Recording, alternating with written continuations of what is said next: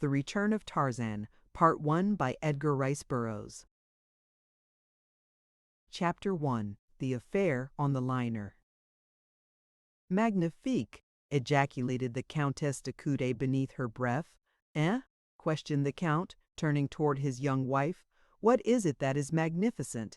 And the Count bent his eyes in various directions in quest of the object of her admiration.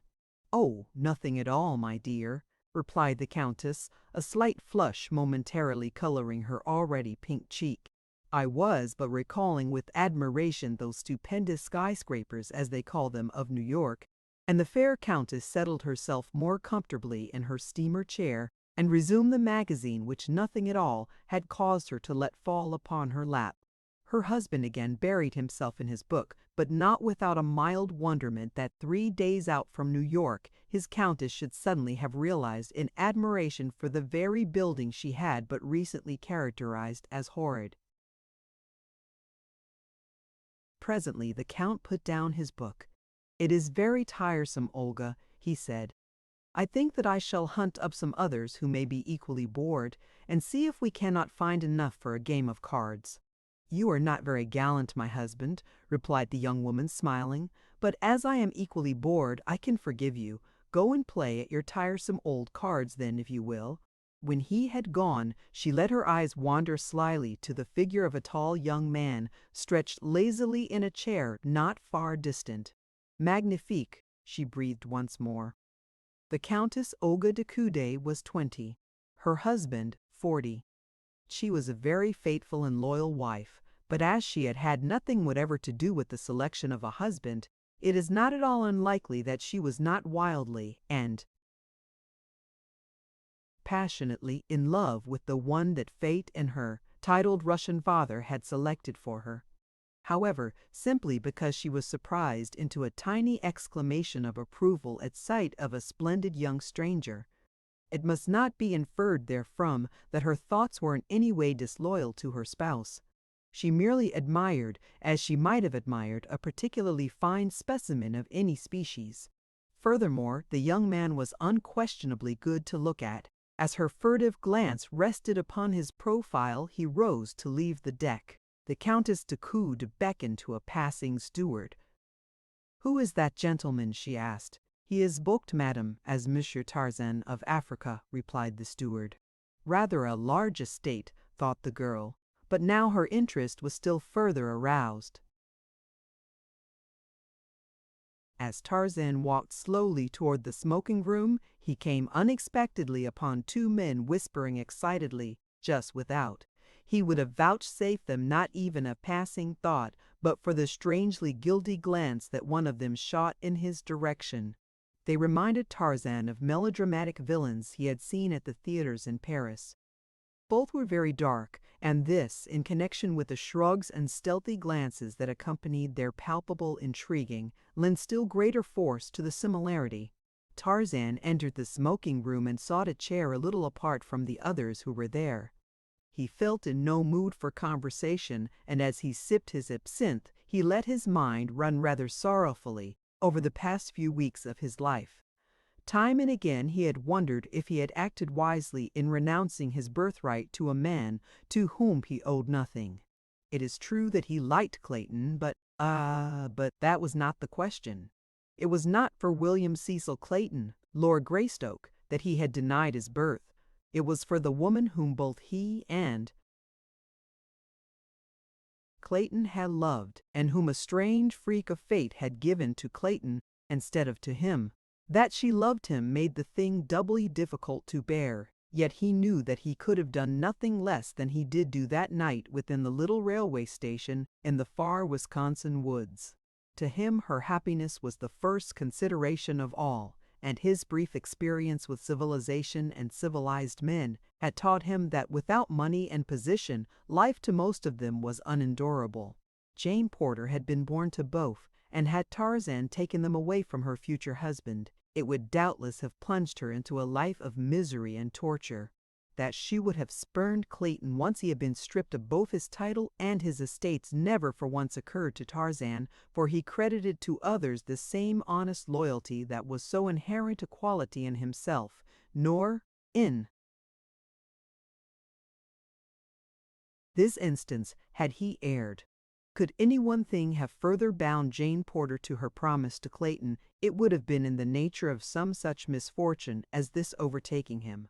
Tarzan's thoughts drifted from the past to the future. He tried to look forward with pleasurable sensations to his return to the jungle of his birth and boyhood, the cruel, fierce jungle in which he had spent 20 of his 22 years. But who or what of all the myriad jungle life would there be to welcome his return? Not one. Only Tantor, the elephant, could he call friend. The others would hunt him or flee from him. As had been their way in the past, not even the apes of his own tribe would extend the hand of fellowship to him. If civilization had done nothing else for Tarzan of the Apes, it had to some extent taught him to crave the society of his own kind, and to feel with genuine pleasure the congenial warmth of companionship. And in the same ratio had it made any other life distasteful to him. It was difficult to imagine a world without a friend, without a living thing who spoke the new tongues which Tarzan had learned to love so well. And so it was that Tarzan looked with little relish upon the future he had mapped out for himself. As he sat musing over his cigarette, his eyes fell upon a mirror before him, and in it he saw reflected a table at which 4 men sat at cards. Presently one of them rose to leave, and then another approached, and Tarzan could see that he courteously offered to fill the vacant chair, that the game might not be interrupted. He was the smaller of the two whom Tarzan had seen whispering just outside the smoking room. It was this fact that aroused a faint spark of interest in Tarzan, and so as he speculated upon the future he watched in the mirror the reflection of the players at the table behind him. Aside from the man who had but just entered the game, Tarzan knew the name of but one of the other players. It was he who sat opposite the new player, Count Raoul de Coude, whom an over-attentive steward had pointed out as one of the celebrities of the passage, describing him as a man high in the official family of the French Minister of War. Suddenly Tarzan's attention was riveted upon the picture in the glass. The other swarthy plotter had entered, and was standing behind the Count's chair. Tarzan saw him turn and glance furtively about the room, but his eyes did not rest for a sufficient time upon the mirror to note the reflection of Tarzan's watchful eyes. Stealthily, the man withdrew something from his pocket.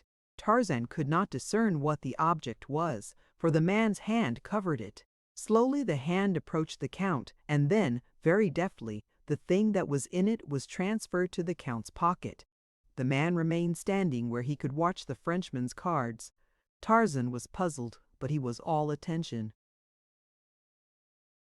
Now, nor did he permit another detail of the incident to escape him. The play went on for some 10 minutes after this, until the Count won a considerable wager from him who had last joined the game, and then Tarzan saw the fellow, back of the Count's chair, nod his head to his confederate. Instantly the player arose and pointed a finger at the Count. Had I known that Monsieur was a professional card sharp, I had not been so ready to be drawn into the game, he said.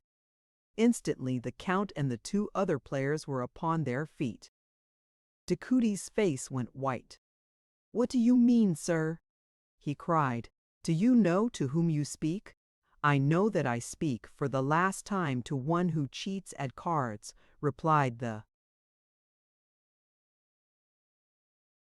fellow. The Count leaned across the table and struck the man full in the mouth with his open palm, and then the others closed in between them. "There is some mistake, sir," cried one of the other players. "Why, this is Count de Coude of France." "If I am mistaken," said the accuser, "I shall gladly apologize. But before I do so, first, let Monsieur le Comte explain the extra cards which I saw him drop into his side pocket." And then the man whom Tarzan had seen drop them there turned to sneak from the room, but to his annoyance he found the exit barred by a tall, gray-eyed stranger. "Pardon," said the man brusquely, attempting to pass to one side. "Wait," said Tarzan. "But why, monsieur?" exclaimed the other petulantly. "Permit me to pass, monsieur." "Wait," said Tarzan. "I think that there is a matter in here that you may doubtless be able to explain." The fellow had lost his temper by this time, and with a low oath seized Tarzan to push him to one side. The ape-man but smiled as he twisted the big fellow about and, grasping him by the collar of his coat, escorted him back to the table, struggling, cursing, and striking in futile remonstrance. It was Nikolas Rokoff's first experience with the muscles that had brought their savage owner victorious through encounters with Numa, the lion, and Turcos, the great bull ape, the man who had accused Dekude and the two others who had been playing. Stood looking expectantly at the Count. Several other passengers had drawn toward the scene of the altercation, and all awaited the denouement. "The fellow is crazy," said the Count. "Gentlemen, I implore that one of you search me. The accusation is ridiculous." This from one of the players. "You have but to slip your hand in the Count's coat pocket, and you will see that the accusation is quite serious," insisted the accuser. And then, as the others still hesitated to do so, "Come, I shall do it myself if no other will," and he stepped forward toward the Count. "No, monsieur," said Dekude. "I will submit to a search only at the hands of a gentleman. It is unnecessary to search the Count. The cards are in his pocket. I myself saw them placed there." All turned in surprise toward this new speaker, to behold a very well-built young man urging a resisting captive toward them by the scruff of his neck. "It is a conspiracy," cried Dekude angrily. "There are no cards in my coat," and with that he ran his hand into his pocket. As he did so, tense silence reigned in the little group. The Count went dead white, and then very slowly he withdrew his hand, and in it were 3 cards. He looked at them in mute and horrified surprise, and slowly the red of mortification suffused his face. Expressions of pity and contempt tinged the features of those who looked on at the death of a man's honor. "It is a conspiracy, monsieur." It was the gray-eyed stranger who spoke. "Gentlemen," he continued, "Monsieur le Count did not know that those cards were in his pocket. They were placed there without his knowledge as he sat at play. From where I sat in that chair yonder, I saw the reflection of it all in the mirror before me. This person whom I just intercepted in an effort to escape placed the cards in the Count's pocket." Dekude had glanced from Tarzan to the man in his grasp. "Mon Dieu, Nicolas!" he cried. "You!" Then he turned to his accuser and eyed him intently for a moment. "And you, monsieur, I did not recognize you without your beard. It quite disguises you, Paulvitch. I see it all now." "It is quite clear, gentlemen." "What shall we do with them, monsieur?" asked Tarzan. "Turn them over to the captain." "No, my friend," said the Count hastily. "It is a personal matter, and I beg that you will let it drop. It is sufficient that I have been exonerated from the charge. The less we have to do with such fellows, the better. But, monsieur, how can I thank you for the great kindness you have done me? Permit me to offer you my card, and should the time come when I may serve you, remember that I am yours to command." Tarzan had released Rokoff, who with his confederate Paulvitch had hastened from the smoking room. Just as he was leaving, Rokoff turned to Tarzan. "Monsieur will have ample opportunity to regret his interference in the affairs of others." Tarzan smiled, and then, bowing to the Count, handed him his own card. The Count read, "Mystery and Ian's Sea. Tarzan, Monsieur Tarzan," he said, "may indeed wish that he had never befriended me, for I can assure him that he has won the enmity of 2 of the most unmitigated scoundrels in all Europe. Avoid them, monsieur, by all means." "I have had more awe-inspiring enemies, my dear Count," replied Tarzan with a quiet smile. "Yet I am still alive and unworried. I think that neither of these 2 will ever find the means to harm me." "Let us hope not, monsieur," said Dekude. "But yet it will do no harm to be on the alert, and to know that you have made at least one enemy today who never forgets and never forgives, and in whose malignant brain there are always hatching new atrocities to perpetrate upon those who have thwarted or offended him. To say that Nikolas Rokoff is a devil would be to place a wanton affront upon his satanic majesty." That night as Tarzan entered his cabin, he found a folded note upon the floor that had evidently been pushed beneath the door. He opened it and read, "Anne Sazan, doubtless you did not realize the gravity of your offense, or you would not have done the thing you did today. I am willing to believe that you acted in ignorance and without any intention to offend a stranger. For this reason, I shall gladly permit you to offer an apology, and on receiving your assurances that you will not again interfere in affairs that do not concern you, I shall drop the matter otherwise. But I am sure that you will see the wisdom of adopting the course I suggest. Very respectfully, Nikolas Rokoff." Tarzan permitted a grim smile to play about his lips for a moment. Then he promptly dropped the matter from his mind and went to bed. In a nearby cabin, the Countess Decoud was speaking to her husband. "Why so grave, my dear Raoul?" she asked. "You have been as glum as could be all evening. What worries you?" "Olga, Nikolas is on board." "Did you know it is on board?" "Did you know it?" she exclaimed. "But it is impossible, Raoul. It cannot be. Nikolas is under arrest in Germany, so I thought myself until I saw him today, him and that other arch-scoundrel Paulvitch. Olga, I cannot endure his persecution much longer. No, not even for you. Sooner or later I shall turn him over to the authorities.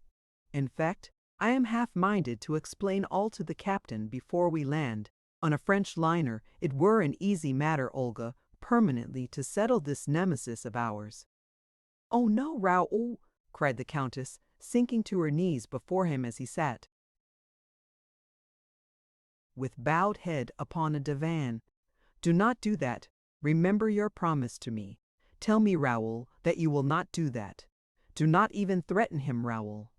Decoud took his wife's hands in his and gazed upon her pale and troubled countenance for some time before he spoke, as though he would wrest from those beautiful eyes the real reason which prompted her to shield this man.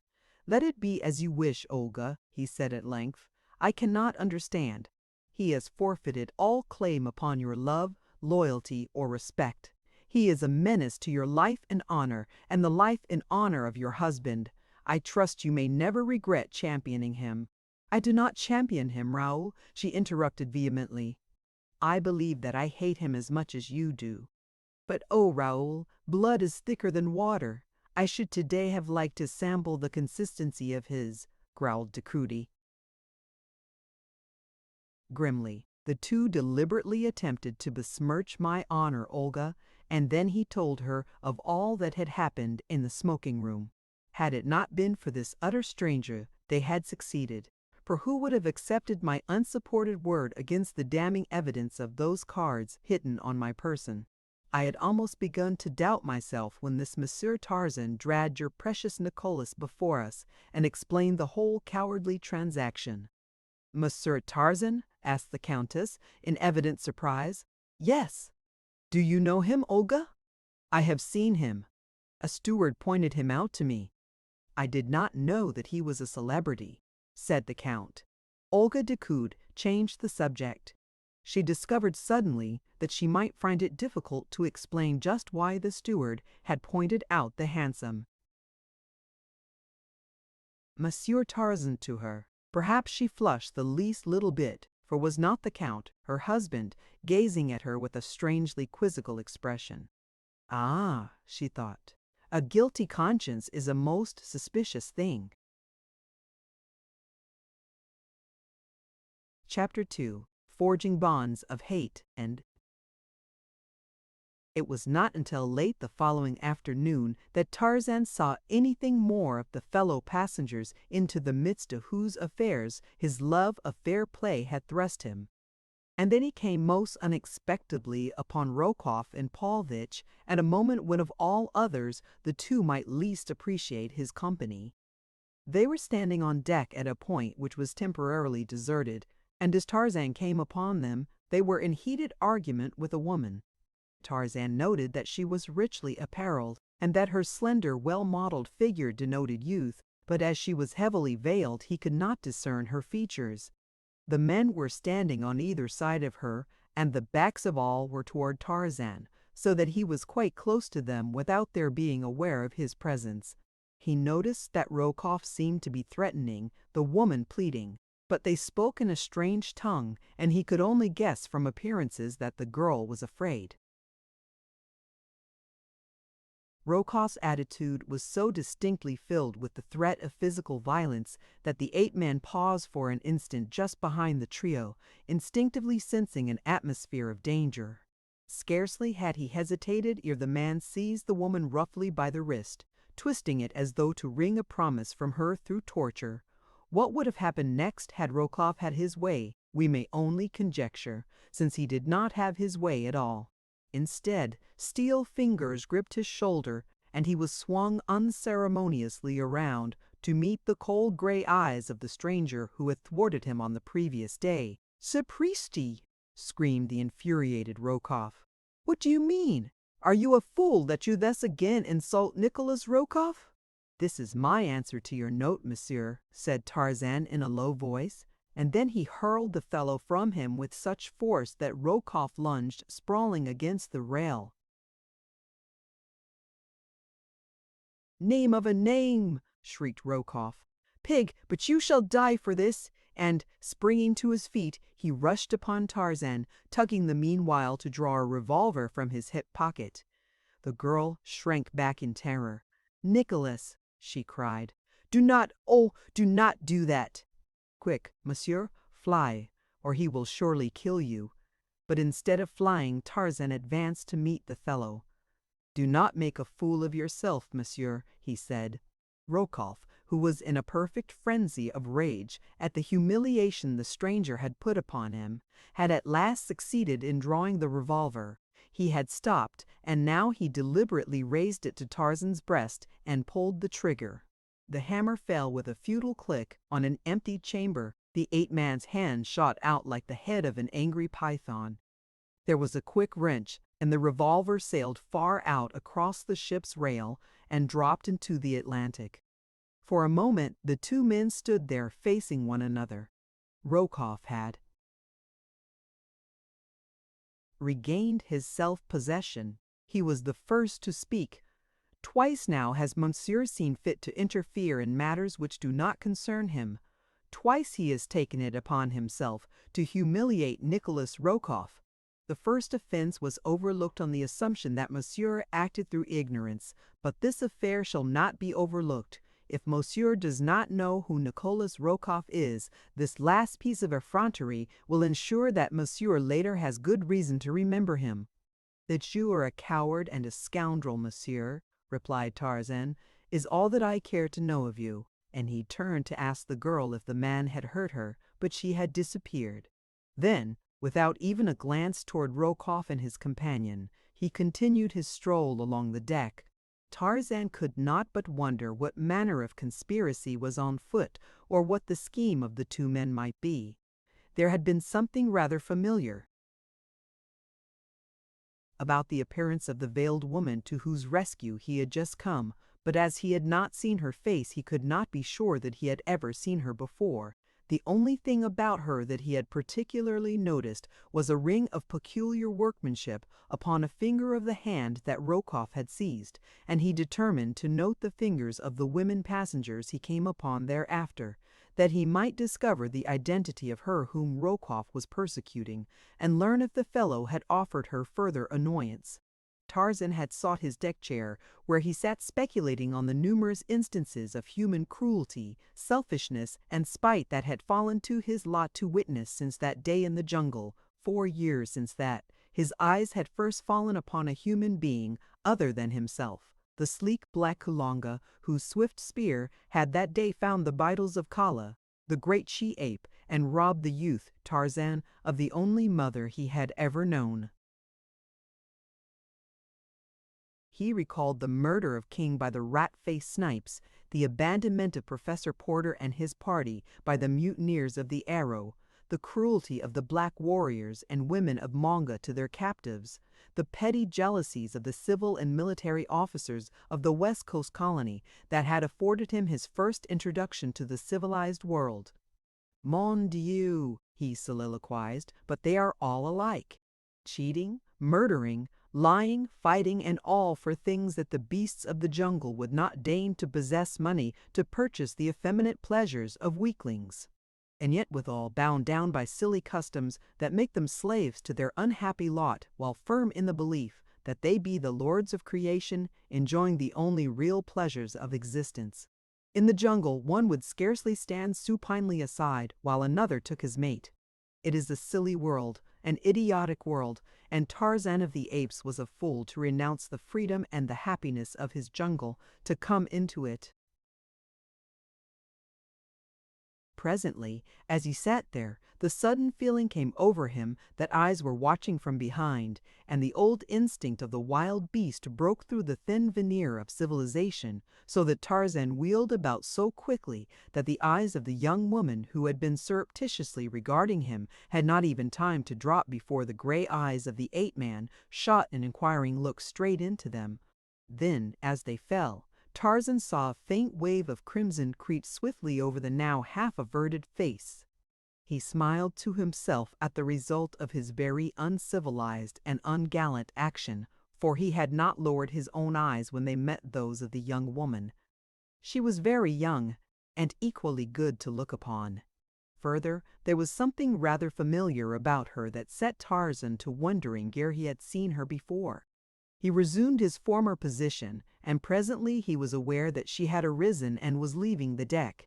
As she passed, Tarzan turned to watch her, in the hope that he might discover a clue to satisfy his mild curiosity as to her identity.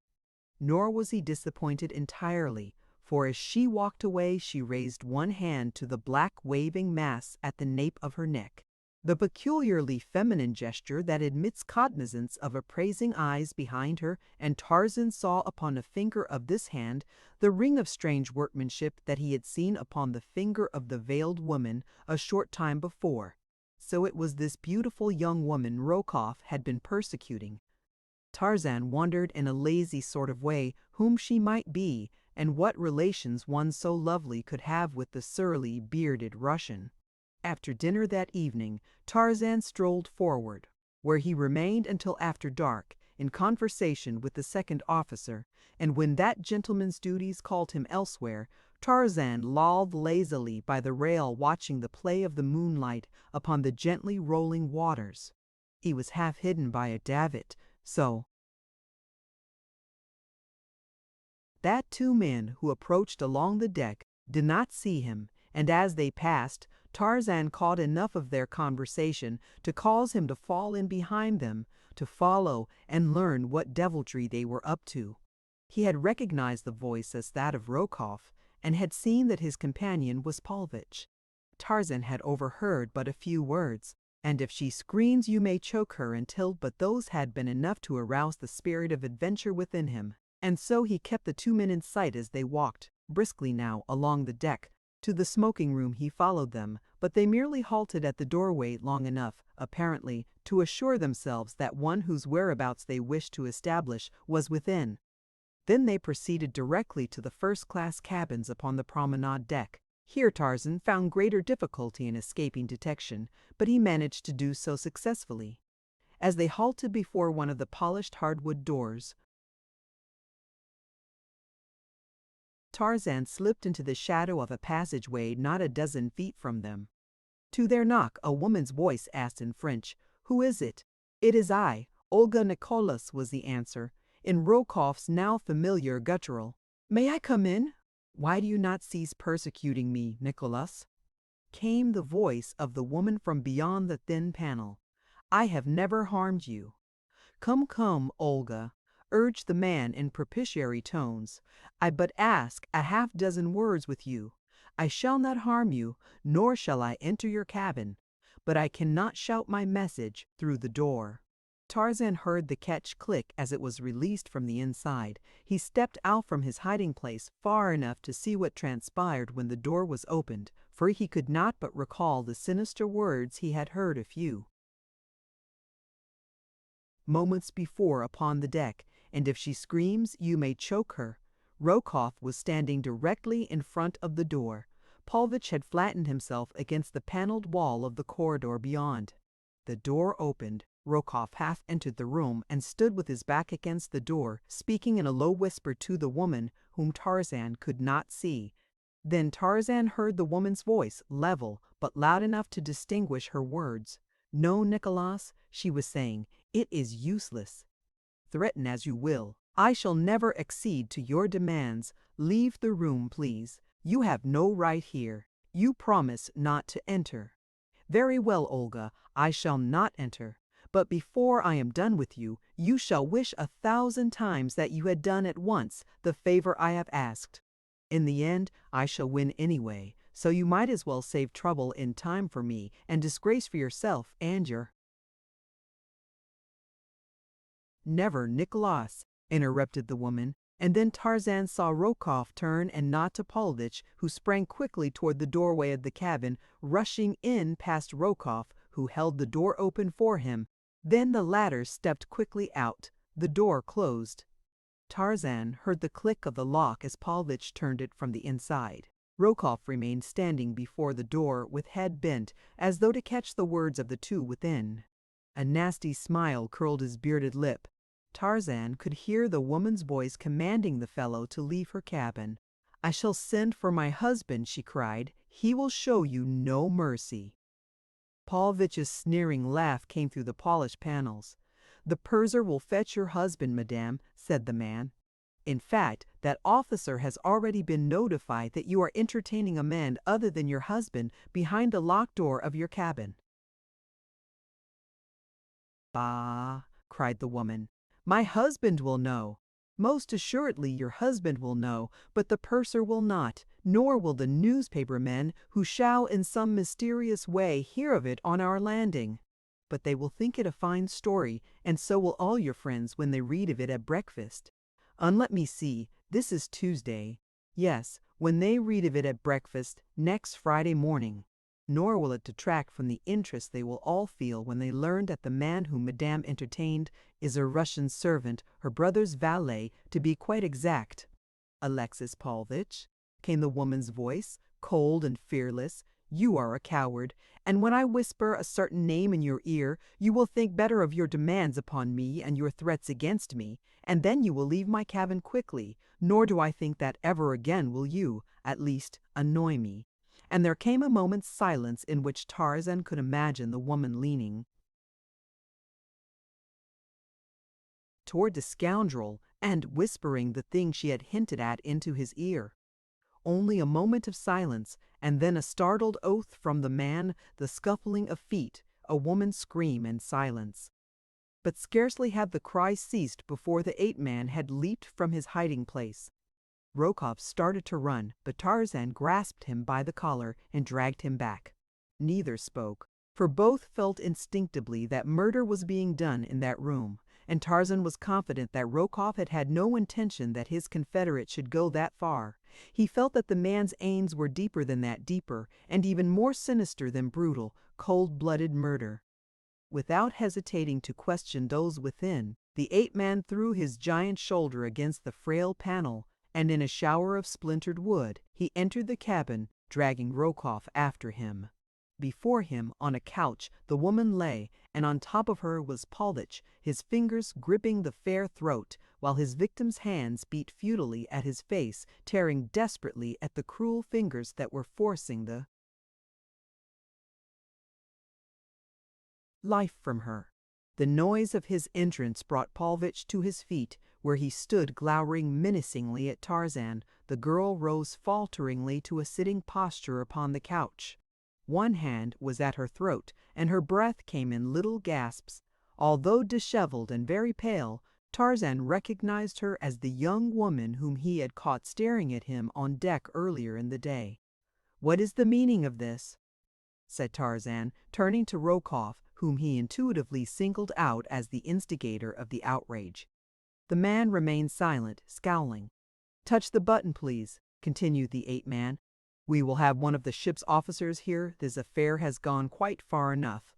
"No, no!" cried the girl, coming suddenly to her feet. "Please do not do that. I am sure that there was no real intention to harm me. I angered this person, and he lost control of himself, that is all. I would not care to have the matter go." further, please, monsieur." And there was such a note of pleading in her voice that Tarzan could not press the matter, though his better judgment warned him that there was something afoot here of which the proper authorities should be made cognizant. "You wish me to do nothing, then, in the matter?" he asked. "Nothing, please," she replied. "You are content that these two scoundrels should continue persecuting you?" She did not seem to know what answer to make, and looked very troubled and unhappy. Tarzan saw a malicious grin of triumph curl Rokoff's lip. The girl evidently was in fear of these two. She dared not express her real desires before them. "Then," said Tarzan, "I shall act on my own responsibility. To you," he continued, turning to Rokoff, "and this includes your accomplice. I may say that from now on to the end of the voyage I shall take it upon myself to keep an eye on you, and should there chance to come to my notice any act of either one of you that might even remotely annoy this young woman, you shall be called to account for it directly to me, nor shall the calling or the accounting be pleasant experiences for either of you. Now get out of here." And he grabbed Rokoff and Paulvitch each by the scruff of the neck and thrust them forcibly through the doorway, giving each an added impetus down the corridor with the toe of his boot. Then he turned back to the stateroom and the girl. She was looking at him in wide-eyed astonishment. "And you, madame, will confer a great favor upon me if you will, but let me know if either of those rascals troubles you further." "Ah, monsieur," she answered, "I hope that you will not suffer for the kind deed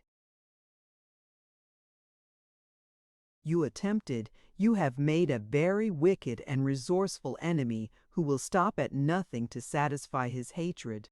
You must be very careful indeed, monsieur. Pardon me, madame, my name is Tarzan, Monsieur Tarzan. And because I would not consent to notify the officers, do not think that I am not sincerely grateful to you for the brave and chivalrous protection you rendered me.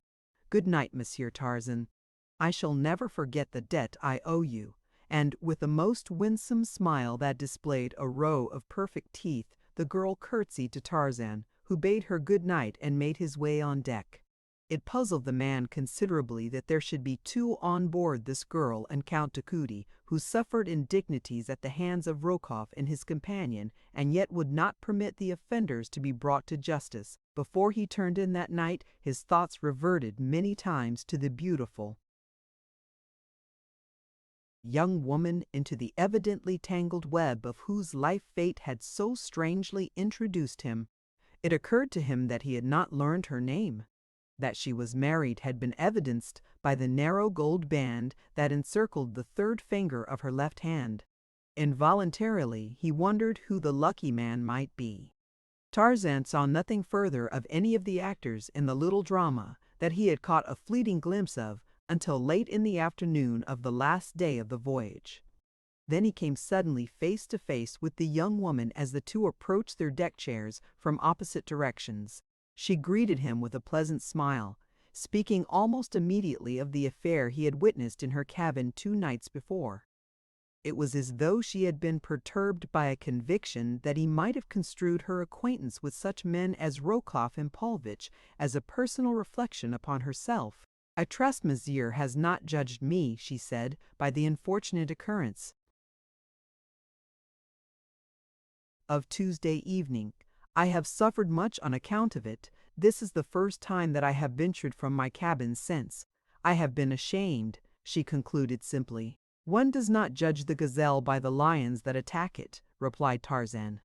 "I had seen those two work before in the smoking room the day prior to their attack on you, if I recollect it correctly, and so, knowing their methods, I am convinced that their enmity is a sufficient guarantee of the integrity of its object. Men such as they must cleave only to the vile, hating all that is noblest and best." "It is very kind of you to put it that way," she replied, smiling. "I have already heard of the matter of the card game.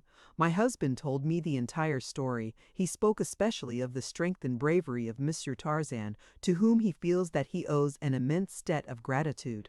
"Your husband?" repeated Tarzan questioningly. "Yes, I am the Countess Takudi. I am already amply repaid, madame. in knowing that I have rendered a service to the wife of the Count de Coudy.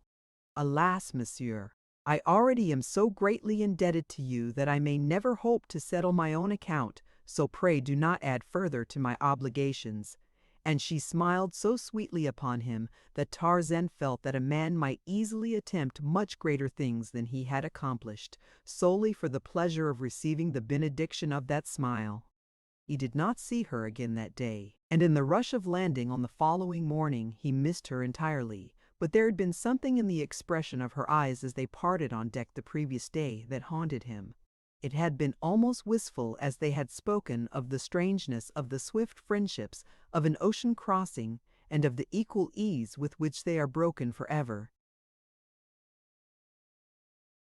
Tarzan wondered if he should ever see her again. Chapter 3. What Happened in the Rue Mole. On his arrival in Paris, Tarzan had gone directly to the apartments of his old friend Darnot, where the naval lieutenant had scored him roundly for his decision to renounce the title and estates that were rightly his from his father, John Clayton, the late Lord Greystoke. "You must be mad, my friend," said Darnot, "thus lightly to give up not alone wealth and position, but an opportunity to prove beyond doubt to all the world that in your veins flows the noble blood of two of England's most honored houses instead of the blood of a savage she-ape. It is incredible that they could have believed you, Miss Porter, least of all. Why, I never did believe it. Even back in the wilds of your African jungle, when you tore the raw meat of your kills with mighty jaws, like some wild beast, and wiped your greasy hands upon your thighs. Even then, before there was the slightest proof to the contrary, I knew that you were mistaken in the belief that Kala was your mother. And now, with your father's diary of the terrible life led by him and your mother on that wild African shore, with the account of your birth, and, final and most convincing proof of all, your own baby fingerprints upon the pages of it, it seems incredible to me that you are willing to remain a nameless, penniless vagabond."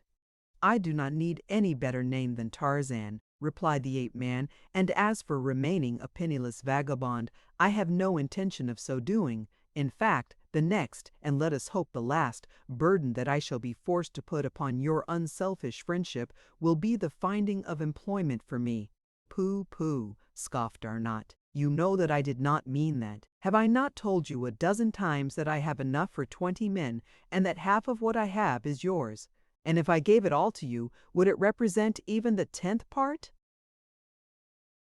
of the value I place upon your friendship, my Tarzan? Would it repay the services you did me in Africa? I do not forget, my friend, that but for you and your wondrous bravery I had died at the stake in the village of Mbonga's cannibals. Nor do I forget that to your self-sacrificing devotion I owe the fact that I recovered from the terrible wounds I received at their hands. I discovered later something of what it meant to you to remain with me in the amphitheater of apes while your heart was urging you on to the coast. When we finally came there and found that Miss Porter and her party had left, I commenced to realize something of what you had done for an utter stranger. Nor am I trying to repay you with money, Tarzan. It is that just at present you need money. Were it sacrifice that I might offer you, it were the same, my friendship must always be yours, because our tastes are similar and I admire you. That I cannot command, but the money I can and shall." "Well," laughed Tarzan, "we shall not quarrel over the money. I must live, and so I must have it, but I shall be more contented with something to do. You cannot show me your friendship in a more convincing manner than to find employment for me. I shall die of inactivity in a short while. As for my birthright, it is in good hands. Clayton is not guilty of robbing me of it. He truly believes that he is the real Lord Greystoke, and the chances are that he will make a better English lord than a man who was born and raised in an African jungle. You know that I am but half civilized even now. Let me see red in anger. But for a moment, and all the instincts of the savage beast that I really am, submerge what little I possess of the milder ways of culture and refinement. And then again, Had I declared myself, I should have robbed the woman I love of the wealth and position that her marriage to Clayton will now ensure to her. I could not have done that, could I, Paul? Nor is the matter of birth of great importance to me, he went on, without waiting for a reply. Raised as I have been, I see no worth in man or beast that is not theirs by virtue of their own mental or physical prowess. And so I am as happy to think of Kala as my mother as I would be to try to picture the poor, unhappy little English girl who passed away a year after she bore me. Kala was always kind to me in her fierce and savage way. I must have nursed at her hairy breast from the time that my own mother died. She fought for me against the wild denizens of the forest and against the savage members of our tribe with the ferocity of real mother love. And I, on my part, loved her, Paul. I did not realize how much until after the cruel spear and the poisoned arrow of Mungunga's black warrior had stolen her away from me. I was still a child when that occurred, and I threw myself upon her dead body and wept out my anguish as a child might for his own mother. To you, my friend, she would have appeared a hideous and ugly creature, but to me,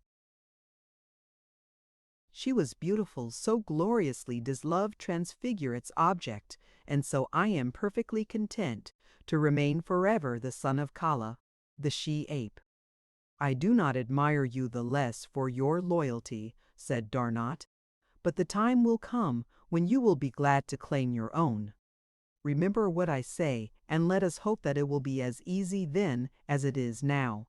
You must bear in mind that Professor Porter and Mr. Philander are the only people in the world who can swear that the little skeleton found in the cabin with those of your father and mother was that of an infant anthropoid ape, and not the offspring of Lord and Lady Greystoke. That evidence is most important. They are both old men. They may not live many years longer. And then, did it not occur to you that once Miss Porter knew the truth, she would break her engagement with Clayton? You might easily have your title, your estates, and the woman you love, Tarzan. Had you not thought of that? Tarzan shook his head. You do not know her, he said. Nothing could bind her closer to her bargain than some misfortune to Clayton. She is from an old Southern family in America, and Southerners pride themselves upon their loyalty. Tarzan spent the 2 following weeks renewing his former brief acquaintance with Paris.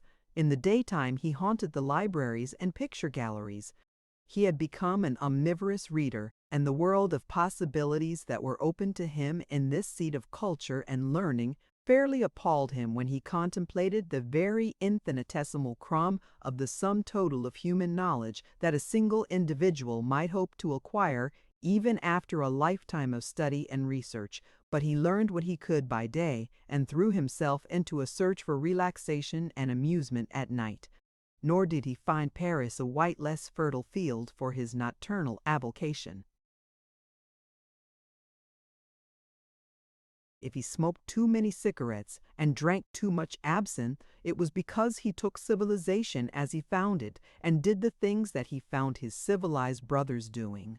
The life was a new and alluring one, and in addition he had a sorrow in his breast and a great longing which he knew could never be fulfilled, and so he sought in study and in dissipation, the 2 extremes, to forget the past and inhibit contemplation of the future. He was sitting in a music hall one evening, sipping his absinthe and admiring the art of a certain famous Russian dancer, when he caught a passing glimpse of a pair of evil black eyes upon him.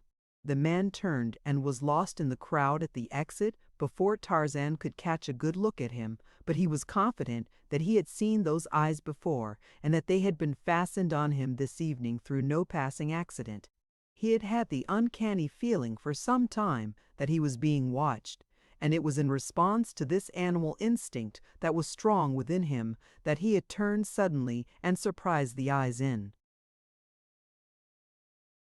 the very act of watching him. Before he left the music hall, the matter had been forgotten, nor did he notice the swarthy individual who stepped deeper into the shadows of an opposite doorway as Tarzan emerged from the brilliantly lighted amusement hall. Had Tarzan but known it, He had been followed many times from this and other places of amusement, but seldom if ever had he been alone. Tonight Gernot had had another engagement, and Tarzan had come by himself. As he turned in the direction he was accustomed to taking from this part of Paris to his apartments, the watcher across the street ran from his hiding place and hurried on ahead at a rapid pace. Tarzan had been wont to traverse the Rue Molle on his way home at night. Because it was very quiet and very dark, it reminded him more of his beloved African jungle than did the noisy and garish streets surrounding it. If you are familiar with your Paris, you will recall the narrow, forbidding precincts of the Rue Molle.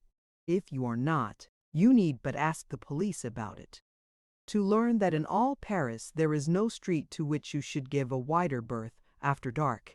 On this night Tarzan had proceeded some 2 squares through the dense shadows of the squalid old tenements which lined this dismal way when he was attracted by screams and cries for help from the 3rd floor of an opposite building. The voice was a woman's. Before the echoes of her first cries had died, Tarzan was bounding up the stairs and through the dark corridors to her rescue. At the end of the corridor on the 3rd landing, a door stood slightly ajar, and from within Tarzan heard again the same appeal that had lured him from the street. Another instant found him in the center of a dimly lighted room. An oil lamp burned upon a high, old-fashioned mantel, casting its dim rays over a dozen repulsive figures. All but one were men. The other was a woman of about 30. Her face, marked by low passions and dissipation, might once have been lovely. She stood with one hand at her throat, crouching against the farther wall. "Help, monsieur," she cried in a low voice as Tarzan entered the room. "They were killing me." As Tarzan turned toward the men about him, he saw the crafty, evil faces of habitual criminals. He wondered that they had made no effort to escape. A movement behind him caused him to turn. 2 things his eyes saw, and one of them caused him considerable wonderment. A man was sneaking stealthily from the room, and in the brief glance that Tarzan had of him, he saw that it was Rokoff. But the other thing that he saw was of more immediate interest. It was a great brute of a fellow tiptoeing upon him from behind with a huge bludgeon in his hand, and then, as the man and his confederates saw that he was discovered, there was a concerted rush upon Tarzan from all sides. Some of the men drew knives, others picked up chairs, while the fellow with the bludgeon raised it high above his head in a mighty swing that would have crushed Tarzan's head had it ever descended upon it. But the brain and the agility and the muscles that had coped with the mighty strength and cruel craftiness of Turcos and Numa in the fastness of their savage jungle were not to be so easily subdued as these Apaches of Paris had believed. Selecting his most formidable antagonist, the fellow with the bludgeon, Tarzan charged full upon him, dodging the falling weapon and catching the man a terrific blow on the point of the chin that felled him in his tracks. Then he turned upon the others. This was sport. He was reveling in the joy of battle and the lust of blood. As though it had been but a brittle shell, to break at the least rough usage, the thin veneer of his civilization fell from him, and the tan. Burly villains found themselves penned in a small room with a wild and savage beast, against whose steel muscles their puny strength was less than futile. At the end of the corridor without stood Rokoff, waiting the outcome of the affair. He wished to be sure that Tarzan was dead before he left, but it was not a part of his plan to be one of those within the room when the murder occurred. The woman still stood where she had when Tarzan entered, but her face had undergone a number of changes with the few minutes which had elapsed. From the semblance of distress which it had worn when Tarzan first saw it, it had changed to one of craftiness as he had wheeled to meet the attack from behind. But the change Tarzan had not seen. Later an expression of surprise and then one of horror superseded the others. And who may wonder? For the immaculate gentleman her cries had lured to what was to have been his death had been suddenly metamorphosed into a demon of revenge. Instead of soft muscles and a weak resistance, she was looking upon a veritable Hercules gone mad. "Mon Dieu!" she cried, "he is a beast!" For the strong white teeth of the ape-man had found the throat of one of his assailants, and Tarzan fought as he had learned to fight with the great bull apes of the tribe of Kuchak. He was in a dozen places at once, leaping hither and thither about the room in sinuous bounds that reminded the woman of a panther she had seen at the zoo. Now a wrist bone snapped in his iron grip, now a shoulder was wrenched from its socket as he forced a victim's arm backward and upward. With shrieks of pain, the men escaped into the hallway as quickly as they could. But even before the first one staggered, bleeding and broken, from the room, Rokoff had seen enough to convince him that Tarzan would not be the one to lie dead in that house this night, and so the Russian had hastened to a nearby den and telephoned the police that a man was committing murder on the third floor of Rue Molle, 27. When the officers arrived, they found 3 men groaning on the floor, a frightened woman lying upon a filthy bed, her face buried in her arms, and what appeared to be a well-dressed young gentleman standing in the center of the room, awaiting the reinforcements which he had thought the footsteps of the officers hurrying up the stairway had announced, but they were mistaken in the last. It was a wild beast that looked upon them through those narrowed lids and steel gray eyes.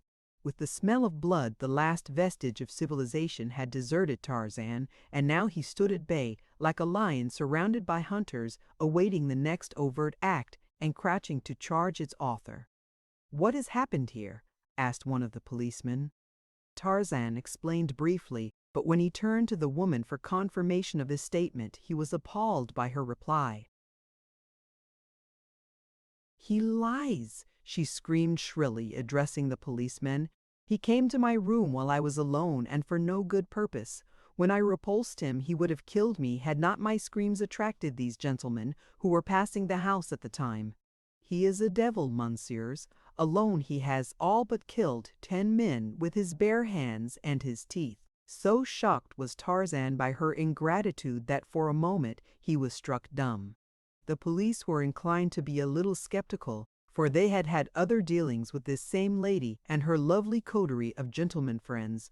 However, they were policemen, not judges, so they decided to place all the inmates of the room under arrest and let another, whose business it was, separate the innocent from the guilty. But they found that it was one thing to tell this well-dressed young man that he was under arrest, but quite another to enforce it. "I am guilty of no offense," he said quietly. "I have but sought to defend myself. I do not know why the woman has told you what she has. She can have no enmity against me, for never until I came to this room in response to her cries for help had I seen her." "Come, come," said one of the officers. "There are judges to listen to all that," and he advanced to lay his hand upon Tarzan's shoulder. An instant later he lay crumpled in a corner of the room, and then, as his comrades rushed in upon the ape-man, they experienced the taste of what the Apaches had but recently gone through. So quickly and so roughly did he handle them, that they had not even an opportunity to draw their revolvers. During the brief fight, Tarzan had noted the open window and, beyond, the stem of a tree or a telegraph pole, he could not tell which. As the last officer went down, one of his fellows succeeded in drawing his revolver, and from where he lay on the floor, fired at Tarzan. The shot missed, and before the man could fire again, Tarzan had swept the lamp from the mantel and plunged the room into darkness. The next they saw was a lithe form spring to the sill of the open window and leap, panther-like, onto the pole across the walk. When the police gathered themselves together and reached the street, their prisoner was nowhere to be seen. They did not handle the woman and the men, who had not escaped any too gently when they took them to the station. They were a very sore and humiliated detail of police. It galled them to think that it would be necessary to report that a single unarmed man had wiped the floor with the whole lot of them, and then escaped them as easily as though they had not existed. The officer who had remained in the street swore that no one had leaped from the window or left the building from the time they entered until they had come out. His comrades thought that he lied, but they could not prove it. When Tarzan found himself clinging to the pole outside the window, he followed his jungle instinct and looked below for enemies before he ventured down. It was well he did, for just beneath stood a policeman. Above, Tarzan saw no one, so he went up instead of down. The top of the pole was opposite the roof of the building, so it was but the work of an instant for the muscles that had for years sent him hurtling through the treetops of his primeval forest to carry him across the little space between the pole and the roof. From one building he went to another, and so on, with much climbing, until at a cross street he discovered another pole, down which he ran to the ground. For a square or two he ran swiftly. Then he turned into a little all-night cafe, and in the laboratory removed the evidences of his over-roof promenade from hands and clothes. When he emerged a few moments later, it was to saunter slowly on toward his apartments. Not far from them he came to a well-lighted boulevard, which it was. Chapter 4. The Countess Explains. "Your Paris is more dangerous than my savage jungles, Paul," concluded Tarzan, after narrating his adventures to his friend the morning following his encounter with the Apaches and police in the Rue Moelle. "Why did they lure me there? Were they hungry?" Darnot feigned a horrified shudder, but he laughed at the quaint suggestion. "It is difficult to rise above the jungle standards and reason by the light of civilized ways, is it not, my friend?" he queried banteringly. "Civilized ways, forsooth," scoffed Tarzan. "Jungle standards do not countenance wanton atrocities. There we kill for food and for self-preservation, or in the winning of mates and the protection of the young. Always, you see, in accordance with the dictates of some great natural law. But here, faugh, your civilized man is more brutal than the brutes. He kills wantonly, and worse than that, he utilizes a noble sentiment, the brotherhood of man, as a lure to entice his unwary victim to his doom.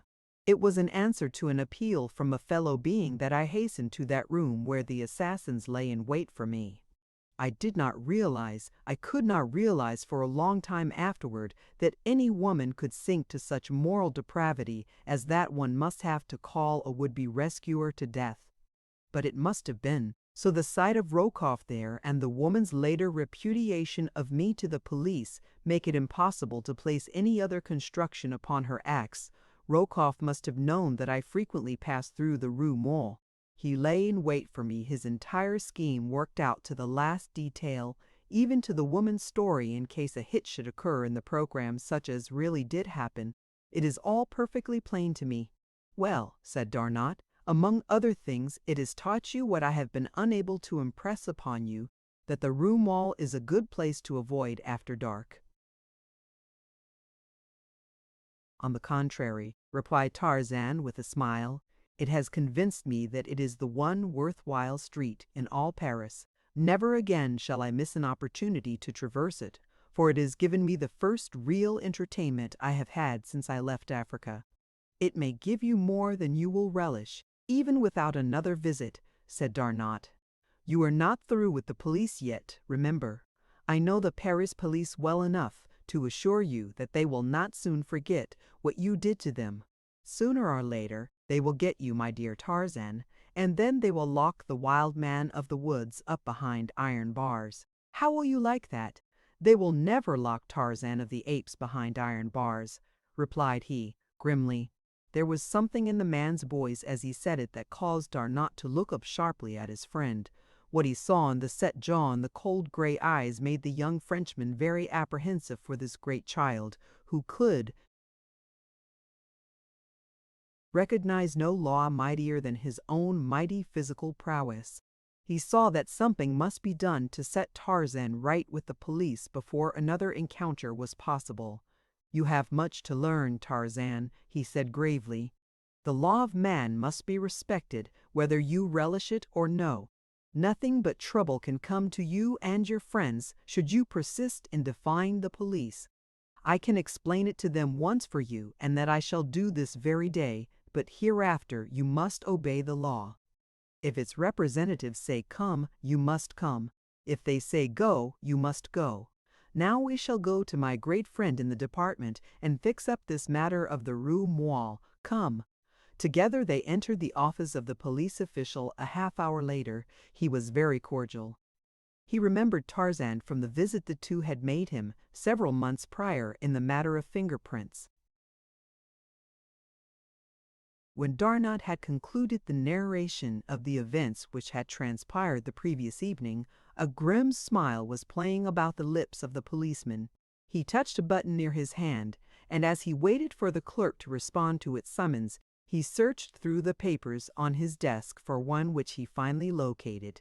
"Here, Jubon," he said as the clerk entered, "summon these officers, have them come to me at once," and he handed the man the paper he had sought. Then he turned to Tarzan. "You have committed a very grave offense, monsieur," he said, not unkindly, "and but for the explanation made by our good friend here, I should be inclined to judge you harshly. I am instead about to do a rather unheard-of thing. I have summoned the officers whom you maltreated last night. They shall hear Lieutenant Darnot's story, and then I shall leave it to their discretion to say whether you shall be prosecuted or not. You have much to learn about the ways of civilization. Things that seem strange or unnecessary to you, you must learn to accept until you are able to judge the motives behind them. The officers whom you attacked were but doing their duty.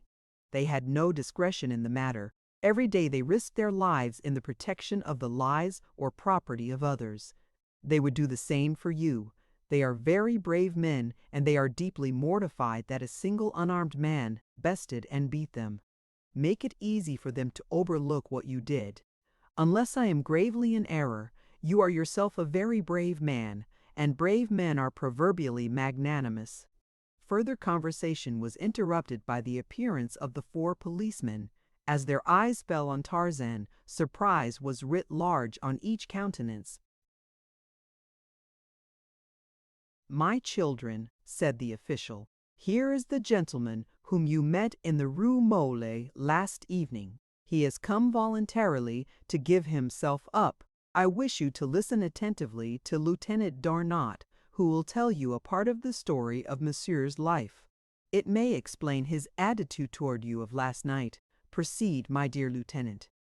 Darnot spoke to the policemen for half an hour. He told them something of Tarzan's wild jungle life. He explained the savage training that had taught him to battle like a wild beast in self-preservation. It became plain to them that the man had been guided by instinct rather than reason in his attack upon them. He had not understood their intentions. To him they had been little different from any of the various forms of life he had been accustomed to in his native jungle, where practically all were his enemies. "Your pride has been wounded," said Darnot in conclusion. "It is the fact that this man overcame you that hurts the most, but you need feel no shame. You would not make apologies for defeat had you been pinned in that small room with an African lion or with the great gorilla of the jungles. And yet you are battling with muscles that have time and time again been pitted, and always victoriously, against these terrors of the dark continent. It is no disgrace to fall beneath the superhuman strength of Tarzan of the Apes." And then, as the men stood looking first at Tarzan and then at their superior, the ape-man did the one thing which was needed to erase the last remnant of animosity which they might have felt for him. With outstretched hand, he advanced toward them. "I am sorry for the mistake I made," he said simply. "Let us be friends." And that was the end of the whole matter, except that Tarzan became a subject of much conversation in the barracks of the police and increased the number of his friends by 4 brave men at least. On their return to Darnot's apartments, the lieutenant found a letter awaiting him from an English friend, William Cecil Clayton, Lord Greystoke. The two had maintained a correspondence since the birth of their friendship on that ill-fated expedition in search of Jane Porter after her theft by Turcos, the bull ape. "They are to be married in London in about 2 months," said Darnat as he completed his perusal of the letter. Tarzan did not need to be told who was meant by they. He made no reply, but he was very quiet and thoughtful during the balance of the day. That evening they attended the opera. Tarzan's mind was still occupied by his gloomy thoughts. He paid little or no attention to what was transpiring upon the stage. Instead, he saw only the lovely vision of a beautiful American girl and heard naught but a sad, sweet voice acknowledging that his love was returned. And she was to marry another. He shook himself to be rid of his unwelcome thoughts, and at the same instant he felt eyes upon him. With the instinct that was his, by virtue of training, he looked up squarely into the eyes that were looking at him, to find that they were shining from the smiling face of Olga, Countess de Coude. As Tarzan returned her bow, he was positive that there was an invitation in her look, almost a plea. The next intermission found him beside her in her box. "I have so much wished to see you," she was saying. "It has troubled me not a little to think that after the service you rendered to both my husband and myself, no adequate explanation was ever made you of what must have seemed ingratitude on our part in not taking the necessary steps to prevent a repetition of the attacks upon us by those 2 men." "You wrong me," replied Tarzan. "My thoughts of you have been only the most pleasant. You must not feel that any explanation is due me. Have they annoyed you further?" "They never cease," she replied sadly. "I feel that I must tell someone, and I do not know another who so deserves an explanation as you. You must permit me to do so. It may be of service to you, for I know Nikolas Rokoff quite well enough to be positive that you have not seen the last of him. He will find some means to be revenged upon you. What I wish to tell you may be of aid to you in combating any scheme of revenge he may harbor. I cannot tell you here, but tomorrow I shall be at home to Monsieur Tarzan at 5. It will be an eternity until tomorrow at 5, he said, as he bade her good night. From a corner of the theater Rokoff and Paulvitch saw Monsieur Tarzan in the box of the Countess de Coude, and both men smiled. At 4:30 the following afternoon, a swarthy, bearded man rang the bell at the servants' entrance of the palace of the Count de Coude. The footman who opened the door raised his eyebrows in recognition as he saw who stood without. A low conversation passed between the two. At first the footman demurred from some proposition that the bearded one made, but an instant later something passed from the hand of the caller to the hand of the servant. Then the latter turned and led the visitor by a roundabout way to a little curtained alcove off the apartment in which the Countess was wont to serve tea of an afternoon. A half-hour later Tarzan was ushered into the room, and presently his hostess entered, smiling and with outstretched hands. "I am so glad that you came," she said. "Nothing could have prevented," he replied.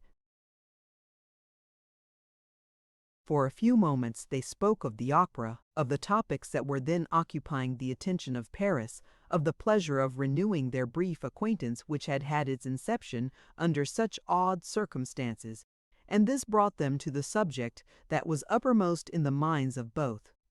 "You must have wondered," said the Countess finally, "what the object of Rokoff's persecution could be. It is very simple. The Count is entrusted with many of the vital secrets of the Ministry of War. He often has in his possession papers that foreign powers would give a fortune to possess, secrets of state that their agents would commit murder and worse than murder to learn.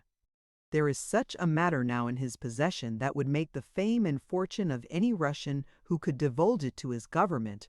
Rokoff and Paulvitch are Russian spies. They will stop at nothing to procure this information. The affair on the liner, I mean the matter of the card game, was for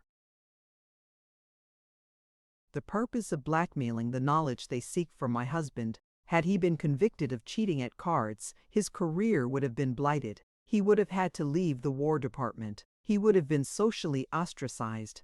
They intended to hold this club over him. The the price of an avowal on their part that the Count was but the victim of the plot of enemies who wished to besmirch his name, was to have been the papers they seek. You thwarted them in this. Then they concocted the scheme whereby my reputation was to be the price instead of the Count's. When Paulvitch entered my cabin, he explained it to me. If I would obtain the information for them, he promised to go no farther, otherwise Rokoff, who stood without, was to notify the purser that I was entertaining a man other than my husband behind the locked doors of my cabin. He was to tell everyone he met on the boat, and when we landed he was to have given the whole story to the newspaper men. Was it not too horrible? But I happened to know something of Monsieur Palovitch that would send him to the gallows in Russia if it were known by the police of St. Petersburg. I dared him to carry out his plan, and then I leaned toward him and whispered a name in his ear. Like that, and she snapped her fingers. He flew at my throat as a madman. He would have killed me had you not interfered. "The brutes," muttered Tarzan. "They are worse than that, my friend," she said. "They are devils. I fear for you because you have gained their hatred. I wish you to be on your guard constantly. Tell me that you will, for my sake, for I should never forgive myself should you suffer through the kindness you did me." "I do not fear them," he replied. "I have survived grimmer enemies than Rokoff and Paulvitch." He saw that she knew nothing of the occurrence in the rue Mole, nor did he mention it, fearing that it might distress her. "For your own safety," he continued, "why do you not turn the scoundrels over to the authorities? They should make quick work of them." She hesitated for a moment before replying. "There are 2 reasons," she said finally. "One of them it is that keeps the Count from doing that very thing. The other, my real reason for fearing to expose them, I have never told only Rokoff, and I know it. I wonder." And then she paused, looking intently at him for a long time. "And what do you wonder?" he asked, smiling. "I was wondering why it is that I want to tell you the thing that I have not dared tell even to my husband. I believe that you would understand and that you could tell me the right course to follow. I believe that you would not judge me too harshly." "I fear that I should prove a very poor judge, madame," Tarzan replied. "For if you had been guilty of murder, I should say that the victim should be grateful to have met so sweet a fate." "Oh dear, no," she expostulated. "It is not so terrible as that. But first let me tell you the reason the Count has for not prosecuting these men. Then, if I can hold my courage, I shall tell you the real reason that I dare not. The first is that Nikolas Rokoff is my brother. We are Russians. Nikolas has been a bad man since I can remember. He was cashiered from the Russian army, in which he held a captaincy. There was a scandal for a time, but after a while it was partially forgotten, and my father obtained a position for him in the secret service. There have been many terrible crimes laid at Nikolas's door, but he has always managed to escape punishment. Of late he has accomplished it by trumped up evidence convicting his victims of treason against the Tsar, and the Russian police, who are always only too ready to fasten guilt of this nature upon any and all, have accepted his version and exonerated him. Have not his attempted crimes against you and your husband forfeited whatever rights the bonds of kinship might have accorded him?" asked Tarzan. "The fact that you are his sister has not deterred him from seeking to besmirch your honor. You owe him no loyalty, madame." "Ah, but there is that other reason. If I owe him no loyalty though he be my brother, I cannot so easily disavow the fear I hold him in because of a certain episode in my life of which he is cognizant. I might as well tell you all," she resumed after a pause, "for I see that it is in my heart to tell you sooner or later. I was educated in a convent. While there, I met a man whom I supposed to be a gentleman. I knew little or nothing about men, and less about love. I got it into my foolish head that I loved this man, and at his urgent request I ran away with him. We were to have been married. I was with him just 3 hours, all in the daytime and in public places, railroad stations, and upon a train. When we reached our destination where we were to have been married, 2 officers stepped up to my escort as we descended from the train and placed him under arrest. They took me also, but when I had told my story they did not detain me, other than to send me back to the convent under the care of a matron. It seemed that the man who had wooed me was no gentleman at all, but a deserter from the army as well as a fugitive from civil justice. He had a police record in nearly every country in Europe. The matter was hushed up by the authorities of the convent. Not even my parents knew of it. But Nikolas met the man afterward and learned the whole story. Now he threatens to tell the Count if I do not do just as he wishes me to. Tarzan laughed. You are still but a little girl. The story that you have told me cannot reflect in any way upon your reputation, and were you not a little girl at heart, you would know it. Go to your husband tonight and tell him the whole story, just as you have told it to me. Unless I am much mistaken, he will laugh at you for your fears and take immediate steps to put that precious brother of yours in prison where he belongs. I only wish that I dared, she said, but I am afraid. I learned early to fear men. First my father, then Nikolas, then the fathers in the convent. Nearly all my friends fear their husbands. Why should I not fear mine? It does not seem right that women should fear men, said Tarzan, an expression of puzzlement on his face. I am better acquainted with the jungle folk, and there it is more often the other way around, except among the black men, and they to my mind are in most ways lower in the scale than the beasts. No, I cannot understand why civilized women should fear men, the beings that are created to protect them. I should hate to think that any woman feared me. I do not think that any woman would fear you, my friend, said Olga Decoud softly. I have known you but a short while, yet though it may seem foolish to say it, you are the only man I have ever known whom I think that I should never fear. It is strange, too, for you are very strong. I wondered at the ease with which you handled Nikolas and Paulvitch that night in my cabin. It was marvelous. As Tarzan was leaving her a short time later, he wondered a little at the clinging pressure of her hand at parting and the firm insistence with which she exacted a promise from him that he would call again on the morrow. The memory of her half-veiled eyes and perfect lips as she had stood smiling up into his face as he bade her goodbye remained with him for the balance of the day. Olga Decoud was a very beautiful woman, and Tarzan of the Apes a very lonely young man with a heart in him that was in need of the doctoring that only a woman may provide. As the Countess turned back into the room after Tarzan's departure, she found herself face to face with Nikolas Rokoff. "How long have you been here?" she cried, shrinking away from him. "Since before your lover came," he answered with a nasty leer. "Stop," she commanded. "How dare you say such a thing to me, your sister? Well, my dear Olga, if he is not your lover, accept my apologies, but it is no fault of yours that he is not. Had he 1/10 the knowledge of women that I have, you would be in his arms this minute. He is a stupid fool, Olga. Why, your every word and act was an open invitation to him, and he had not the sense to see it." The woman put her hands to her ears. "I will not listen. You are wicked to say such things as that. No matter what you may threaten me with, you know that I am a good woman. After tonight you will not dare to annoy me, for I shall tell Raoul all. He will understand, and then, Monsieur Nikolas, beware. You shall tell him nothing," said Rokoff.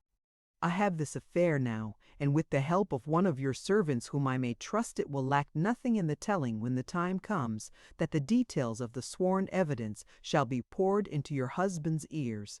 The other affair served its purpose well. We now have something tangible to work on, Olga. A real affair, and you a trusted wife. Shame, Olga," and the brute laughed. So the Countess told her Count nothing, and matters were worse than they had been. From a vague fear her mind was transferred to a very tangible one. It may be, too, that conscience helped to enlarge it out of all proportion. Chapter 5. The Plot That Failed. For a month Tarzan was a regular and very welcome devotee at the shrine of the beautiful Countess de Coude. Often he met other members of the select little coterie that dropped in for tea of an afternoon. More often Olga found devices that would give her an hour of Tarzan alone. For a time she had been frightened by what Nikolas had insinuated. She had not thought of this big young man as anything more than friend, but with the suggestion implanted by the evil words of her brother, she had grown to speculate much upon the strange force which seemed to attract her toward the gray-eyed stranger. She did not wish to love him, nor did she wish his love. She was much younger than her husband, and without having realized it, she had been craving the haven of a friendship with one nearer her own age. 20 is shy in exchanging confidences with 40. Tarzan was but 2 years her senior. He could understand her, she felt. Then he was clean and honorable, and chivalrous. She was not afraid of him. That she could trust him, she had felt instinctively from the first. From a distance Rokoff had watched this growing intimacy with malicious glee. Ever since he had learned that Tarzan knew that he was a Russian spy, there had been added to his hatred for the ape-man a great fear that he would expose him. He was but waiting now until the moment was propitious for a master stroke. He wanted to rid himself forever of Tarzan and at the same time reap an ample revenge for the humiliations and defeats that he had suffered at his hands.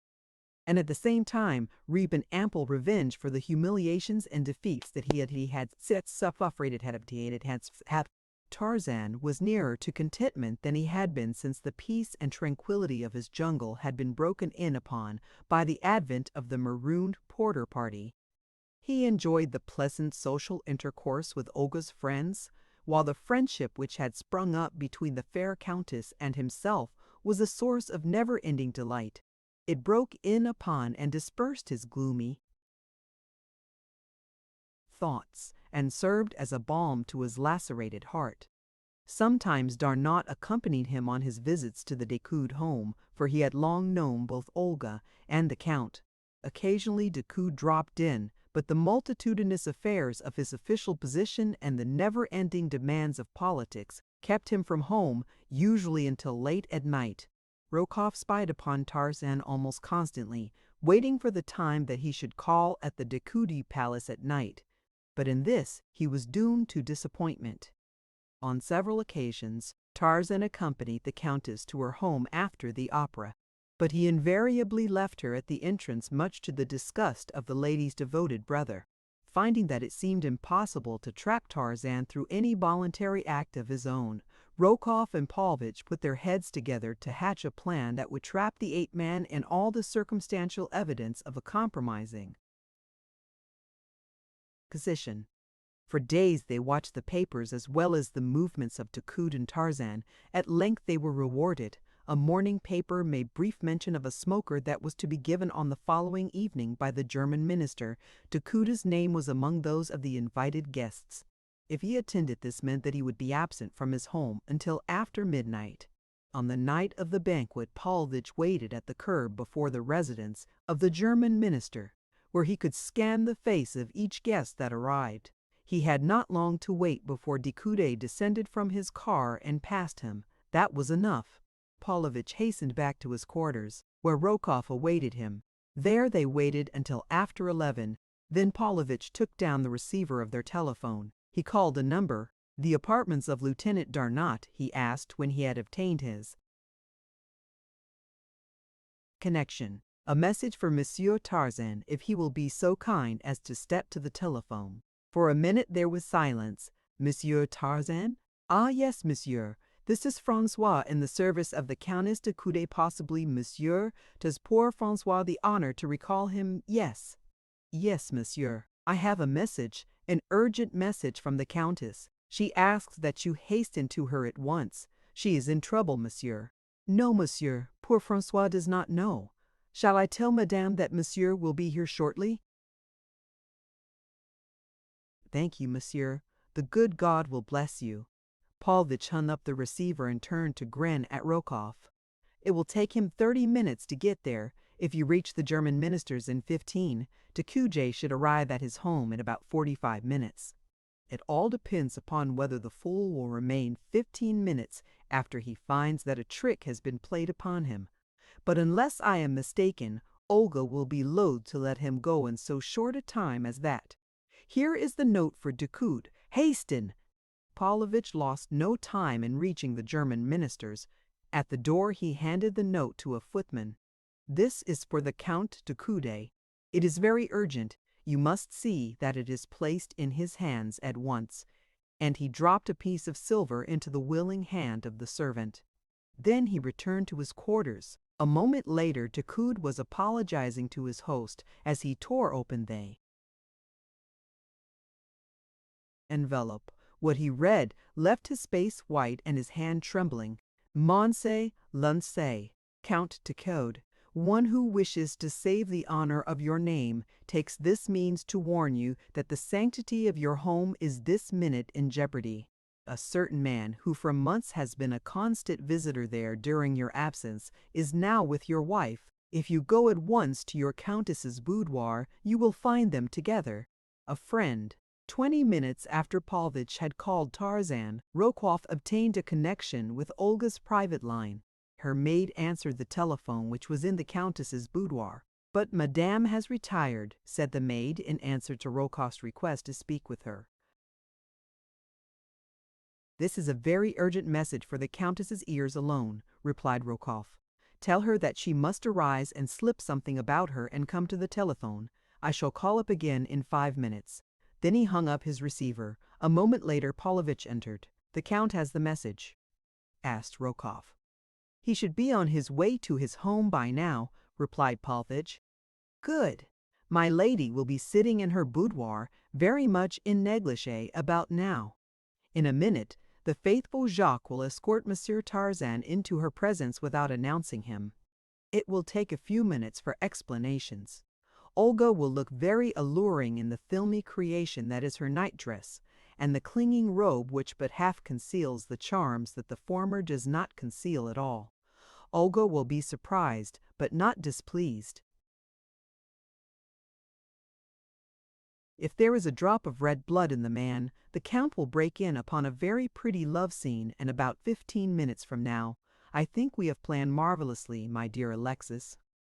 Let us go out and drink to the very good health of Monsieur Tarzan in some of old Plancon's unparalleled absinthe, not forgetting that the Count de Coude is one of the best swordsmen in Paris and by far the best shot in all France." When Tarzan reached Olga's, Jacques was awaiting him at the entrance. "This way, monsieur," he said, and led the way up the broad, marble staircase. In another moment he had opened the door and, drawing aside a heavy curtain, obsequiously bowed Tarzan into a dimly lighted apartment. Then Jacques vanished. Across the room from him, Tarzan saw Olga seated before a little desk on which stood her telephone. She was tapping impatiently upon the polished surface of the desk. She had not heard him enter. "Olga," he said, "what is wrong?" She turned toward him with a little cry of alarm. "Jean," she cried, "what are you doing here? Who admitted you? What does it mean?" Tarzan was thunderstruck, but in an instant he realized a part of the truth. "Then you did not send for me, Olga? Send for you at this time of night? Mon Dieu! Jean, do you think that I am quite mad? Francois telephoned me to come at once, that you were in trouble and wanted me." "Francois? Who in the world is Francois?" "He said that he was in your service. He spoke as though I should recall the fact. There is no one by that name in my employ. Someone has played a joke upon you, Jean," and Olga laughed. "I fear that it may be a most sinister joke, Olga," he replied. "There is more back of it than humor." "What do you mean? You do not think that—" "Where is the Count?" he interrupted. "At the German ambassador's. This is another move by your estimable brother. Tomorrow the Count will hear of it. He will question the servants. Everything will point to what Rokoff wishes the Count to think." "The scoundrel!" cried Olga. She had arisen and come close to Tarzan, where she stood looking up into his face. She was very frightened. In her eyes was an expression that the hunter sees in those of a poor terrified doe, puzzled questioning. She trembled, and to steady herself raised her hands to his broad shoulders. "What shall we do, Jean?" she whispered. "It is terrible. Tomorrow all Paris will read of it. He will see to that." Her look, her attitude, her words were eloquent of the age-old appeal of defenseless woman to her natural protector man. Tarzan took one of the warm little hands that lay on his breast in his own strong one. The act was quite involuntary, and almost equally so was the instinct of protection that threw a sheltering arm around the girl's shoulders. The result was electrical. Never before had he been so close to her. In startled guilt, they looked suddenly into each other's eyes, and where Olga Decoud should have been strong, she was weak, for she crept closer into the man's arms and clasped her own about his neck. And Tarzan of the Apes? He took the panting figure into his mighty arms and covered the hot lips with kisses. Raoul de Coude made hurried excuses to his host after he had read the note handed him by the ambassador's butler. Never afterward could he recall the nature of the excuses he made. Everything was quite a blur to him up to the time that he stood on the threshold of his own home. Then he became very cool, moving quietly and with caution. For some inexplicable reason, Jacques had the door open before he was halfway to the steps. It did not strike him at the time as being unusual, though afterward he remarked it. Very softly he tiptoed up the stairs and along the gallery to the door of his wife's boudoir. In his hand was a heavy walking stick, in his heart murder. Olga was the first to see him. With a horrified shriek, she tore herself from Tarzan's arms, and the ape-man turned just in time to ward with his arm a terrific blow that Decoud had aimed at his head. Once, twice, 3 times the heavy stick fell with lightning rapidity, and each blow aided in the transition of the ape-man back to the primordial. With the low, guttural snarl of the bull-ape, he sprang for the Frenchman. The great stick was torn from his grasp and broken in two, as though it had been matchwood, to be flung aside as the now infuriated beast charged for his adversary's throat. Olga Decoud stood a horrified spectator of the terrible scene which ensued during the next brief moment. Then she sprang to where Tarzan was murdering her husband, choking the life from him, shaking him as a terrier might shake a rat. Frantically she tore at his great hands. "Mother of God!" she cried. "You are killing him! You are killing him!" "Oh, Jean, you are killing my husband!" Tarzan was deaf with rage. Suddenly he hurled the body to the floor, and placing his foot upon the upturned breast, raised his head. Then through the palace of the Count de Coude rang the awesome challenge of the bull-ape that has made a kill. From cellar to attic, the horrid sound searched out the servants and left them blanched and trembling. The woman in the room sank to her knees beside the body of her husband and prayed. Slowly the red mist faded from before Tarzan's eyes. Things began to take form. He was regaining the perspective of civilized man. His eyes fell upon the figure of the kneeling woman. "Olga," he whispered. She looked up, expecting to see the maniacal light of murder in the eyes above her. Instead, she saw sorrow and contrition.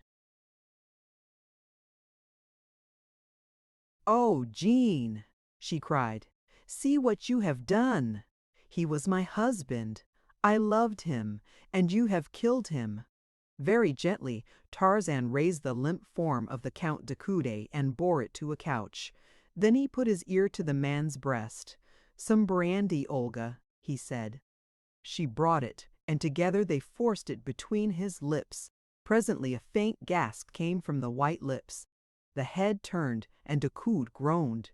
"He will not die," said Tarzan. "Thank God. Why did you do it, Jean?" she asked. "I do not know. He struck me, and I went mad. I have seen the apes of my tribe do the same thing. I have never told you my story, Olga. It would have been better had you known it. This might not have happened. I never saw my father. The only mother I knew was a ferocious she-ape. Until I was 15, I had never seen a human being. I was 20 before I saw a white man. A little more than a year ago, I was a naked beast of prey in an African jungle. Do not judge me too harshly. 2 years is too short a time in which to attempt to work the change in an individual that it has taken countless ages to accomplish in the white race. I do not judge at all, Jean. The fault is mine. You must go now. He must not find you here when he regains consciousness. Goodbye. It was a sorrowful Tarzan who walked with bowed head from the palace of the Count de Coude. Once outside, his thoughts took definite shape, to the end that 20 minutes later he entered a police station not far from the Rue Molle. Here he soon found one of the officers with whom he had had the encounter several weeks previous. The policeman was genuinely glad to see again the man who had so roughly handled him. After a moment of conversation, Tarzan asked if he had ever heard of Nikolas Rokoff or Alexis Paulvitch. Very often indeed, monsieur. Each has a police record, and while there is nothing charged against them now, we make it a point to know pretty well where they may be found should the occasion demand. It is only the same precaution that we take with every known criminal. Why does monsieur ask? They are known to me, replied Tarzan. I wish to see Monsieur Rokoff on a little matter of business. If you can direct me to his lodgings, I shall appreciate it. A few minutes later, he bade the policeman adieu, and, with a slip of paper in his pocket bearing a certain address in a semi-respectable quarter, he walked briskly toward the nearest taxi stand. Rokoff and Paulvitch had returned to their rooms and were sitting talking over the probable outcome of the evening's events. They had telephoned to the offices of 2 of the morning papers from which they momentarily expected representatives to hear the first report of the scandal that was to stir social Paris on the morrow. A heavy step sounded on the stairway. "Ah, but these newspaper men are prompt," exclaimed Rokoff, and as a knock fell upon the door of their room, "Enter, monsieur." The smile of welcome froze upon the Russian's face as he looked into the hard gray eyes of his visitor. "Name of a name!" he shouted, springing to his feet. "What brings you here?" "Sit down," said Tarzan, so low that the men could barely catch the words, but in a tone that brought Rokoff to his chair and kept Paulvitch in his. "You know what has brought me here," he continued, in the same low tone. "It should be to kill you, but because you are Olga de Coude's brother, I shall not do that now. I shall give you a chance for your lives. Paulvitch does not count much. He is merely a stupid, foolish little tool, and so I shall not kill him so long as I permit you to live. Before I leave you 2 alive in this room, you will have done 2 things. The first will be to write a full confession of your connection with tonight's plot, and sign it. The second will be to promise me upon pain of death that you will permit no word of this affair to get into the newspapers. If you do not do both, neither of you will be alive when I pass next through that doorway. Do you understand?" And, without waiting for a reply, "Make haste, there is ink before you, and paper and a pen." Rokoff assumed a truculent air, attempting by bravado to show how little he feared Tarzan's threats. An instant later he felt the ape-man's steel fingers at his throat, and Paulvitch, who attempted to dodge them and reach the door, was lifted completely off the floor and hurled senseless into a corner. When Rokoff commenced to blacken about the face, Tarzan released his hold and shoved the fellow back into his chair. After a moment of coughing, Rokoff sat sullenly glaring at the man standing opposite him. Presently Paulvitch came to himself and limped painfully back to his chair at Tarzan's command. "Now write," said the ape-man. "If it is necessary to handle you again, I shall not be so lenient." Rokoff picked up a pen and commenced to write. "See that you omit no detail and that you mention every name," cautioned Tarzan. Presently there was a knock at the door. "Enter," said Tarzan. A dapper young man came in. "I am from the Matin," he announced. "I understand that Monsieur Rokoff has a story for me." "Then you are mistaken, monsieur. replied Tarzan. "You have no story for publication, have you, my dear Nikolas?" Rokoff looked up from his writing with an ugly scowl upon his face. "No," he growled. "I have no story for publication now. Nor ever, my dear Nikolas."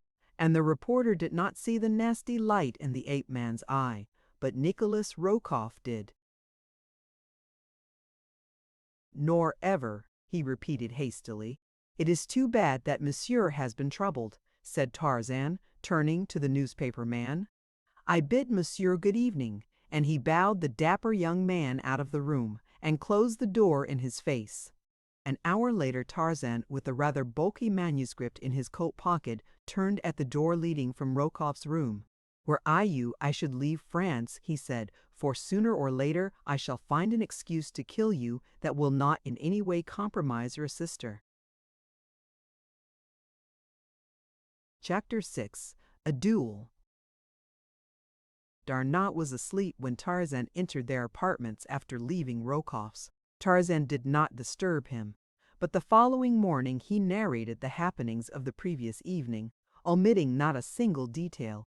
"What a fool I have been," he concluded. "Decoud and his wife were both my friends. How have I returned their friendship? Barely did I escape murdering the Count. I have cast a stigma on the name of a good woman. It is very probable that I have broken up a happy home." "Do you love Olga Decoud?" asked Darnot. "Were I not positive that she does not love me, I could not answer your question, Paul. But without disloyalty to her, I tell you that I do not love her, nor does she love me. For an instant we were the victims of a sudden madness. It was not love, and it would have left us unharmed as suddenly as it had come upon us, even though Decoud had not returned, as you know I have had little experience of women. Olga Decoud is very beautiful. That, and the dim light, and the seductive surroundings, and the appeal of the defenseless for protection, might have been resisted by a more civilized man, but my civilization is not even skin deep. It does not go deeper than my clothes. Paris is no place for me. I will but continue to stumble into more and more serious pitfalls. The man-made restrictions are irksome. I feel always that I am a prisoner. I cannot endure it, my friend. And so I think that I shall go back to my own jungle and lead the life that God intended that I should lead when he put me there." "Do not take it so to heart, Jen," responded Darnot. "You have acquitted yourself much better than most civilized men would have under similar circumstances. As to leaving Paris at this time, I rather think that Raoul Decoud may be expected to have something to say on that subject before long." Nor was Darnot mistaken. A week later, a Monsieur Flaubert was announced about 11 in the morning as Darnot and Tarzan were breakfasting. Monsieur Flaubert was an impressively polite gentleman. With many low bows, he delivered Monsieur le Count Decoud's challenge to Monsieur Tarzan. Would Monsieur be so very kind as to arrange to have a friend meet Monsieur Flaubert at as early an hour as convenient, that the details might be arranged to the mutual satisfaction of all concerned? Certainly. Monsieur Tarzan would be delighted to place his interests unreservedly in the hands of his friend Lieutenant Darnot. And so it was arranged that Darnot was to call on Monsieur Flaubert at 2 that afternoon, and the polite Monsieur Flaubert, with many bows, left them. When they were again alone, Darnot looked quizzically at Tarzan. "Well?" he said. "Now to my sins I must add murder, or else myself be killed," said Tarzan. "I am progressing rapidly in the ways of my civilized brothers." "What weapons shall you select?" asked Darnot. "Decoud is accredited with being a master with the sword, and a splendid shot." "I might then choose poisoned arrows at 20 paces, or spears at the same distance," laughed Tarzan. "Make it pistols, Paul. He will kill Eugene." "I have no doubt of it," replied Tarzan. "I must die some day." "We had better make it swords," said Darnot. "He will be satisfied with wounding you, and there is less danger of a mortal wound." "Pistols," said Tarzan with finality. Darnaud tried to argue him out of it, but without avail, so pistols it was. Darnaud returned from his conference with Monsieur Flaubert shortly after 4. "It is all arranged," he said. "Everything is satisfactory. Tomorrow morning at daylight there is a secluded spot on the road not far from Etamps. For some personal reason, Monsieur Flaubert preferred it. I did not demur." "Good," was Tarzan's only comment. He did not refer to the matter again, even indirectly. That night he wrote several letters before he retired. After sealing and addressing them, he placed them all in an envelope addressed to Darnaud. As he undressed, Darnaud heard him humming a music hall ditty. The Frenchman swore under his breath. He was very unhappy, for he was positive that when the sun rose the next morning it would look down upon dead Tarzan. It grated upon him to see Tarzan so unconcerned. "This is a most uncivilized hour for people to kill each other," remarked the ape-man when he had been routed out of a comfortable bed in the blackness of the early morning hours. He had slept well, and so it seemed that his head scarcely touched the pillow ere his man deferentially aroused him. His remark was addressed to Darnaud, who stood fully dressed in the doorway of Tarzan's bedroom. Darnaud had scarcely slept at all during the night. He was nervous, and therefore inclined to be irritable. "I presume you slept like a baby all night," he said. Tarzan laughed. "From your tone, Paul, I infer that you rather harbor the fact against me. I could not help it, really." "No, Jean, it is not that," replied Darnaud, himself smiling, "but you take the entire matter with such infernal indifference it is exasperating. One would think that you were going out to shoot at a target, rather than to face one of the best shots in France." Tarzan shrugged his shoulders. "I am going out to expiate a great wrong, Paul. A very necessary feature of the expiation is the marksmanship of my opponent. Wherefore, then, should I be dissatisfied? Have you not yourself told me that Count de Coude is a splendid marksman?" "You mean that you hope to be killed?" exclaimed Darnaud in horror. "I cannot say that I hope to be, but you must admit that there is little reason to believe that I shall not be killed." Had Darnaud known the thing that was in the ape-man's mind, that had been in his mind almost from the first intimation that Decoud would call him to account on the field of honor, he would have been even more horrified than he was. In silence they entered Darnaud's great car, and in similar silence they sped over the dim road that leads to Étampes. Each man was occupied with his own thoughts. Darnaud's were very mournful, for he was genuinely fond of Tarzan. The great friendship which had sprung up between these two men, whose lives and training had been so widely different, had but been strengthened by association, for they were both men to whom the same high ideals of manhood, of personal courage, and of honor appealed with equal force. They could understand one another, and each could be proud of the friendship of the other. Tarzan of the Apes was wrapped in thoughts of the past, pleasant memories of the happier occasions of his lost jungle life. He recalled the countless boyhood hours that he had spent cross-legged upon the table in his dead father's cabin. His little brown body bent over one of the fascinating picture books from which, unaided, he had gleaned the secret of the printed language long before the sounds of human speech fell upon his ears. A smile of contentment softened his strong face as he thought of that day of days that he had had alone with Jane Porter in the heart of his primeval forest. Presently, his reminiscences were broken in upon by the stopping of the car. They were at their destination. Tarzan's mind returned to the affairs of the moment. He knew that he was about to die, but there was no fear of death in him. To a denizen of the cruel jungle, death is a commonplace. The first law of nature compels them to cling tenaciously to life, to fight for it, but it does not teach them to fear death. Darnaud and Tarzan were first upon the field of honor. A moment later, de Coude, Monsieur Flaubert, and a third gentleman arrived. The last was introduced to Darnaud and Tarzan. He was a physician. Darnaud and Monsieur Flaubert spoke together in whispers for a brief time. The Count de Coude and Tarzan stood apart at opposite sides of the field. Presently the second summoned them. Darnot and Monsieur Flaubert had examined both pistols. The two men, who were to face each other a moment later, stood silently while Monsieur Flaubert recited the conditions they were to observe. They were to stand back to back. At a signal from Monsieur Flaubert, they were to walk in opposite directions, their pistols hanging by their sides. When each had proceeded 10 paces, Darnot was to give the final signal. Then they were to turn and fire at will until one fell, or each had expended the 3 shots allowed.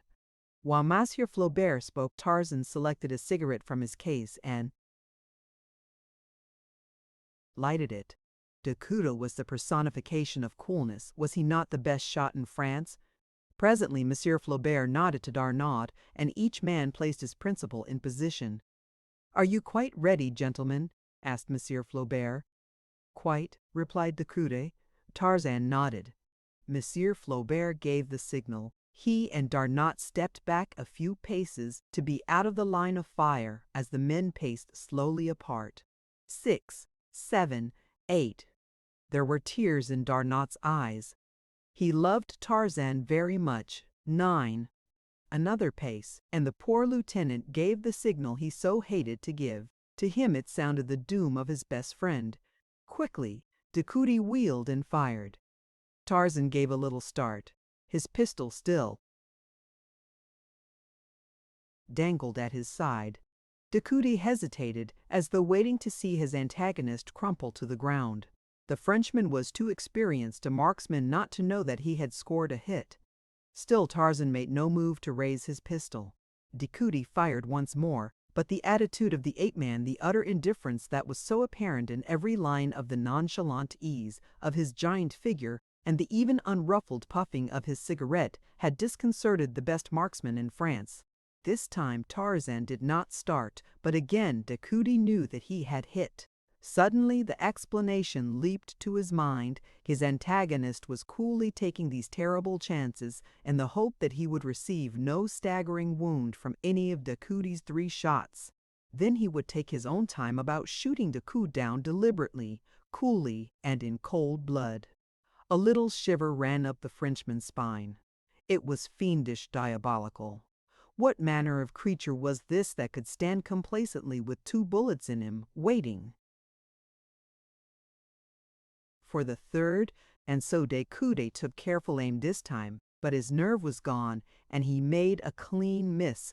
Not once had Tarzan raised his pistol hand from where it hung beside his leg. For a moment the two stood looking straight into each other's eyes. On Tarzan's face was a pathetic expression of disappointment. On De Coude's a rapidly growing expression of horror. Yes, of terror. He could endure it no longer. "Mother of God, monsieur, shoot!" he screamed. But Tarzan did not raise his pistol. Instead, he advanced toward De Coude, and when Darnot and Monsieur Flaubert, misinterpreting his intention, would have rushed between them, he raised his left hand in a sign of remonstrance. "Do not fear," he said to them. "I shall not harm him." It was most unusual, but they halted. Tarzan advanced until he was quite close to De Coude. "There must have been something wrong with monsieur's pistol," he said. "Or monsieur is unstrung. Take mine, monsieur, and try again." And Tarzan offered his pistol, butt foremost, to the astonished De Coude. "Mon Dieu, monsieur!" cried the latter. "Are you mad?" "No, my friend," replied the ape-man, "but I deserve to die. It is the only way in which I may atone for the wrong I have done a very good woman. Take my pistol, and do as I bid." "It would be murder," replied De Coude. "But what wrong did you do my wife? She swore to me that—" "I do not mean that," said Tarzan quickly. "You saw all the wrong that passed between us, but that was enough to cast a shadow upon her name, and to ruin the happiness of a man against whom I had no enmity. The fault was all mine, and so I hope to die for it this morning. I am disappointed that monsieur is not so wonderful a marksman as I had been led to believe." "You say that the fault was all yours?" asked De Coude eagerly. "All mine, monsieur. Your wife is a very pure woman. She loves only you. The fault that you saw was all mine.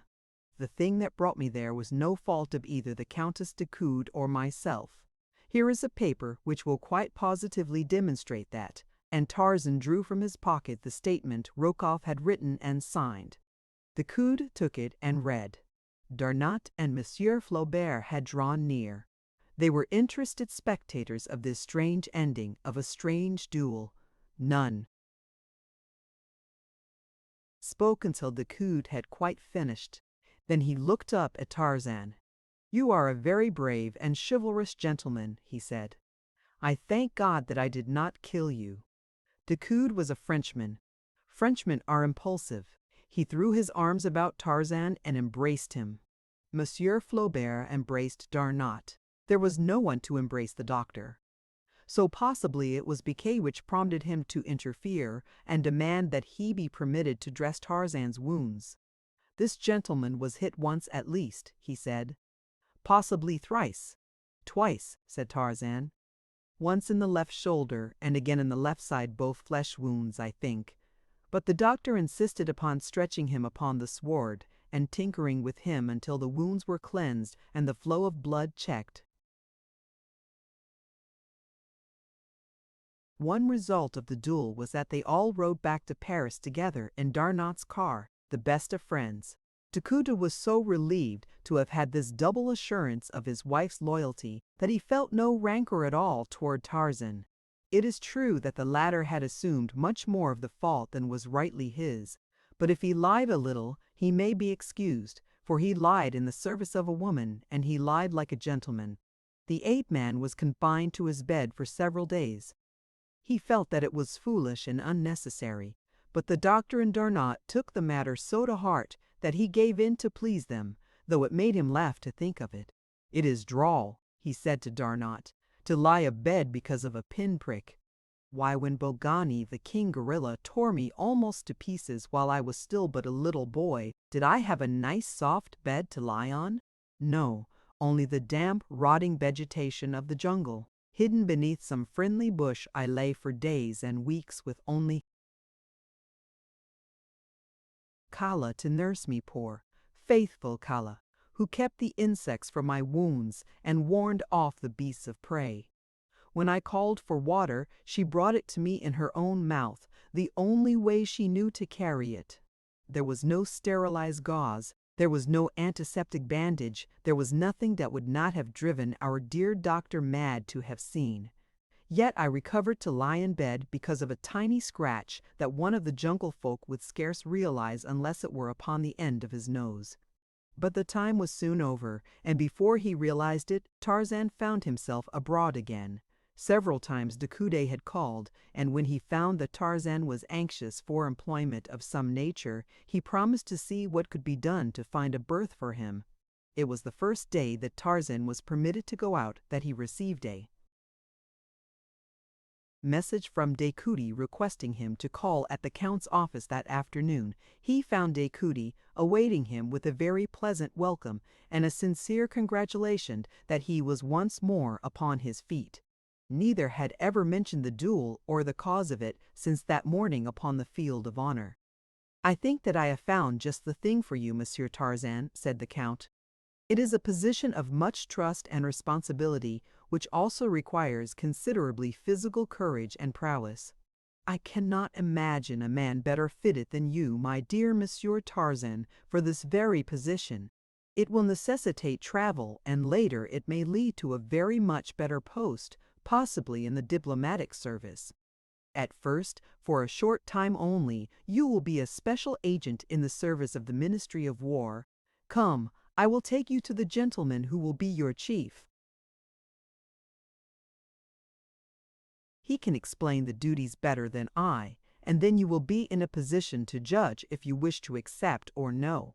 De Coude himself escorted Tarzan to the office of General Rocher, the chief of the bureau to which Tarzan would be attached if he accepted the position. There the Count left him, after a glowing description to the general of the many attributes possessed by the ape-man which should fit him for the work of the service. A half-hour later Tarzan walked out of the office, the possessor of the first position he had ever held. On the morrow, he was to return for further instructions, though General Rocher had made it quite plain that Tarzan might prepare to leave Paris for an almost indefinite period, possibly on the morrow. It was with feelings of the keenest elation that he hastened home to bear the good news to Darnaud. At last he was to be of some value in the world. He was to earn money, and best of all, to travel and see the world. He could scarcely wait to get well inside Darnaud's sitting room before he burst out with the glad tidings. Darnaud was not so pleased. "It seems to delight you to think that you are to leave Paris and that we shall not see each other for months perhaps. Tarzan, you are a most ungrateful beast." And Darnaud laughed. "No, Paul, I am a little child. I am a little child. I have a new toy, and I am tickled to death." And so it came that on the following day Tarzan left Paris en route for Marseille and Oran.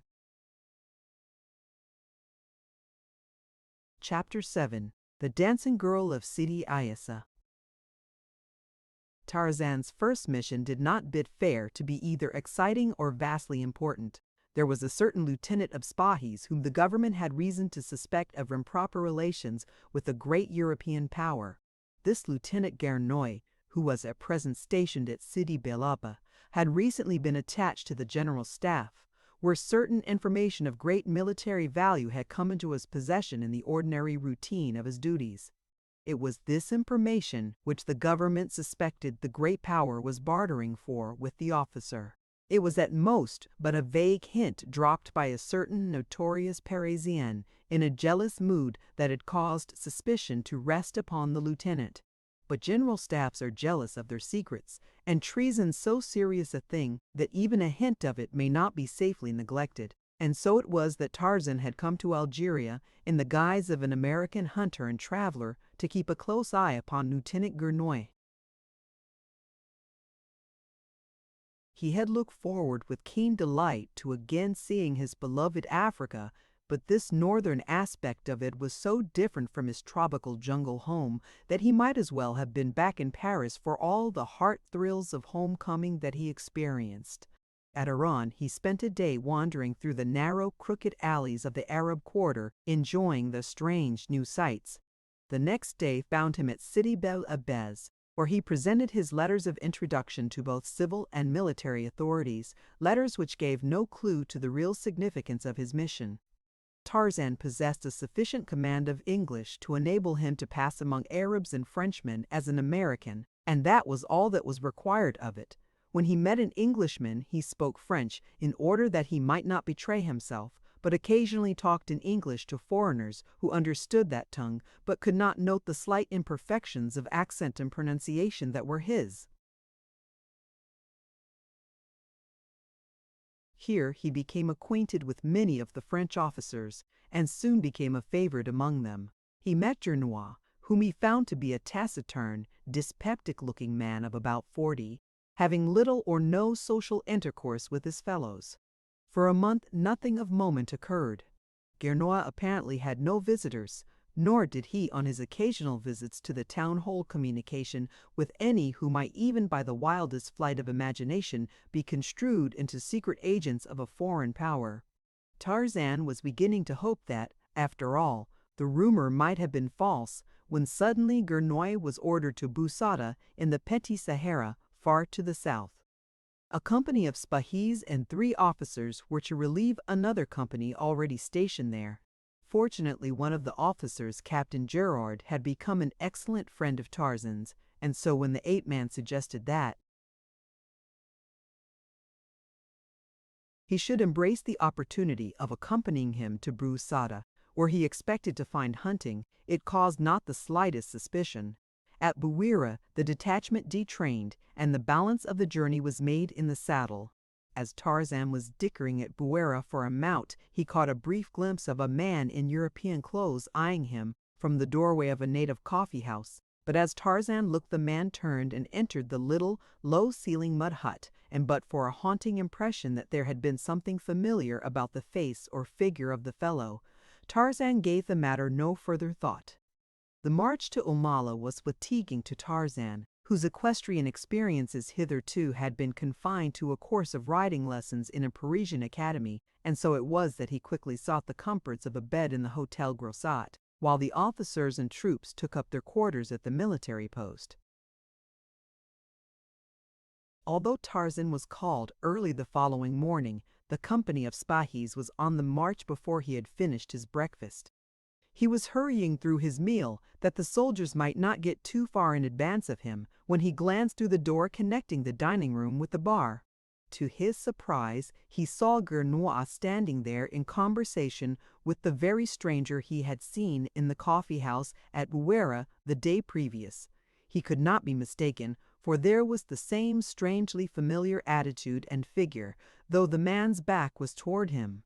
As his eyes lingered on the two, Gernois looked up and caught the intent expression on Tarzan's face. The stranger was talking in a low whisper at the time, but the French officer immediately interrupted him, and the two at once turned away and passed out of the range of Tarzan's vision. This was the first suspicious occurrence that Tarzan had ever witnessed in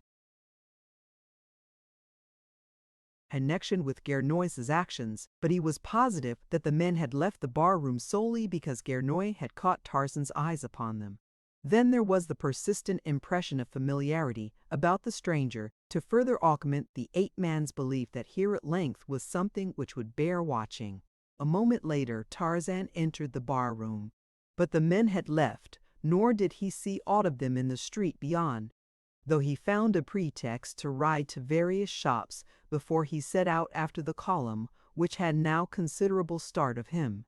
He did not overtake them until he reached Sidi Aissa shortly after noon, where the soldiers had halted for an hour's rest. Here he found Gernois with the column, but there was no sign of the stranger. It was market day at Sidi Aissa, and the numberless caravans of camels coming in from the desert and the crowds of bickering Arabs in the marketplace filled. Tarzan, with a consuming desire to remain for a day that he might see more of these sons of the desert. Thus it was that the company of Spahis marched on that afternoon toward Brousada without him. He spent the hours until dark wandering about the market in company with a youthful Arab, one Abdul, who had been recommended to him by the innkeeper as a trustworthy servant and interpreter. Here Tarzan purchased a better mount than the one he had selected at Bouira, and, entering into conversation with the stately Arab to whom the animal had belonged, learned that the seller was Kadur bin Saidin, sheik of a desert tribe far south of Jelfa. Through Abdul, Tarzan invited his new acquaintance to dine with him. As the three were making their way through the crowds of marketers, camels, donkeys, and horses that filled the marketplace with the confusing babel of sounds, Abdul plucked at Tarzan's sleeve. "Look, master, behind us," and he turned, pointing at a figure which disappeared behind a camel as Tarzan turned. "He has been following us about all afternoon," continued Abdul.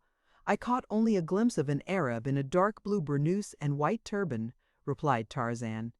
"Is it he you mean?" "Yes." "I suspected him because he seems a stranger here without other business than following us, which is not the way of the Arab who is honest, and also because he keeps the lower part of his face hidden, only his eyes showing. He must be a bad man, or he would have honest business of his own to occupy his time." "He is on the wrong scent then, Abdul," replied Tarzan, "for no one here can have any grievance against me. This is my first visit to your country, and none knows me. He will soon discover his error and cease to follow us." "Unless he be bent on robbery," returned Abdul. "Then all we can do is wait until he is ready to try his hand upon us," laughed Tarzan, "and I warrant that he will get his belly full of robbing now that we are prepared for him," and so he dismissed the subject from his mind, though he was destined to recall it before many hours through a most unlooked-for occurrence. Kadur ben Saidin, having dined well, prepared to take leave of his host. With dignified protestations of friendship, he invited Tarzan to visit him in his wild domain, where the antelope, the stag, the boar, the panther, and the lion might still be found in sufficient numbers to tempt an ardent huntsman. On his departure the ape-man, with Abdul, wandered again into the streets of Sidi Aissa, where he was soon attracted by the wild din of sound coming from the open doorway of one of the numerous cafes Moors. It was after 8, and the dancing was in full swing as Tarzan entered. The room was filled to repletion with Arabs. All were smoking and drinking their thick hot coffee. Tarzan and Abdul found seats near the center of the room, though the terrific noise produced by the musicians upon their Arab drums and pipes would have rendered a seat farther from them more acceptable to the quiet, loving ape-man. A rather good-looking Yule Nail was dancing, and, perceiving Tarzan's European clothes and scenting a generous gratuity, she threw her silken handkerchief upon his shoulder to be rewarded with a franc. When her place upon the floor had been taken by another, the bright-eyed Abdul saw her in conversation with 2 Arabs at the far side of the room, near a side door that led upon an inner court, around the gallery of which were the rooms occupied by the girls who danced in this cafe. At first he thought nothing of the matter, but presently he noticed from the corner of his eye one of the men nod in their direction, and the girl turn and shoot a furtive glance at Tarzan. Then the Arabs melted through the doorway into the darkness of the court. When it came again the girl's turn to dance, she hovered close to Tarzan, and for the ape-man alone were her sweetest smiles. Many an ugly scowl was cast upon the tall European by swarthy, dark-eyed sons of the desert, but neither smiles nor scowls produced any outwardly visible effect upon him. Again the girl cast her handkerchief upon his shoulder, and again was she rewarded with a franc piece. As she was sticking it upon her forehead, after the custom of her kind, she bent low toward Tarzan, whispering a quick word in his ear. "There are 2 without in the court," she said quickly in broken French. "Who would harm us mieux? At first I promised to lure you to them, but you have been kind and I cannot do it. Go quickly, before they find that I have failed them. I think that they are very bad men." Tarzan thanked the girl, assuring her that he would be careful, and, having finished her dance, she crossed to the little doorway and went out into the court. But Tarzan did not leave the cafe as she had urged. For another half-hour nothing unusual occurred. Then a surly-looking Arab entered the cafe from the street. He stood near Tarzan, where he deliberately made insulting remarks about the European. But as they were in his native tongue, Tarzan was entirely innocent of their purport until Abdul took it upon himself to enlighten him. "This fellow is looking for trouble," warned Abdul. "He is not alone. In fact, in case of a disturbance, nearly every man here would be against you. It would be better to leave quietly, master." "Ask the fellow what he wants," commanded Tarzan. "He says that the dog of a Christian insulted the Yule Nail, who belongs to him. He means trouble, monsieur. Tell him that I did not insult his or any other old nail, that I wish him to go away and leave me alone, that I have no quarrel with him, nor has he any with me." "He says," replied Abdul, after delivering this message to the Arab, "that besides being a dog yourself, that you are the son of one, and that your grandmother was a hyena. Incidentally, you are a liar." The attention of those nearby had now been attracted by the altercation, and the sneering laughs that followed this torrent of invective easily indicated the trend of the sympathies of the majority of the audience. Tarzan did not like being laughed at, neither did he relish the terms applied to him by the Arab, but he showed no sign of anger as he arose from his seat upon the bench. A half-smile played about his lips, but of a sudden a mighty fist shot into the face of the scowling Arab, and back of it were the terrible muscles of the ape-man. At the instant that the man fell, a half-dozen fierce plainsmen sprang into the room from where they had apparently been waiting for their cue in the street before the cafe. With cries of "Kill the unbeliever" and "Down with the dog of a Christian," they made straight for Tarzan. A number of the younger Arabs in the audience sprang to their feet to join in the assault upon the unarmed white man. Tarzan and Abdul were rushed back toward the end of the room by the very force of numbers opposing them. The young Arab remained loyal to his master, and with drawn knife fought at his side, With tremendous blows, the ape-man felled all who came within reach of his powerful hands. He fought quietly and without a word, upon his lips the same half-smile they had worn as he rose to strike down the man who had insulted him. It seemed impossible that either he or Abdul could survive the sea of wicked-looking swords and knives that surrounded them. But the very numbers of their assailants proved the best bulwark of their safety. So closely packed was the howling, cursing mob that no weapon could be wielded to advantage, and none of the Arabs dare use a firearm for fear of wounding one of his compatriots. Finally, Tarzan succeeded in seizing one of the most persistent of his attackers. With a quick wrench, he disarmed the fellow and then, holding him before them as a shield, he backed slowly beside Abdul toward the little door which led into the inner courtyard. At the threshold he paused for an instant and, lifting the struggling Arab above his head, hurled him, as though from a catapult, full in the faces of his on-pressing fellows. Then Tarzan and Abdul stepped into the semi-darkness of the court. The frightened oiled nails were crouching at the tops of the stairs which led to their respective rooms, the only light in the courtyard coming from the sickly candles which each girl had stuck with its own grease to the woodwork of her doorframe, the better to display her charms to those who might happen to traverse the dark enclosure. Scarcely had Tarzan and Abdul emerged from the room ere a revolver spoke close at their backs from the shadows beneath one of the stairways, and as they turned to meet this new antagonist, two muffled figures sprang toward them, firing as they came. Tarzan leaped to meet these two new assailants. The foremost lay, a second later, in the trampled dirt of the court, disarmed and groaning from a broken wrist. Abdul's knife found the vitals of the second in the instant that the fellow's revolver missed fire as he held it to the faithful Arab's forehead. The maddened horde within the cafe were now rushing out in pursuit of their quarry. The oiled nails had extinguished their candles at a cry from one of their number, and the only light within the yard came feebly from the open and half-blocked door of the cafe.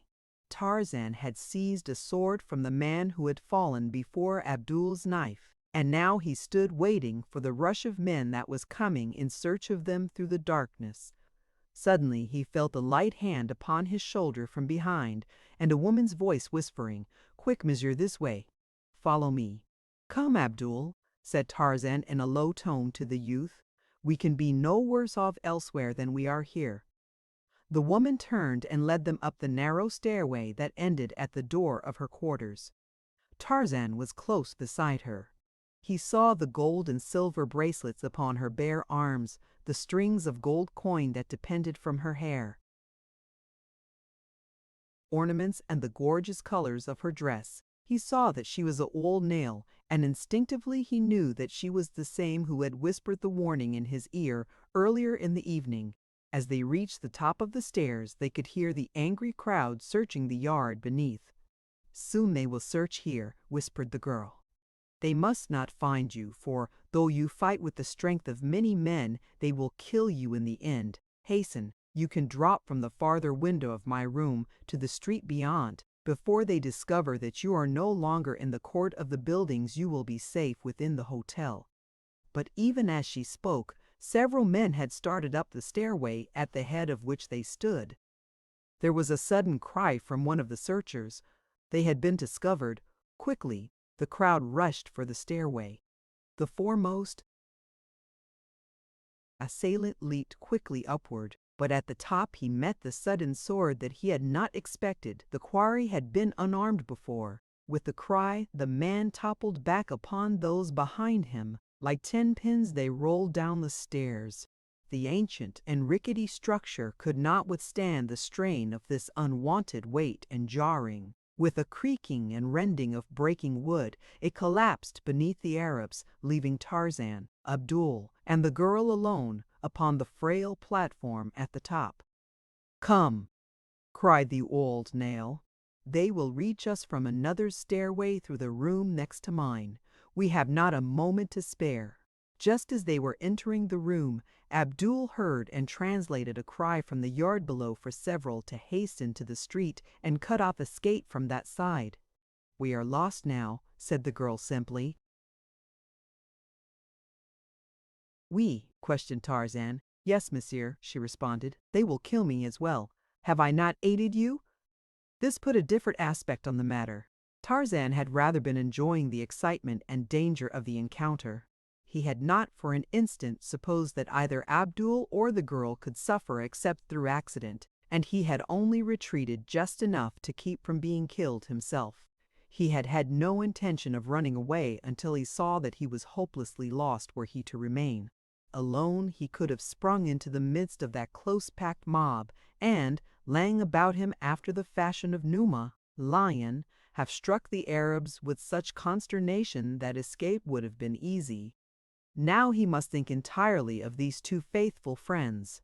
He crossed to the window which overlooked the street. In a minute there would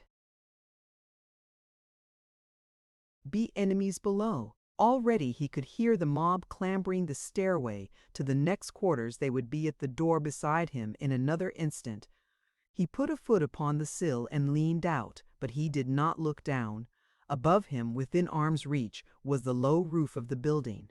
He called to the girl. She came and stood beside him. He put a great arm about her and lifted her across his shoulder. "Wait here until I reach down for you from above," he said to Abdul. "In the meantime, shove everything in the room against that door. It may delay them long enough." Then he stepped to the sill of the narrow window with the girl upon his shoulders. "Hold tight," he cautioned her. A moment later he had clambered to the roof above with the ease and dexterity of an ape. Setting the girl down, he leaned far over the roof's edge, calling softly to Abdul. The youth ran to the window. "Your hand," whispered Tarzan. The men in the room beyond were battering at the door. With a sudden crash it fell splintering in, and at the same instant Abdul felt himself lifted like a feather onto the roof above. They were not a moment too soon, for as the men broke into the room which they had just quitted, a dozen more rounded the corner in the street below and came running to a spot beneath the girl's window. Chapter 8. The Fight in the Desert. As the three squatted upon the roof above the quarters of the old nails, they heard the angry cursing of the Arabs in the room beneath. Abdul translated from time to time to Tarzan. "They are berating those in the street below now," said Abdul, "for permitting us to escape so easily. Those in the street say that we did not come that way, that we are still within the building, and that those above, being too cowardly to attack us, are attempting to deceive them into believing that we have escaped. In a moment they will have fighting of their own to attend to if they continue their brawling." Presently those in the building gave up the search and returned to the cafe. A few remained in the street below, smoking and talking. Tarzan spoke to the girl, thanking her for the sacrifice she had made for him, a total stranger. "I liked you," she said simply.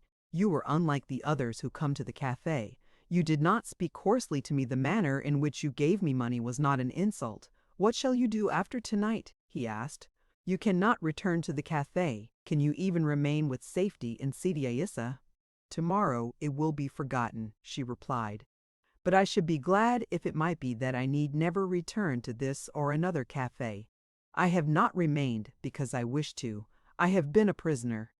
"A prisoner?" ejaculated Tarzan incredulously. "A slave would be the better word," she answered. "I was stolen in the night from my father's douar by a band of marauders. They brought me here and sold me to the Arab who keeps this cafe. It has been nearly 2 years now since I saw the last of mine own people. They are very far to the south. They never come to Sidi Aissa." "You would like to return to your people?" asked Tarzan.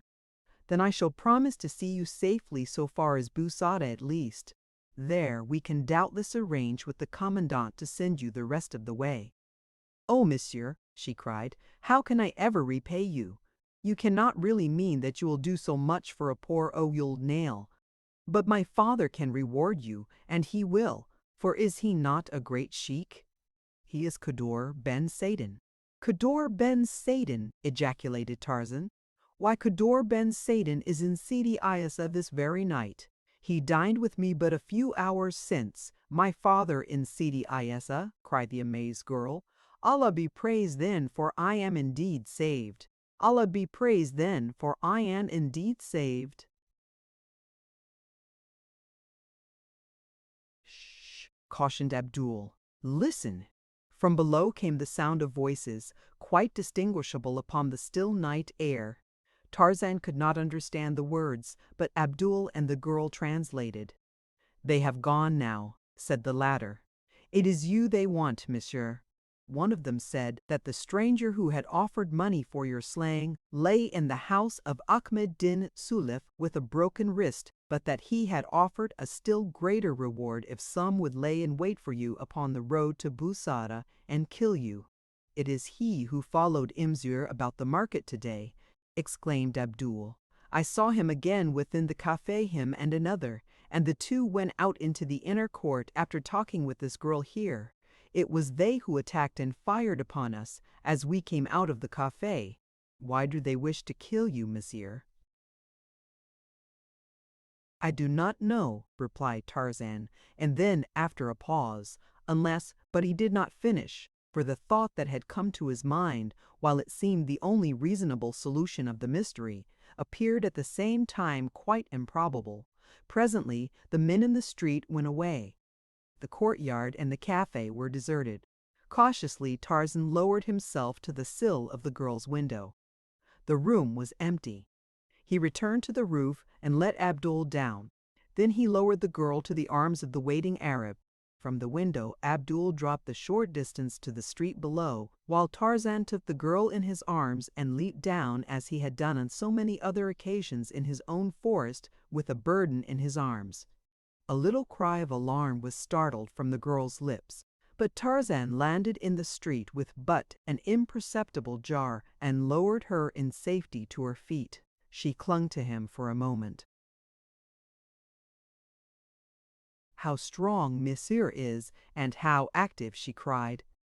Theladria, the black lion, himself is not more so. I should like to meet this Eladria of yours, he said. I have heard much about him. And you come to the douar of my father, you shall see him, said the girl. He lives in a spur of the mountains north of us, and comes down from his lair at night to rob my father's douar. With a single blow of his mighty paw, he crushes the skull of a bull, and woe betide the belated wayfarer who meets El Adria abroad at night. Without further mishap, they reached the hotel. The sleepy landlord objected strenuously to instituting a search for Kador Ben Sadin until the following morning, but a piece of gold put a different aspect on the matter, so that a few moments later a servant had started to make the rounds of the lesser native hostelries, where it might be expected that a desert sheik would find congenial associations.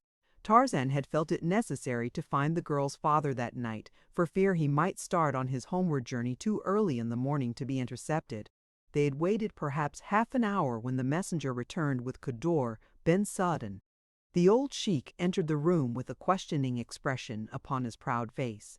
Monsieur has done me the honor to, he commenced, and then his eyes fell upon the girl.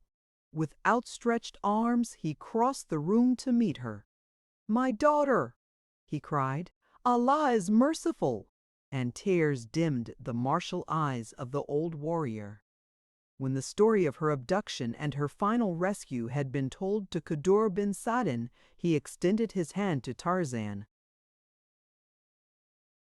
"All that is Kador Ben Sadin's is thine, my friend, even to his life," he said very simply, but Tarzan knew that those were no idle words. It was decided that although 3 of them would have to ride after practically no sleep, it would be best to make an early start in the morning and attempt to ride all the way to Busada in one day. It would have been comparatively easy for the men, but for the girl it was sure to be a fatiguing journey. She, however, was the most anxious to undertake it, for it seemed to her that she could not quickly enough reach the family and friends from whom she had been separated for 2 years. It seemed to Tarzan that he had not closed his eyes before he was awakened, and in another hour the party was on its way south toward Busada. For a few miles the road was good, and they made rapid progress, but suddenly it became only a waste of sand, into which the horses sank fetlock deep at nearly every step. In addition to Tarzan, Abdul, the sheik, and his daughter were 4 of the wild plainsmen of the sheik's tribe who had accompanied him upon the trip to Sidi Aissa.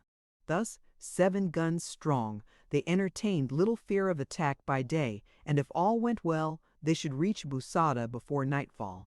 A brisk wind enveloped them in the blowing sand of the desert until Tarzan's lips were parched and cracked. What little he could see of the surrounding country was far from alluring. A vast expanse of rough country, rolling in little barren hillocks and tufted here and there with clumps of dreary shrub. Far to the south rose the dim lines of the Saharan Atlas Range. How different, thought Tarzan, from the gorgeous Africa of his boyhood. Abdul, always on the alert, looked backward quite as often as he did ahead. At the top of each hillock that they mounted, he would draw in his horse and, turning, scan the country to the rear with utmost care. At last his scrutiny was rewarded. "Look!" he cried. "There are 6 horsemen behind us." "Your friends of last evening, no doubt, monsieur," remarked Kador Ben Saden dryly to Tarzan. "No doubt," replied the ape-man. "I am sorry that my society should endanger the safety of your journey. At the next village I shall remain and question these gentlemen while you ride on. There is no necessity for my being at Busada tonight, and less still, why you should not ride in peace." "If you stop, we shall stop," said Kador Ben Saden. "Until you are safe with your friends, or the enemy has left your trail, we shall remain with you. There is nothing more to say." Tarzan nodded his head. He was a man of few words, and possibly it was for this reason as much as any that Kador Ben Saden had taken to him, for if there be one thing that an Arab despises it is a talkative man. All the balance of the day Abdul caught glimpses of the horsemen in their rear. They remained always at about the same distance. During the occasional halts for rest, and at the longer halt at noon, they approached no closer. "They are waiting for darkness," said Kador Ben Saden, and darkness came before they reached Busada. The last glimpse that Abdul had of the grim, white-robed figures that trailed them, just before dusk, made it impossible to distinguish them, had made it apparent that they were rapidly closing up the distance that intervened between them and their intended quarry. He whispered this fact to Tarzan, for he did not wish to alarm the girl. The ape-man drew back beside him.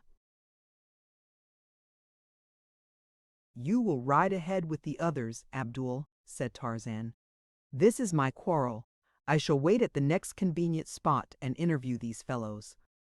"Then Abdul shall wait at thy side," replied the young Arab, nor would any threats or commands move him from his decision. "Very well, then," replied Tarzan. "Here is as good a place as we could wish. Here are rocks at the top of this hillock. We shall remain hidden here and give an account of ourselves to these gentlemen when they appear." They drew in their horses and dismounted. The others riding ahead were already out of sight in the darkness. Beyond them shone the lights of Busada. Tarzan removed his rifle from its boot and loosened his revolver in its holster. He ordered Abdul to withdraw behind the rocks with the horses, so that they should be shielded from the enemy's bullets should they fire. The young Arab pretended to do as he was bid, but when he had fastened the 2 animals securely to a low shrub, he crept back to lie on his belly a few paces behind Tarzan. The ape-man stood erect in the middle of the road, waiting, nor did he have long to wait.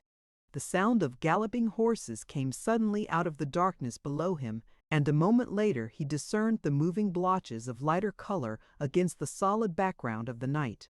"Halt!" he cried, "or we fire!" The white figures came to a sudden stop, and for a moment there was silence.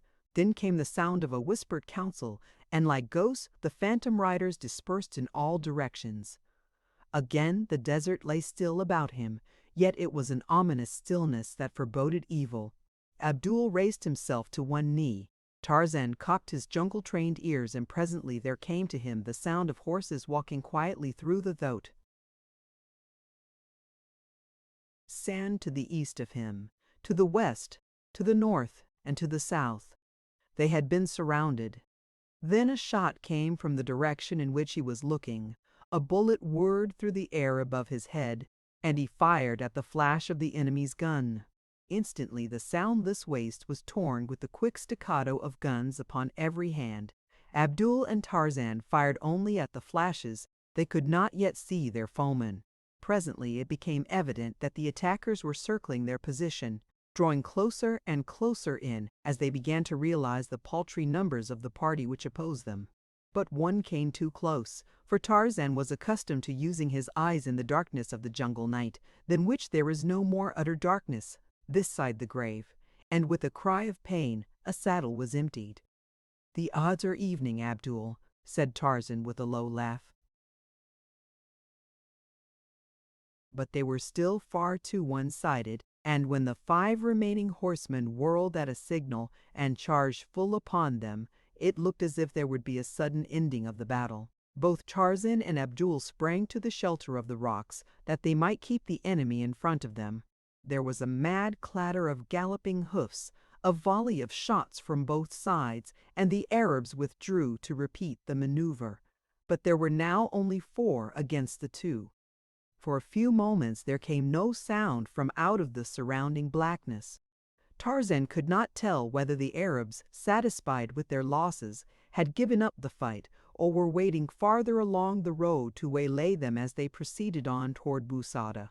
But he was not left long in doubt, for now, all from one direction came the sound of a new charge. But scarcely had the first gun spoken, ere a dozen shots rang out behind the Arabs. There came the wild shouts of a new party to the controversy, and the pounding of the feet of many horses from down the road to Busada.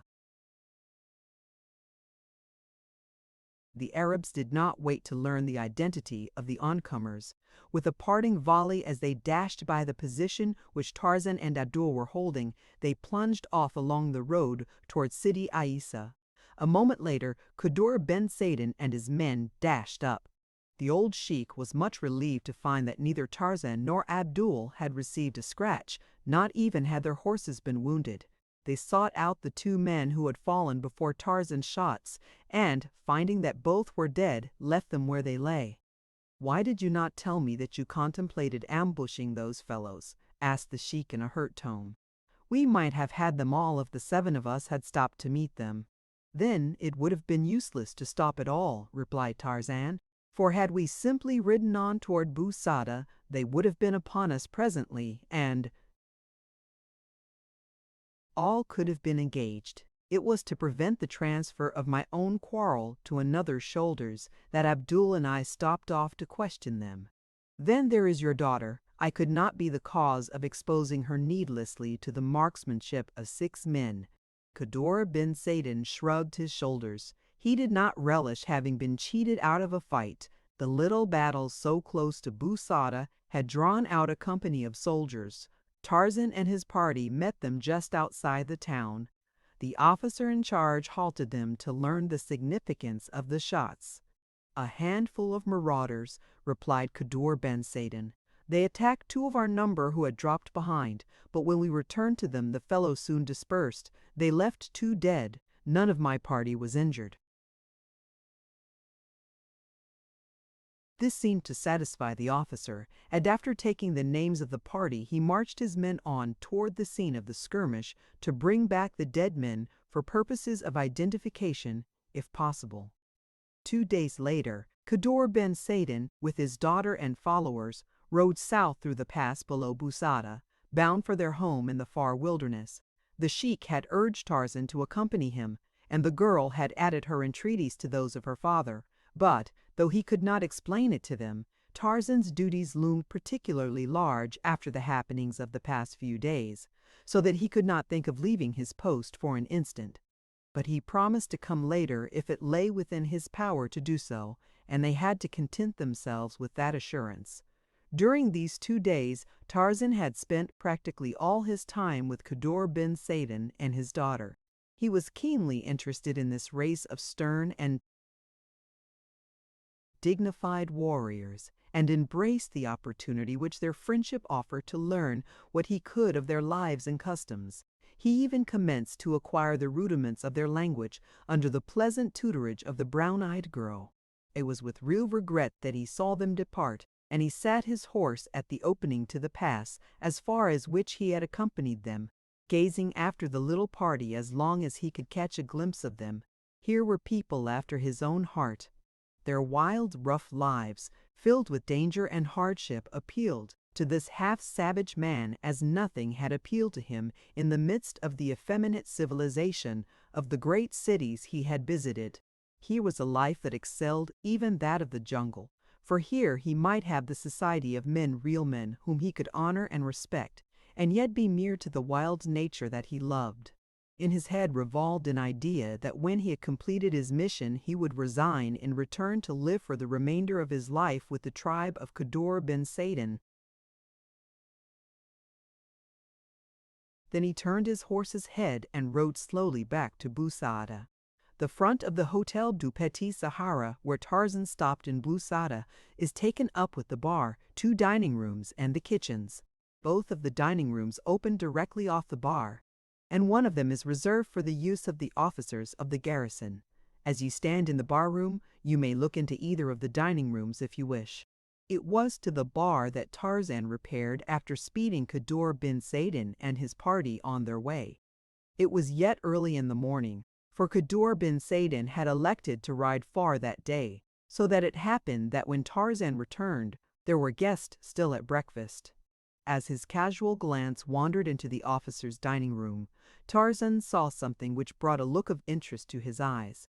Lieutenant Gernois was sitting there, and as Tarzan looked, a white-robed Arab approached and, bending, whispered a few words into the lieutenant's ear. Then he passed on out of the building through another door. In itself the thing was nothing, but as the man had stooped to speak to the officer, Tarzan had caught sight of something which the accidental parting of the man's burnous had revealed. He carried his left arm in a sling. Chapter 9. Numa el-Adria. On the same day that Khadr ben Saidan rode south, the diligence from the north brought Tarzan a letter from Darnot which had been forwarded from Sidi Bel Abbes.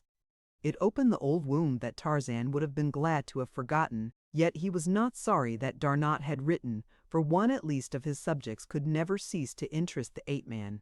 Here is the letter. My dear giant, since last I wrote you, I have been across to London on a matter of business. I was there but 3 days. The very first day I came upon an old friend of yours quite unexpectedly in Henrietta Street. Now, you never in the world would guess whom. None other than Mr. Samuel T. Philander. But it is true. I can see your look of incredulity. Nor is this all. He insisted that I return to the hotel with him, and there I found the others, Professor Archimedes Q. Porter, Miss Porter, and that enormous black woman, Miss Porter's maid, Esmeralda, you will recall. While I was there, Clayton came in. They are to be married soon, or rather sooner, for I rather suspect that we shall receive announcements almost any day. On account of his father's death, it is to be a very quiet affair, only blood relatives. While I was alone with Mr. Philander, the old fellow became rather confidential, said Miss Porter had already postponed the wedding on 3 different occasions. He confided that it appeared to him that she was not particularly anxious to marry Clayton at all, but this time it seems that it is quite likely to go through. Of course they all asked after you, but I respected your wishes in the matter of your true origin, and only spoke to them of your present affairs. Miss Porter was especially interested in everything I had to say about you, and asked many questions. I am afraid I took a rather unchivalrous delight in picturing your desire and resolve to go back eventually to your native jungle. I was sorry afterward, for it did seem to cause her real anguish to contemplate the awful dangers to which you wished to return. And yet, she said, I do not know. There are more unhappy fates than the grim and terrible jungle presence to Monsieur Tarzan. At least his conscience will be free from remorse. And there are moments of quiet and restfulness by day and vistas of exquisite beauty. You may find it strange that I should say it, who experienced such terrifying experiences in that frightful forest. Yet at times I long to return, for I cannot but feel that the happiest moments of my life were spent there.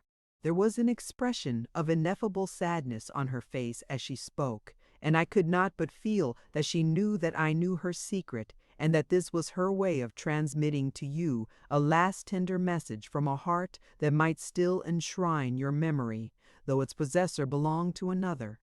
Clayton appeared nervous and ill at ease while you were the subject of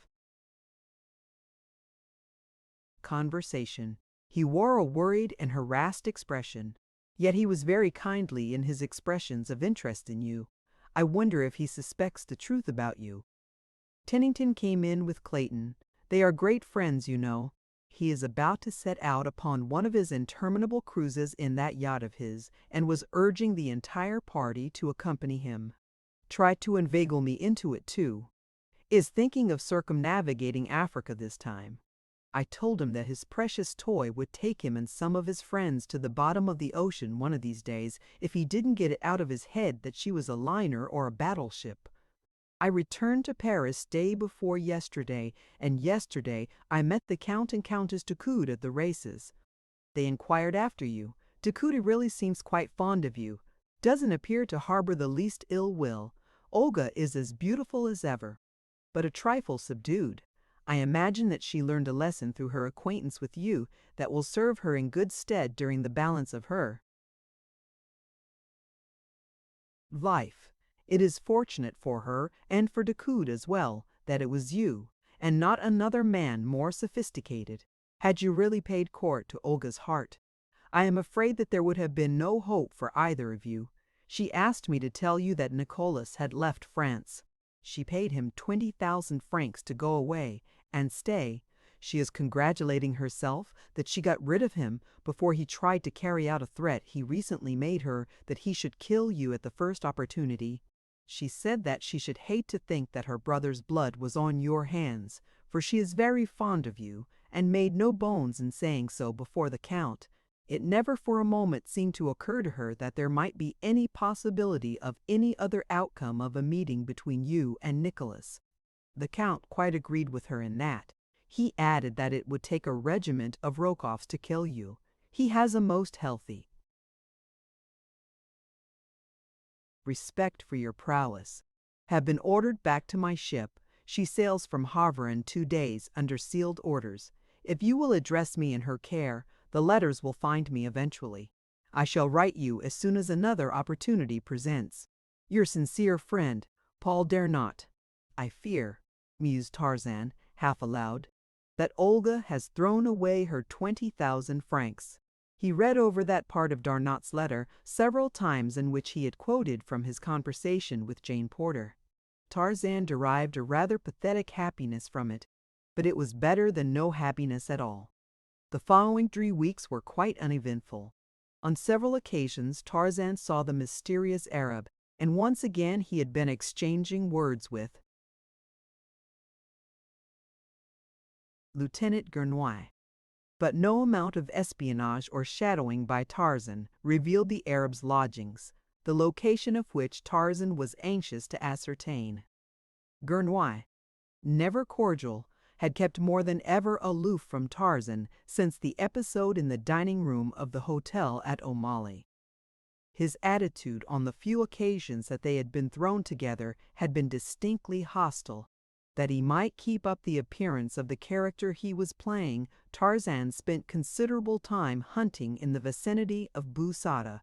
He would spend entire days in the foothills, ostensibly searching for gazelle, but on the few occasions that he came close enough to any of the beautiful little animals to harm them, he invariably allowed them to escape without so much as taking his rifle from its boot. The ape-man could see no sport in slaughtering the most harmless and defenseless of God's creatures for the mere pleasure of killing. In fact, Tarzan had never killed for pleasure, nor to him was there pleasure in killing. It was the joy of righteous battle, that he loved the ecstasy of victory, and the keen and successful hunt for food in which he pitted his skill and craftiness against the skill and craftiness of another. But to come out of a town filled with food to shoot down a soft-eyed, pretty gazelle, that was crueler than the deliberate and cold-blooded murder of a fellow man. Tarzan would have none of it, and so he hunted alone that none might discover the sham that he was practicing. And once, probably because of the fact that he rode alone, he was like to have lost his life. He was riding slowly through a little ravine when a shot sounded close behind him and a bullet passed through the cork helmet he wore. Although he turned at once and galloped rapidly to the top of the ravine, there was no sign of any enemy, nor did he see aught of another human being until he reached Bou Saada. Yes, he soliloquized in recalling the occurrence, Olga has indeed thrown away her 20,000 francs. That night he was Captain Gerard's guest at a little dinner. Your hunting has not been very fortunate, questioned the officer. No, replied Tarzan. The game hereabout is timid, nor do I care particularly about hunting game birds or antelope. I think I shall move on farther south and have a try at some of your Algerian lions. Good, exclaimed the captain. We are marching toward Jolfa on the morrow. You shall have company that far at least. Lieutenant Gurnoy and I, with 100 men, are ordered south to patrol a district in which the marauders are giving considerable trouble. Possibly we may have the pleasure of hunting the lion together. What say you? Tarzan was more than pleased, nor did he hesitate to say so, but the captain would have been astonished had he known the real reason of Tarzan's pleasure. Gurnoy was sitting opposite the ape man. He did not seem so pleased with his captain's invitation. You will find lion hunting more exciting than gazelle shooting, remarked Captain Gerard, and more dangerous. Even gazelle shooting has its dangers, replied Tarzan, especially when one goes alone. I found it so today. I also found that while the gazelle is the most timid of animals, it is not the most cowardly. He let his glance rest only casually upon Gurnoy after he had spoken, for he did not wish the man to know that he was under suspicion or surveillance, no matter what he might think. The effect of his remark upon him, however, might tend to prove his connection with, or knowledge of, certain recent happenings. Tarzan saw a dull red creep up from beneath Gurnoy's collar. He was satisfied and quickly changed the subject. When the column rode south from Bou Saada the next morning, there were half a dozen Arabs bringing up the rear. They are not attached to the command, replied Gerard in response to Tarzan's query. They merely accompany us on the road for companionship. Tarzan had learned enough about Arab character since he had been in Algeria to know that this was no real motive, for the Arab is never over fond of the companionship of strangers, and especially of French soldiers. So his suspicions were aroused, and he decided to keep a sharp eye on the little party that trailed behind the column at a distance of about 1/4 of a mile. But they did not come close enough even during the halts to enable him to obtain a close scrutiny of them. He had long been convinced that there were hired assassins on his trail, nor was he in great doubt but that Rokoff was at the bottom of the plot. Whether it was to be revenge for the several occasions in the past that Tarzan had defeated the Russian's purposes and humiliated him, or was in some way connected with his mission in the Gurnoy affair, he could not determine. If the latter, and it seemed probable since the evidence he had had that Gurnoy suspected him, then he had two rather powerful enemies to contend with, for there would be many opportunities in the wilds of Algeria, for which they were bound, to dispatch a suspected enemy quietly and without attracting suspicion. After camping at Jolfa for 2 days, the column moved to the southwest, from whence word had come that the marauders were operating against the tribes whose douars were situated at the foot of the mountains. The little band of Arabs who had accompanied them from Bou Saada had disappeared suddenly the very night that orders had been given to prepare for the morrow's march from Jolfa. Tarzan made casual inquiries among the men, but none could tell him why they had left, or in what direction they had gone. He did not like the looks of it, especially in view of the fact that he had seen Gurnois in conversation with one of them some half hour after Captain Gerard had issued his instructions relative to the new move. Only Gurnois and Tarzan knew the direction of the proposed march. All the soldiers knew was that they were to be prepared to break camp early the next morning. Tarzan wondered if Gurnois could have revealed their destination to the Arabs. Late that afternoon they went into camp at a little oasis in which was the douar of a sheik whose flocks were being stolen and whose herdsmen were being killed. The Arabs came out of their goatskin tents and surrounded the soldiers, asking many questions in the native tongue, for the soldiers were themselves natives. Tarzan, who by this time, with the assistance of Abdul, had picked up quite a smattering of Arab, questioned one of the younger men who had accompanied the sheik while the latter paid his respects to Captain Gerard. No, he had seen no party of 6 horsemen riding from the direction of Jalafa. There were other oases scattered about. Possibly they had been journeying to one of these. Then there were the marauders in the mountains above. They often rode north to Busada in small parties, and even as far as Omale and Buwira. It might indeed have been a few marauders returning to the band from a pleasure trip to one of these cities. Early the next morning, Captain Gerard split his command in two, giving Lieutenant Gurnois command of one party while he headed the other. They were to scour the mountains upon opposite sides of the plain. "And with which detachment will Monsieur Tarzan ride?" asked the captain. "Or maybe it is that Monsieur does not care to hunt marauders." "Oh, I shall be delighted to go," Tarzan hastened to explain. He was wondering what excuse he could make to accompany Gernos. His embarrassment was short-lived and was relieved from a most unexpected source. It was Gernos himself who spoke. "If my captain will forego the pleasure of Monsieur Tarzan's company for this once, I shall esteem it an honor indeed to have Monsieur ride with me today," he said. Nor was his tone lacking in cordiality. In fact, Tarzan imagined that he had overdone it a trifle, but even so, he was both astounded and pleased, hastening to express his delight at the arrangement. And so it was that Lieutenant Gurnois and Tarzan rode off side by side at the head of the little detachment of spies. Gurnois's cordiality was short-lived. No sooner had they ridden out of sight of Captain Gerard and his men than he lapsed once more into his accustomed taciturnity. As they advanced, the ground became rougher. Steadily it ascended toward the mountains, into which they filed through a narrow cañon close to noon, by the side of a little rivulet Gerneuil called the midday halt. Here the men prepared and ate their frugal meal and refilled their canteens. After an hour's rest, they advanced again along the cañon, until they presently came to a little valley from which several rocky gorges diverged. Here they halted, while Gerneuil minutely examined the surrounding heights from the center of the depression. "We shall separate here," he said, several riding into each of these gorges, and then he commenced to detail his various squads and issue instructions to the non-commissioned officers who were to command them. When he had done, he turned to Tarzan. "Monsieur will be so good as to remain here until we return." Tarzan demurred, but the officer cut him short. "There may be fighting for one of these sections," he said, "and troops cannot be embarrassed by civilian non-combatants during action." "But, my dear lieutenant," expostulated Tarzan, "I am most ready and willing to place myself under command of yourself or any of your sergeants or corporals, and to fight in the ranks as they direct. It is what I came for."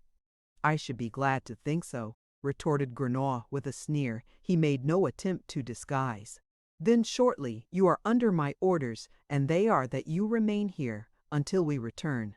Let that end the matter," and he turned and spurred away at the head of his men. A moment later, Tarzan found himself alone in the midst of a desolate mountain fastness. The sun was hot, so he sought the shelter of a nearby tree, where he tethered his horse and sat down upon the ground to smoke. Inwardly he swore at Gurnois for the trick he had played upon him. A mean little revenge, thought Tarzan, and Then suddenly it occurred to him that the man would not be such a fool as to antagonize him through a trivial annoyance of so petty a description. There must be something deeper than this behind it. With the thought he arose and removed his rifle from its boot. He looked to its loads and saw that the magazine was full. Then he inspected his revolver. After this preliminary precaution, he scanned the surrounding heights and the mouths of the several gorges. He was determined that he should not be caught napping. The sun sank lower and lower, yet there was no sign of returning Spahlet. At last the valley was submerged in shadow. Tarzan was too proud to go back to camp until he had given the detachment ample time to return to the valley, which he thought was to have been their rendezvous. With the closing in of night he felt safer from attack, for he was at home in the dark. He knew that none might approach him so cautiously as to elude those alert and sensitive ears of his. Then there were his eyes, too, for he could see well at night, and his nose, if they came toward him from upwind, would apprise him of the approach of an enemy while they were still a great way off. So he felt that he was in little danger, and thus lulled to a sense of security, he fell asleep with his back against the tree. He must have slept for several hours, for when he was suddenly awakened by the frightened snorting and plunging of his horse, the moon was shining full upon the little valley, and there, not 10 paces before him, stood the grim cause of the terror of his mount. Superb, majestic, his graceful tail extended and quivering, and his 2 eyes of fire riveted full upon his prey, stood Numa el Adria, the black lion. A little thrill of joy tingled through Tarzan's nerves. It was like meeting an old friend after years of separation. For a moment he sat rigid to enjoy the magnificent spectacle of this lord of the wilderness. But now Numa was crouching for the spring. Very slowly Tarzan raised his gun to his shoulder. He had never killed a large animal with a gun in all his life. Heretofore he had depended upon his spear, his poisoned arrows, his rope, his knife, or his bare hands. Instinctively he wished that he had his arrows and his knife. He would have felt surer with them. Numa was lying quite flat upon the ground now, presenting only his head. Tarzan would have preferred to fire a little from one side, for he knew what terrific damage the lion could do if he lived 2 minutes, or even a minute after he was hit. The horse stood trembling in terror at Tarzan's back. The ape-man took a cautious step to one side. Numa but followed him with his eyes. Another step he took, and then another. Numa had not moved. Now he could aim at a point between the eye and the ear. His finger tightened upon the trigger, and as he fired, Numa sprang. At the same instant the terrified horse made a last frantic effort to escape. The tether parted, and he went careening down the cañon toward the desert. No ordinary man could have escaped those frightful claws when Numa sprang from so short a distance, but Tarzan was no ordinary man. From earliest childhood, his muscles had been trained by the fierce exigencies of his existence to act with the rapidity of thought. As quick as was Eladria, Tarzan of the Apes was quicker, and so the great beast crashed against a tree where he had expected to feel the soft flesh of man, while Tarzan, a couple of paces to the right, pumped another bullet into him that brought him clawing and roaring to his side. Twice more Tarzan fired in quick succession, and then Eladria lay still and roared no more. It was no longer Monsieur Jean Tarzan. It was Tarzan of the Apes that put a savage foot upon the body of his savage kill, and, raising his face to the full moon, lifted his mighty voice in the weird and terrible challenge of his kind.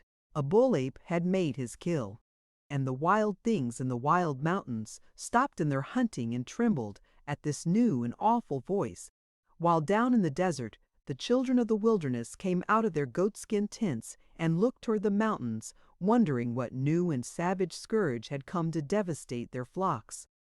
A half-mile from the valley in which Tarzan stood, a score of white-robed figures bearing long, wicked-looking guns halted at the sound and looked at one another with questioning eyes. But presently, as it was not repeated, they took up their silent, stealthy way toward the valley. Tarzan was now confident that Gurnoa had no intention of returning for him, but he could not fathom the object that had prompted the officer to desert him, yet leave him free to return to camp. His horse gone, he decided that it would be foolish to remain longer in the mountains, so he set out toward the desert. He had scarcely entered the confines of the cañon when the first of the white-robed figures emerged into the valley upon the opposite side. For a moment they scanned the little depression from behind sheltering boulders, but when they had satisfied themselves that it was empty, they advanced across it. Beneath the tree at one side, they came upon the body of El Adria. With muttered exclamations, they crowded about it. Then, a moment later, they hurried down the cañon, which Tarzan was threading a brief distance in advance of them. They moved cautiously and in silence, taking advantage of shelter as men do who are stalking man. Chapter 10. Through the Valley of the Shadow. As Tarzan walked down the wild cañon beneath the brilliant African moon, the call of the jungle was strong upon him. The solitude and the savage freedom filled his heart with life and buoyancy. Again he was Tarzan of the Apes, every sense alert against the chance of surprise by some jungle enemy, yet treading lightly and with head erect, in proud consciousness of his might. The nocturnal sounds of the mountains were new to him, yet they fell upon his ears like the soft voice of a half-forgotten love. Many he intuitively sensed. There was one that was familiar indeed, the distant coughing of Sheeta, the leopard. But there was a strange note in the final wail which made him doubt it was a panther he heard. Presently a new sound, a soft, stealthy sound, obtruded itself among the others. No human ears other than the ape-man's would have detected it. At first he did not translate it, but finally he realized that it came from the bare feet of a number of human beings. They were behind him, and they were coming toward him quietly. He was being stalked. In a flash he knew why he had been left in that little valley by Gernous, but there had been a hitch in the arrangements. The men had come too late. Closer and closer came the footsteps. Tarzan halted and faced them, his rifle ready in his hand. Now he caught a fleeting glimpse of a white burnous. He called aloud in French, asking what they would of him. His reply was the flash of a long gun, and with the sound of the shot, Tarzan of the Apes plunged forward upon his face. The Arabs did not rush out immediately. Instead, they waited to be sure that their victim did not rise. Then they came rapidly from their concealment and bent over him. It was soon apparent that he was not dead. One of the men put the muzzle of his gun to the back of Tarzan's head to finish him, but another waved him aside. "If we bring him alive, the reward is to be greater," explained the latter. So they bound his hands and feet, and, picking him up, placed him on the shoulders of 4 of their number. Then the march was resumed toward the desert. When they had come out of the mountains, they turned toward the south, and about daylight came to the spot where their horses stood, in care of 2 of their number. From here on their progress was more rapid. Tarzan, who had regained consciousness, was tied to a spare horse, which they evidently had brought for the purpose. His wound was but a slight scratch, which had furrowed the flesh across his temple. It had stopped bleeding, but the dried and clotted blood smeared his face and clothing. He had said no word since he had fallen into the hands of these Arabs, nor had they addressed him other than to issue a few brief commands to him when the horses had been reached. For 6 hours they rode rapidly across the burning desert, avoiding the oases near which their way led. About noon they came to a douar of about 20 tents. Here they halted, and as one of the Arabs was releasing the alpha grass ropes which bound him to his mount, they were surrounded by a mob of men, women, and children. Many of the tribe, and more especially the women, appeared to take delight in heaping insults upon the prisoner, and some had even gone so far as to throw stones at him and strike him with sticks, when an old sheik appeared and drove them away. "Ali bin Ahmed tells me," he said, that this man sat alone in the mountains and slew El Adria. What the business of the stranger who sent us after him may be, I know not, and what he may do with this man when we turn him over to him, I care not. But the prisoner is a brave man, and while he is in our hands he shall be treated with the respect that be due one who hunts the Lord with the large head alone and by night, and slays him. Tarzan had heard of the respect in which Arabs held a lion killer, and he was not sorry that chance had played into his hands thus favorably to relieve him of the petty tortures of the tribe. Shortly after this he was taken to a goatskin tent upon the upper side of the douar. There he was fed, and then, securely bound, was left lying on a piece of native carpet, alone in the tent. He could see a guard sitting before the door of his frail prison, but when he attempted to force the stout bonds that held him, he realized that any extra precaution on the part of his captors was quite unnecessary. Not even his giant muscles could part those numerous strands. Just before dusk, several men approached the tent where he lay, and entered it. All were in Arab dress, but presently one of the number advanced to Tarzan's side, and as he let the folds of cloth that had hidden the lower half of his face fall away, the ape-man saw the malevolent features of Nikolas Rokoff. There was a nasty smile on the bearded lips. "Ah, Monsieur Tarzan," he said, "this is indeed a pleasure, but why do you not rise and greet your guest?" Then, with an ugly oath, "Get up, you dog," and, drawing back his booted foot, he kicked Tarzan heavily in the side. "And here is another, and another, and another," he continued as he kicked Tarzan about the face and side, "one for each of the injuries you have done me." The ape-man made no reply. He did not even deign to look upon the Russian again after the first glance of recognition. Finally, the sheik, who had been standing a mute and frowning witness of the cowardly attack, intervened. "Stop," he commanded. "Kill him if you will, but I will see no brave man subjected to such indignities in my presence. I have half a mind to turn him loose, that I may see how long you would kick him then."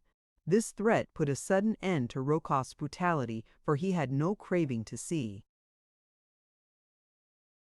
Tarzan loosed from his bonds while he was within reach of those powerful hands. "Very well," he replied to the Arab, "I shall kill him presently." "Not within the precincts of my douar," returned the sheik.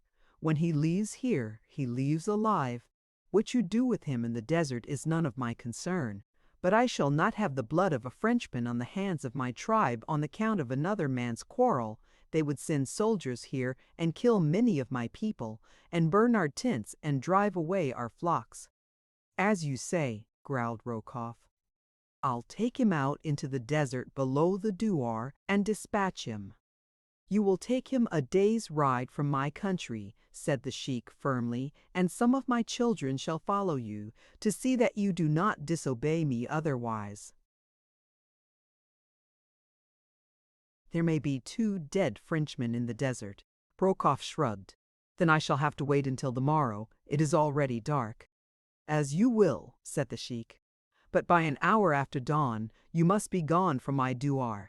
I have little liking for unbelievers, and none at all for a coward."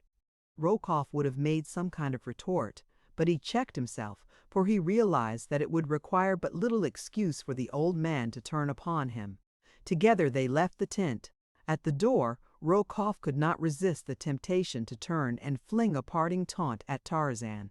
"Sleep well, monsieur," he said, "and do not forget to pray well, for when you die tomorrow it will be in such agony that you will be unable to pray for blaspheming."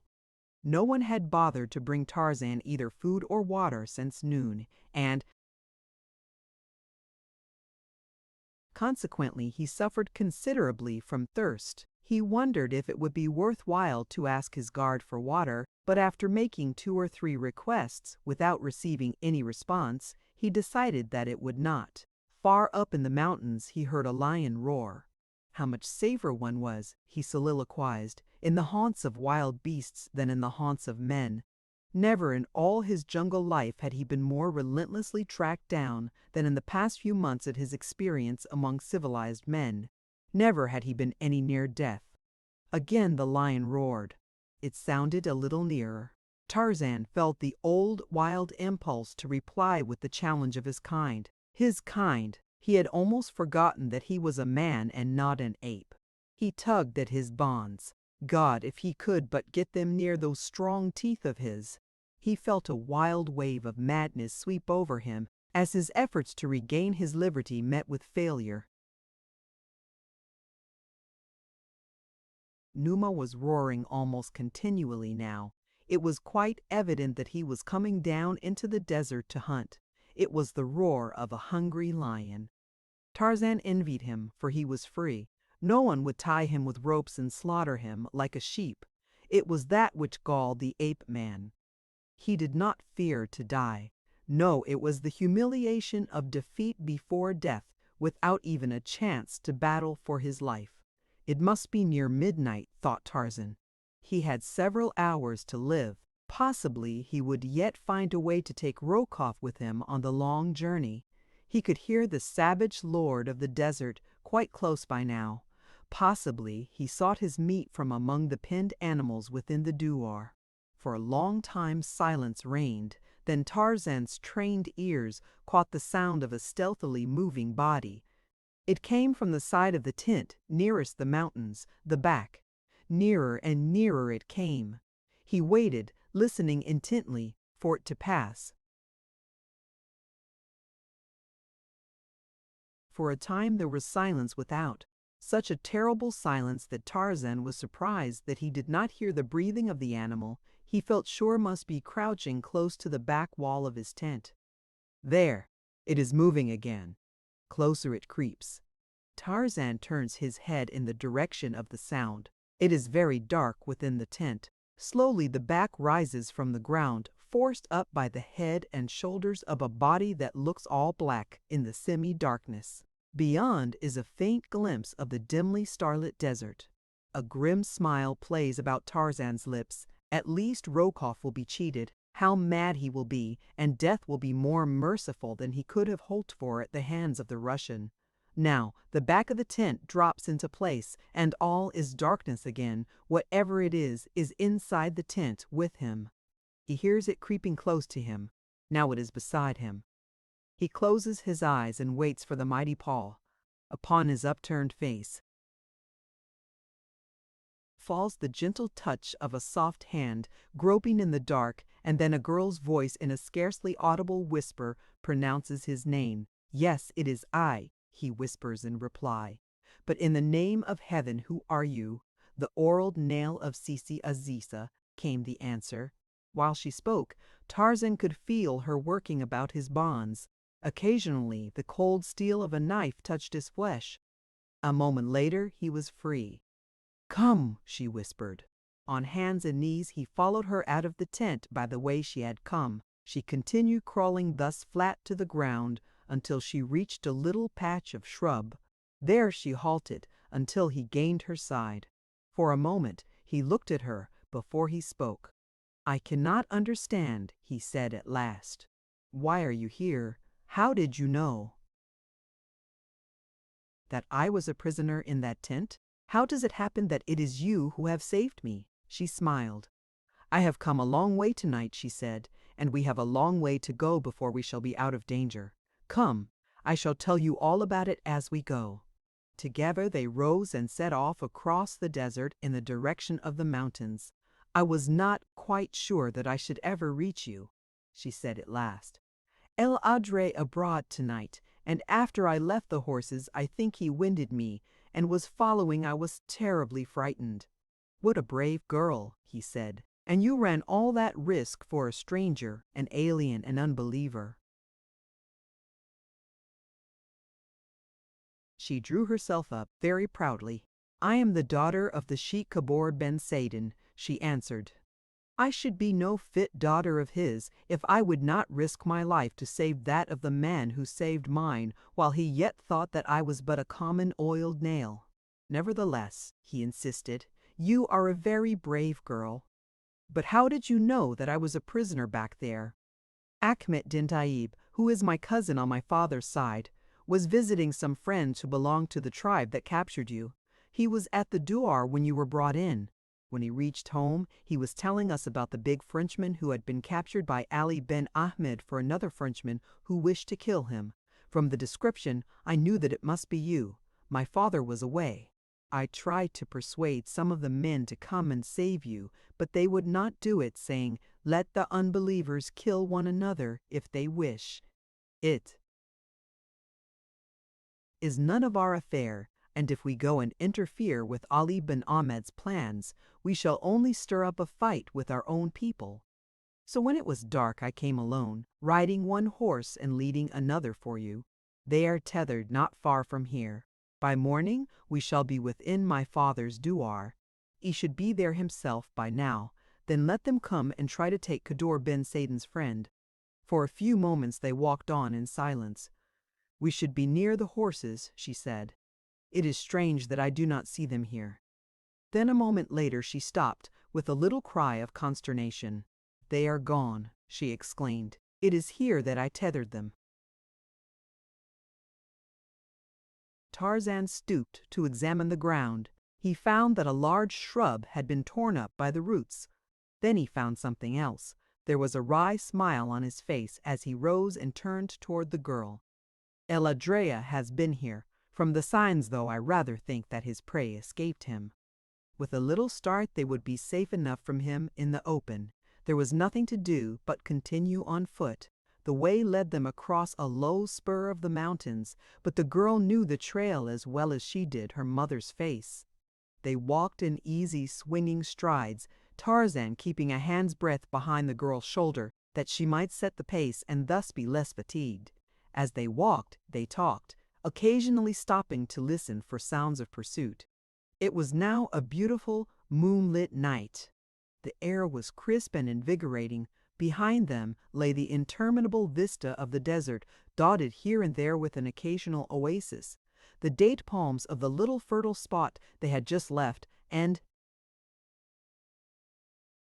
the circle of goatskin tents stood out in sharp relief against the yellow sand, a phantom paradise upon a phantom sea. Before them rose the grim and silent mountains. Tarzan's blood leaped in his veins. This was life. He looked down upon the girl beside him, a daughter of the desert walking across the face of a dead world with the son of the jungle. He smiled at the thought. He wished that he had had a sister and that she had been like this girl. What a bully chum she would have been. They had entered the mountains now and were progressing more slowly, for the trail was steeper and very rocky. For a few minutes they had been silent. The girl was wondering if they would reach her father's douar before the pursuit had overtaken them. Tarzan was wishing that they might walk on thus forever. If the girl were only a man, they might. He longed for a friend who loved the same wild life that he loved. He had learned to crave companionship, but it was his misfortune that most of the men he knew preferred immaculate linen and their clubs to nakedness and the jungle. It was, of course, difficult to understand, yet it was very evident that they did. The two had just turned a projecting rock around which the trail ran when they were brought to a sudden stop. There, before them, directly in the middle of the path, stood Numa, El Ladria, the black lion. His green eyes looked very wicked, and he bared his teeth and lashed his bay-black sides with his angry tail. Then he roared the fearsome, terror-inspiring roar of the hungry lion, which is also angry. "Your knife," said Tarzan to the girl, extending his hand. She slipped the hilt of the weapon into his waiting palm. As his fingers closed upon it, he drew her back and pushed her behind him. "Walk back to the desert as rapidly as you can. If you hear me call you will know that all is well, and you may return." "It is useless," she replied resignedly. "This is the end." "Do as I tell you," he commanded. "Quickly, he is about to charge." The girl dropped back a few paces, where she stood watching for the terrible sight that she knew she should soon witness. The lion was advancing slowly toward Tarzan, his nose to the ground, like a challenging bull, his tail extended now and quivering as though with intense excitement. The ape-man stood, half crouching, the long Arab knife glistening in the moonlight. Behind him, the tense figure of the girl, motionless as a carven statue. She leaned slightly forward, her lips parted, her eyes wide. Her only conscious thought was wonder at the bravery of the man who dared face with a puny knife the lord with the large head. A man of her own blood would have knelt in prayer and gone down beneath those awful fangs without resistance. In either case the result would be the same. It was inevitable, but she could not repress a thrill. Admiration as her eyes rested upon the heroic figure before her. Not a tremor in the whole giant frame. His attitude as menacing and defiant as that of El Adrea himself. The lion was quite close to him now, but a few paces intervened. He crouched, and then, with a deafening roar, he sprang. Chapter 11. John Caldwell, London. As Numa Al Adrea launched himself with widespread paws and bared fangs, he looked to find this puny man as easy prey as the score who had gone down beneath him in the past. To him man was a clumsy, slow-moving, defenseless creature. He had little respect for him. But this time he found that he was pitted against a creature as agile and as quick as himself. When his mighty frame struck the spot where the man had been, he was no longer there. The watching girl was transfixed by astonishment at the ease with which the crouching man eluded the great paws. And now, O Allah! He had rushed in behind El Adrea's shoulder even before the beast could turn, and had grasped him by the mane. The lion reared upon his hind legs like a horse. Tarzan had known that he would do this, and he was ready. A giant arm encircled the black maned throat, and once, twice, a dozen times a sharp blade darted in and out of the bay black side behind the left shoulder. Frantic were the leaps of Numa, awful, his roars of rage and pain. But the giant upon his back could not be dislodged or brought within reach of fangs or talons in the brief interval of life that remained to the lord with the large head. He was quite dead when Tarzan of the Apes released his hold and arose. Then the daughter of the desert witnessed a thing that terrified her even more than had the presence of El Adrea. The man placed a foot upon the carcass of his kill, and, with his handsome face raised toward the full moon, gave voice to the most frightful cry that ever had smote upon her ears. With a little cry of fear, she shrank away from him. She thought that the fearful strain of the encounter had driven him mad. As the last note of that fiendish challenge died out in the diminishing echoes of the distance, the man dropped his eyes until they rested upon the girl. Instantly his face was lighted by the kindly smile that was ample assurance of his sanity, and the girl breathed freely once again, smiling in response. "What manner of man are you?" she asked. "The thing you have done is unheard of. Even now, I cannot believe that it is possible for a lone man armed only with a knife to have fought hand to hand with El Adrea and conquered him, unscathed to have conquered him at all. And that cry, it was not human. Why did you do that?" Tarzan flushed. "It is because I forget," he said, "sometimes that I am a civilized man. When I kill it, must be that I am another creature." He did not try to explain further, for it always seemed to him that a woman must look with loathing upon one who was yet so nearly a beast. Together they continued their journey. The sun was an hour high when they came out into the desert again beyond the mountains. Beside a little rivulet they found the girls' horses grazing. They had come this far on their way home, and with the cause of their fear no longer present, had stopped to feed. With little trouble Tarzan and the girl caught them, and mounting, rode out into the desert toward the douar of Sheikh Kadur bin Sadin. No sign of pursuit developed, and they came in safety about 9 o'clock to their destination. The sheikh had but just returned. He was frantic with grief at the absence of his daughter, whom he thought had been again abducted by the marauders. With 50 men, he was already mounted to go in search of her when the two rode into the douar. His joy at the safe return of his daughter was only equaled by his gratitude to Tarzan for bringing her safely to him through the dangers of the night, and his thankfulness that she had been in time to save the man who had once saved her. No honor that Kador bin Saden could heap upon the ape-man in acknowledgment of his esteem and friendship was neglected.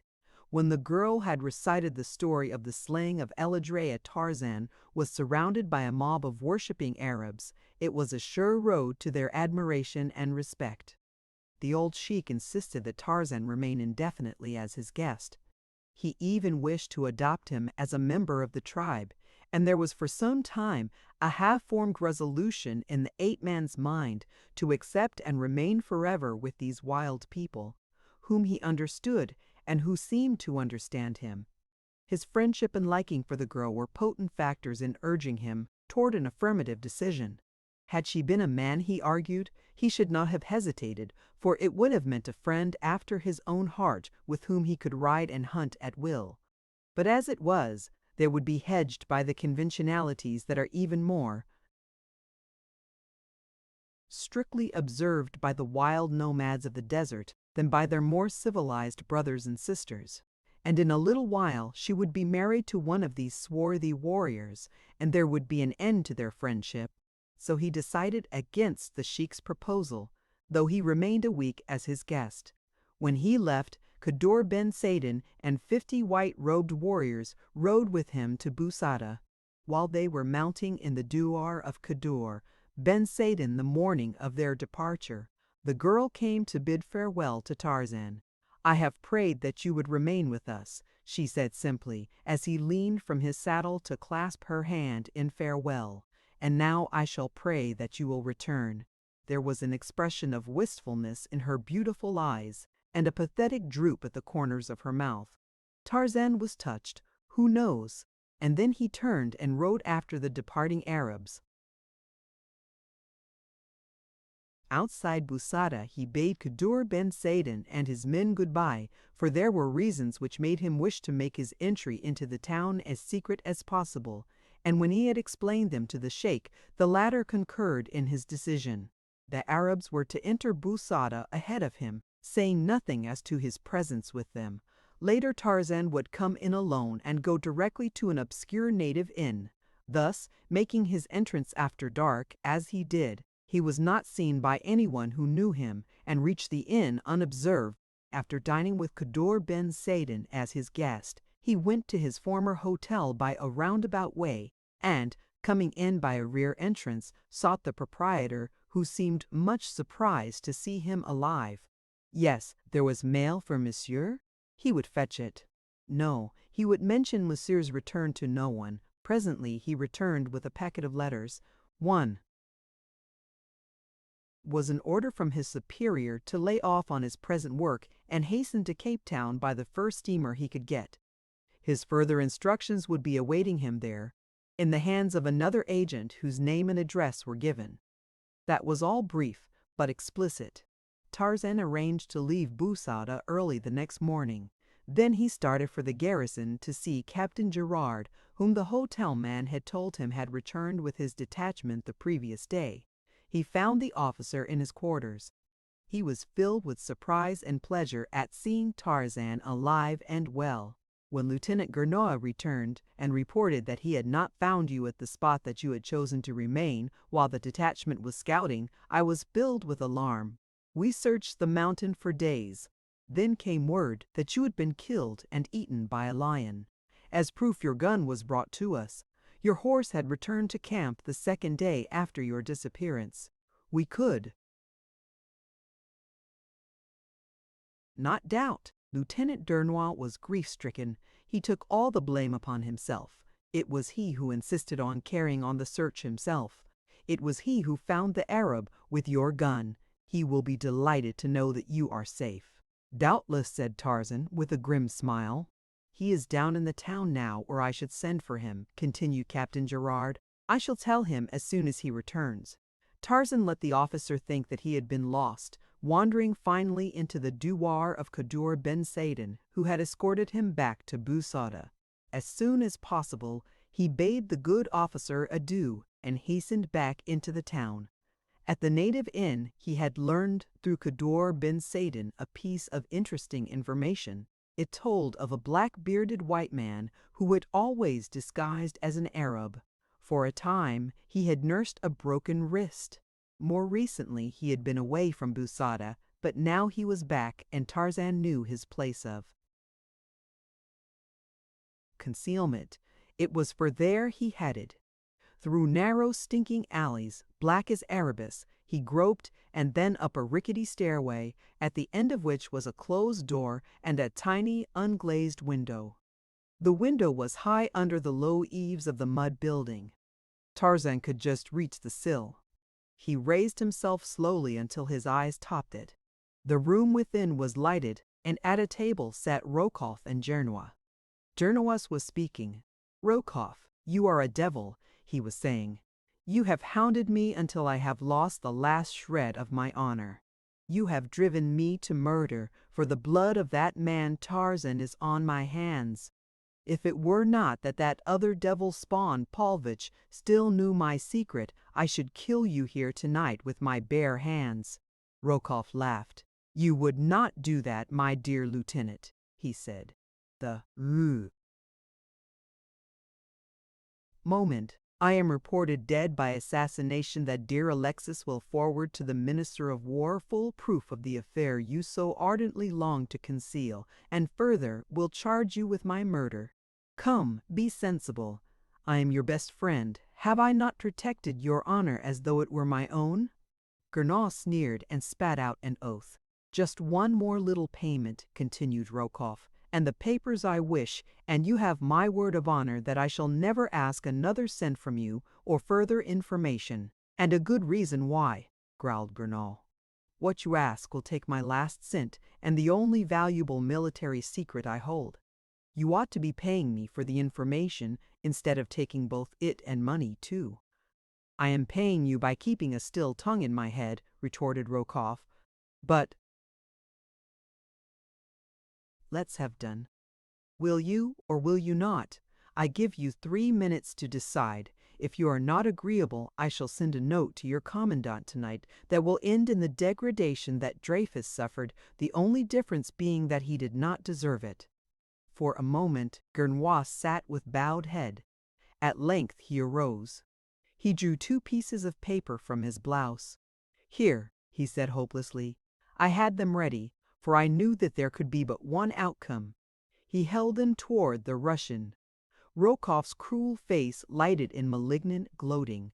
He seized the bits of paper. "You have done well, Gernois," he said. "I shall not trouble you again unless you happen to accumulate some more money or information." And he grinned. "You never shall again, you dog," hissed Gernois. "The next time I shall kill you." I came near doing it tonight. For an hour I sat with these 2 pieces of paper on my table before me ere I came here. Beside them lay my loaded revolver. I was trying to decide which I should bring. Next time the choice shall be easier, for I already have decided. You had a close call tonight, Rokoff. Do not tempt fate a second time." Then Gernois rose to leave. Tarzan barely had time to drop to the landing and shrink back into the shadows on the far side of the door.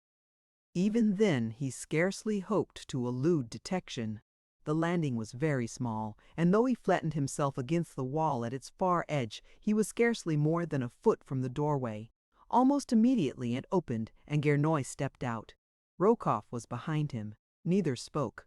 Gernois had taken perhaps 3 steps down the stairway when he halted and half turned, as though to retrace his steps.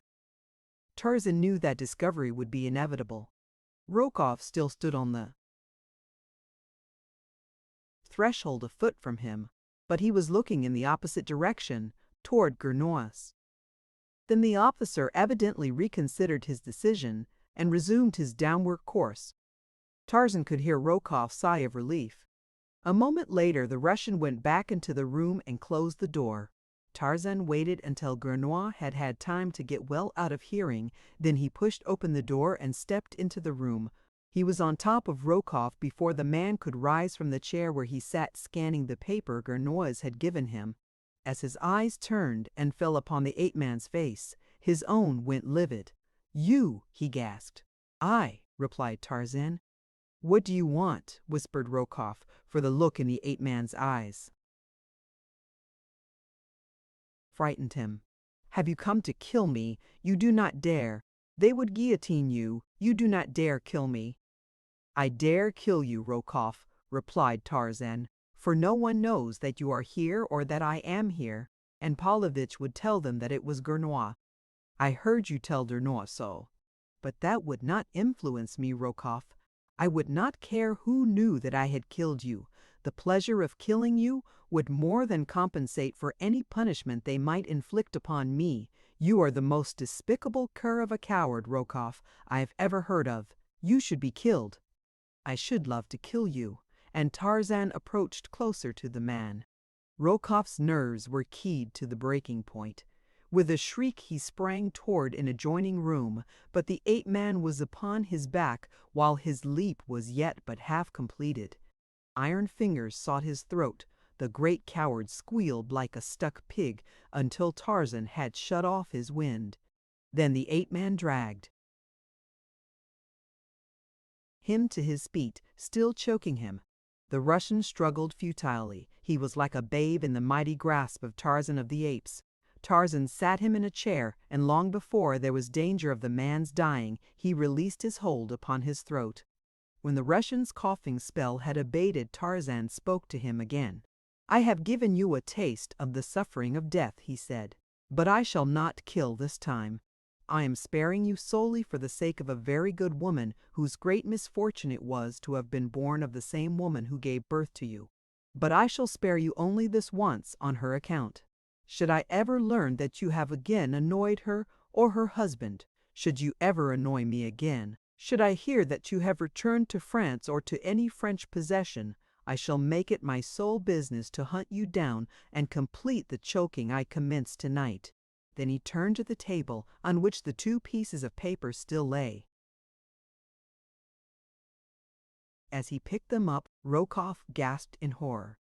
Tarzan examined both the check and the other.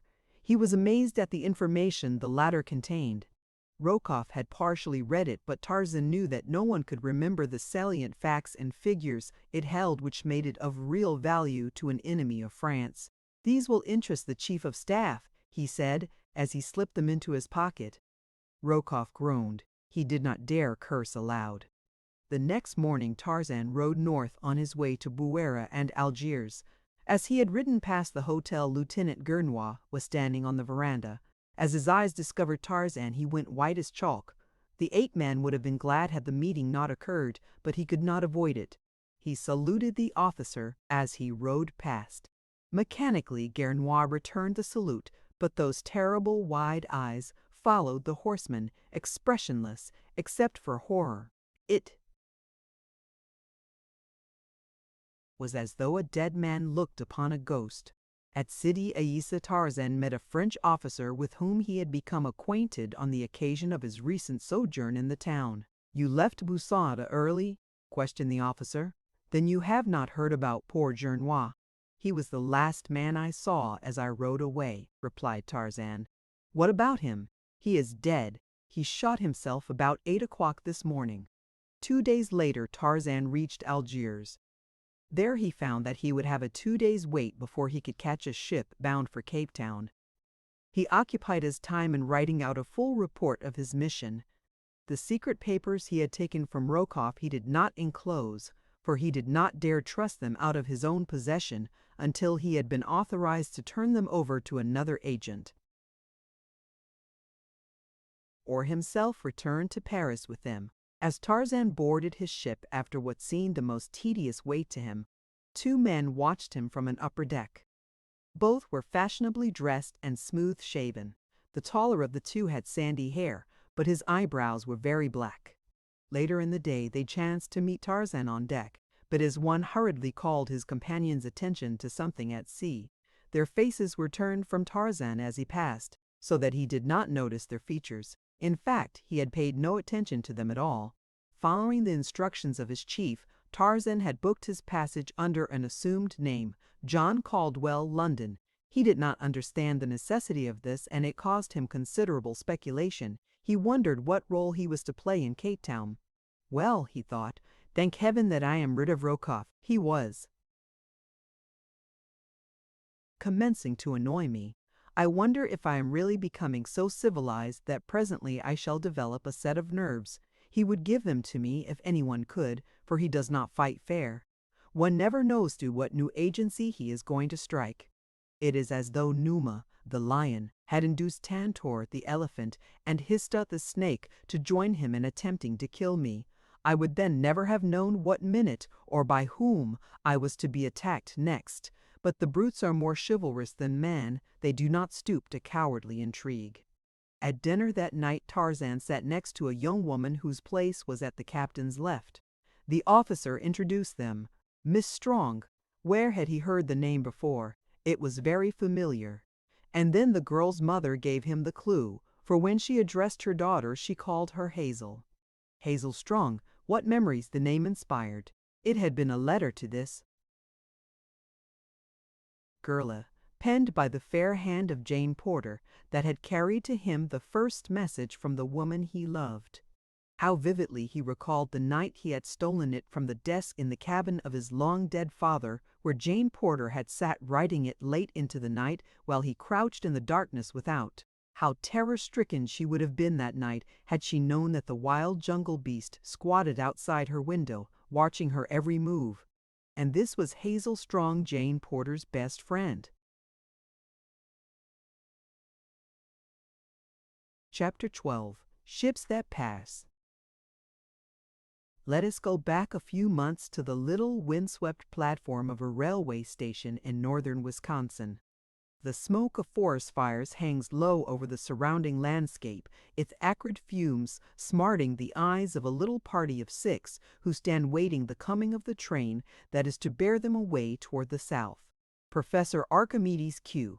Porter, his hands clasped beneath the tails of his long coat, paces back and forth under the ever-watchful eye of his faithful secretary, Mr. Samuel T. Philander.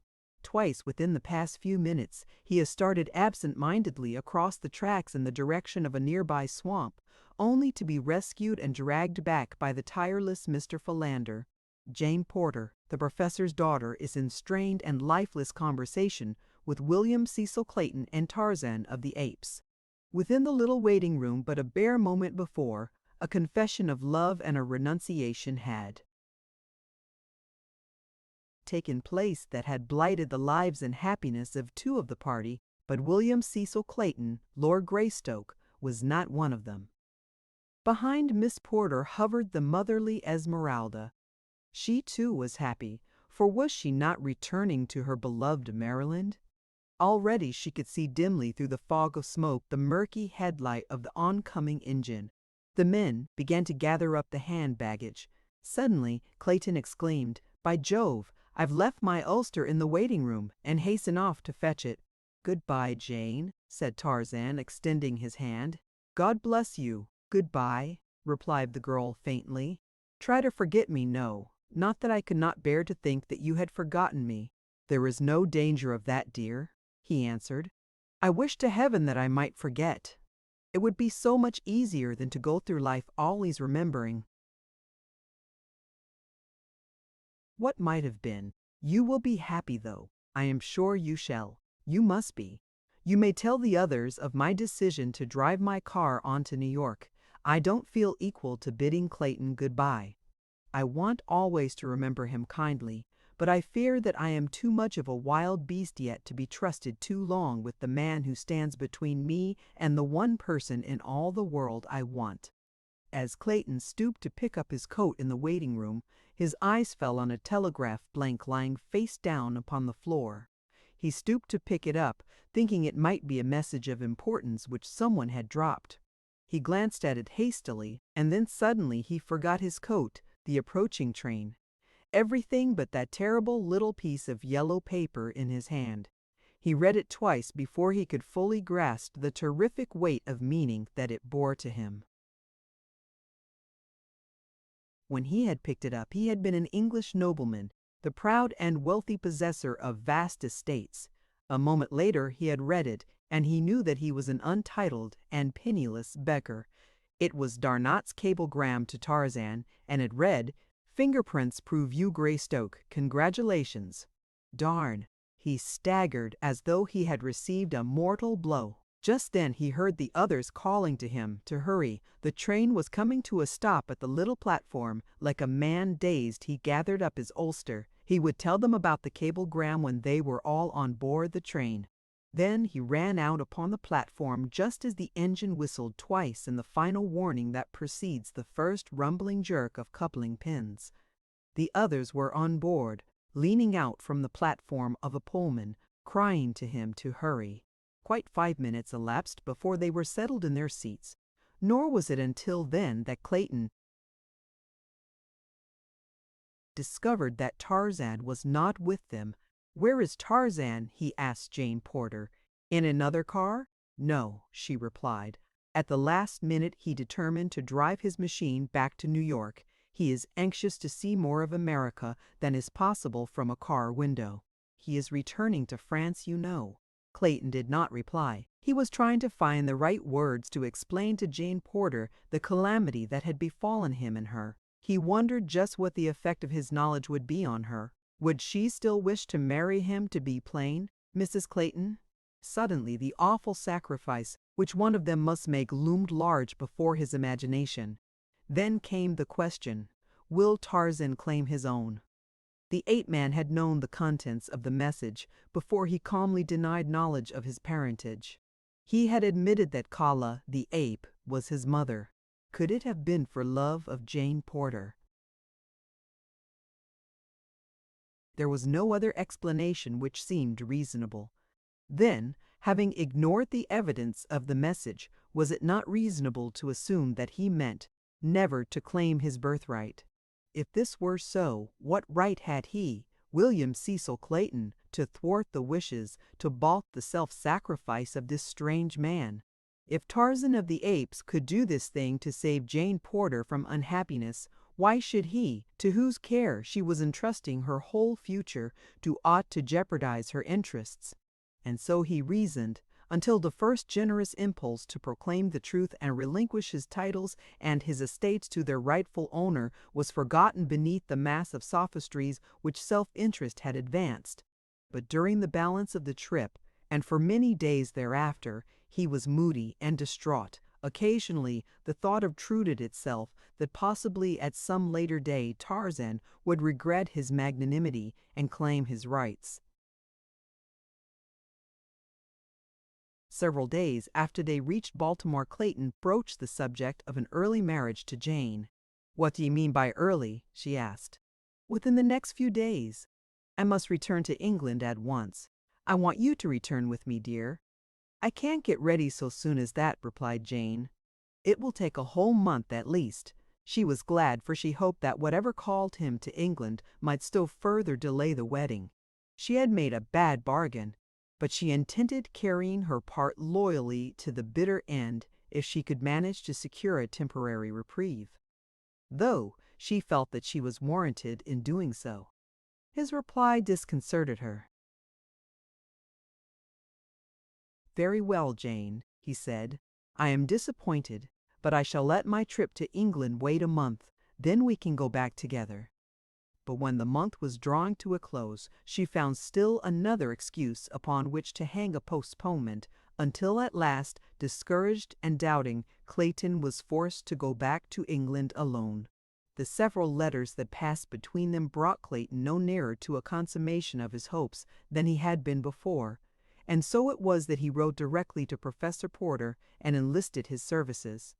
The old man had always favored the match. He liked Clayton, and, being of an old Southern family, he put rather an exaggerated value on the advantages of a title which meant little or nothing to his daughter. Clayton urged that the professor accept his invitation to be his guest in London, an invitation which included the professor's entire little family, Mr. Philander, Esmeralda, and all. The Englishman argued that once Jane was there, and home ties had been broken, she would not so dread the step which she had so long hesitated to take.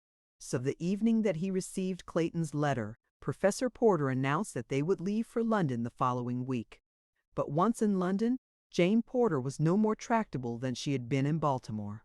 She found one excuse after another, and when, finally, Lord Tennington invited the party to cruise around Africa in his yacht, she expressed the greatest delight in the idea, but absolutely refused to be married until they had returned to London, as the cruise was to consume a year at least, for they were to stop for indefinite periods at various points of interest. Clayton mentally anathematized Tennington for ever suggesting such a ridiculous trip.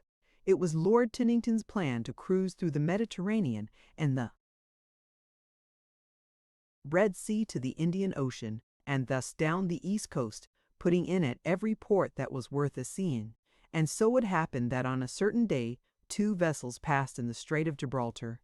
The smaller, a trim white yacht, was speeding toward the east, and on her deck sat a young woman who gazed with sad eyes upon a diamond-studded locket which she idly fingered. Her thoughts were far away, in the dim, leafy fastness of a tropical jungle, and her heart was with her thoughts. She wondered if the man who had given her the beautiful bauble, that had meant so much more to him than the intrinsic value which he had not even known could ever have meant to him, was back in his savage forest. And upon the deck of the larger vessel, a passenger steamer passing toward the east, the man sat with another young woman, and the two idly speculated upon the identity of the dainty craft gliding so gracefully through the gentle swell of the lazy sea. When the yacht had passed, the man resumed the conversation that her appearance had broken off. "Yes," he said, "I like America very much, and that means, of course, that I like Americans, for a country is only what its people make it. I met some very delightful people while I was there.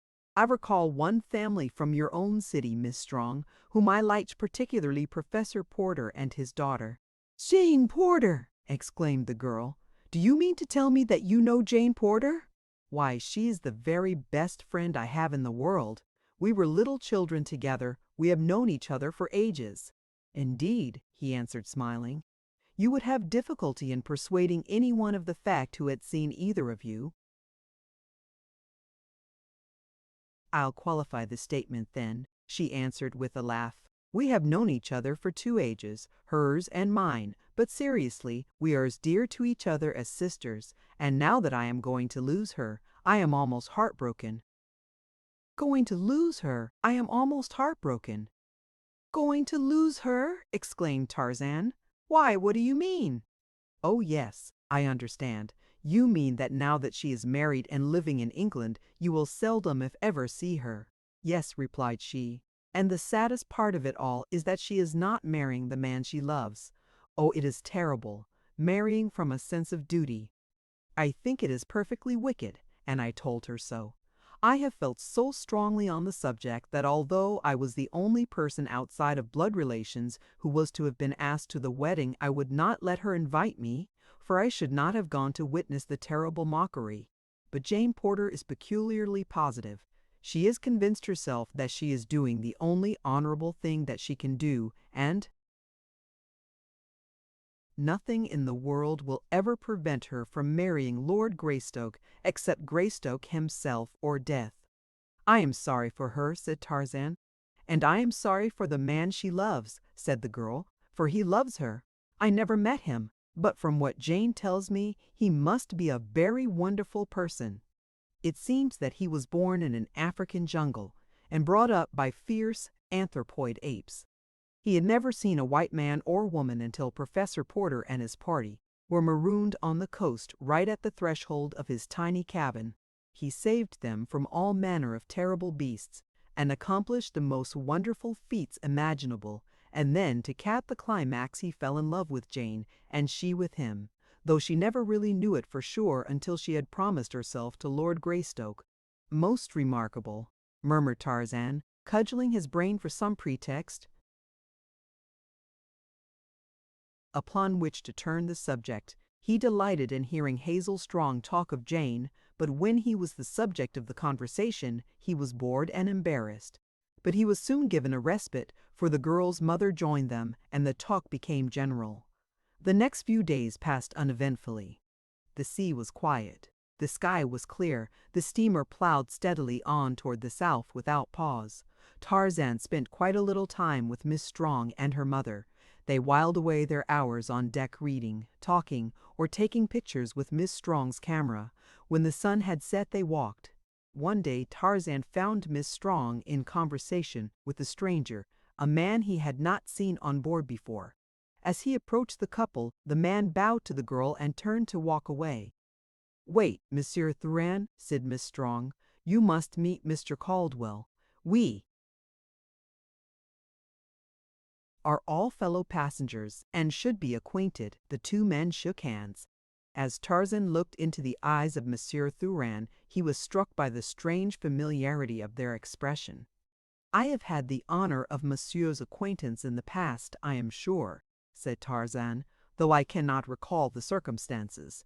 Monsieur Thuran appeared ill at ease. "I cannot say, monsieur," he replied. "It may be so. I have had that identical sensation myself when meeting a stranger.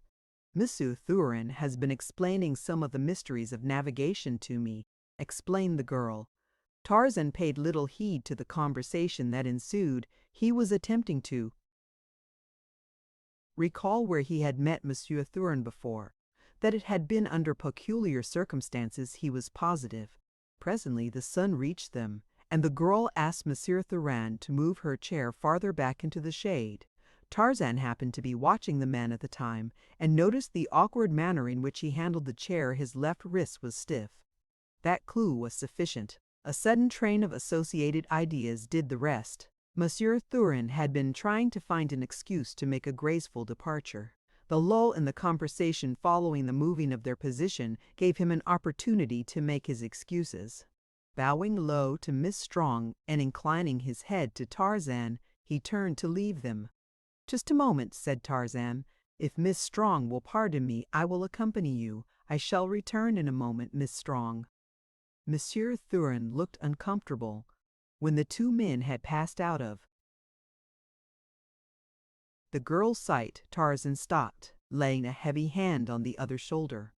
"What is your game now, Rokoff?" he asked. "I am leaving France as I promised you," replied the other in a surly voice. "I see you are," said Tarzan, "but I know you so well that I can scarcely believe that your being on the same boat with me is purely a coincidence. If I could believe it, the fact that you are in disguise would immediately disabuse my mind of any such idea." "Well," growled Rokoff with a shrug, "I cannot see what you are going to do about it. This vessel flies the English flag. I have as much right on board her as you, and from the fact that you are booked under an assumed name, I imagine that I have more right. We will not discuss it, Rokoff. All I wanted to say to you is that you must keep away from Miss Strong. She is a decent woman." Rokoff turned scarlet. "If you don't, I shall pitch you overboard," continued Tarzan. "Do not forget that I am just waiting for some excuse." Then he turned on his heel and left Rokoff standing there trembling with suppressed rage. He did not see the man again for days. But Rokoff was not idle. In his stateroom with Paulvitch, he fumed and swore, threatening the most terrible of revenges. "I would throw him overboard tonight," he cried, "were I sure that those papers were not on his person. I cannot chance pitching them into the ocean with him. If you were not such a stupid coward, Alexis, you would find a way to enter his stateroom and search for the documents." Paulvitch smiled. "You are supposed to be the brains of this partnership, my dear Nicholas," he replied. "Why do you not find the means to search Monsieur Caldwell's stateroom, eh?" 2 hours later fate was kind to them, for Paulvitch, who was ever on the watch, saw Tarzan leave his room without locking the door. 5 minutes later, Rokoff was stationed where he could give the alarm in case Tarzan returned, and Paulvitch was deftly searching the contents of the 8-man's luggage. He was about to give up in despair when he saw a coat which Tarzan had just removed. A moment later, he grasped an official envelope in his hand.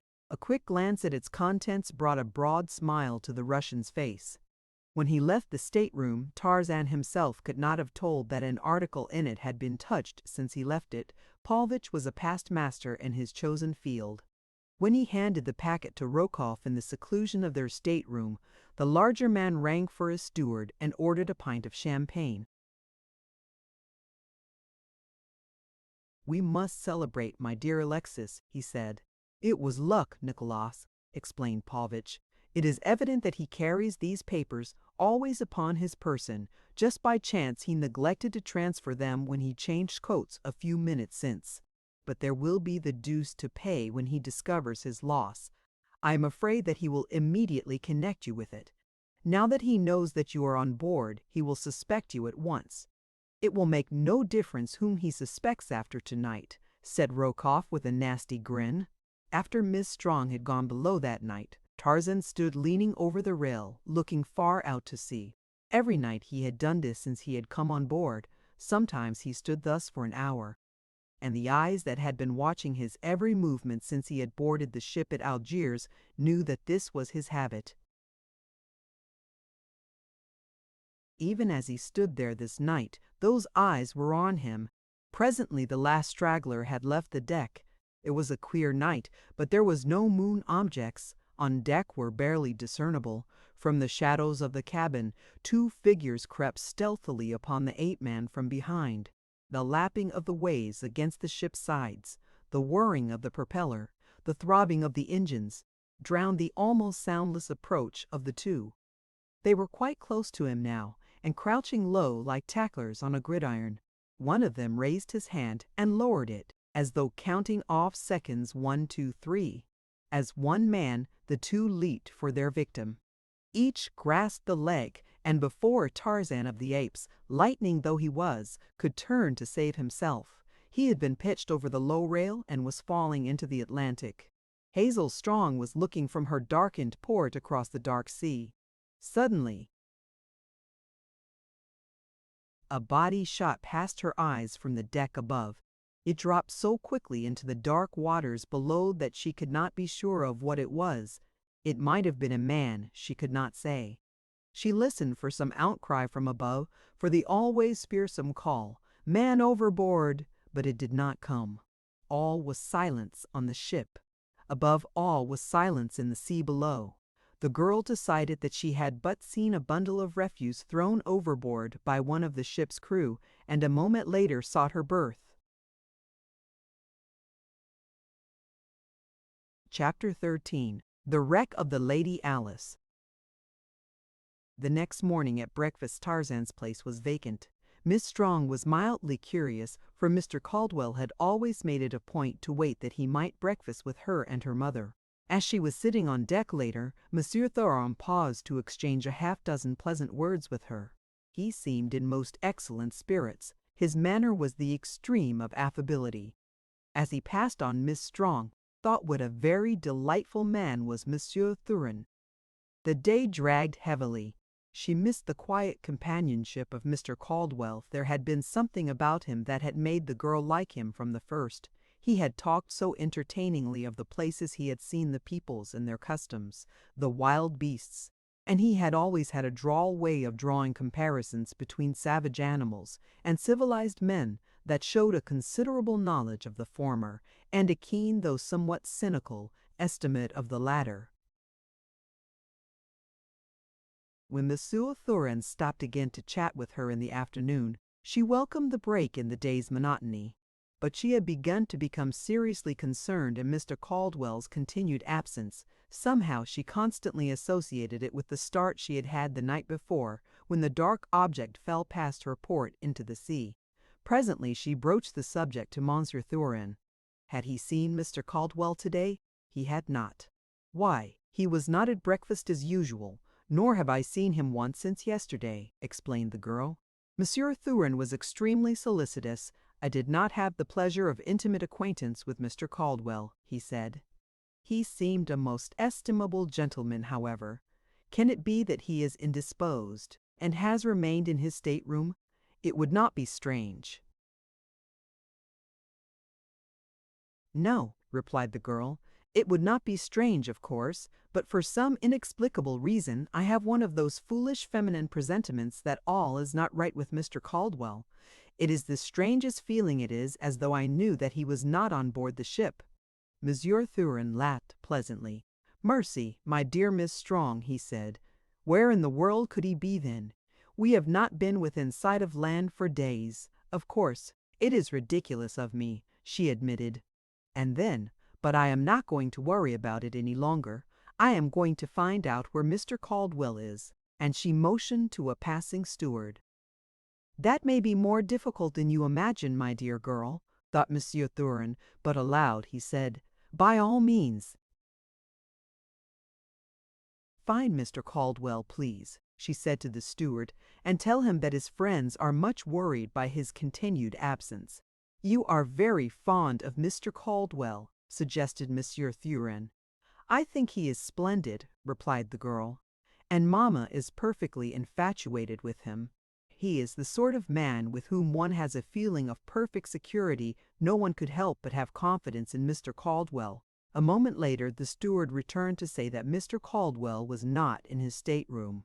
"I cannot find him, Miss Strong, and," he hesitated, "I have learned that his berth was not occupied last night.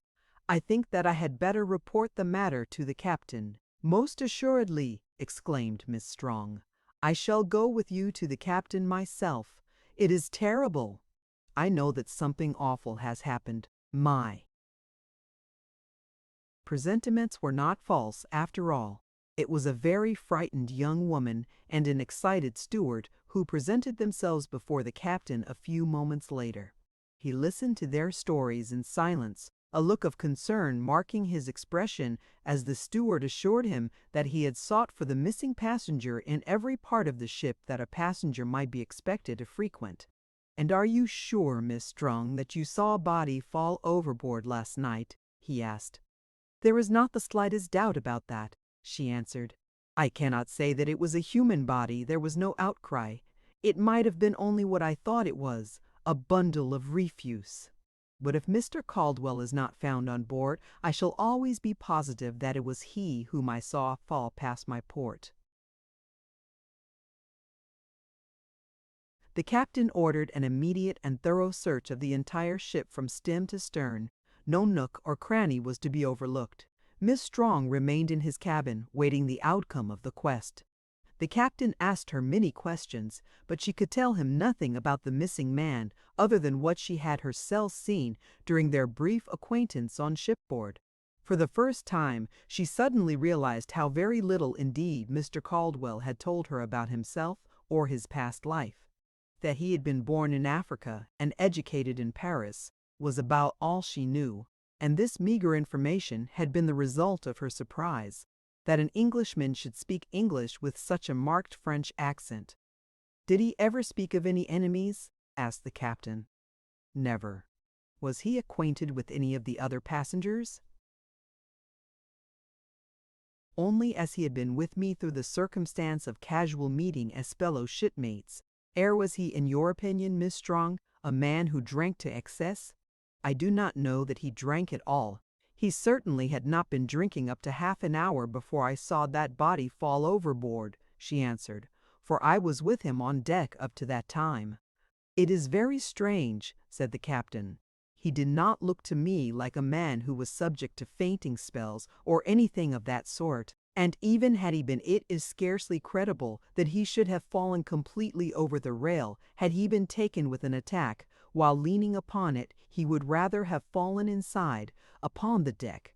If he is not on board, Miss Strong, he was thrown overboard, and the fact that you heard no outcry would lead to the assumption that he was dead before he left the ship's deck, murdered." The girl shuddered. It was a full hour later that the first officer returned to report the outcome of the search. "Mr. Caldwell is not on board, sir," he said. "I fear that there is something more serious than accident here, Mr. Bentley," said the captain. "I wish that you would make a personal and very careful examination of Mr. Caldwell's effects to ascertain if there is any clue to a motive either for suicide or murder. Sift the thing to the bottom." "Aye, aye, sir," responded Mr. Bentley, and left to commence his investigation. Hazel Strong was prostrated. For 2 days she did not leave her cabin, and when she finally ventured on deck, she was very wan and white, with great dark circles beneath her eyes. Waking or sleeping, it seemed that she constantly saw that dark body dropping, swift and silent, into the cold, grim sea. Shortly after her first appearance on deck following the tragedy, Monsieur Thuran joined her with many expressions of kindly solicitude. "Oh, but it is terrible, Miss Strong," he said. "I cannot rid my mind of it." "Nor I," said the girl wearily. "I feel that he might have been saved had I but given the alarm." "You must not reproach yourself, my dear Miss Strong," urged Monsieur Thuran. "It was in no way your fault. Another would have done as you did. Who would think that because something fell into the sea from a ship that it must necessarily be a man?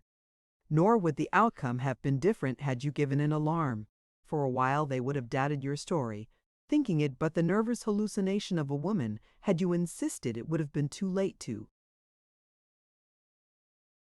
have rescued him by the time the ship could have been brought to a stop, and the boats lowered and rowed back miles in search of the unknown spot where the tragedy had occurred. No, you must not censure yourself. You have done more than any other of us for poor Mr. Caldwell. You were the only one to miss him.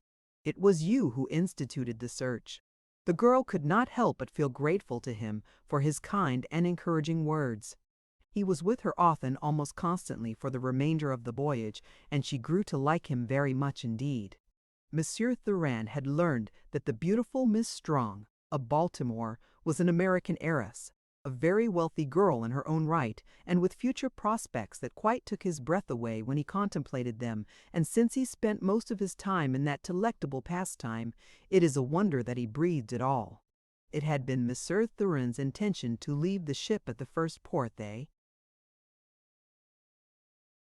touched after the disappearance of Tarzan. Did he not have in his coat pocket the thing he had taken passage upon this very boat to obtain? There was nothing more to detain him here.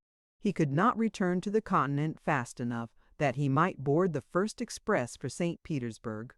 But now another idea had obtruded itself and was rapidly crowding his original intentions into the background. That American fortune was not to be sneezed at, nor was its possessor a white less attractive. Sapristi, but she would cause a sensation in St. Petersburg. And he would too, with the assistance of her inheritance.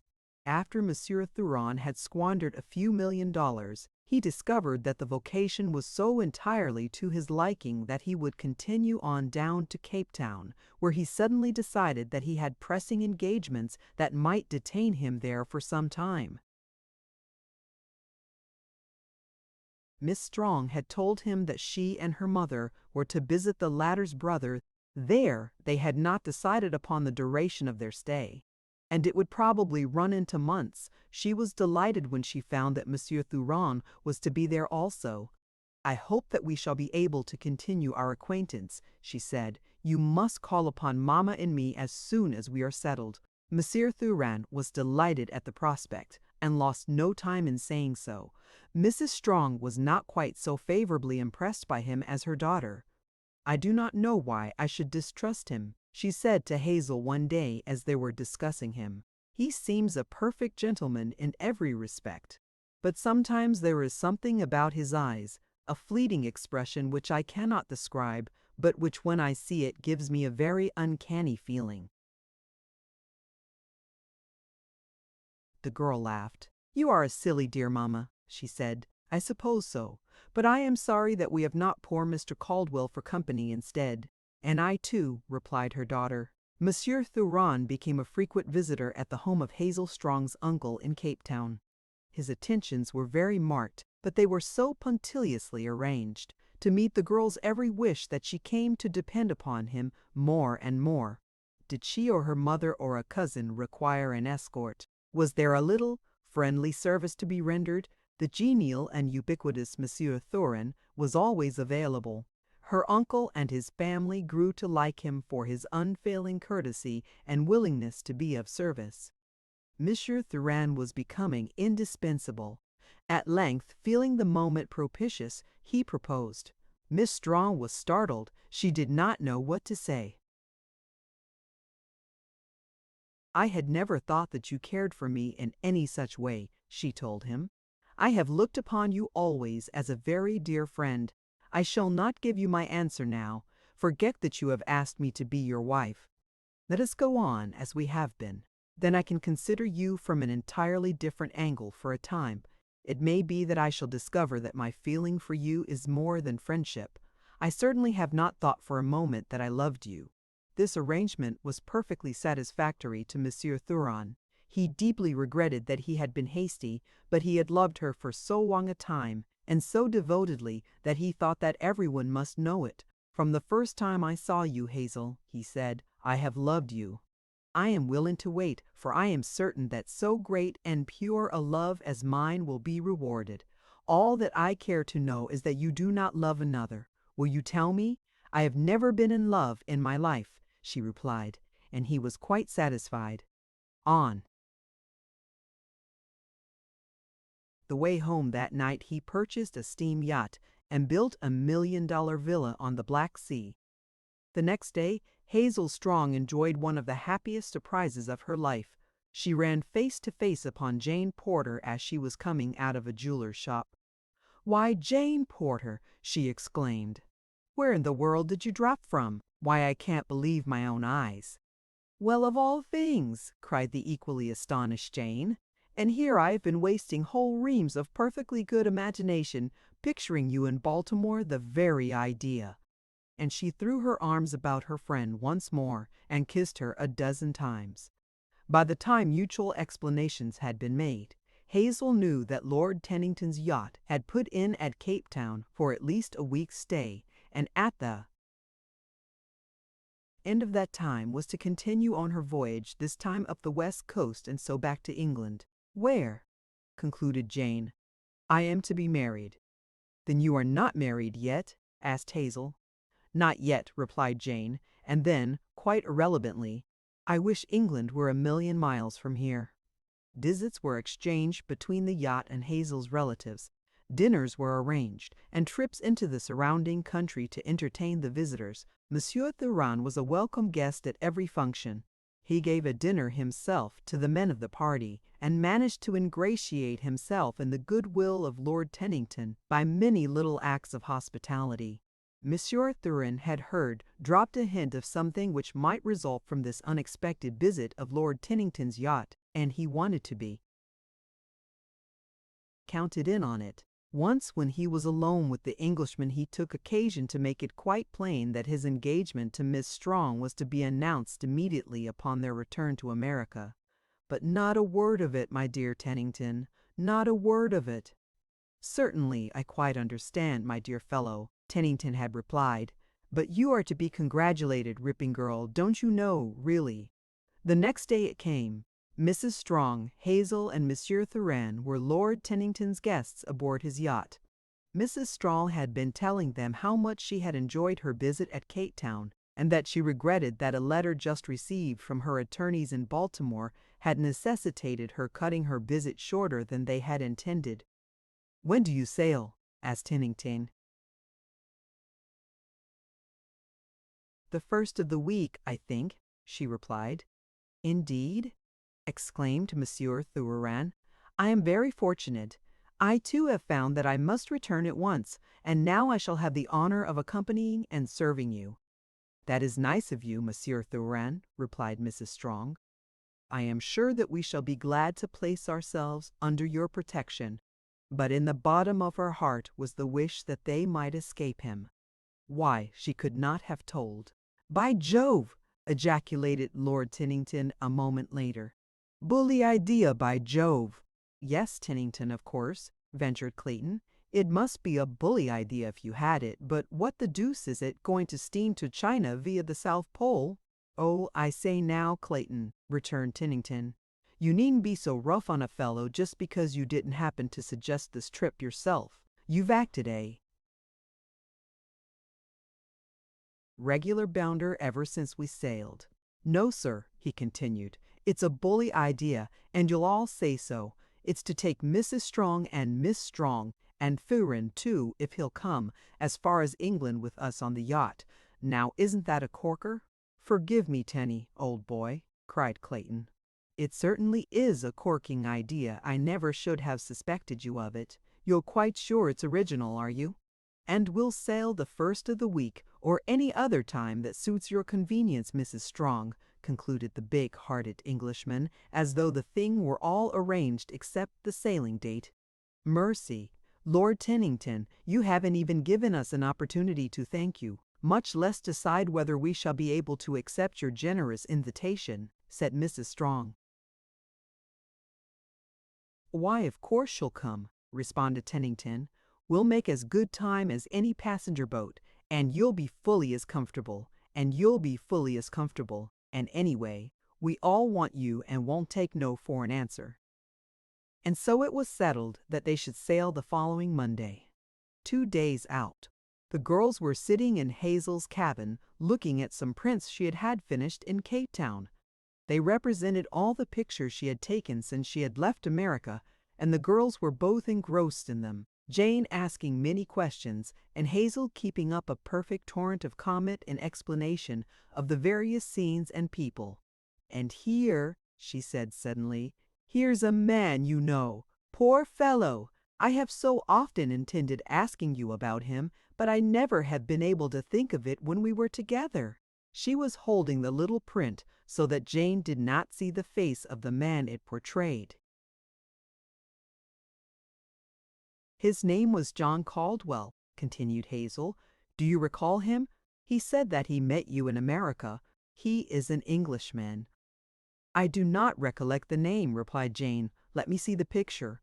"The poor fellow was lost overboard on our trip down the coast," she said, as she handed the print to Jane. "Lost over why, Hazel? Hazel, don't tell me that he is dead drowned at sea. Hazel! Why don't you say that you are joking?" And before the astonished Miss Strong could catch her, Jane Porter had slipped to the floor in a swoon. After Hazel had restored her chum to consciousness, she sat looking at her for a long time before either spoke. "I did not know, Jane," said Hazel in a constrained voice, "that you knew Mr. Caldwell so intimately that his death could prove such a shock to you." "John Caldwell?" questioned Miss Porter. "You do not mean to tell me that you do not know who this man was, Hazel?" "Why, yes, Jane, I know perfectly well who he was. His name was John Caldwell. He was from London." "Oh, Hazel, I wish I could believe it," moaned the girl.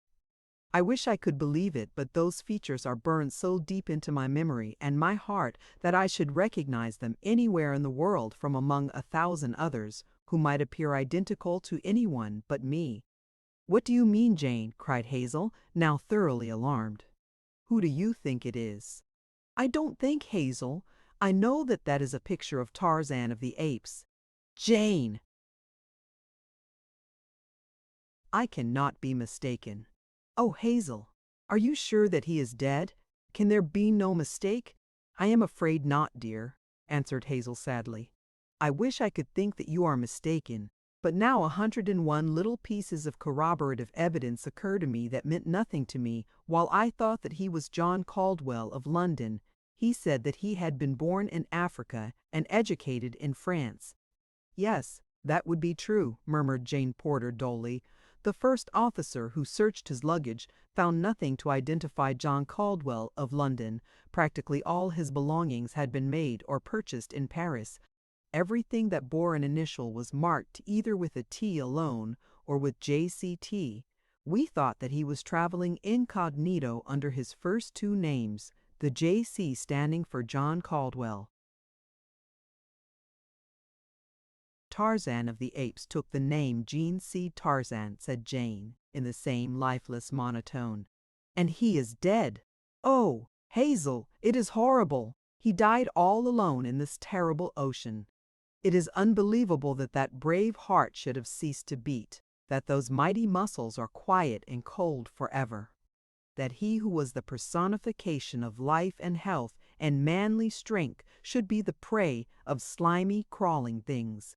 That," but she could go no further. and with a little moan, she buried her head in her arms and sank sobbing to the floor. For days Miss Porter was ill, and would see no one except Hazel and the faithful Esmeralda. When at last she came on deck, all were struck by the sad change that had taken place in her. She was no longer the alert, vivacious American beauty who had charmed and delighted all who came in contact with her. Instead, she was a very quiet and sad little girl with an expression of hopeless wistfulness that none but Hazel Strong could interpret.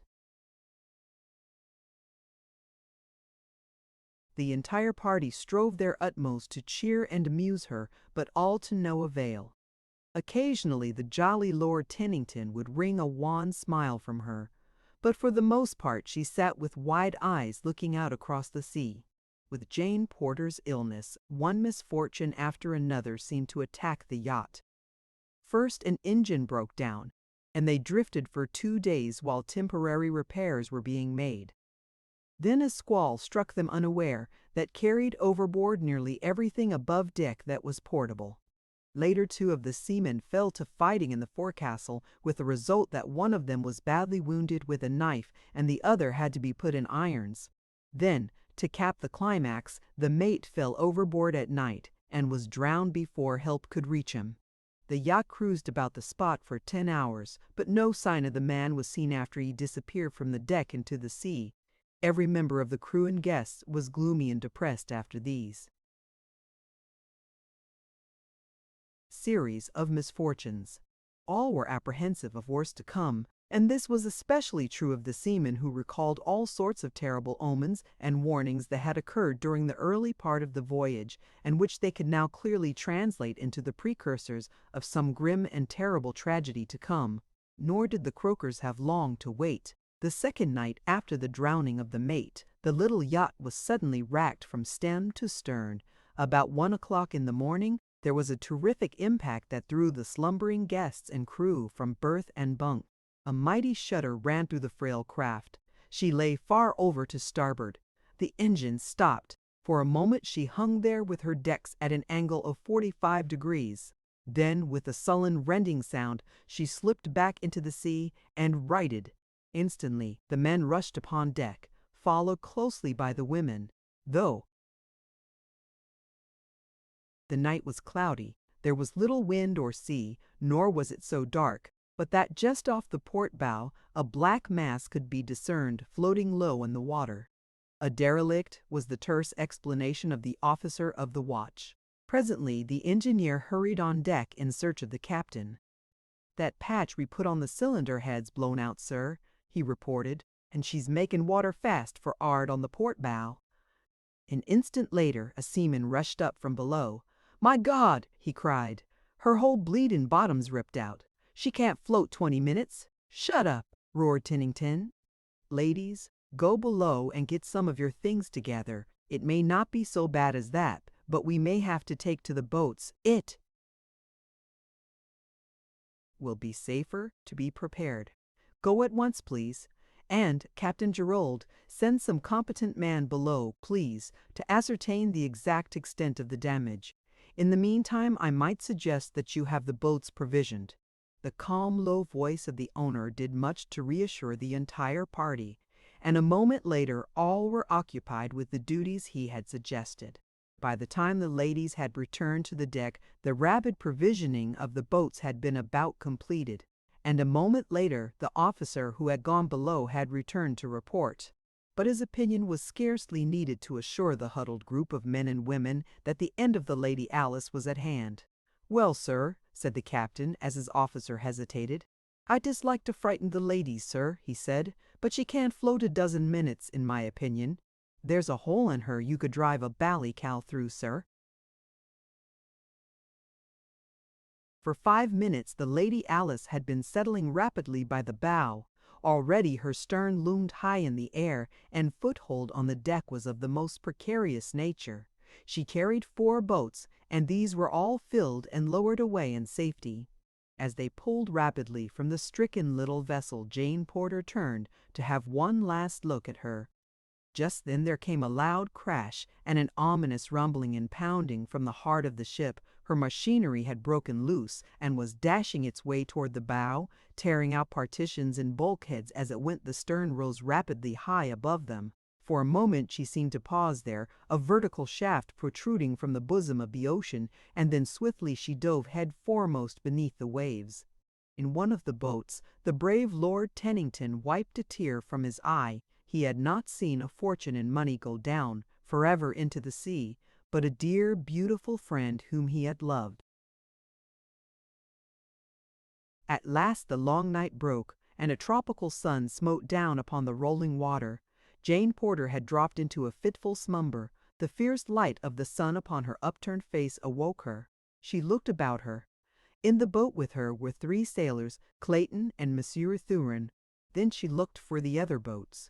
But as far as the eye could reach, there was nothing to break the fearful monotony of that waste of waters. They were alone in a small boat upon the broad Atlantic. Chapter 14. Back to the Primitive.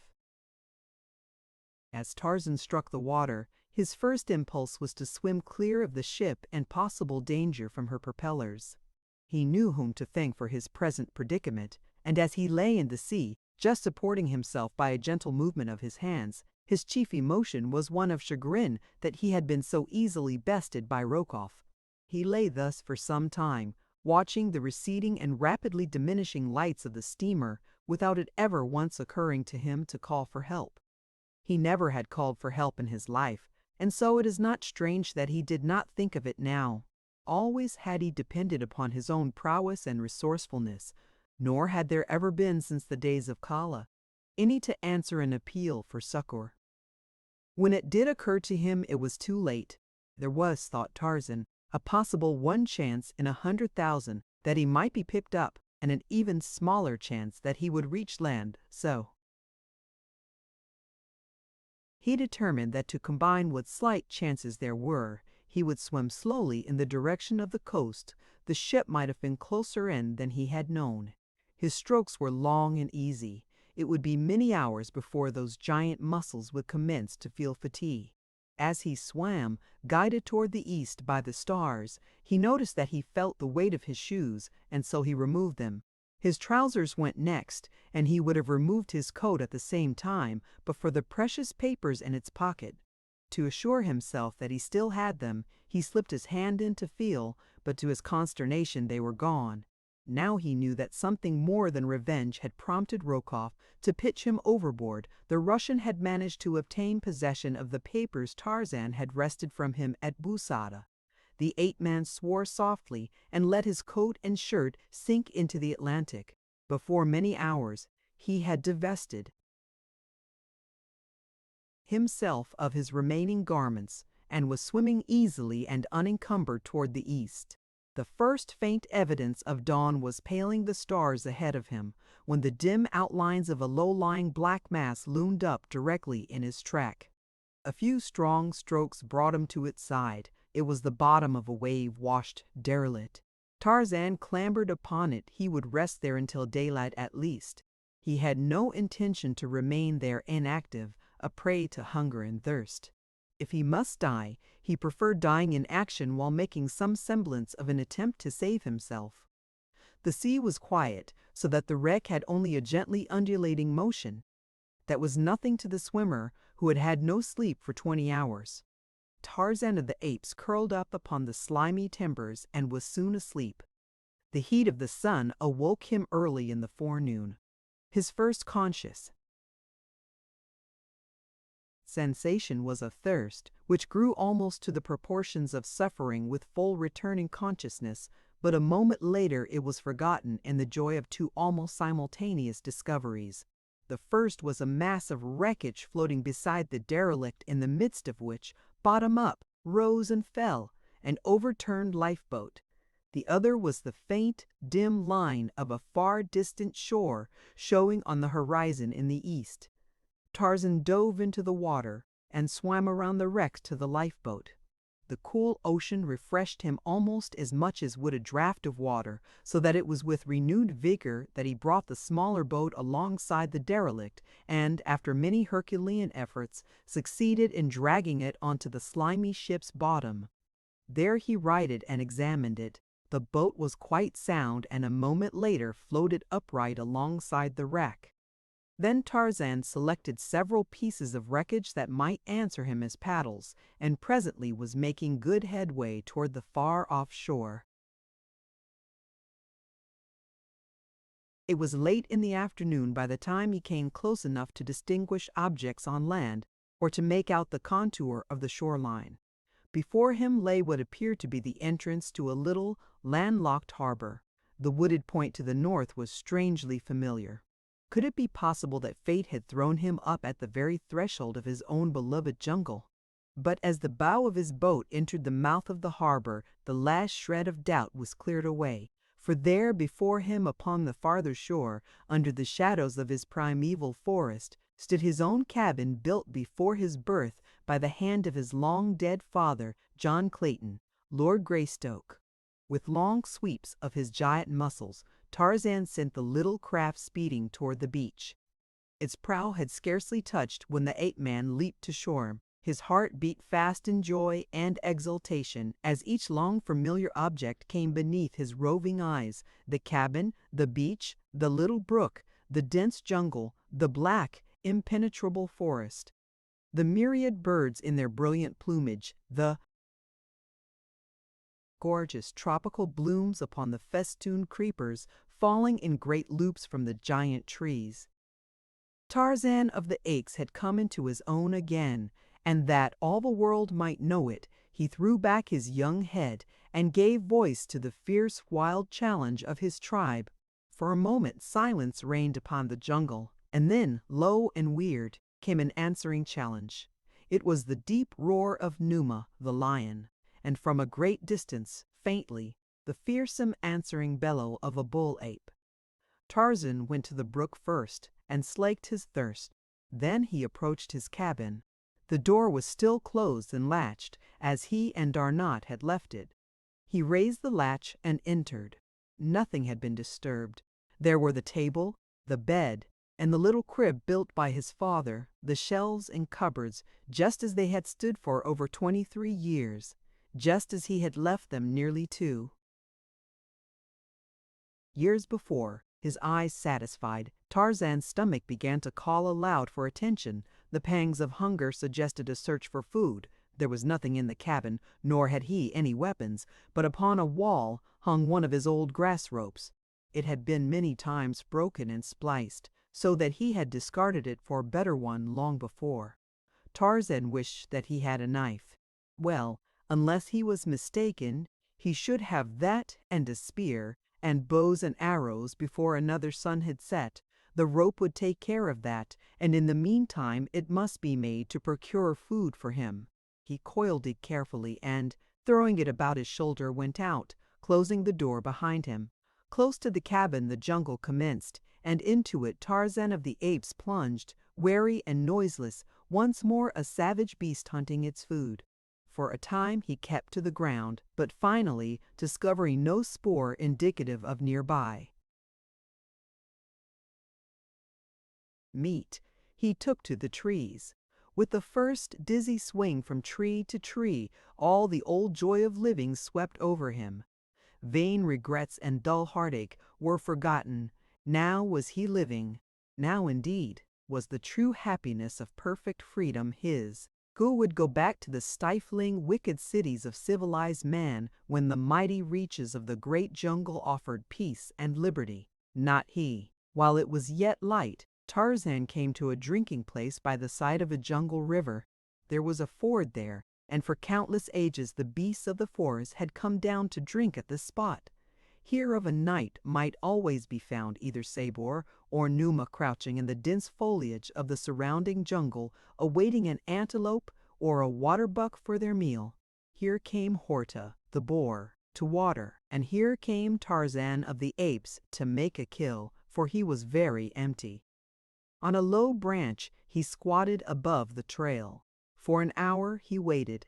It was growing dark. A little to one side of the ford in the densest thicket he heard the faint sound of padded feet and the brushing of a huge body against tall grasses and tangled creepers. None other than Tarzan might have heard it. But the ape-man heard and translated it was Numa, the lion, on the same errand as himself. Tarzan smiled. Presently he heard an animal approaching warily along the trail toward the drinking place. A moment more and it came in view. It was Horta, the boar. Here was delicious meat, and Tarzan's mouth watered. The grasses where Numa lay were very still, now ominously still. Horta passed beneath Tarzan a few more steps, and he would be within the radius of Numa's spring.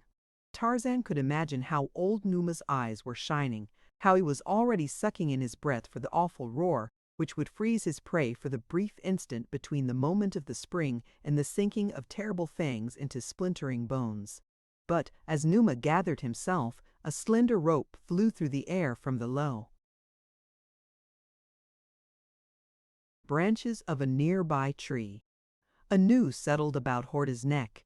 There was a frightened grunt, a squeal, and then Numa saw his quarry drag backward up the trail, and as he sprang, Horta, the boar, soared upward beyond his clutches into the tree above, and a mocking face looked down and laughed into his own. Then indeed did Numa roar.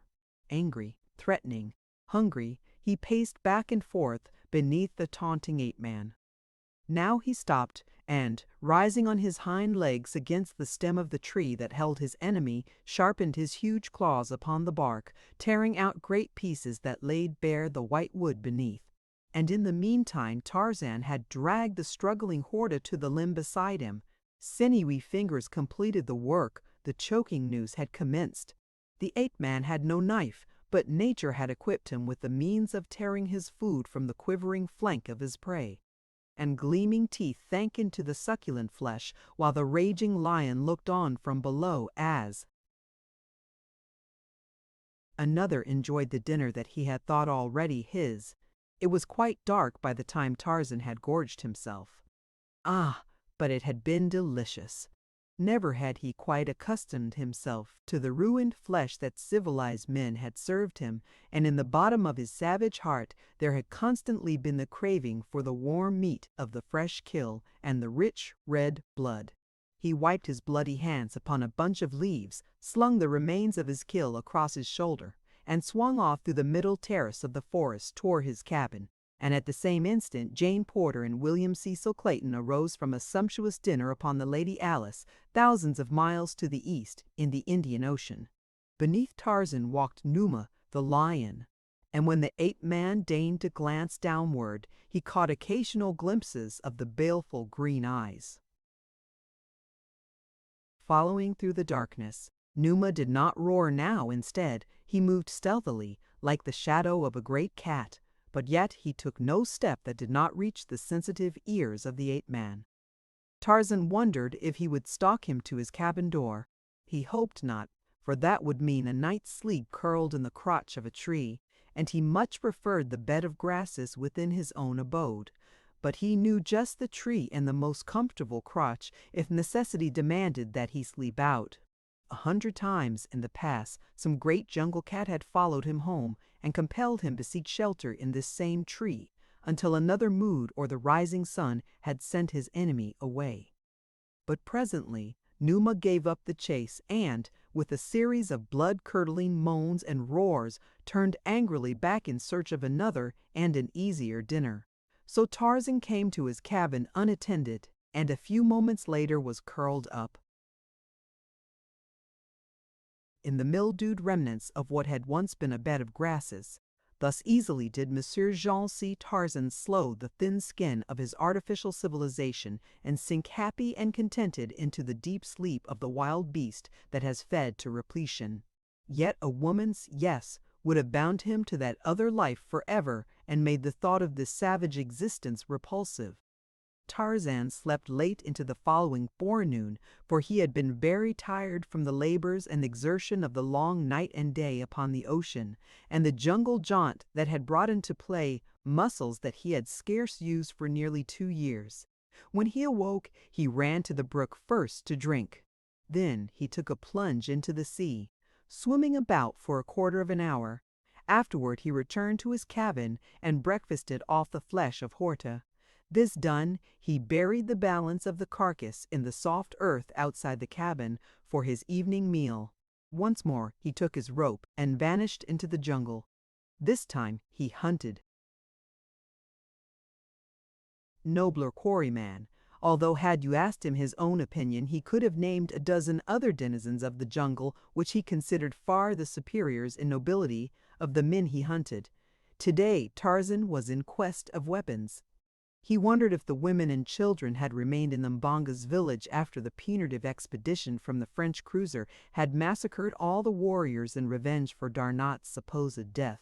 He hoped that he should find warriors there, for he knew not how long a quest he should have to make were the village deserted. The ape-man traveled swiftly through the forest, and about noon came to the site of the village, but to his disappointment found that the jungle had overgrown the plantain fields, and that the thatched huts had fallen in decay. There was no sign of man. He clambered about among the ruins for half an hour, hoping that he might discover some forgotten weapon, but his search was without fruit, and so he took up his quest once more, following up the stream,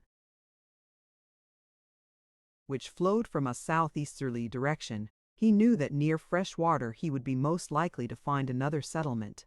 As he traveled, he hunted as he had hunted with his ape people in the past, as Kala had taught him to hunt, turning over rotted logs to find some toothsome vermin, running high into the trees to rob a bird's nest, or pouncing upon a tiny rodent with the quickness of a cat. There were other things that he ate too, but the less detailed the account of an ape's diet, the better, and Tarzan was again an ape, the same fierce, brutal anthropoid that Kala had taught him to be, and that he had been for the first 20 years of his life. Occasionally he smiled as he recalled some friend who might even at the moment be sitting placid and immaculate within the precincts of his select Parisian club, just as Tarzan had sat but a few months before, and then he would stop, as though turned suddenly to stone as the gentle breeze carried to his trained nostrils the scent of some new prey or a formidable enemy. That night he slept far inland from his cabin, securely wedged into the crotch of a giant tree, swaying 100 feet above the ground. He had eaten heartily again this time from the flesh of Bara, the deer, who had fallen prey to his quick noose. Early the next morning he resumed his journey, always following the course of the stream. For 3 days he continued his quest, until he had come to a part of the jungle in which he never before had been. Occasionally upon the higher ground the forest was much thinner, and in the far distance through the trees he could see ranges of mighty mountains with wide plains in the foreground.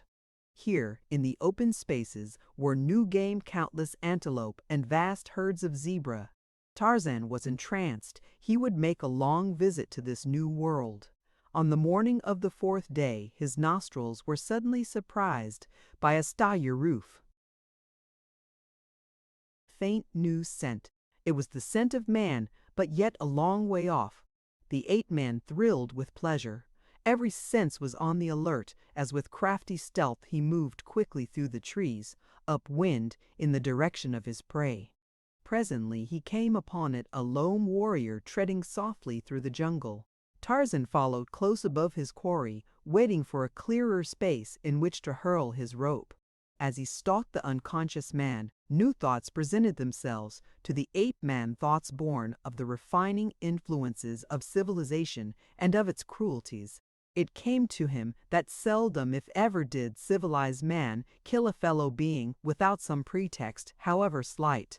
It was true that Tarzan wished this man's weapons and ornaments, but was it necessary to take his life to obtain them? The longer he thought about it, the more repugnant became the thought of taking human life needlessly. And thus it happened that while he was trying to decide just what to do, they had come to a little clearing, at the far side of which lay a palisaded village of beehive huts. As the warrior emerged from the forest, Tarzan caught a fleeting glimpse of a tawny hide worming its way through the matted jungle grasses in his wake. It was Numa, the lion. He, too, was stalking the black man. With the instant that Tarzan realized the native's danger, his attitude toward his erstwhile prey altered completely. Now he was a fellow man threatened by a common enemy. Numa was about to charge. There was little time in which to compare various methods or weigh the probable results of any. And then a number of things happened. Almost simultaneously, the lion sprang from his ambush toward the retreating black Tarzan, cried out in warning, and the black turned just in time to see Numa halted in mid-flight by a slender strand of grass rope, the noosed end of which had fallen cleanly about his neck. The ape-man had acted so quickly that he had been unable to prepare himself to withstand the strain and shock of Numa's great weight upon the rope, and so it was that though the rope stopped the beast before his mighty talons could fasten themselves in the flesh of the black, the strain overbalanced Tarzan, who came tumbling to the ground not 6 paces from the infuriated animal. Like lightning, Numa turned upon this new enemy, and, defenseless as he was, Tarzan of the Apes was nearer to death that instant than he ever before had been. It was the black who saved him. The warrior realized in an instant that he owed his life to this strange white man, and he also saw that only a miracle could save his preserver from those fierce yellow fangs that had been so near to his own flesh. With the quickness of thought, his spear arm flew back and then shot forward with all the force of the sinewy muscles that rolled beneath the shimmering ebon hide. True to its mark, the iron-shod weapon flew, transfixing Numa's sleek carcass from the right groin to beneath the left shoulder. With a hideous scream of rage and pain, the brute turned again upon the black. A dozen paces he had gone when Tarzan's rope brought him to a stand once more. Then he wheeled again upon the ape-man, only to feel the painful prick of a barbed arrow as it sank half its length in his quivering flesh. Again he stopped, and by this time Tarzan had run twice around the stem of a great tree with his rope and made the end fast. The black saw the trick and grinned, but Tarzan knew that Numa must be quickly finished before those mighty teeth had found and parted the slender cord that held him. It was a matter of but an instant to reach the black's side and drag his long knife from its scabbard. Then he signed the warrior to continue to shoot arrows into the great beast while he attempted to close in upon him with the knife. So as one tantalized upon one side, the other sneaked cautiously in upon the other. Numa was furious. He raised his voice in a perfect frenzy of shrieks, growls, and hideous moans, the while he reared upon his hind legs in futile attempt to reach first one and then the other of his tormentors. But at length the agile ape-man saw his chance and rushed in upon the beast's left side behind the mighty shoulder. A giant arm encircled the tawny throat, and a long blade sank once, true as a die, into the fierce heart. Then Tarzan arose, and the black man and the white looked into each other's eyes across the body of their kill, and the black made the sign of peace and friendship, and Tarzan of the Apes answered in kind. Chapter 15. From Ape to Savage. The noise of their battle with Numa had drawn an excited horde of savages from the nearby village, and a moment after the lion's death, the 2 men were surrounded by lithe ebon warriors, gesticulating and jabbering 1,000 questions that drowned each ventured reply. And then the women came, and the children, eager, curious, and, at sight of Tarzan, more questioning than ever. The ape-man's new friend finally succeeded in making himself heard, and when he had done talking, the men and women of the village vied with one another in doing honor to the strange creature who had saved their fellow and battled single-handed with fierce Numa. At last they led him back to their village, where they brought him gifts of fowl and goats and cooked food. When he pointed to their weapons, the warriors hastened to fetch spear, shield, arrows, and a bow. His friend of the encounter presented him with the knife with which he had killed Numa. There was Nothing in all the village he could not have had for the asking. How much easier this was, thought Tarzan, than murder and robbery to supply his wants. How close he had been to killing this man whom he never had seen before, and who now was manifesting by every primitive means at his command friendship and affection for his would-be slayer. Tarzan of the Apes was ashamed. Hereafter he would at least wait until he knew men deserved it before he thought of killing them. The idea recalled Rokoff to his mind. He wished that he might have the Russian to himself in the dark jungle for a few minutes. There was a man who deserved killing if ever anyone did. And if he could have seen Rokoff at that moment, as he assiduously bent every endeavor to the pleasant task of ingratiating himself into the affections of the beautiful Miss Strong, he would have longed more than ever to mete out to the man the fate he deserved. Tarzan's first night with the savages was devoted to a wild orgy in his honor. There was feasting, for the hunters had brought in an antelope and a zebra as trophies of their skill, and gallons of the weak native beer were consumed. As the warriors danced in the firelight, Tarzan was again impressed by the symmetry of their figures and the regularity of their features. The flat noses and thick lips of the typical West Coast savage were entirely missing. In repose, the faces of the men were intelligent and dignified, those of the women ofttimes prepossessing. It was during this dance that the ape-man first noticed that some of the men and many of the women wore ornaments of gold, principally anklets and armlets of great weight, apparently beaten out of the solid metal. When he expressed a wish to examine one of these, the owner removed it from her person and insisted, through the medium of signs, that Tarzan accept it as a gift. A close scrutiny of the bauble convinced the ape-man that the article was of virgin gold, and he was surprised, for it was the first time that he had ever seen golden ornaments among the savages of Africa, other than the trifling baubles those near the coast had purchased or stolen from Europeans. He tried to ask them from whence the metal came, but he could not make them understand. When the dance was done, Tarzan signified his intention to leave them, but they almost implored him to accept the hospitality of a great hut which the chief set apart for his sole use. He tried to explain that he would return in the morning, but they could not understand. When he finally walked away from them toward the side of the village opposite the gate, they were still further mystified as to his intentions. Tarzan, however, knew just what he was about. In the past he had had experience with the rodents and vermin that infest every native village, and while he was not over-scrupulous about such matters, he much preferred the fresh air of the swaying trees to the fetid atmosphere of a hut.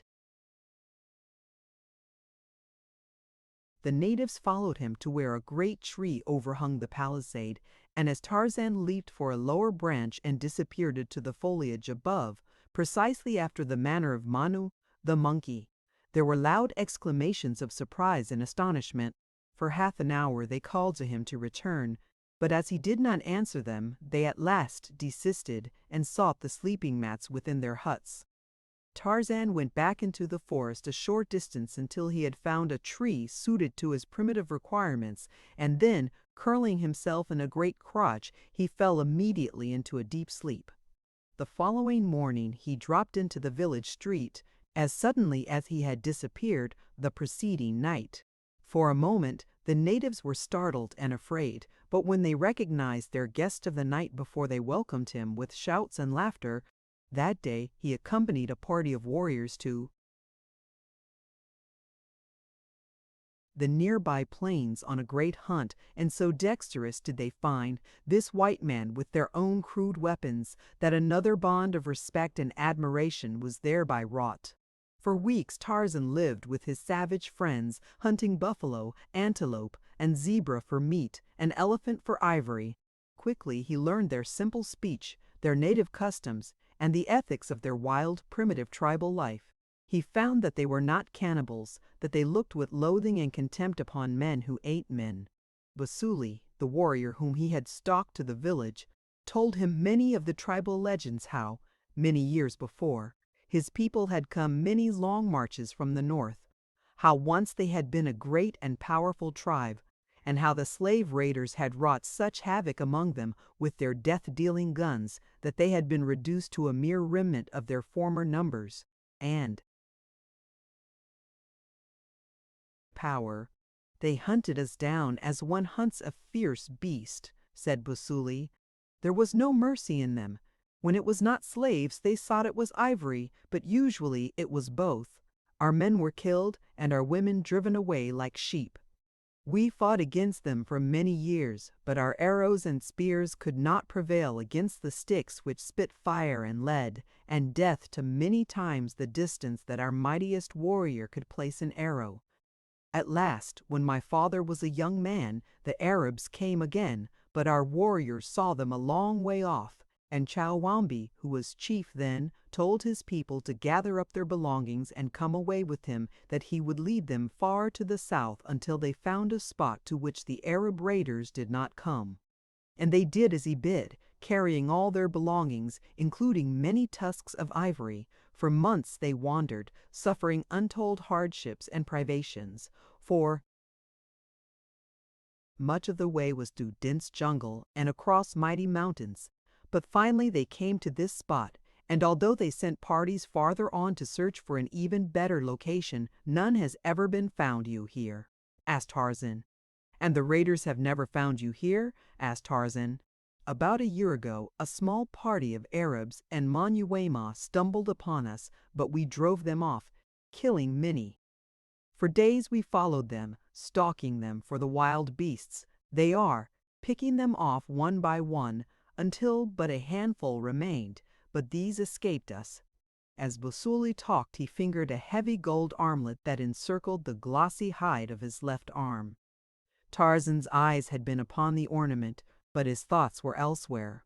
Presently he recalled the question he had tried to ask when he first came to the tribe, the question he could not at that time make them understand. For weeks he had forgotten so trivial a thing as gold, for he had been for the time a truly primeval man with no thought beyond today. But of a sudden, the sight of gold awakened the sleeping civilization that was in him, and with it came the lust for wealth. That lesson Tarzan had learned well in his brief experience of the ways of civilized man. He knew that gold meant power and pleasure. He pointed to the bauble. "From whence came the yellow metal, Busuli?" he asked. The black pointed toward the southeast. "A moon's march away, maybe more," he replied. "Have you been there?" asked Tarzan. "No, but some of our people were there years ago, when my father was yet a young man. One of the parties that searched farther for a location for the tribe when first they settled here came upon a strange people who wore many ornaments of yellow metal. Their spears were tipped with it, as were their arrows, and they cooked in vessels made all of solid metal like my armlet. They lived in a great village in huts that were built of stone and surrounded by a great wall. They were very fierce, rushing out and falling upon our warriors before ever they learned that their errand was a peaceful one. Our men were few in number, but they held their own at the top of a little rocky hill until the fierce people went back at sunset into their wicked city. Then our warriors came down from their hill and, after taking many ornaments of yellow metal from the bodies of those they had slain, they marched back out of the valley, nor have any of us ever returned. They are wicked people, neither white like you, nor black like me, but covered with hair as is Bogani the gorilla. Yes, they are very bad people indeed, and Chowambi was glad to get out of their country." "And are none of those alive who were with Chowambi and saw these strange people and their wonderful city?" asked Tarzan. "Waziri, our chief, was there," replied Busuli. "He was a very young man then, but he accompanied Chowambi, who was his father." So that night Tarzan asked Waziri about it, and Waziri, who was now an old man, said that it was a long march, but that the way was not difficult to follow. He remembered it well. "For 10 days we followed this river which runs beside our village. Up toward its source we traveled until on the 10th day we came to a little spring far up upon the side of a lofty mountain range. In this little spring our river is born. The next day we crossed over the top of the mountain, and upon the other side we came to a tiny rivulet, which we followed down into a great forest. For many days we traveled along the winding banks of the rivulet that had now become a river, until we came to a greater river, into which it emptied, and which ran down the center of a mighty valley. Then we followed this large river toward its source, hoping to come to more open land. After 20 days of marching from the time we had crossed the mountains and passed out of our own country, we came again to another range of mountains. Up their side we followed the great river that had now dwindled to a tiny rivulet, until we came to a little cave near the mountaintop.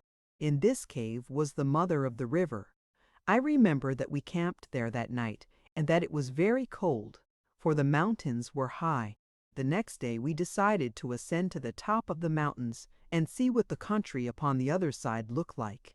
And if it seemed no better than that which we had so far traversed, we would return to our village and tell them that they had already found the best place in all the world to live. And so we clambered up the face of the rocky cliffs until we reached the summit, and there from a flat mountain top we saw, not far beneath us, a shallow valley, very narrow, and upon the far side of it was a great village of stone, much of which had fallen and crumbled into decay. The balance of Waziri's story was practically the same as that which Basuli had told. "I should like to go there and see this strange city," said Tarzan, "and get some of their yellow metal from its fierce inhabitants." "It is a long march," replied Waziri, "and I am an old man, but if you will wait until the rainy season is over and the rivers have gone down, I will take some of my warriors and go with you." And Tarzan had to be contented with that arrangement. Though he would have liked it well enough to have set off the next morning, he was as impatient as a child.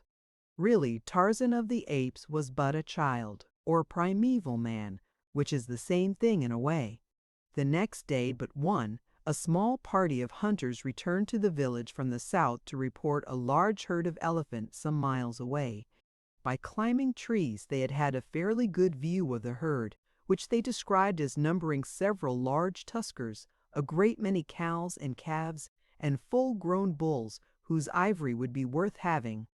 The balance of the day and evening was filled with preparation for a great hunt. Spears were overhauled, quivers were replenished, bows were restrung, and all the while the village witch-doctor passed through the busy throngs, disposing of various charms and amulets designed to protect the possessor from hurt or bring him good fortune in the morrow's hunt. At dawn the hunters were off.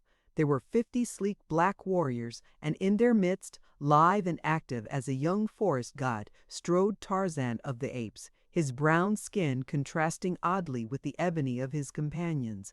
Except for color, he was one of them. His ornaments and weapons were the same as theirs. He spoke their language, he laughed and joked with them, and leaped and shouted in the brief wild dance that preceded their departure from the village. To all intent and purpose, a savage among savages. Nor, had he questioned himself, is it to be doubted that he would have admitted that he was far more closely allied to these people and their life than to the Parisian friends whose ways, ape-like, he had successfully mimicked for a few short months. But he did think of Darnat, and a grin of amusement showed his strong white teeth as he pictured the immaculate Frenchman's expression, could he by some means see Tarzan as he was that minute. Poor Paul, who had prided himself on having eradicated from his friend the last traces of wild savagery. "How quickly have I fallen," thought Tarzan, but in his heart he did not consider it a fall, rather he pitied the poor creatures of Paris, penned up like prisoners in their silly clothes, and watched by policemen all their poor lives, that they might do nothing that was not entirely artificial and tiresome. A 2 hours' march brought them close to the vicinity in which the elephants had been seen the previous day. From there on they moved very quietly indeed, searching for the spoor of the great beasts. At length they found the well-marked trail along which the herd had passed not many hours before. In single file they followed it for about half an hour. It was Tarzan who first raised his hand in signal that the quarry was at hand. His sensitive nose had warned him that the elephants were not far ahead of them. The blacks were skeptical when he told them how he knew. "Come with me," said Tarzan, "and we shall see." With the agility of a squirrel, he sprang into a tree and ran nimbly to the top. One of the blacks followed more slowly and carefully. When he had reached a lofty limb beside the ape-man, the latter pointed to the south, and there, some few hundred yards away, the black saw a number of huge black backs swaying back and forth above the top of the lofty jungle grasses. He pointed the direction to the watchers below, indicating with his fingers the number of beasts he could count.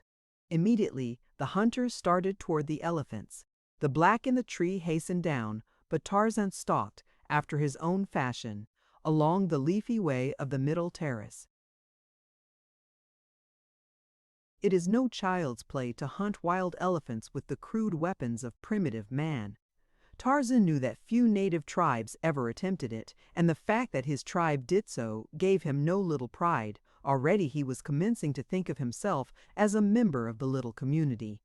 As Tarzan moved silently through the trees, he saw the warriors below creeping in a half-circle upon the still unsuspecting elephants. Finally, they were within sight of the great beasts.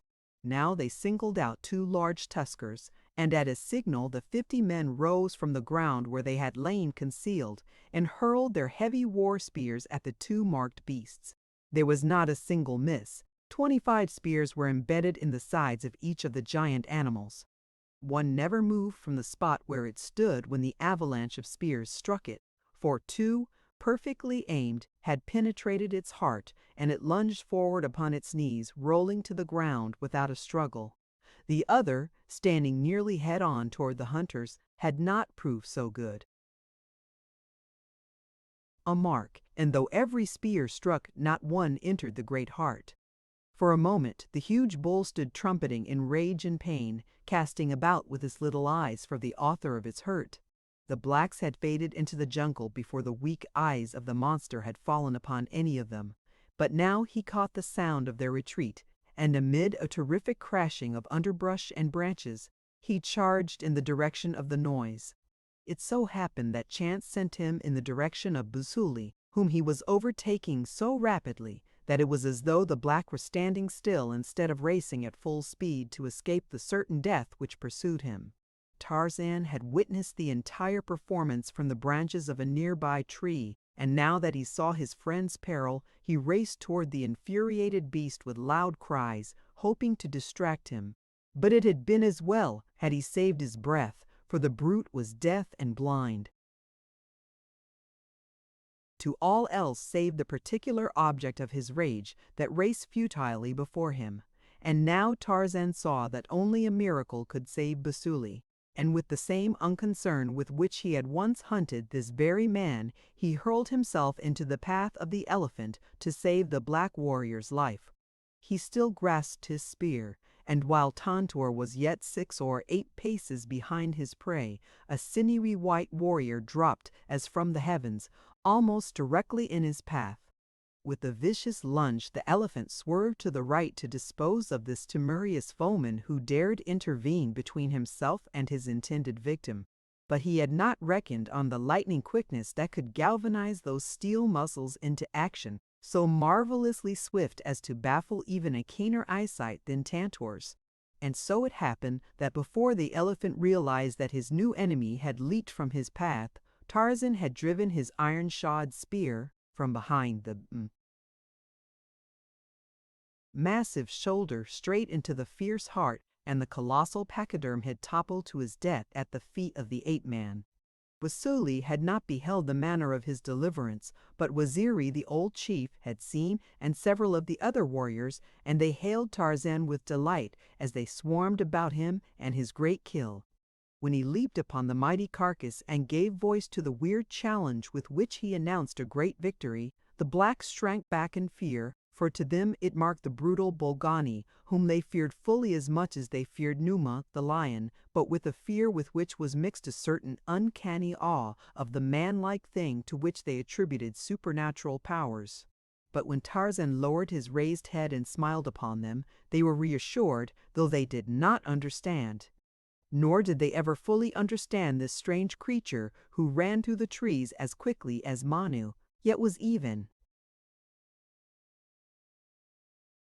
more at home upon the ground than themselves, who was, except as to color, like unto themselves, yet as powerful as 10 of them, and single-handed a match for the fiercest denizens of the fierce jungle. When the remainder of the warriors had gathered, the hunt was again taken up, and the stalking of the retreating herd once more begun. But they had covered a bare 100 yards when from behind them, at a great distance, sounded faintly a strange popping. For an instant they stood like a group of statuary, intently listening. Then Tarzan spoke. "Guns," he said. "The village is being attacked." "Come," cried Waziri. "The Arab raiders have returned with their cannibal slaves for our ivory and our women." Chapter 16. The Ivory Raiders. Waziri's warriors marched at a rapid trot through the jungle in the direction of the village. For a few minutes the sharp cracking of guns ahead warned them to haste, but finally the reports dwindled to an occasional shot, presently ceasing altogether. Nor was this less ominous than the rattle of musketry, for it suggested but a single solution to the little band of rescuers that the illy garrisoned village had already succumbed to the onslaught of a superior force. The returning hunters had covered a little more than 3 miles of the 5 that had separated them from the village when they met the first of the fugitives who had escaped the bullets and clutches of the foe. There were a dozen women, youths, and girls in the party, and so excited were they that they could scarce make themselves understood as they tried to relate to Waziri the calamity that had befallen his people. "They are as many as the leaves of the forest," cried one of the women attempting to explain the enemy's force.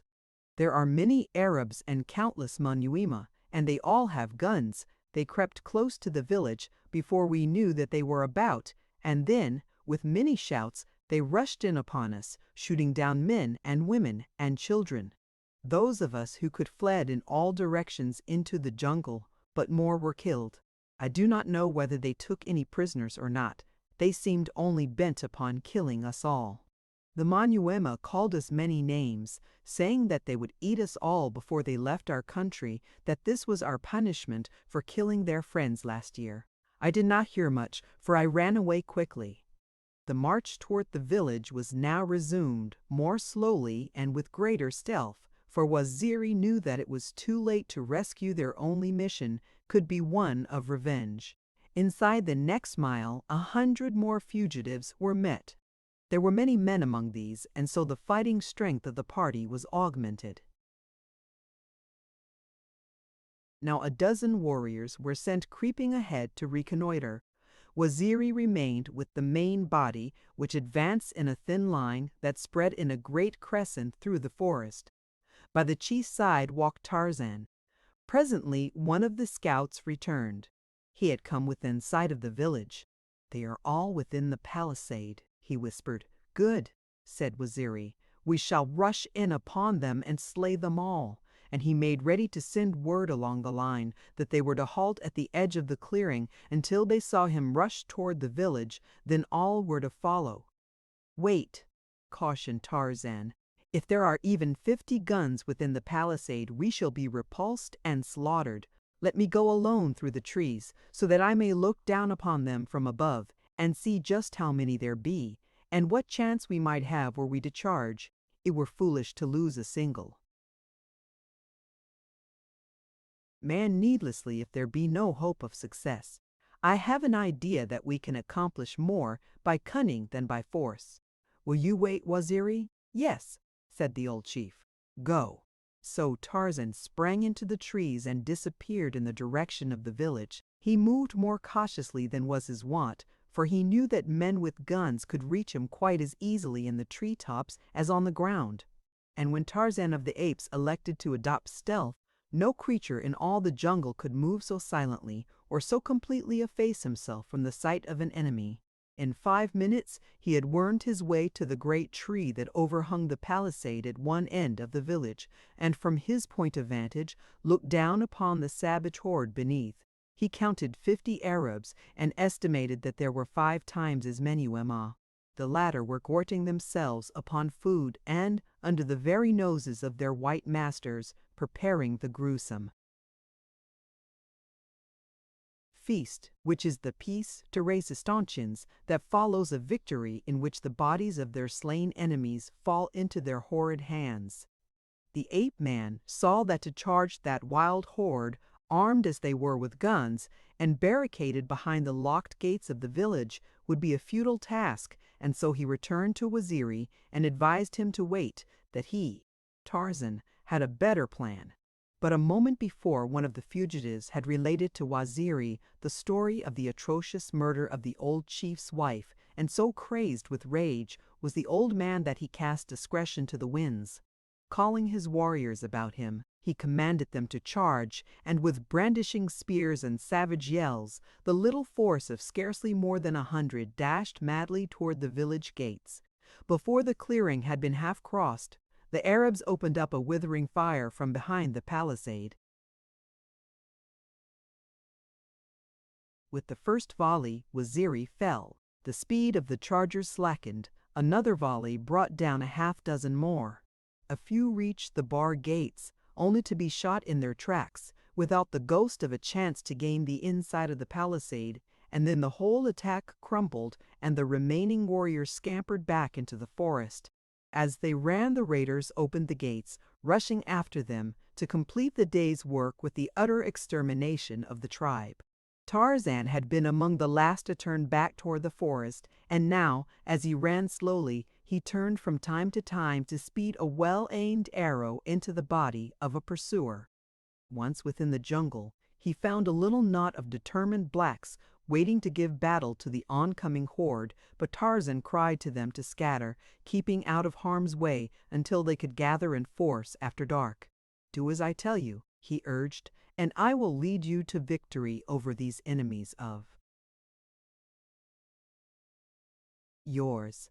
Scatter through the forest, picking up as many stragglers as you can find, and at night, if you think that you have been followed, come by roundabout ways to the spot where we killed the elephants today. Then I will explain my plan, and you will find that it is good. You cannot hope to pit your puny strength and simple weapons against the numbers and the guns of the Arabs and the Manyuema." They finally assented.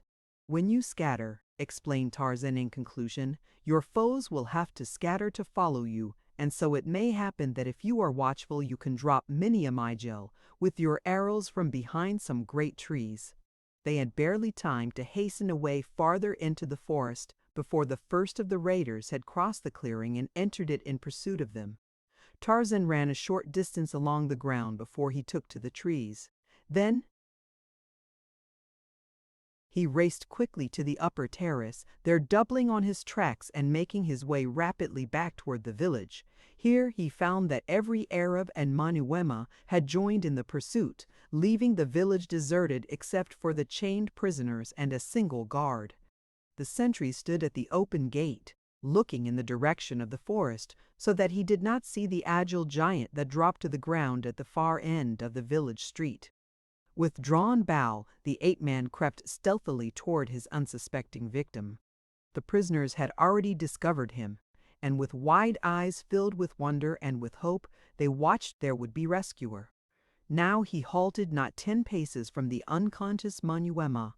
The shaft was drawn back its full length at the height of the keen gray eye that sighted along its polished surface. There was a sudden twang as the brown fingers released their hold, and without a sound, the raider sank forward upon his face, a wooden shaft transfixing his heart and protruding a foot from his black chest. Then Tarzan turned his attention to the 50 women and youths chained neck to neck on the long slave chain. There was no releasing of the ancient padlocks in the time that was left him, so the ape-man called to them to follow him as they were, and, snatching the gun and cartridge belt from the dead sentry, he led the now happy band out through the village gate and into the forest, upon the far side of the clearing. It was a slow and arduous march, for the slave chain was new to these people, and there were many delays as one of their number would stumble and fall, dragging others down with her. Then, too, Tarzan had been forced to make a wide detour to avoid any possibility of meeting with returning raiders. He was partially guided by occasional shots which indicated that the Arab horde was still in touch with the villagers. But he knew that if they would but follow his advice, there would be but few casualties, other than on the side of the marauders. Toward dusk, the firing ceased entirely, and Tarzan knew that the Arabs had all returned to the village. He could scarce repress a smile of triumph as he thought of their rage on discovering that their guard had been killed and their prisoners taken away. Tarzan had wished that he might have taken some of the great store of ivory the village contained, solely for the purpose of still further augmenting the wrath of his enemies. But he knew that that was not necessary for its salvation, since he already had a plan mapped out which would effectually prevent the Arabs leaving the country with a single tusk, and it would have been cruel to have needlessly burdened these poor, overwrought women with the extra weight of the heavy ivory. It was after midnight when Tarzan, with his slow-moving caravan, approached the spot where the elephants lay. Long before they reached it, they had been guided by the huge fire the natives had built in the center of a hastily improvised boma, partially for warmth and partially to keep off chance lions. When they had come close to the encampment, Tarzan called aloud to let them know that friends were coming. It was a joyous reception the little party received when the blacks within the boma saw the long file of fettered friends and relatives enter the firelight. These had all been given up as lost forever, as had Tarzan as well, so that the happy blacks would have remained awake all night to feast on elephant meat and celebrate the return of their fellows, had not Tarzan insisted that they take what sleep they could against the work of the coming day. At that, sleep was no easy matter, for the women who had lost their men or their children in the day's massacre and battle made night hideous with their continued wailing and howling. Finally, however, Tarzan succeeded in silencing them, on the plea that their noise would attract the Arabs to their hiding place, all would be slaughtered. When dawn came, Tarzan explained his plan of battle to the warriors and, without demur, one and all agreed that it was the safest and surest way in which to rid themselves of their unwelcome visitors and be revenged for the murder of their fellows. First, the women and children, with a guard of some 20 old warriors and youths, were started southward to be entirely out of the zone of danger. They had instructions to erect temporary shelter and construct a protecting boma thorn bush, for the plan of campaign which Tarzan had chosen was one which might stretch out over many days or even weeks, during which time the warriors would not return to the new camp. 2 hours after daylight, a thin circle of black warriors surrounded the village. At intervals, one was perched high in the branches of a tree which could overlook the palisade. Presently, a manuema within the village fell, pierced by a single arrow. There had been no sound of attack, none of the hideous war cries or vainglorious waving of menacing spears that ordinarily marks the attack of savages, just a silent messenger of death from out of the silent forest. The Arabs and their followers were thrown into a fine rage at this unprecedented occurrence. They ran for the gates to wreak dire vengeance upon the foolhardy perpetrator of the outrage, but they suddenly realized that they did not know which way to turn to find the foe. As they stood debating with many angry shouts and much gesticulating, one of the Arabs sank silently to the ground in their very midst, a thin arrow protruding from his heart.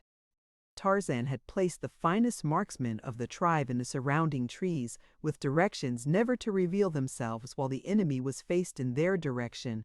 As a black released his messenger of death, he would slink behind the sheltering stem of the tree he had selected. Nor would he again aim until a watchful eye, told him that none was looking toward his tree. 3 times the Arabs started across the clearing in the direction from which they thought the arrows came, but each time another arrow would come from behind to take its toll from among their number. Then they would turn and charge in a new direction. Finally, they set out upon a determined search of the forest, but the blacks melted before them, so that they saw no sign of an enemy. But above them lurked a grim figure in the dense foliage of the mighty trees. It was Tarzan of the apes, hovering over them as if he had been the shadow of death. Presently, a Manyuema forged ahead of his companions. There was none to see from what direction death came, and so it came quickly, and a moment later those behind stumbled over the dead body of their comrade, the inevitable arrow piercing the still heart. It does not take a great deal of this manner of warfare to get upon the nerves of white men, and so it is little to be wondered at that the Manyuema were soon panic-stricken. Did one forge ahead, an arrow found his heart. Did one lag behind, he never again was seen alive. Did one stumble to one side, even for a bare moment from the sight of his fellows, he did not return. And always when they came upon the bodies of their dead, they found those terrible arrows driven with the accuracy of superhuman power straight through the victim's heart. But worse than all else was the hideous fact that not once during the morning had they seen or heard the slightest sign of an enemy other than the pitiless arrows. When finally they returned to the village, it was no better. Every now and then, at varying intervals that were maddening in the terrible suspense they caused, a man would plunge forward. The blacks besought their masters to leave this terrible place, but the Arabs feared to take up the march through the grim and hostile forest beset by this new and terrible enemy, while laden with the great store of ivory they had found within the village. But, worse yet, they hated to leave the ivory behind. Finally, the entire expedition took refuge within the thatched huts here. At least, they would be free from the arrows. Tarzan, from the tree above the village, had marked the hut into which the chief Arabs had gone, and, balancing himself upon an overhanging limb, he drove his heavy spear with all the force of his giant muscles through the thatched roof. A howl of pain told him that it had found a mark. With this parting salute to convince them that there was no safety for them anywhere within the country, Tarzan returned to the forest, collected his warriors, and withdrew a mile to the south to rest and eat. He kept sentries in several trees that commanded a view of the trail toward the village, but there was no pursuit. An inspection of his force showed not a single casualty, not even a minor wound, while rough estimates of the enemy's loss convinced the blacks that no fewer than 20 had fallen before their arrows. They were wild with elation, and were for finishing the day in one glorious rush upon the village, during which they would slaughter the last of their foemen. They were even picturing the various tortures they would inflict, and gloating over the suffering of the Manyuema, for whom they entertained a peculiar hatred, when Tarzan put his foot down flatly upon the plan. "You are crazy," he cried. "I have shown you the only way to fight these people. Already you have killed 20 of them without the loss of a single warrior, whereas yesterday, following your own tactics, which you would now renew, you lost at least a dozen and killed not a single Arab or Manyuema. You will fight just as I tell you to fight, or I shall leave you and go back to my own country." They were frightened when he threatened this, and promised to obey him scrupulously if he would but promise not to desert them. "Very well," he said, "we shall return to the elephant boma for the night. I have a plan to give the Arabs a little taste of what they may expect if they remain in our country, but I shall need no help. Come!" If they suffer no more for the balance of the day, they will feel reassured, and the relapse into fear will be even more nerve-wracking than as though we continued to frighten them all afternoon. So they marched back to their camp of the previous night and, lighting great fires, ate and recounted the adventures of the day until long after dark. Tarzan slept until midnight, Then he arose and crept into the Cimmerian blackness of the forest. An hour later he came to the edge of the clearing before the village. There was a campfire burning within the palisade. The ape-man crept across the clearing until he stood before the barred gates. Through the interstices he saw a lone sentry sitting before the fire. Quietly Tarzan went to the tree at the end of the village street. He climbed softly to his place and fitted an arrow to his bow. For several minutes he tried to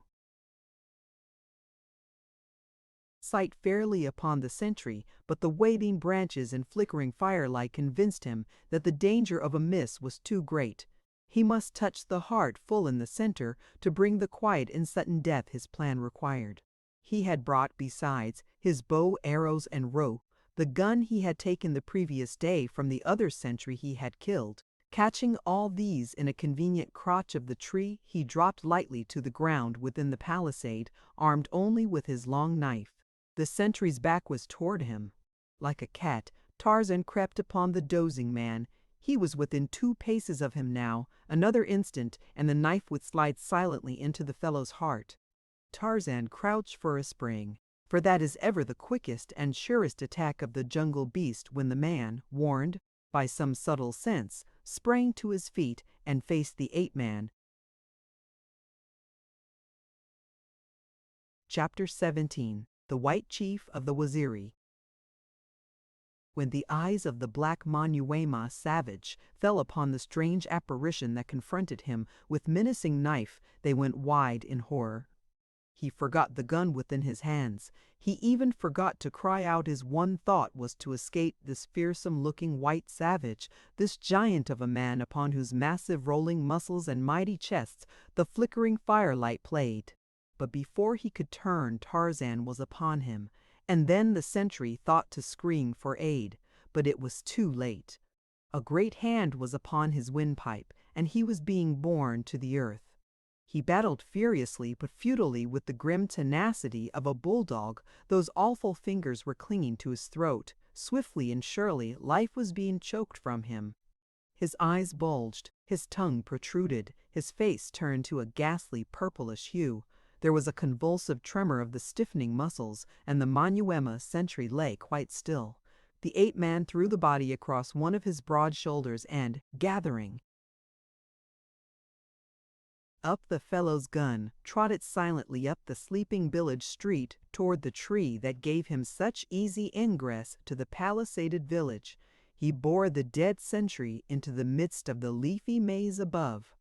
First he stripped the body of cartridge belt and such ornaments as he craved, wedging it into a convenient crotch while his nimble fingers ran over it in search of the loot he could not plainly see in the dark. When he had finished, he took the gun that had belonged to the man and walked far out upon a limb, from the end of which he could obtain a better view of the huts. Drawing a careful bead on the beehive structure in which he knew the chief Arabs to be, he pulled a trigger. Almost instantly there was an answering groan. Tarzan smiled. He had made another lucky hit. Following the shot there was a moment's silence in the camp, and then Manyuema and Arab came pouring from the huts like a swarm of angry hornets. But if the truth were known, they were even more frightened than they were angry. The strain of the preceding day had wrought upon the fears of both black and white, and now this single shot in the night conjured all manner of terrible conjectures in their terrified minds. When they discovered that their sentry had disappeared, their fears were no way allayed, and as though to bolster their courage by warlike actions, they began to fire rapidly at the barred gates of the village, although no enemy was in sight. Tarzan took advantage of the deafening roar of this fusillade to fire into the mob beneath him. No one heard his shot above the din of rattling musketry in the street, but some who were standing close saw one of their number crumple suddenly to the earth. When they leaned over him, he was dead. They were panic-stricken, and it took all the brutal authority of the Arabs to keep the Manyuema from rushing helter-skelter into the jungle anywhere to escape from this terrible village. After a time they commenced to quiet down, and as no further mysterious deaths occurred among them, they took heart again. but it was a short-lived respite, for just as they had concluded that they would not be disturbed again, Tarzan gave voice to a weird moan, and as the raiders looked up in the direction from which the sound seemed to come, the ape-man, who stood swinging the dead body of the sentry gently to and fro, suddenly shot the corpse far out above their heads. With howls of alarm the throng broke in all directions to escape this new and terrible creature who seemed to be springing upon them. To their fear-distorted imaginations, the body of the sentry, falling with wide-sprawled arms and legs, assumed the likeness of a great beast of prey. In their anxiety to escape, many of the blacks scaled the palisade, while others tore down the bars from the gates and rushed madly across the clearing toward the jungle. For a time no one turned back toward the thing that had frightened them, but Tarzan knew that they would in a moment, and when they discovered that it was but the dead body of their sentry, while they would doubtless be still further terrified, he had a rather definite idea as to what they would do, and so he faded silently away toward the south, taking the moonlit upper terrace back toward the camp of the Waziri. Presently one of the Arabs turned and saw that the thing that had leaped from the tree upon them lay still and quiet where it had fallen in the center of the village street. Cautiously he crept back toward it until he saw that it was but a man. A moment later he was beside the figure, and in another had recognized it as the corpse of the Monyuema who had stood on guard at the village gate. His companions rapidly gathered around at his call, and after a moment's excited conversation, they did precisely what Tarzan had reasoned they would. Raising their guns to their shoulders, they poured volley after volley into the tree from which the corpse had been thrown. Had Tarzan remained there, he would have been riddled by 100 bullets. When the Arabs and Monyuema discovered that the only marks of violence upon the body of their dead comrade were giant fingerprints upon his swollen throat, they were again thrown into deeper apprehension and despair. That they were not even safe within a palisaded village at night came as a distinct shock to them. That an enemy could enter into the midst of their camp and kill their sentry with bare hands seemed outside the bounds of reason, and so the superstitious Monyuema commenced to attribute their ill luck to supernatural causes, nor were the Arabs able to offer any better explanation. With at least 50 of their number flying through the black jungle, and without the slightest knowledge of when their uncanny foemen might resume the cold-blooded slaughter they had commenced, it was a desperate band of cutthroats that waited sleeplessly for the dawn, only on the promise of the Arabs that they would leave the village at daybreak and hasten onward toward their own land, would the remaining Monyuema consent to stay at the village a moment longer. Not even fear of their cruel masters was sufficient to overcome this new terror. And so it was that when Tarzan and his warriors returned to the attack the next morning, they found the raiders prepared to march out of the village. The Monyuema were laden with stolen ivory. As Tarzan saw it, he grinned, for he knew that they would not carry it far. Then he saw something which caused him anxiety. A number of the Monyuema were lighting torches in the remnant of the campfire. They were about to fire the village. Tarzan was perched in a tall tree some 100 yards from the palisade, making a trumpet of his hands. He called loudly in the Arab tongue, "Do not fire the huts, or we shall kill you all. Do not fire the huts, or we shall kill you all." A dozen times he repeated it. The Monyuema hesitated, then one of them flung his torch into the campfire. The others were about to do the same when an Arab sprung upon them with a stick, beating them toward the huts. Tarzan could see that he was commanding them to fire the little thatched dwellings. Then he stood erect upon the swaying branch 100 feet above the ground and, raising one of the Arab guns to his shoulder, took careful aim and fired. With the report, the Arab who was urging on his men to burn the village fell in his tracks, and the Monyuema threw away their torches and fled from the village. The last Tarzan saw of them, they were racing toward the jungle, while their former masters knelt upon the ground and fired at them. But however angry the Arabs might have been at the insubordination of their slaves. They were at least convinced that it would be the better part of wisdom to forego the pleasure of firing the village that had given them two such nasty receptions. In their hearts, however, they swore to return again with such force as would enable them to sweep the entire country for miles around, until no vestige of human life remained. They had looked in vain for the owner of the voice, which had frightened off the men who had been detailed to put the torch to the huts, but not even the keenest eye among them had been able to locate him. They had seen the puff of smoke from the tree, following the shot that brought down the Arab. But, though a volley had immediately been loosed into its foliage, there had been no indication that it had been effective. Tarzan was too intelligent to be caught in any such trap, and so the report of his shot had scarcely died away before the ape-man was on the ground and racing for another tree 100 yards away. Here he again found a suitable perch from which he could watch the preparations of the raiders. It occurred to him that he might have considerable more fun with them, so again he called to them through his improvised trumpet. "Leave the ivory," he cried. "Leave the ivory. Dead men have no use for ivory." Some of the Muonwema started to lay down their loads, but this was altogether too much for the avaricious Arabs. With loud shouts and curses they aimed their guns full upon the bearers, threatening instant death to any who might lay down his load. They could give up firing the village, but the thought of abandoning this enormous fortune in ivory was quite beyond their conception. Better death than that. And so they marched out of the village of the Waziri, and on the shoulders of their slaves was the ivory ransom of a score of kings. Toward the north they marched, back toward their savage settlement in the wild and unknown country which lies back from the Congo in the uttermost depths of the great forest, and on either side of them traveled an invisible and relentless foe. Under Tarzan's guidance, the Black Waziri warriors stationed themselves along the trail on either side in the densest underbrush. They stood at far intervals, and, as the column passed, a single arrow or a heavy spear, well aimed, would pierce a Manyuema or an Arab. Then the Waziri would melt into the distance and run ahead to take his stand farther on.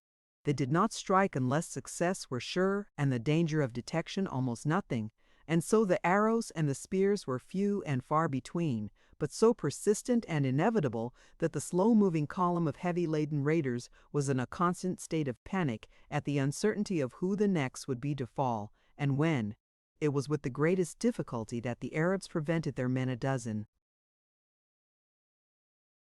times from throwing away their burdens and fleeing like frightened rabbits up the trail toward the north. And so the day wore on a frightful nightmare of a day for the raiders, a day of weary but well-repaid work for the Waziri. At night the Arabs constructed a rude boma in a little clearing by a river and went into camp. At intervals during the night, a rifle would bark close above their heads, and one of the dozen sentries which they now had posted would tumble to the ground. Such a condition was insupportable, for they saw that by means of these hideous tactics they would be completely wiped out, one by one, without inflicting a single death upon their enemy. But yet, with the persistent avariciousness of the white man, the Arabs clung to their loot, and when morning came forced the demoralized Manyuema to take up their burdens of death and stagger on into the jungle. For 3 days, the withering column kept up its frightful march. Each hour was marked by its deadly arrow or cruel spear. The nights were made hideous by the barking of the invisible gun that made sentry duty equivalent to a death sentence. On the morning of the 4th day, the Arabs were compelled to shoot 2 of their blacks before they could compel the balance to take up the hated ivory, and as they did so, a voice rang out, clear and strong from the jungle. "Today you die, O Manyuema, unless you lay down the ivory. Fall upon your cruel masters and kill them. You have guns, why do you not use them? Kill the Arabs and we will not harm you. We will take you back to our village and feed you and lead you out of our country in safety and in peace. Lay down the ivory and fall upon your masters, we will help you. Else you die." As the voice died down, the raiders stood as though turned to stone. The Arabs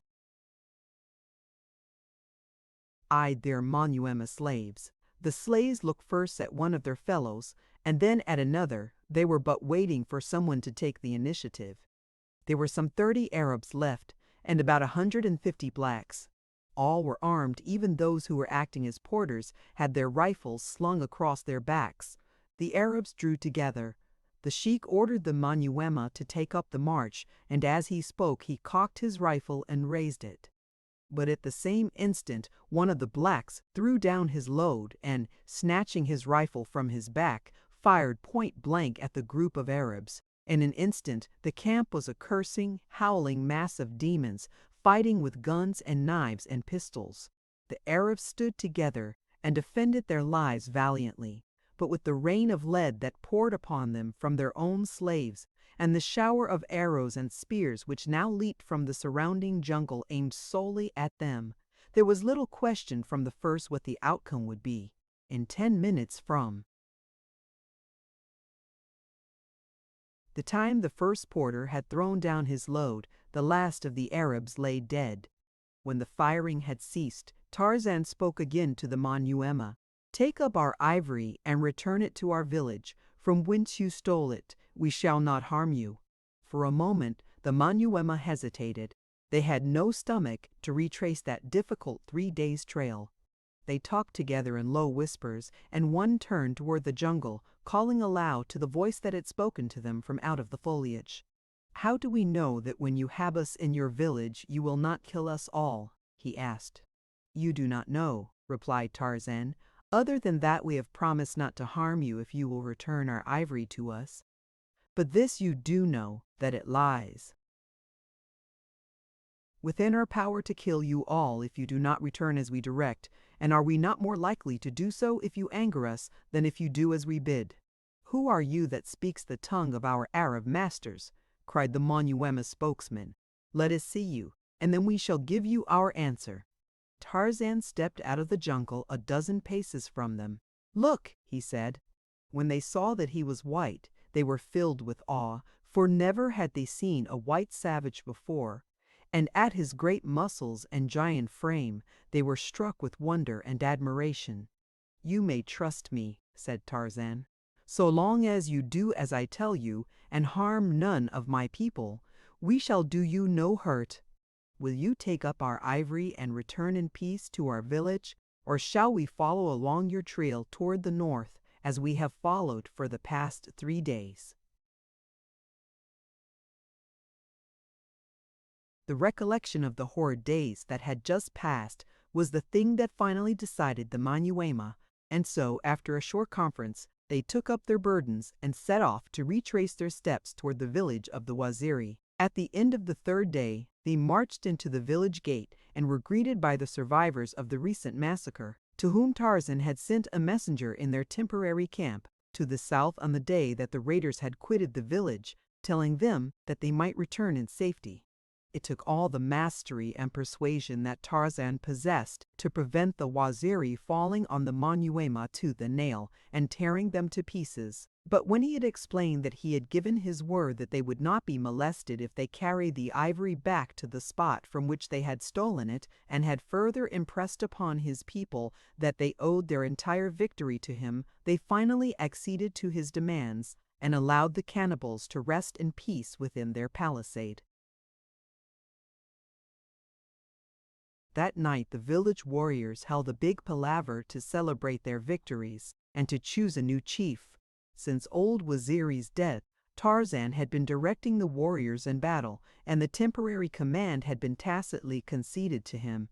There had been no time to choose a new chief from among their own number, and, in fact, so remarkably successful had they been under the ape-man's generalship that they had had no wish to delegate the supreme authority to another for fear that what they already had gained might be lost.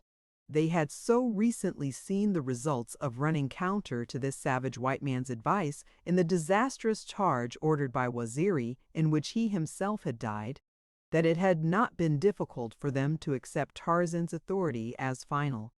The principal warriors sat in a circle about a small fire to discuss the relative merits of whomever might be suggested as old Waziri's successor. It was Busuli who spoke first. Since Waziri is dead, leaving no son, there is but one among us whom we know from experience is fitted to make us a good king. There is only one who has proved that he can successfully lead us against the guns of the white man and bring us easy victory without the loss of a single life. There is only one, and that is the white man who has led us for the past few days. And Busuli sprang to his feet, and with uplifted spear and half-bent, crouching body commenced to dance slowly about Tarzan, chanting in time to his steps, "Waziri, king of the Waziri, Waziri, king of the Waziri, color of Arabs, Waziri, king of the Waziri." One by one the other warriors signified their acceptance of Tarzan as their king by joining in the solemn dance. The women came and squatted about the rim of the circle, beating upon tom-toms, clapping their hands in time to the steps of the dancers, and joining in the chant of the warriors. In the center of the circle sat Tarzan of the Apes Waziri, king of the Waziri, for, like his predecessor, he was to take the name of his tribe as his own. Faster and faster grew the pace of the dancers, louder and louder their wild and savage shouts. The women rose and fell in unison, shrieking now at the tops of their voices. The spears were brandishing fiercely, and as the dancers stooped down and beat their shields upon the hard-tramped earth of the village street, the whole sight was as terribly primeval and savage as though it were being staged in the dim dawn of humanity, countless ages in the past. As the excitement waxed the ape, man sprang to his feet and joined in the wild ceremony. In the center of the circle of glittering black bodies he leaped and roared and shook his heavy spear in the same mad abandon that enthralled his fellow savages. The last remnant of his civilization was forgotten. He was a primitive man to the fullest now, reveling in the freedom of the fierce wild life he loved, gloating in his kingship among these wild blacks. Ah, if Olga Dukuti had but seen him, then could she have recognized the well dressed, quiet young man, whose well-bred face and irreproachable manners had so captivated her but a few short months ago. And Jane Porter. Would she have still loved this savage warrior chieftain, dancing naked among his naked savage subjects? And Darnot. Could Darnot have believed that this was the same man he had introduced into half a dozen of the most select clubs of Paris? What would his fellow peers in the House of Lords have said had one pointed to this dancing giant with his barbaric headdress and his metal ornaments and said, "There, my lords, is John Clayton, Lord Greystoke." And so Tarzan of the Apes came into a real kingship among men. Slowly but surely was he following the evolution of his ancestors, for had he not started at the very bottom? Chapter 18. The Lottery of Death. Jane Porter had been the first of those in the lifeboat to awake in the morning after the wreck of the Lady Alice. The other members of the party were asleep upon the thwarts or huddled in cramped positions in the bottom of the boat. When the girl realized that they had become separated from the other boats, she was filled with alarm. The sense of utter loneliness and helplessness which the vast expanse of deserted ocean aroused in her was so depressing that, from the first, contemplation of the future held not the slightest ray of promise for her. She was confident that they were lost beyond possibility of succor. Presently Clayton awoke. It was several minutes before he could gather his senses sufficiently to realize where he was or recall the disaster of the previous night. Finally his bewildered eyes fell upon the girl. "Jane!" he cried. "Thank God that we are together." "Look," said the girl dully, indicating the horizon with an apathetic gesture. "We are all alone." Clayton scanned the water in every direction. "Where can they be?" he cried. "They cannot have gone down, for there has been no sea, and they were afloat after the yacht sank. I saw them all." He awoke the other members of the party and explained their plight. "It is just as well that the boats are scattered, sir," said one of the sailors. They are all provisioned so that they do not need each other on that score, and should a storm blow up, they could be of no service to one another, even if they were together, but scattered about the ocean, there is a much better chance that one at least will be picked up, and then a search will be at once started for the others. Were we together, there would be but one chance of rescue, where now there may be four. They saw the wisdom of his philosophy and were cheered by it, but their joy was short-lived, for when it was decided that they should row steadily toward the east and the continent, it was discovered that the sailors who had been at the only 2 oars with which the boat had been provided had fallen asleep at their work, and allowed both to slip into the sea. Nor were they in sight anywhere upon the water. During the angry words and recriminations which followed, the sailors nearly came to blows, but Clayton succeeded in quieting them, though a moment later Monsieur Thuran almost precipitated another row by making a nasty remark about the stupidity of all Englishmen, and especially English sailors. "Come, come, mates," spoke up one of the men, Tompkins, who had taken no part in the altercation. "Shooting off our bloomin' mugs won't get us nothing." As Spidery said afore, "We'll all bloody well be picked up anyway," says, so what's the use of squabbling? Let's eat, says I.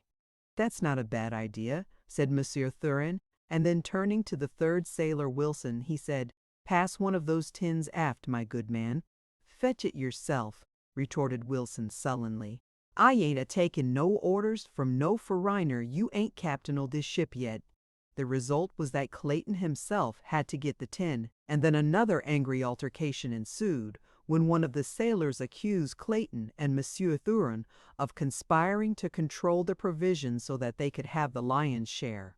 "Someone should take command of this boat," spoke up Jane Porter, thoroughly disgusted with the disgraceful wrangling that had marked the very opening of a forced companionship that might last for many days. It is terrible enough to be alone in a frail boat on the Atlantic without having the added misery and danger of constant bickering and brawling among the members of our party. You men should elect a leader, and then abide by his decisions in all matters. There is greater need for strict discipline here than there is upon a well-ordered ship. She had hoped, before she voiced her sentiments, that it would not be necessary for her to enter into the transaction at all, for she believed that Clayton was amply able to cope with every emergency, but she had to admit that so far at least he had shown no greater promise of successfully handling the situation than any of the others, though he had at least refrained from adding in any way to the unpleasantness, even going so far as to give up the tin to the sailors when they objected to its being opened by him. The girl's words temporarily quieted the men, and finally it was decided that the 2 kegs of water and the 4 tins of food should be divided into 2 parts, one half going forward to the 3 sailors to do with as they saw best, and the balance aft to the 3 passengers. Thus was the little company divided into 2 camps, and when the provisions had been apportioned, each immediately set to work to open and distribute food and water. The sailors were the first to get one of the tins of food open, and their curses of rage and disappointment caused Clayton to ask what the trouble might be. "Trouble?" shrieked Spider. "Trouble! It's worse than trouble. It's death. This tin is full of coal oil."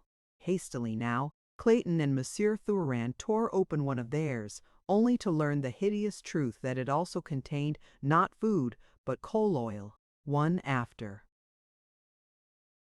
another, the 4 tins on board were opened, and as the contents of each became known, howls of anger announced the grim truth: there was not an ounce of food upon the boat.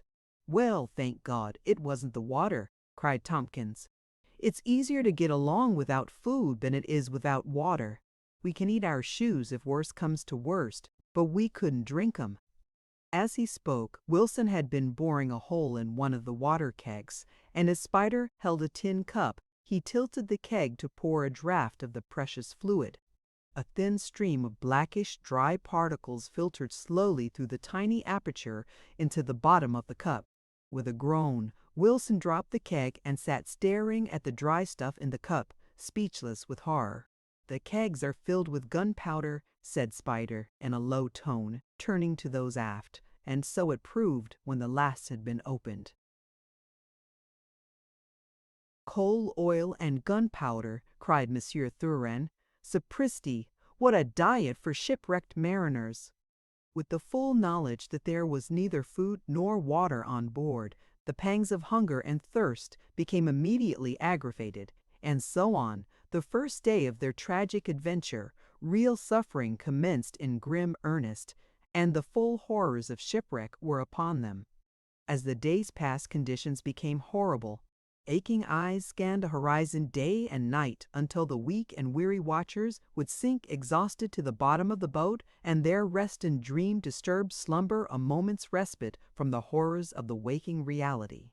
The sailors, goaded by the remorseless pangs of hunger, had eaten their leather belts, their shoes, the sweatbands from their caps, although both Clayton and Monsieur Thurin had done their best to convince them that these would only add to the suffering they were enduring.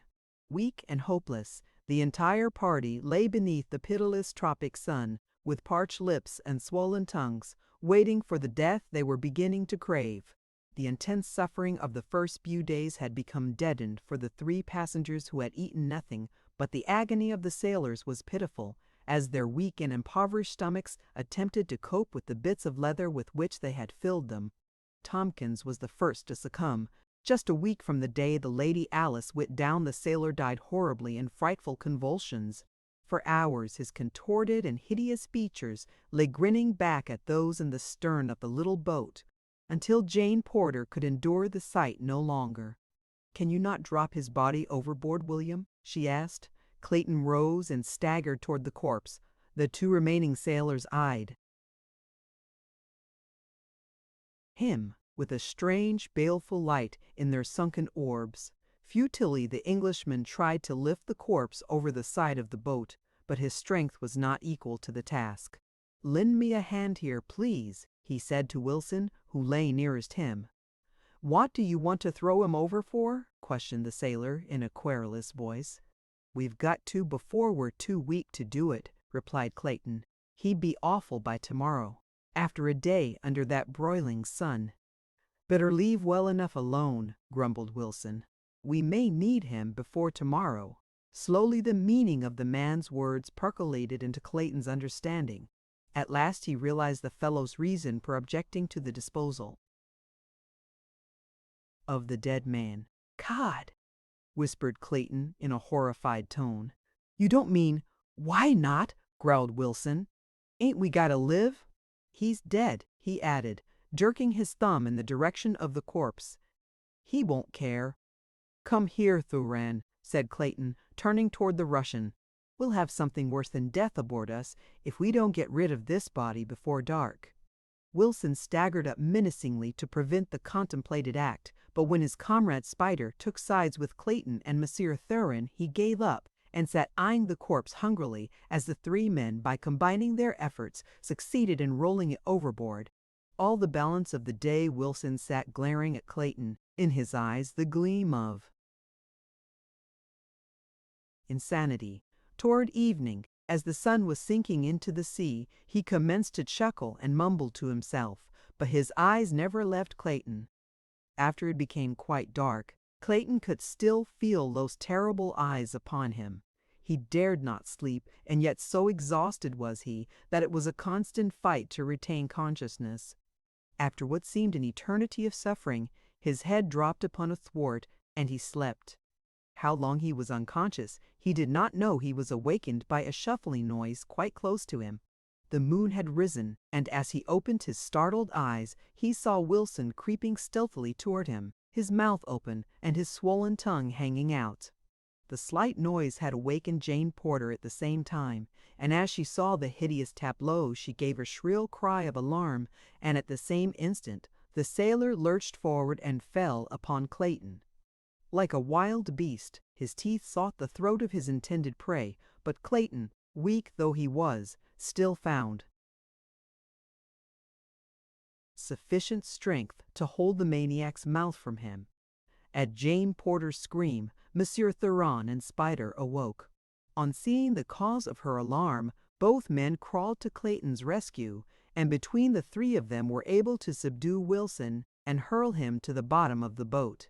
For a few minutes he lay there chattering and laughing, and then, with an awful scream, and before any of his companions could prevent, he staggered to his feet and leaped overboard. The reaction from the terrific strain of excitement left the weak survivors trembling and prostrated. Spider broke down and wept. Jane Porter prayed. Clayton swore softly to himself. Monsieur Thurin sat with his head in his hands, thinking. The result of his cogitation developed the following morning in a proposition he made to Spider and Clayton. "Gentlemen," said Monsieur Thurin, "you see the fate that awaits us all, unless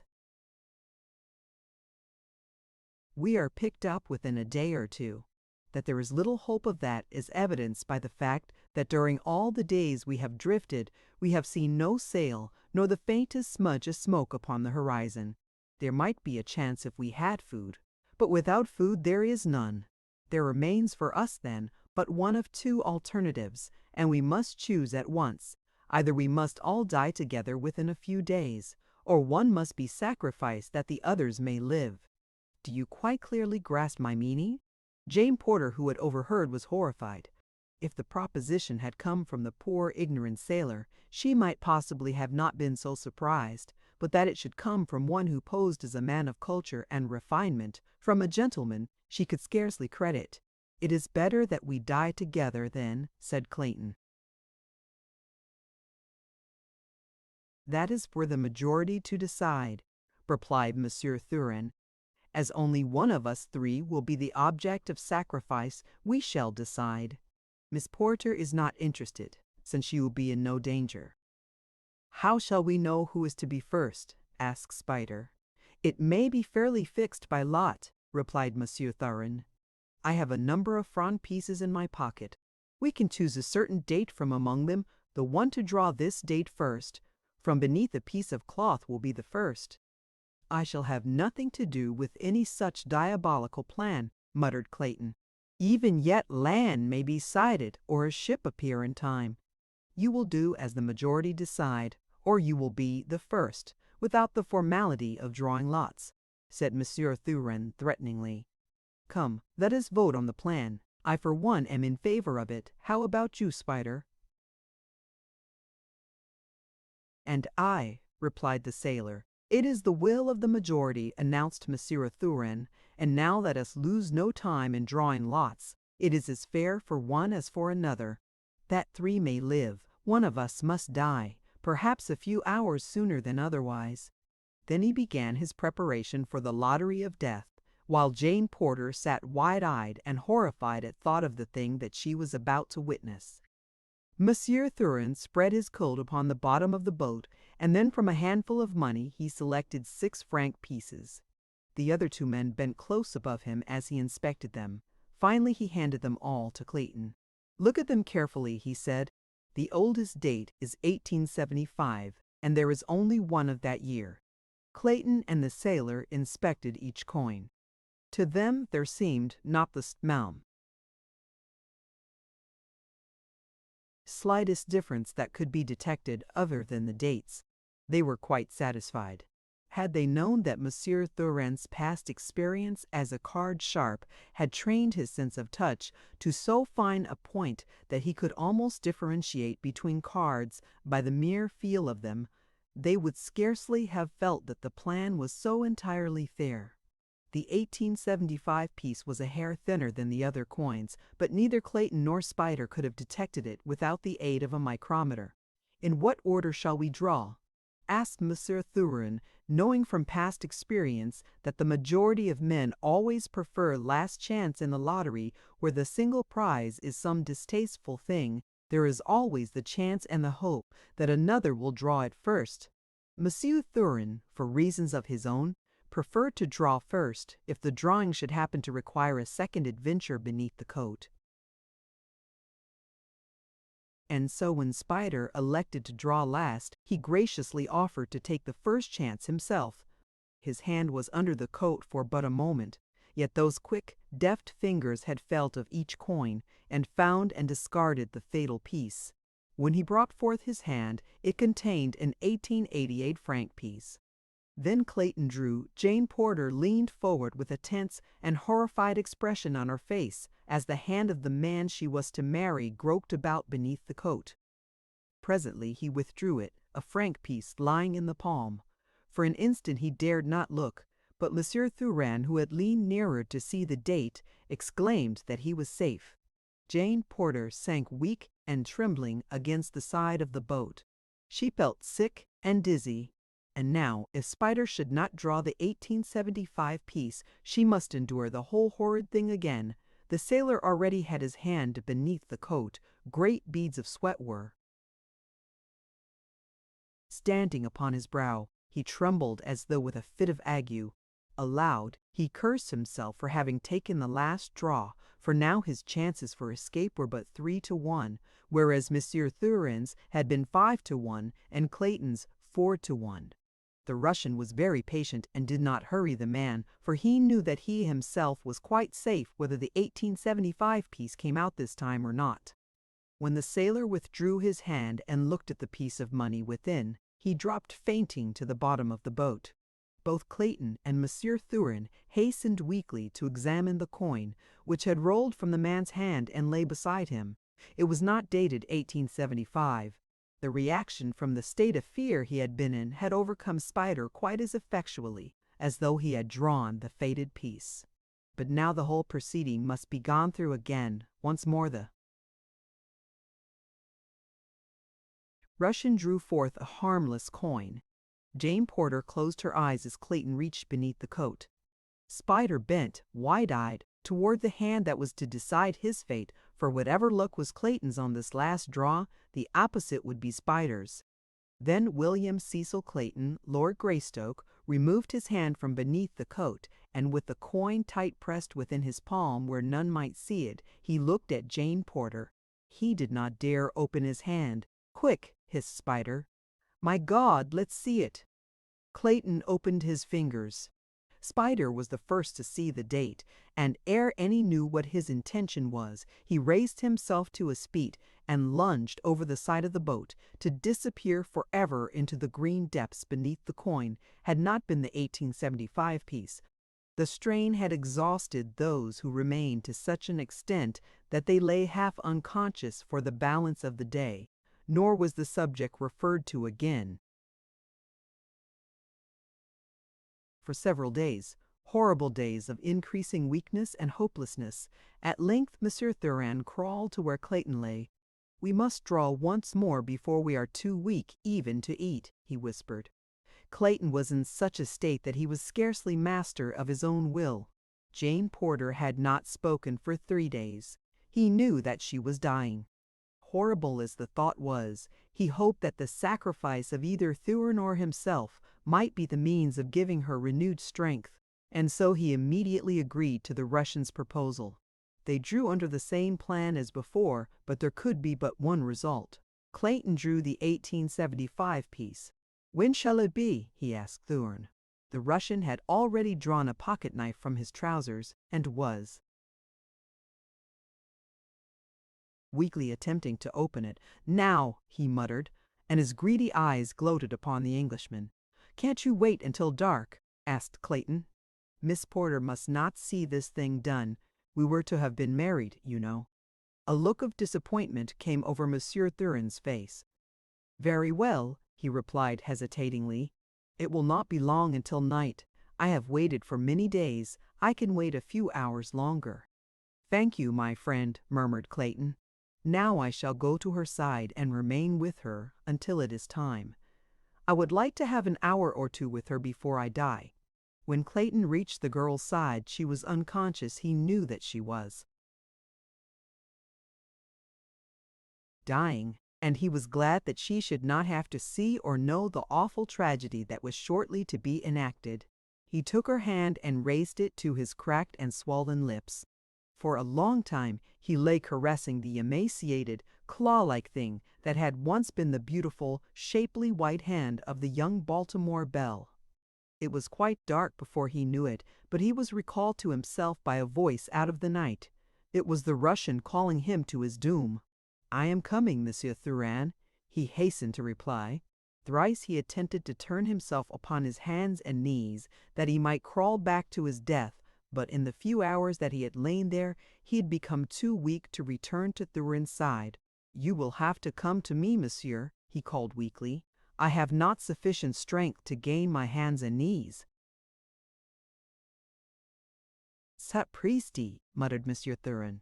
"You are attempting to cheat me out of my winnings." Clayton heard the man shuffling about in the bottom of the boat. Finally there was a despairing groan. "I cannot crawl," he heard the Russian wail.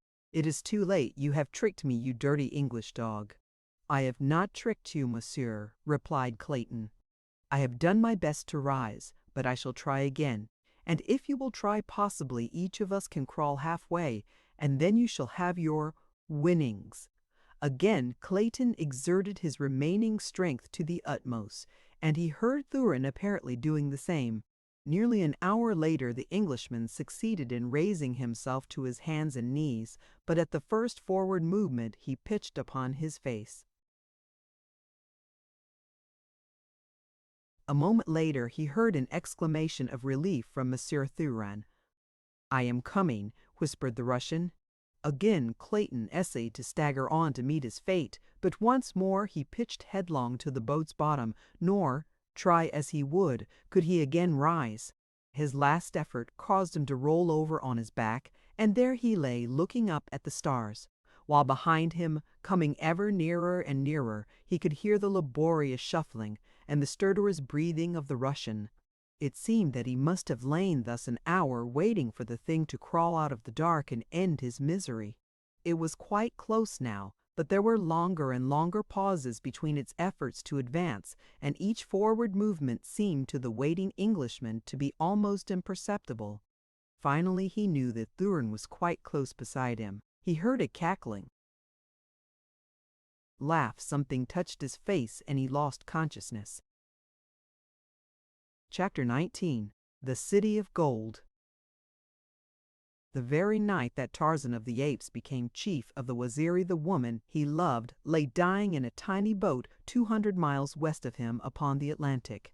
As he danced among his naked fellow savages, the firelight gleaming against his great rolling muscles, the personification of physical perfection and strength, the woman who loved him lay thin and emaciated in the last coma that precedes death by thirst and starvation.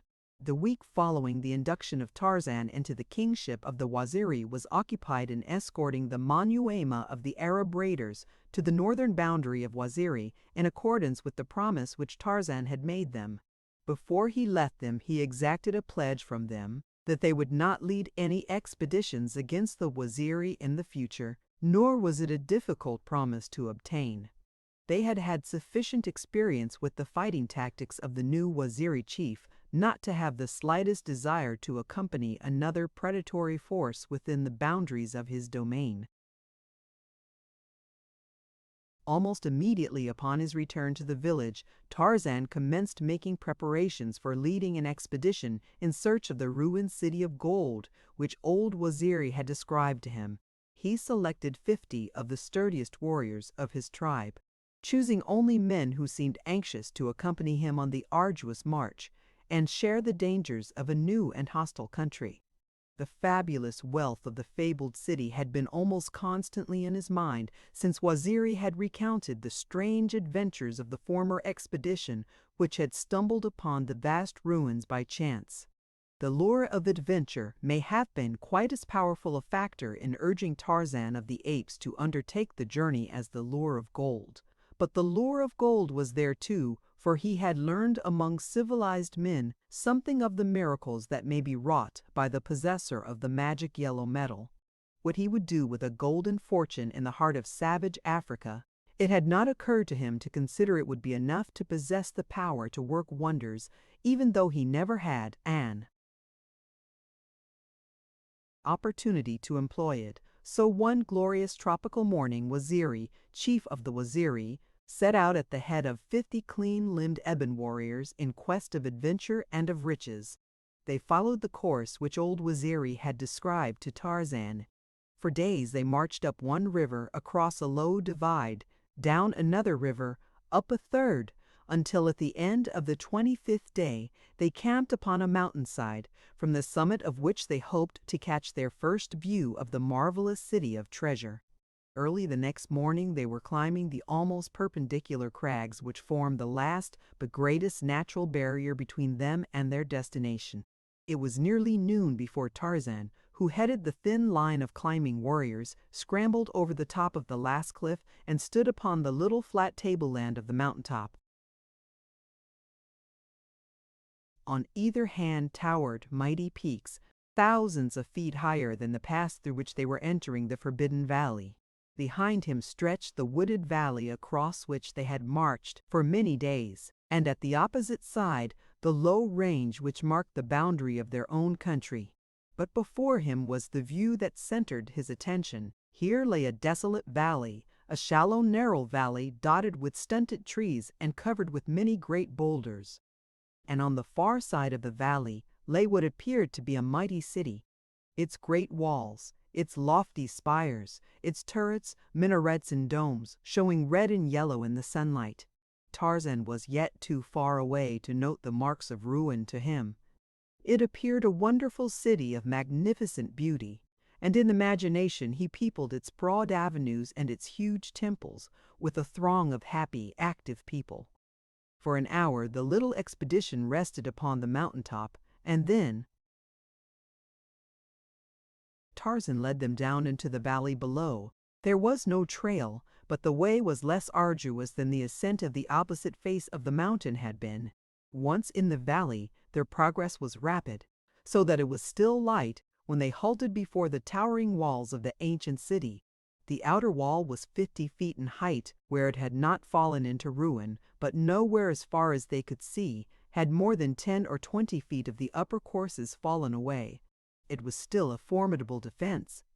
On several occasions Tarzan had thought that he discerned things moving behind the ruined portions of the wall near to them, as though creatures were watching them from behind the bulwarks of the ancient pile. And often he felt the sensation of unseen eyes upon him, but not once could he be sure that it was more than imagination. That night they camped outside the city.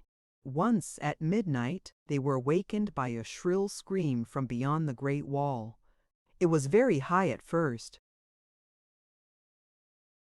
descending gradually until it ended in a series of dismal moans. It had a strange effect upon the blacks, almost paralyzing them with terror while it lasted, and it was an hour before the camp settled down to sleep once more. In the morning the effects of it were still visible in the fearful, sidelong glances that the Waziri continually cast at the massive and forbidding structure which loomed above them. It required considerable encouragement and urging on Tarzan's part to prevent the blacks from abandoning the venture on the spot and hastening back across the valley toward the cliffs they had scaled the day before. But at length, by dint of commands and threats that he would enter the city alone, they agreed to accompany him. For 15 minutes they marched along the face of the wall before they discovered a means of ingress. Then they came to a narrow cleft about 20 inches wide. Within, a flight of concrete steps, worn hollow by centuries of use, rose before them, to disappear at a sharp turning of the passage a few yards ahead. Into this narrow alley Tarzan made his way, turning his giant shoulders sideways that they might enter at all. Behind him trailed his black warriors. At the turn in the cleft, the stairs ended and the path was level, but it wound and twisted in a serpentine fashion, until suddenly at a sharp angle it debouched upon a narrow court, across which loomed an inner wall, equally as high as the outer. This inner wall was set with little round towers alternating along its entire summit with pointed monoliths. In places these had fallen and the wall was ruined, but it was in a much better state of preservation than the outer wall. Another narrow passage led through this wall, and at its end Tarzan and his warriors found themselves in a broad avenue, on the opposite side of which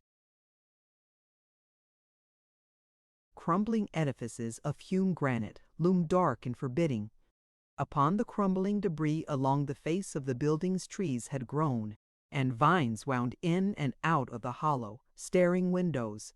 But the building directly opposite them seemed less overgrown than the others, and in a much better state of preservation. It was a massive pile, surmounted by an enormous dome. At either side of its great entrance stood rows of tall pillars, each capped by a huge, grotesque bird carved from the solid rock of the monoliths. As the ape-man and his companions stood gazing in varying degrees of wonderment at this ancient city in the midst of savage Africa, several of them became aware of movement within the structure at which they were looking.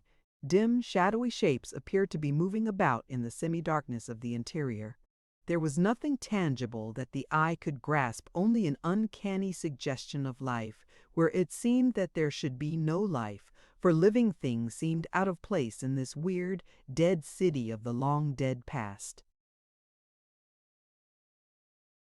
Tarzan recalled something that he had read in the library at Paris of a lost race of white men that native legend described as living in the heart of Africa. He wondered if he were not looking upon the ruins of the civilization that this strange people had wrought amid the savage surroundings of their strange and savage home. Could it be possible that even now a remnant of that lost race inhabited the ruined grandeur that had once been their progenitor? Again he became conscious of a stealthy movement within the great temple before him. "Come," he said to his waziri. "Let us have a look at what lies behind those ruined walls." His men were loath to follow him, but when they saw that he was bravely entering the frowning portal, they trailed a few paces behind, in a huddled group that seemed the personification of nervous terror. A single shriek, such as they had heard the night before, would have been sufficient to have sent them all racing madly for the narrow cleft that led through the great walls to the outer world. As Tarzan entered the building, he was distinctly aware of many eyes upon him. There was a rustling in the shadows of a nearby corridor, and he could have sworn that he saw a human hand withdrawn from an embrasure that opened above him into the dome-like rotunda in which he found himself. The floor of the chamber was of concrete, the walls of smooth granite, upon which strange figures of men and beasts were carved. In places, tablets of yellow metal had been set in the solid masonry of the walls. When he approached closer to one of these tablets, he saw that it was of gold and bore many hieroglyphics. Beyond this first chamber there were others, and back of them the building branched out into enormous wings. Tarzan passed through several of these chambers, finding many evidences of the fabulous wealth of the original builders.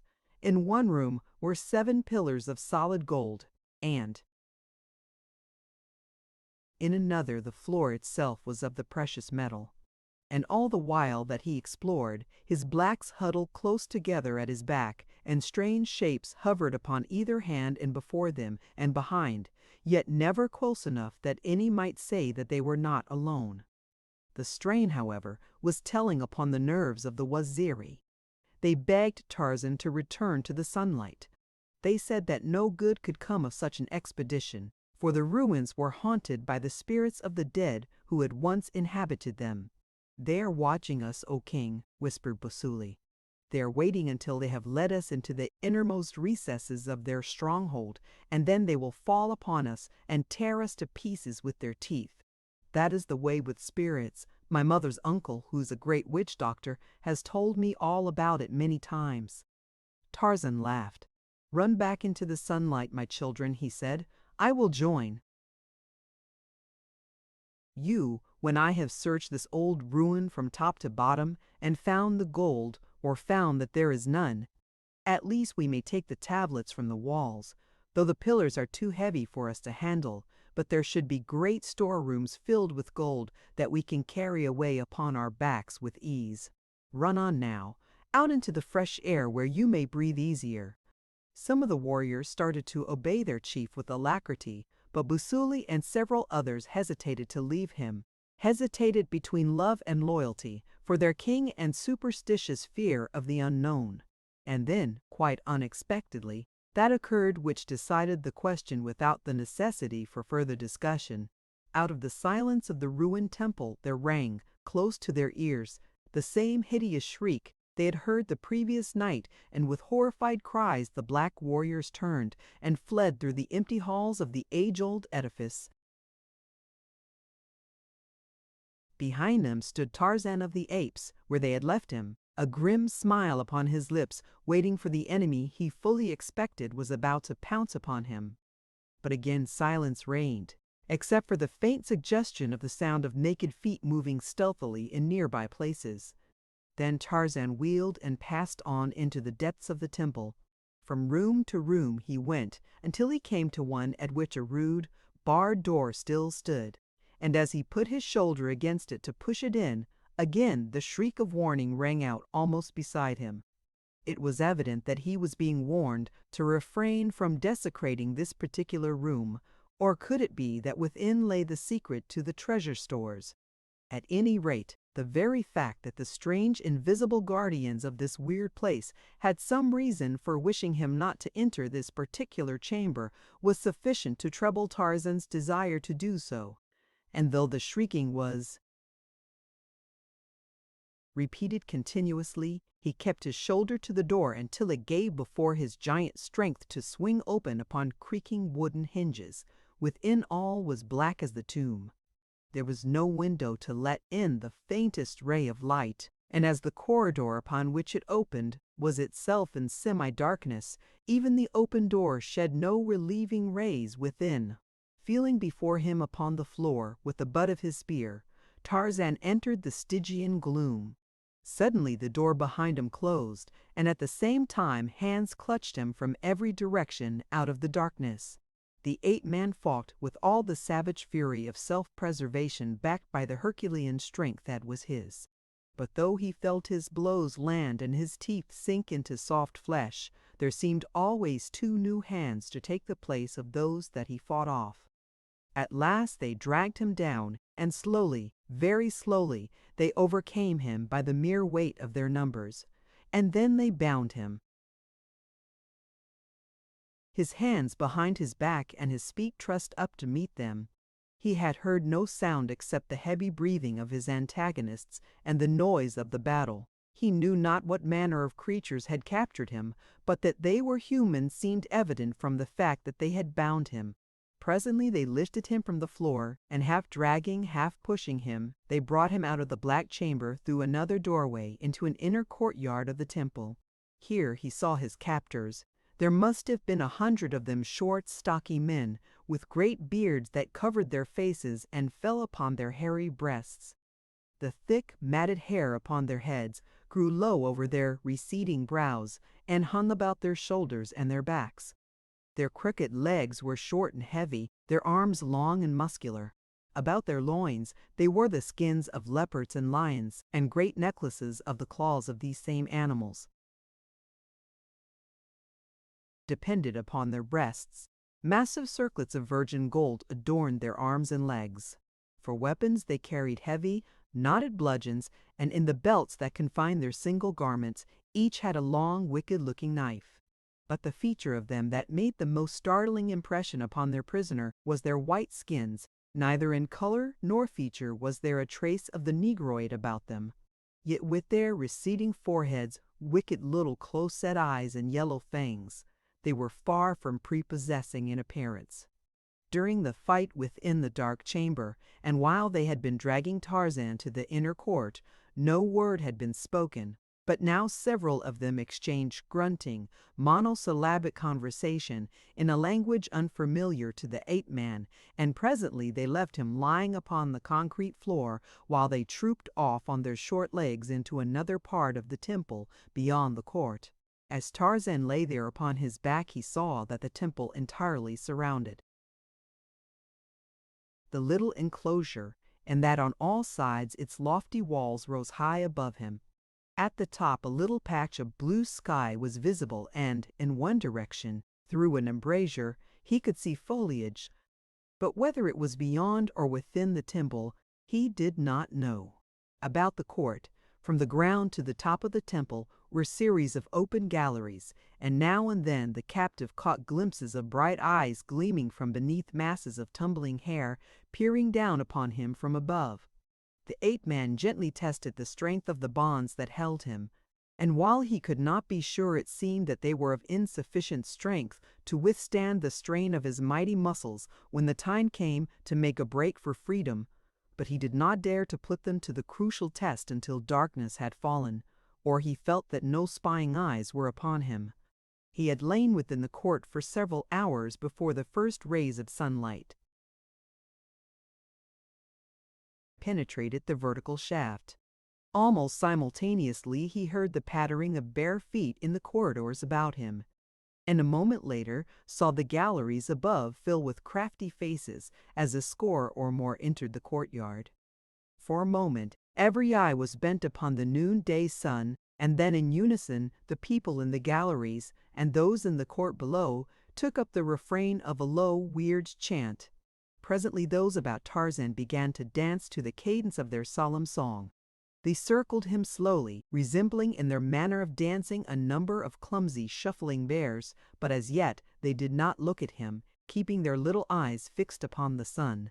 For 10 minutes or more they kept up their monotonous chant in steps, and then suddenly, and in perfect unison, they turned toward their victim with upraised bludgeons and emitting fearful howls, the while they contorted their features into the most diabolical expressions. They rushed upon him. At the same instant, a female figure dashed into the midst of the bloodthirsty horde, and, with a bludgeon similar to their own, except that it was wrought from gold, beat back the advancing men. Chapter 20. Law. For a moment Tarzan thought that by some strange freak of fate a miracle had saved him. But when he realized the ease with which the girl had single-handed beaten off 20 gorilla-like males, and an instant later, as he saw them again take up their dance about him while she addressed them in a sing-song monotone which bore every evidence of reunite, he came to the conclusion that it was all but a part of the ceremony of which he was the central figure.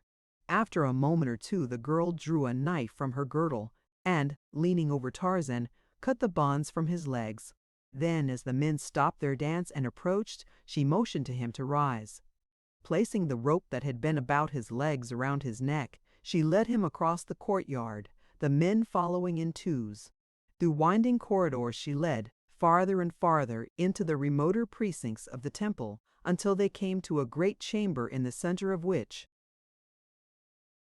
stood an altar. Then it was that Tarzan translated the strange ceremony that had preceded his introduction into this holy of holies. He had fallen into the hands of descendants of the ancient sun worshippers. His seeming rescue by a votaress of the high priestess of the sun had been but a part of the mimicry of their heathen ceremony. The sun, looking down upon him through the opening at the top of the court, had claimed him as his own, and the priestess had come from the inner temple to save him from the polluting hands of worldlings, to save him as a human offering to their flaming deity. And had he needed further assurance as to the correctness of his theory, he had only to cast his eyes upon the brownish-red stains that caked the stone altar and covered the floor in its immediate vicinity, or to the human skulls which grinned from countless niches in the towering walls. The priestess led the victim to the altar steps. Again the galleries above filled with watchers, while from an arched doorway at the east end of the chamber, a procession of females filed slowly into the room. They wore, like the men, only skins of wild animals caught about their waists with rawhide belts or chains of gold, but the black masses of their hair were encrusted with golden headgear composed of many circular and oval pieces of gold ingeniously held together to form a metal cap from which depended at each side of the head long strings of oval pieces falling to the waist. The females were more symmetrically proportioned than the males. Their features were much more perfect, the shapes of their heads and their large, soft, black eyes denoting far greater intelligence and humanity than was possessed by their lords and masters. Each priestess bore 2 golden cups, and as they formed in line along one side of the altar, the men formed opposite them, advancing and taking each a cup from the female opposite.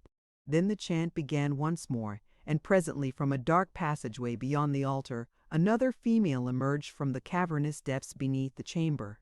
The high priestess, thought Tarzan. She was a young woman with a rather intelligent and shapely face.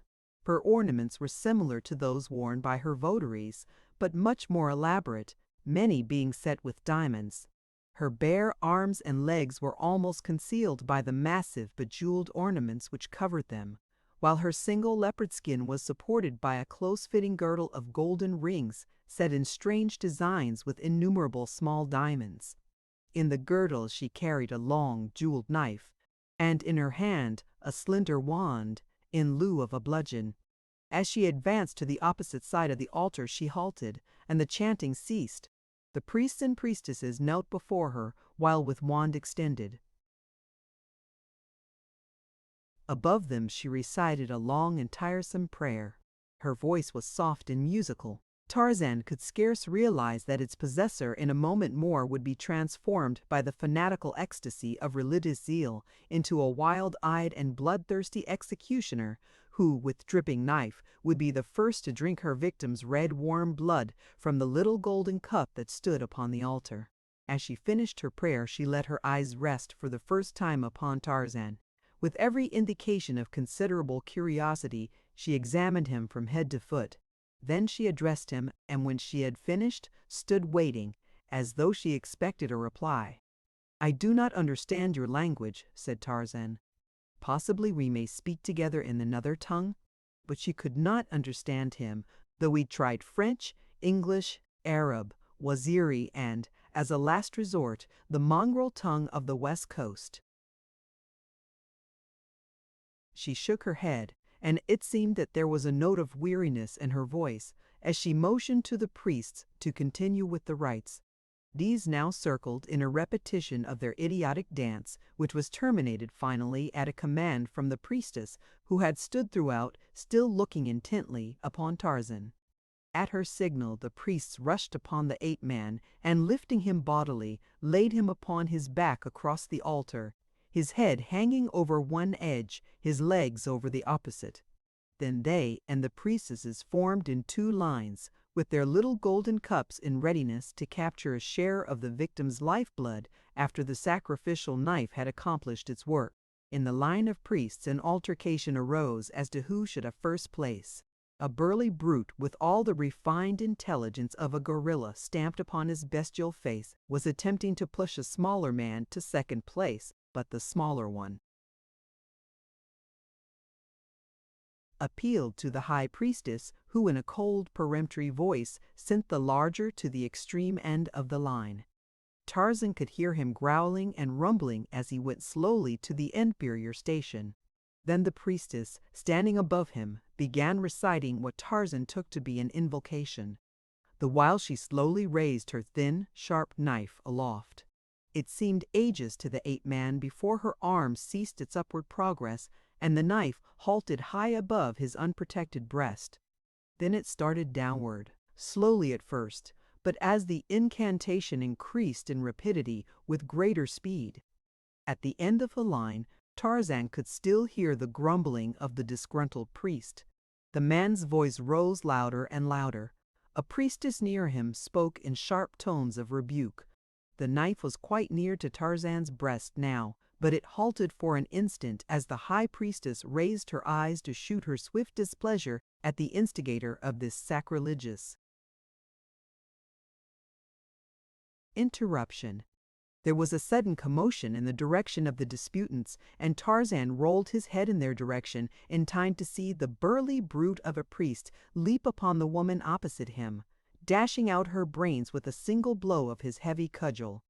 Then that happened which Tarzan had witnessed 100 times before among the wild denizens of his own savage jungle. He had seen the thing fall upon Kerchak and Tublat and Turquoise, upon a dozen of the other mighty bull-apes of his tribe, and upon Tantor, the elephant. There was scarce any of the males of the forest that did not at times fall prey to it. The priest went mad, and with his heavy bludgeon ran amuck among his fellows.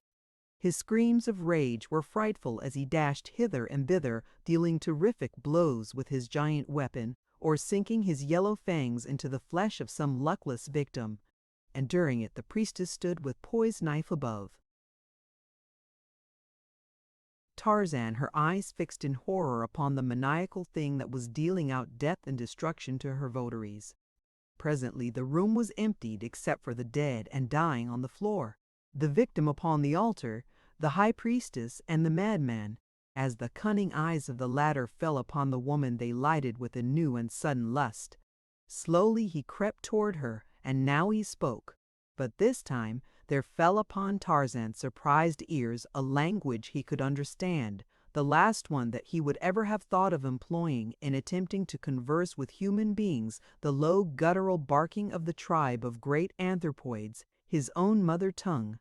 And the woman answered the man in the same language. He was threatening, she attempting to reason with him, for it was quite evident that she saw that he was past her authority. The brute was quite close now, creeping with claw-like hands extended toward her around the end of the altar.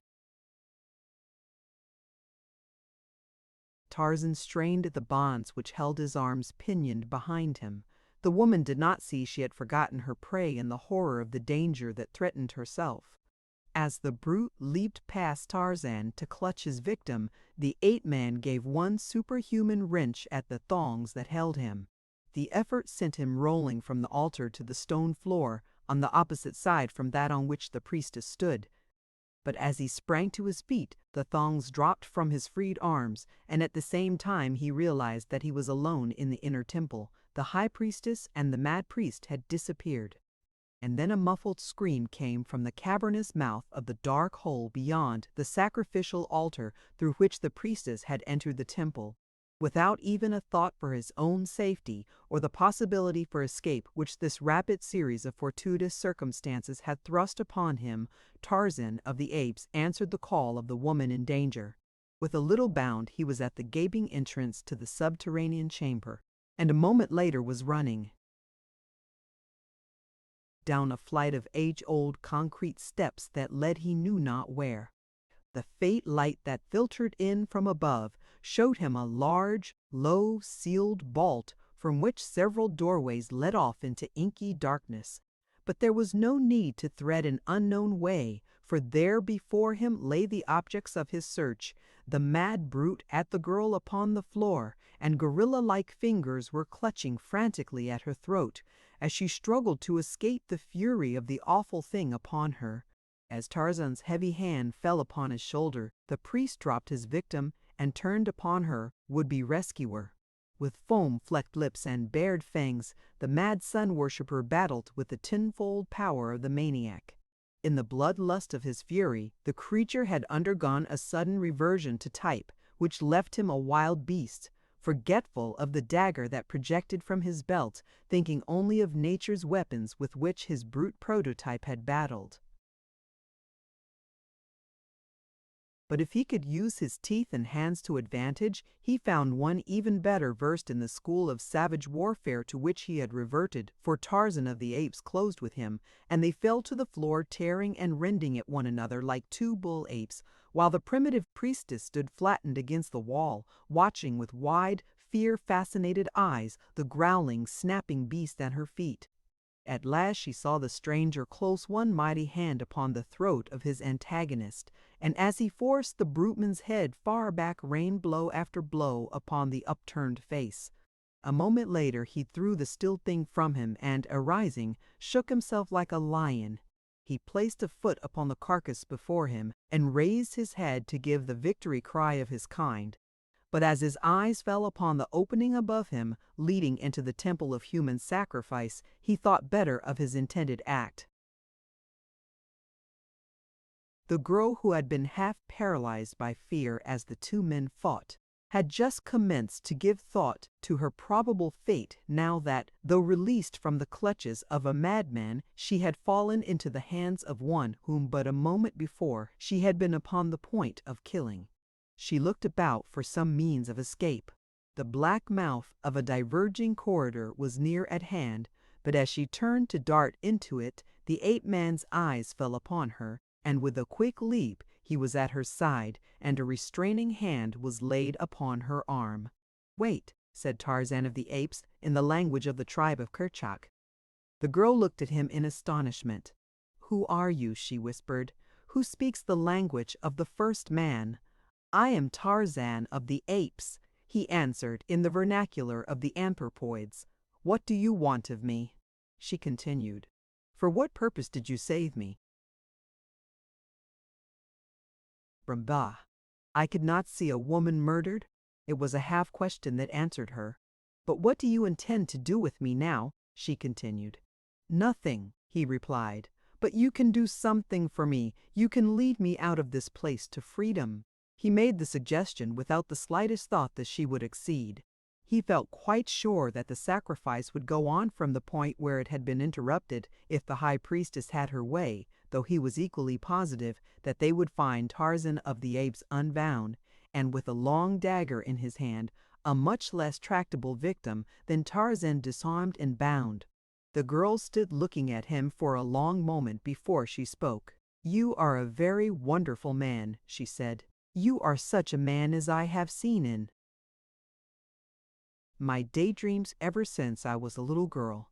You are such a man as I imagine the forebears of my people must have been the great race of people who built this mighty city in the heart of a savage world, that they might wrest from the bowels of the earth the fabulous wealth for which they had sacrificed their far distant civilization. I cannot understand why you came to my rescue in the first place, and now I cannot understand why, having me within your power, you do not wish to be revenged upon me for having sentenced you to death, for having almost put you to death with my own hand. I presume, replied the ape-man, that you but followed the teachings of your religion. I cannot blame you for that, no matter what I may think of your creed. But who are you? What people have I fallen among? I am La, High Priestess of the Temple of the Sun in the city of Opper. We are descendants of a people who came to this savage world more than 10,000 years ago in search of gold.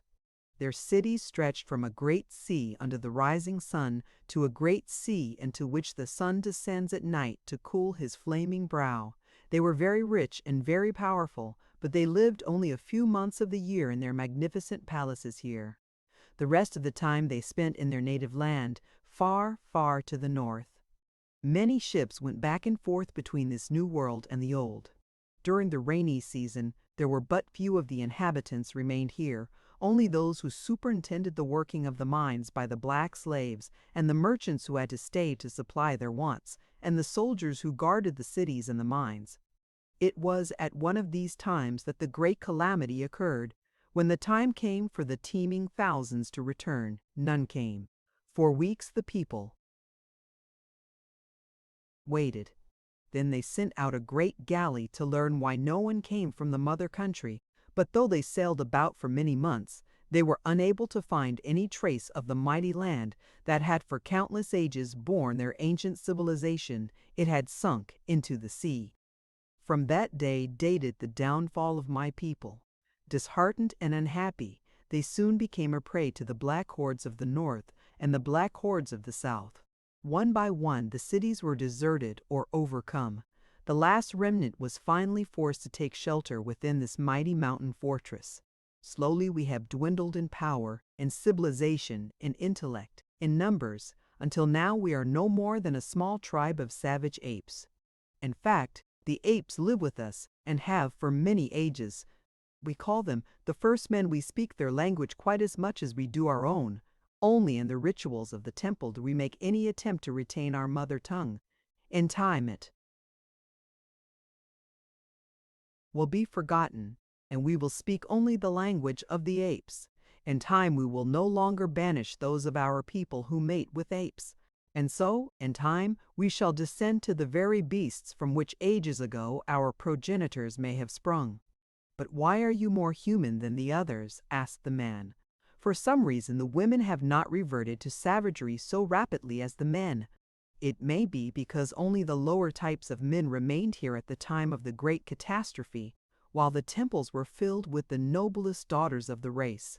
My strain has remained clearer than the rest because for countless ages my foremothers were high priestesses. The sacred office descends from mother to daughter. Our husbands are chosen for us from the noblest in the land. The most perfect man, mentally and physically, is selected to be the husband of the high priestess. From what I saw of the gentlemen above, said Tarzan with a grin, there should be little trouble in choosing from among them. The girl looked at him quizzically for a moment. Do not be sacrilegious, she said. They are very holy men, they are priests. Then there are others who are better to look upon? He asked. The others are all more ugly than the priests, she replied. Tarzan shuddered at her fate, for even in the dim light of the vault he was impressed by her beauty. But how about myself? He asked suddenly. Are you going to leave me to liberty? You have been chosen by the flaming god as his own, she answered solemnly. Not even I have the power to save you should they find you again, but I do not intend that they shall find you. You risked your life to save mine. I may do no less for you. It will be no easy matter, it may require days. But in the end, I think that I can lead you beyond the walls. Come, they will look here for me presently, and if they find us together, we shall both be lost. They would kill me did they think that I had proved false to my God. You must not take the risk, then, he said quickly. I will return to the temple, and if I can fight my way to freedom, there will be no suspicion thrown upon you. But she would not have it so, and finally persuaded him to follow her, saying that they had already remained in the vault too long to prevent suspicion from falling upon her even if they returned to the temple. I will hide you and then return alone, she said, telling them that I was unconscious after you killed Da, and that I do not know whither you escaped. And so she led him through winding corridors of gloom, until finally they came to a small chamber into which a little light filtered through a stone grating in the ceiling. This is the chamber of the dead, she said. None will think of searching here for you. They would not dare. I will return after it is dark. By that time, I may have found a plan to effect your escape. She was gone, and Tarzan of the Apes was left alone in the chamber of the dead, beneath the long dead city of Opper. Chapter 21. The Castaways. Clayton dreamed that he was drinking his fill of water, pure, delightful draughts of fresh water. With a start, he gained consciousness to find himself wet through by torrents of rain that were falling upon his body and his upturned face. A heavy tropical shower was beating down upon them. He opened his mouth and drank. Presently he was so revived and strengthened that he was enabled to raise himself upon his hands. Across his legs lay Monsieur Thuron. A few feet aft, Jane Porter was huddled in a pitiful little heap in the bottom of the boat. She was quite still. Clayton knew that she was dead. After infinite labor he released himself from Thuron's pinioning body, and with renewed strength crawled toward the girl. He raised her head from the rough boards of the boat's bottom. There might be life in that poor starved frame even yet.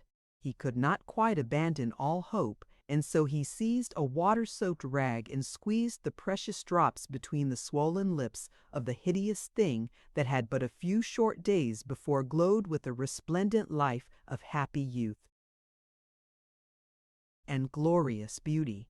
For some time there was no sign of returning animation, but at last his efforts were rewarded by a slight tremor of the half-closed lids. He chafed the thin hands and forced a few more drops of water into the parched throat. The girl opened her eyes, looking up at him, for a long time before she could recall her surroundings. "Water," she whispered. "Are we saved?" "It is raining," he explained. "We may at least drink. Already it has revived us both." "Monsieur Thuron," she asked. "He did not kill you. Is he dead?" "I do not know," replied Clayton. "If he lives and this rain revives him." But he stopped there, remembering too late that he must not add further to the horrors which the girl already had endured. But she guessed what he would have said. "Where is he?" she asked. Clayton nodded his head toward the prostrate form of the Russian. For a time, neither spoke. "I will see if I can revive him," said Clayton at length. "No," she whispered, extending a detaining hand toward him. "Do not do that," He will kill you when the water has given him strength. If he is dying, let him die. Do not leave me alone in this boat with that beast." Clayton hesitated. His honor demanded that he attempt to revive Thurin, and there was the possibility, too, that the Russian was beyond human aid. It was not dishonorable to hope so. As he sat fighting out his battle, he presently raised his eyes from the body of the man, and as they passed above the gunwale of the boat, he staggered weakly to his feet with a little cry of joy. "Flan, Jane," he almost shouted through his cracked lips. "Thank God, land!" The girl looked too, and there, not 100 yards away, she saw a yellow beach, and, beyond, the luxurious foliage of a tropical jungle. "Now you may revive him," said Jane Porter, for she too had been haunted with the pangs of conscience which had resulted from her decision to prevent Clayton from offering succor to their companion. It required the better part of half an hour before the Russian evinced sufficient symptoms of returning consciousness to open his eyes, and it was some time later before they could bring him to a realization of their good fortune. By this time, the boat was scraping gently upon the sandy bottom. Between the refreshing water that he had drunk and the stimulus of renewed hope, Clayton found strength to stagger through the shallow water to the shore with a line made fast to the boat's bow.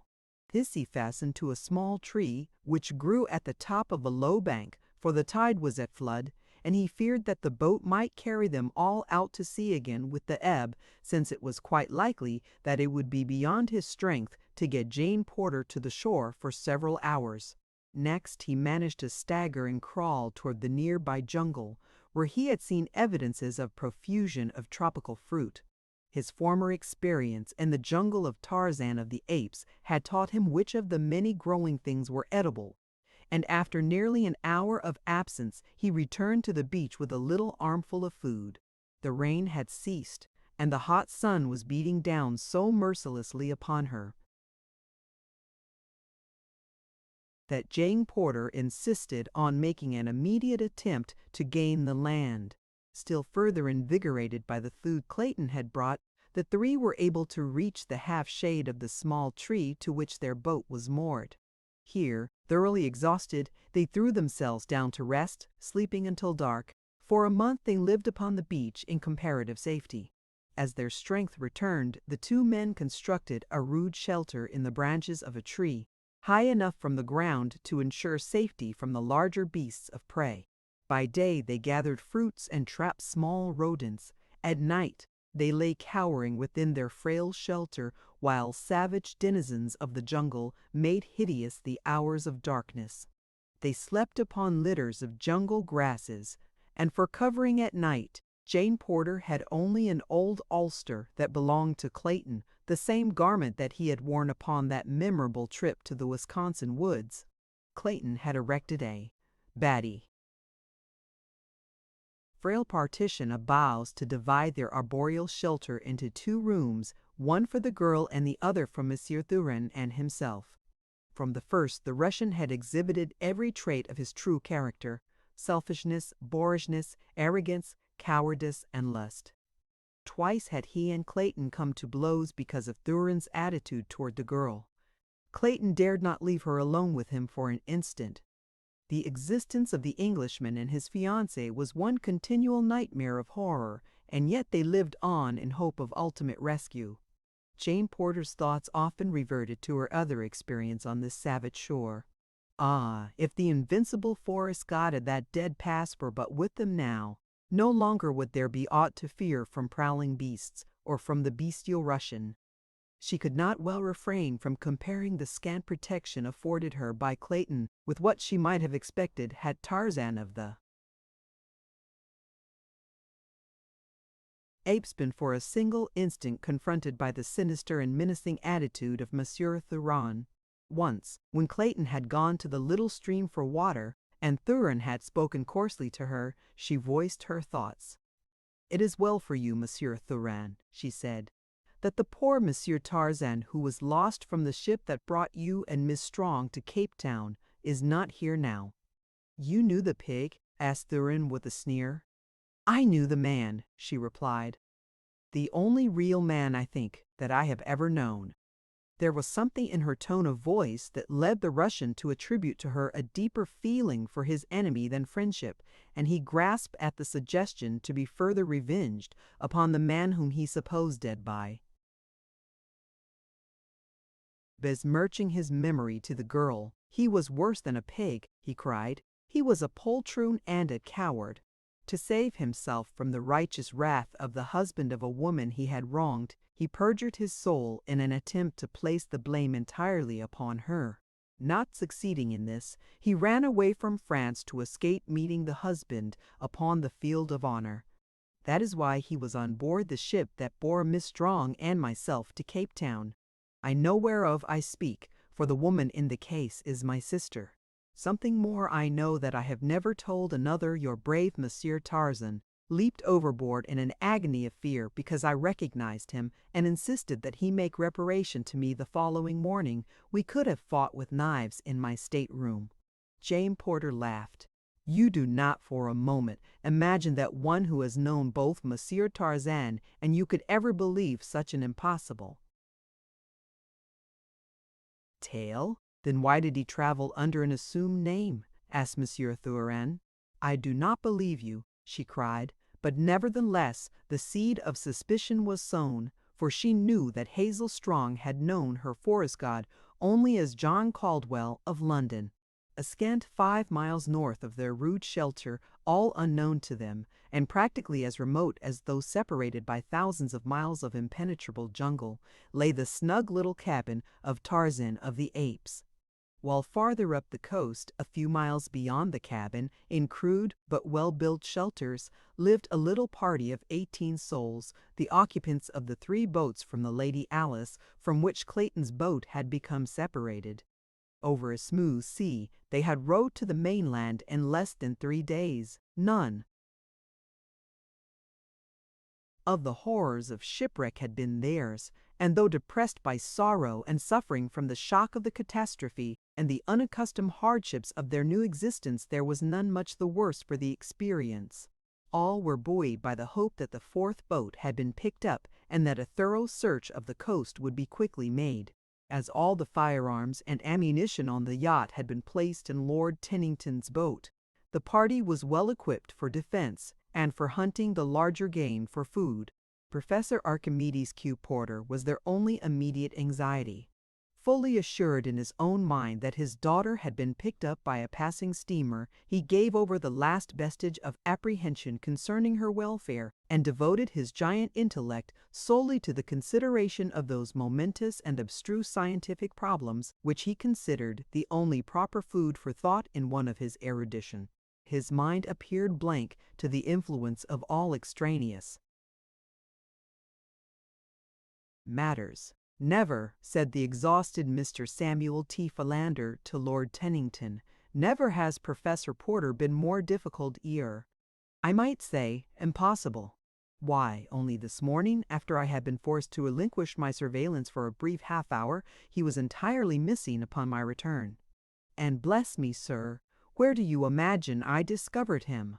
A half-mile out in the ocean, sir, in one of the lifeboats, rowing away for dear life. I do not know how he attained even that magnificent distance from shore, for he had but a single oar, with which he was blissfully rowing about in circles. When one of the sailors had taken me out to him in another boat, the professor became quite indignant at my suggestion that we return at once to land. Why, Mr. Philander, he said, I am surprised that you, sir, a man of letters yourself, should have the temerity so to interrupt the progress of science. I had about deduced from certain astronomic phenomena, I have had under minute observation during the past several tropic nights an entirely new nebular hypothesis which will unquestionably startle the scientific world. I wish to consult a very excellent monograph on Laplace's hypothesis, which I understand is in a certain private collection in New York City. Your interference, Mr. Philander, will result in an irreparable delay, for I was just rowing over to obtain this pamphlet, and it was with the greatest difficulty that I persuaded him to return to shore without resorting to force, concluded Mr. Philander. Miss Strong and her mother were very brave under the strain of almost constant apprehension of the attacks of savage beasts, nor were they quite able to accept so readily as the others the theory that Jane, Clayton, and Monsieur Thurin had been picked up safely. Jane Porter's Esmeralda was in a constant state of tears at the cruel fate which had separated her from her polo honey. Lord Tennington's great-hearted good nature never deserted him for a moment. He was still the jovial host, seeking always for the comfort and pleasure of his guests. With the men of his yacht, he remained the just but firm commander. There was never any more question in the jungle than there had been on board the Lady Alice as to who was the final authority in all questions of importance and in all emergencies requiring cool and intelligent leadership.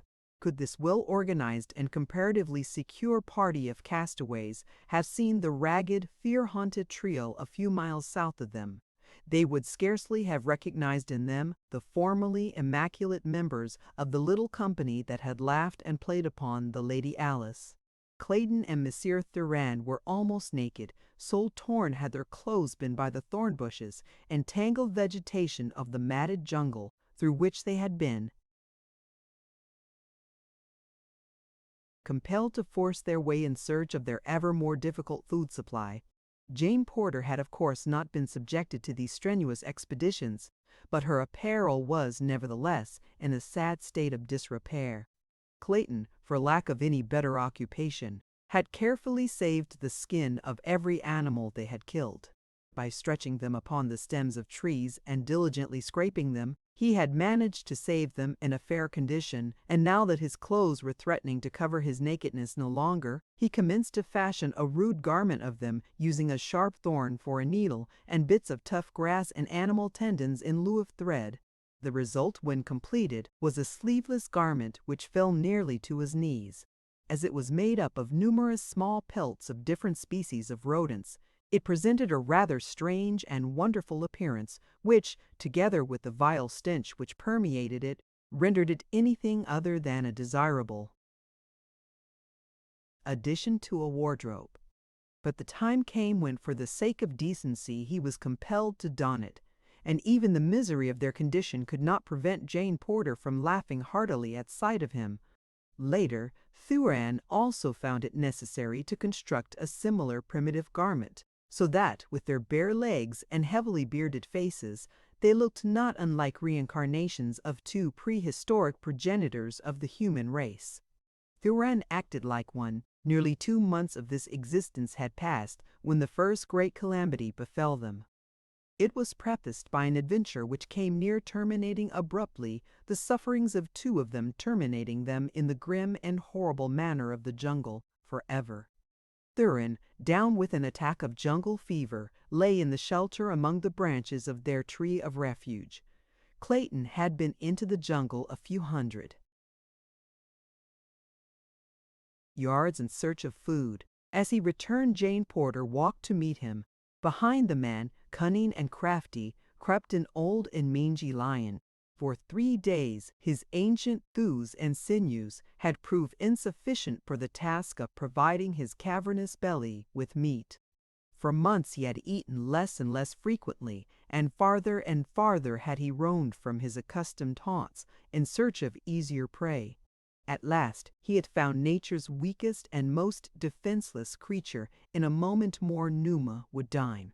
Clayton, all unconscious of the lurking death behind him, strode out into the open toward Jane. He had reached her side, 100 feet from the tangled edge of jungle, when past his shoulder the girl saw the tawny head and the wicked yellow eyes as the grasses parted, and the huge beast, nose to ground, stepped softly into view. So frozen with horror was she that she could utter no sound, but the fixed and terrified gaze of her fear-widened eyes spoke as plainly to Clayton as words. A quick glance behind him revealed the hopelessness of their situation. The lion was scarce 30 paces from them, and they were equally as far from the shelter. The man was armed with a stout stick as efficacious against a hungry lion, he realized, as the toy pop gun charged with a tethered cork. Numa, ravenous with hunger, had long since learned the futility of roaring and moaning as he searched for prey. But now that it was as surely his as though already he had felt the soft flesh beneath his still mighty paw, he opened his huge jaws and gave vent to his long-pent rage in a series of deafening roars that made the air tremble. "Run, Jane!" cried Clayton. "Quick! Run for the shelter!" But her paralyzed muscles refused to respond, and she stood mute and rigid, staring with ghastly countenance at the living death creeping toward them. Thurin, at the sound of that awful roar, had come to the opening of the shelter, and as he saw the tableau below him, he hopped up and down, shrieking to them in Russian. "Run! Run!" he cried. "Run, or I shall be left all alone in this horrible place." And then he broke down and commenced to weep. For a moment this new voice distracted the attention of the lion, who halted to cast an inquiring glance in the direction of the tree. Clayton could endure the strain no longer. Turning his back upon the beast, he buried his head in his arms and waited. The girl looked at him in horror. Why did he not do something? If he must die, why not die like a man bravely, beating at that terrible face with his puny stick, no matter how futile it might be? Would Tarzan of the Apes have done thus? Would he not at least have gone down to his death, fighting heroically to the last? Now the lion was crouching for the spring that would end their young lives.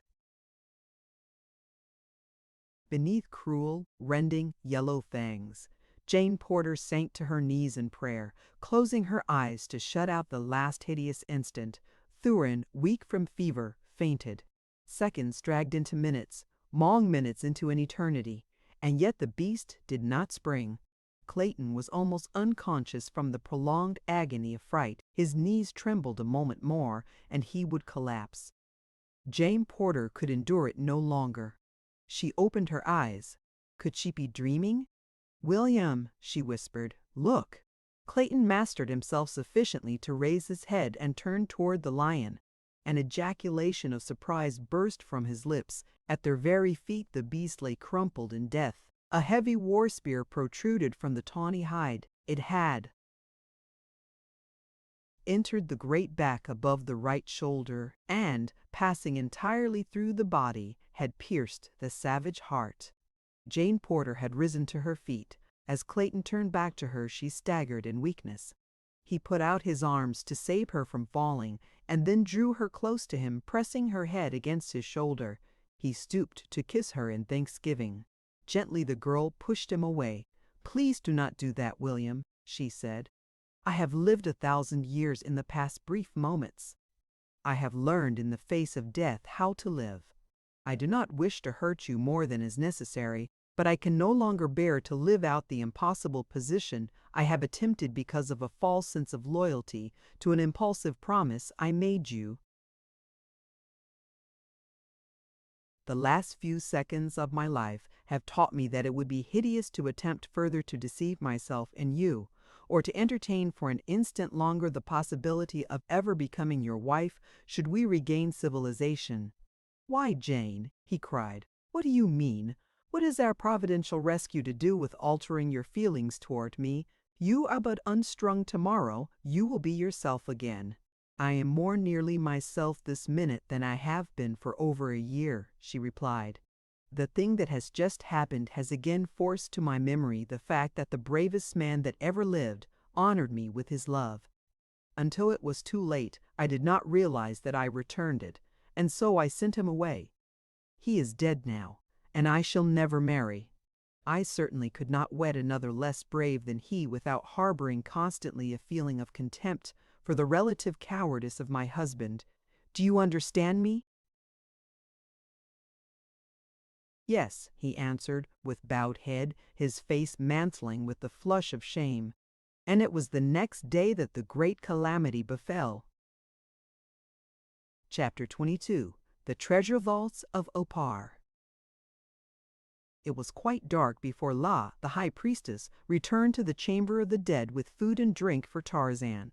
She bore no light, feeling with her hands along the crumbling walls until she gained the chamber.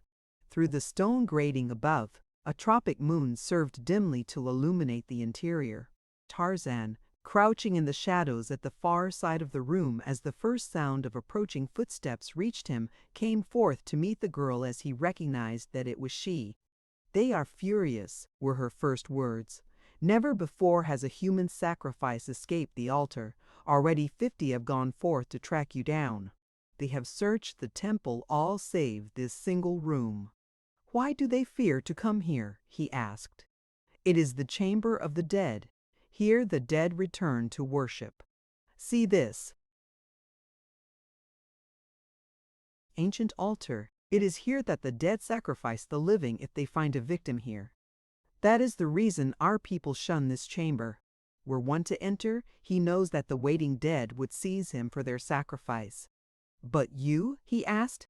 "I am high priestess. I alone am safe from the dead. It is I who at rare intervals bring them a human sacrifice from the world above.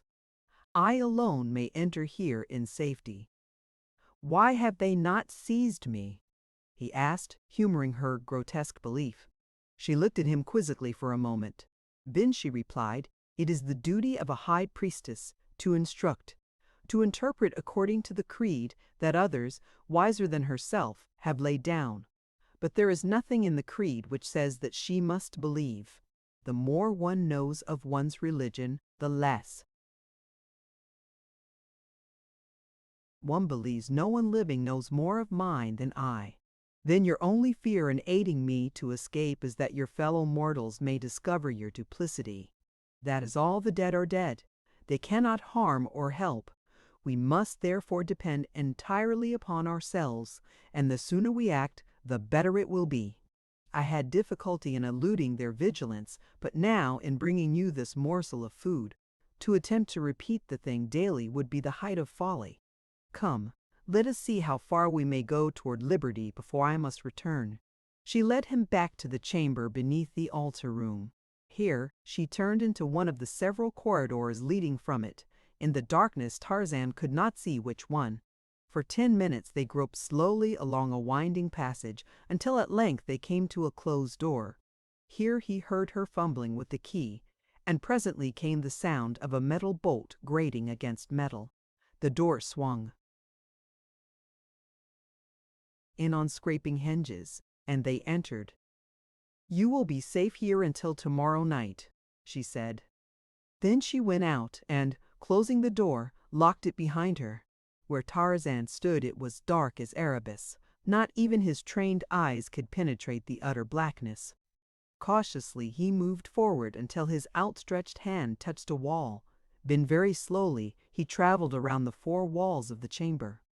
Apparently it was about 20 feet square. The floor was of concrete, the walls of the dry masonry that marked the method of construction above ground. Small pieces of granite of various sizes were ingeniously laid together without mortar to construct these ancient foundations. The first time around the walls, Tarzan thought he detected a strange phenomenon for a room with no windows but a single door. Again he crept carefully around close to the wall. No, he could not be mistaken. He paused before the center of the wall opposite the door. For a moment he stood quite motionless, then he moved a few feet to one side. Again he returned, only to move a few feet to the other side. Once more he made the entire circuit of the room, feeling carefully every foot of the walls. Finally he stopped again before the particular section that had aroused his curiosity. There was no doubt of it. A distinct draught of fresh air was blowing into the chamber through the intersection of the masonry at that particular point and nowhere else. Tarzan tested several pieces of the granite which made up the wall at this spot, and finally was rewarded by finding one which lifted out readily. It was about 10 inches wide, with a face some 3 by 6 inches, showing within the chamber. One by one, the 8-man lifted out similarly shaped stones.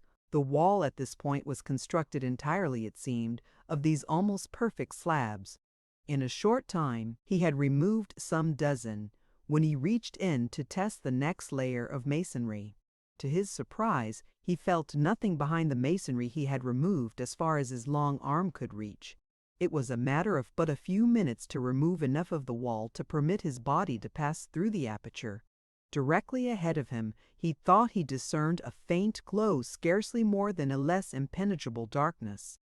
Cautiously, he moved forward on hands and knees until, at about 15 feet, or the average thickness of the foundation walls, the floor ended abruptly in a sudden drop. As far out as he could reach, he felt nothing, nor could he find the bottom of the black abyss that yawned before him. Though clinging to the edge of the floor, he lowered his body into the darkness to its full length. Finally, it occurred to him to look up, and there above him he saw through a round opening a tiny circular patch of starry sky. Feeling up along the sides of the shaft as far as he could reach, the ape-man discovered that so much of the wall as he could feel converged toward the center of the shaft as it rose. This fact precluded possibility of escape in that direction. As he sat speculating on the nature and uses of this strange passage and its terminal shaft, the moon topped the opening above, letting a flood of soft, silvery light into the shadowy place. Instantly the nature of the shaft became apparent to Tarzan, for far below him he saw the shimmering surface of water. He had come upon an ancient well, but what was the purpose of the connection between the well and the dungeon in which he had been hidden? As the moon crossed the opening of the shaft, its light flooded the whole interior, and then Tarzan saw directly across from him another opening in the opposite wall. He wondered if this might not be the mouth of a passage leading to possible escape. It would be worth investigating at least, and this he determined to do. Quickly returning to the wall he had demolished to explore what lay beyond it, he carried the stones into the passageway and replaced them from that side. The deep deposit of dust, which he had noticed upon the blocks as he had first removed them from the wall, had convinced him that even if the present occupants of the ancient pile had knowledge of this hidden passage, they had made no use of it for perhaps generations. The wall replaced, Tarzan turned to the shaft, which was some 15 feet wide at this point. To leap across the intervening space was a small matter to the ape-man, and a moment later he was proceeding along a narrow tunnel, moving cautiously for fear of being precipitated into another shaft such as he had just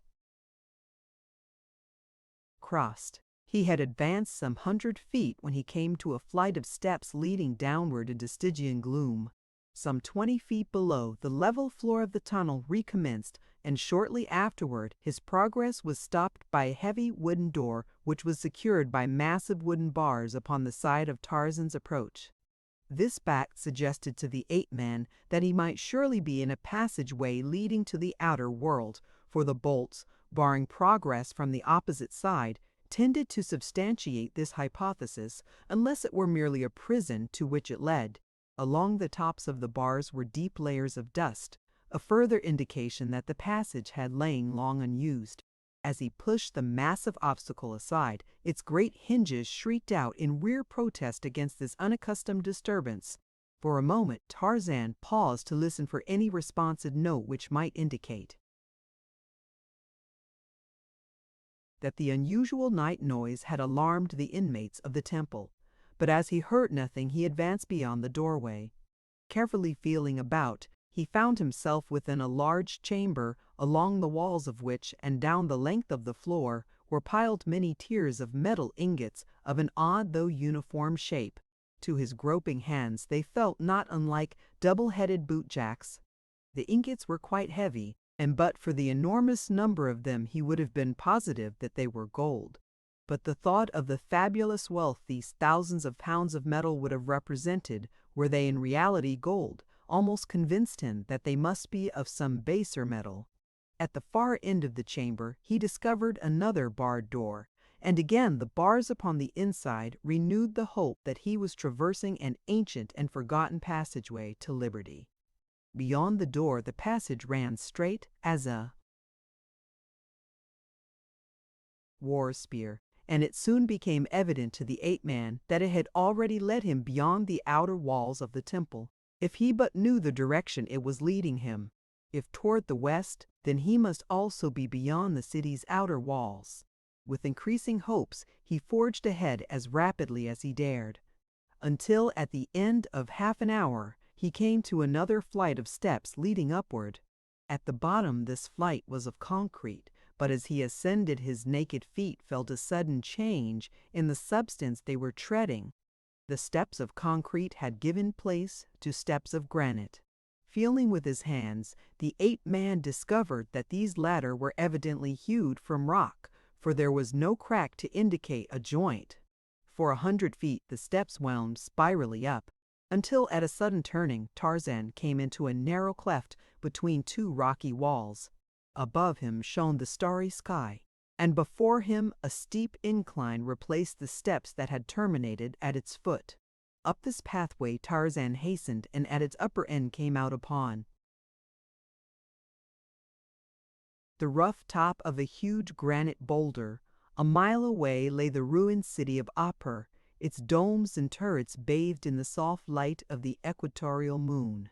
Tarzan dropped his eyes to the ingot he had brought away with him. For a moment he examined it by the moon's bright rays. Then he raised his head to look out upon the ancient piles of crumbling grandeur in the distance. Apur, he mused. Apur, the enchanted city of a dead and forgotten past. The city of the beauties and the beasts. City of horrors and death. But city of fabulous riches. The ingot was of virgin gold. The boulder on which Tarzan found himself lay well out in the plain between the city and the distant cliffs he and his black warriors had scaled the morning previous. To descend its rough and precipitous face was a task of infinite labor and considerable peril even to the ape-man, but at last he felt the soft soil of the valley beneath his feet, and without a backward glance at Apur, he turned his face toward the guardian cliffs, and at a rapid trot set off across the valley. The sun was just rising as he gained the summit of the flat mountain at the valley's western boundary. Far beneath him he saw smoke arising above the treetops of the forest at the base of the foothills. "Man," he murmured, "and there were 50 who went forth to track me down. Can it be they?" Swiftly he descended the face of the cliff, and, dropping into a narrow ravine which led down to the far forest, he hastened onward in the direction of the smoke. Striking the forest edge about a quarter of a mile from the point at which the slender column arose into the still air, he took to the trees. Cautiously he approached until there suddenly burst upon his view a rude boma, in the center of which, squatted about their tiny fires, sat his 50 black Waziri. He called to them in their own tongue, "Arise, my children, and greet thy king." With exclamations of surprise and fear, the warriors leaped to their feet, scarcely knowing whether to flee or not. Then Tarzan dropped lightly from an overhanging branch into their midst. When they realized that it was indeed their chief in the flesh, and no materialized spirit, they went mad with joy. "We were cowards, O Waziri," cried Busuli. "We ran away and left you to your fate, but when our panic was over we swore to return and save you, or at least take revenge upon your murderers.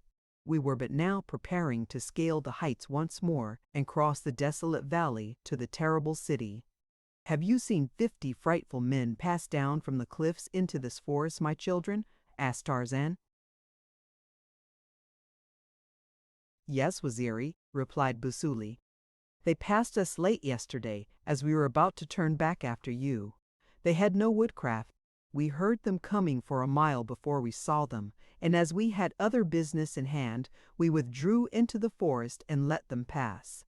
They were waddling rapidly along upon short legs, and now and then one would go upon all fours like Bogani the gorilla. They were indeed 50 frightful men, Waziri." When Tarzan had related his adventures and told them of the yellow metal he had found, not one demurred when he outlined a plan to return by night and bring away what they could carry of the vast treasure.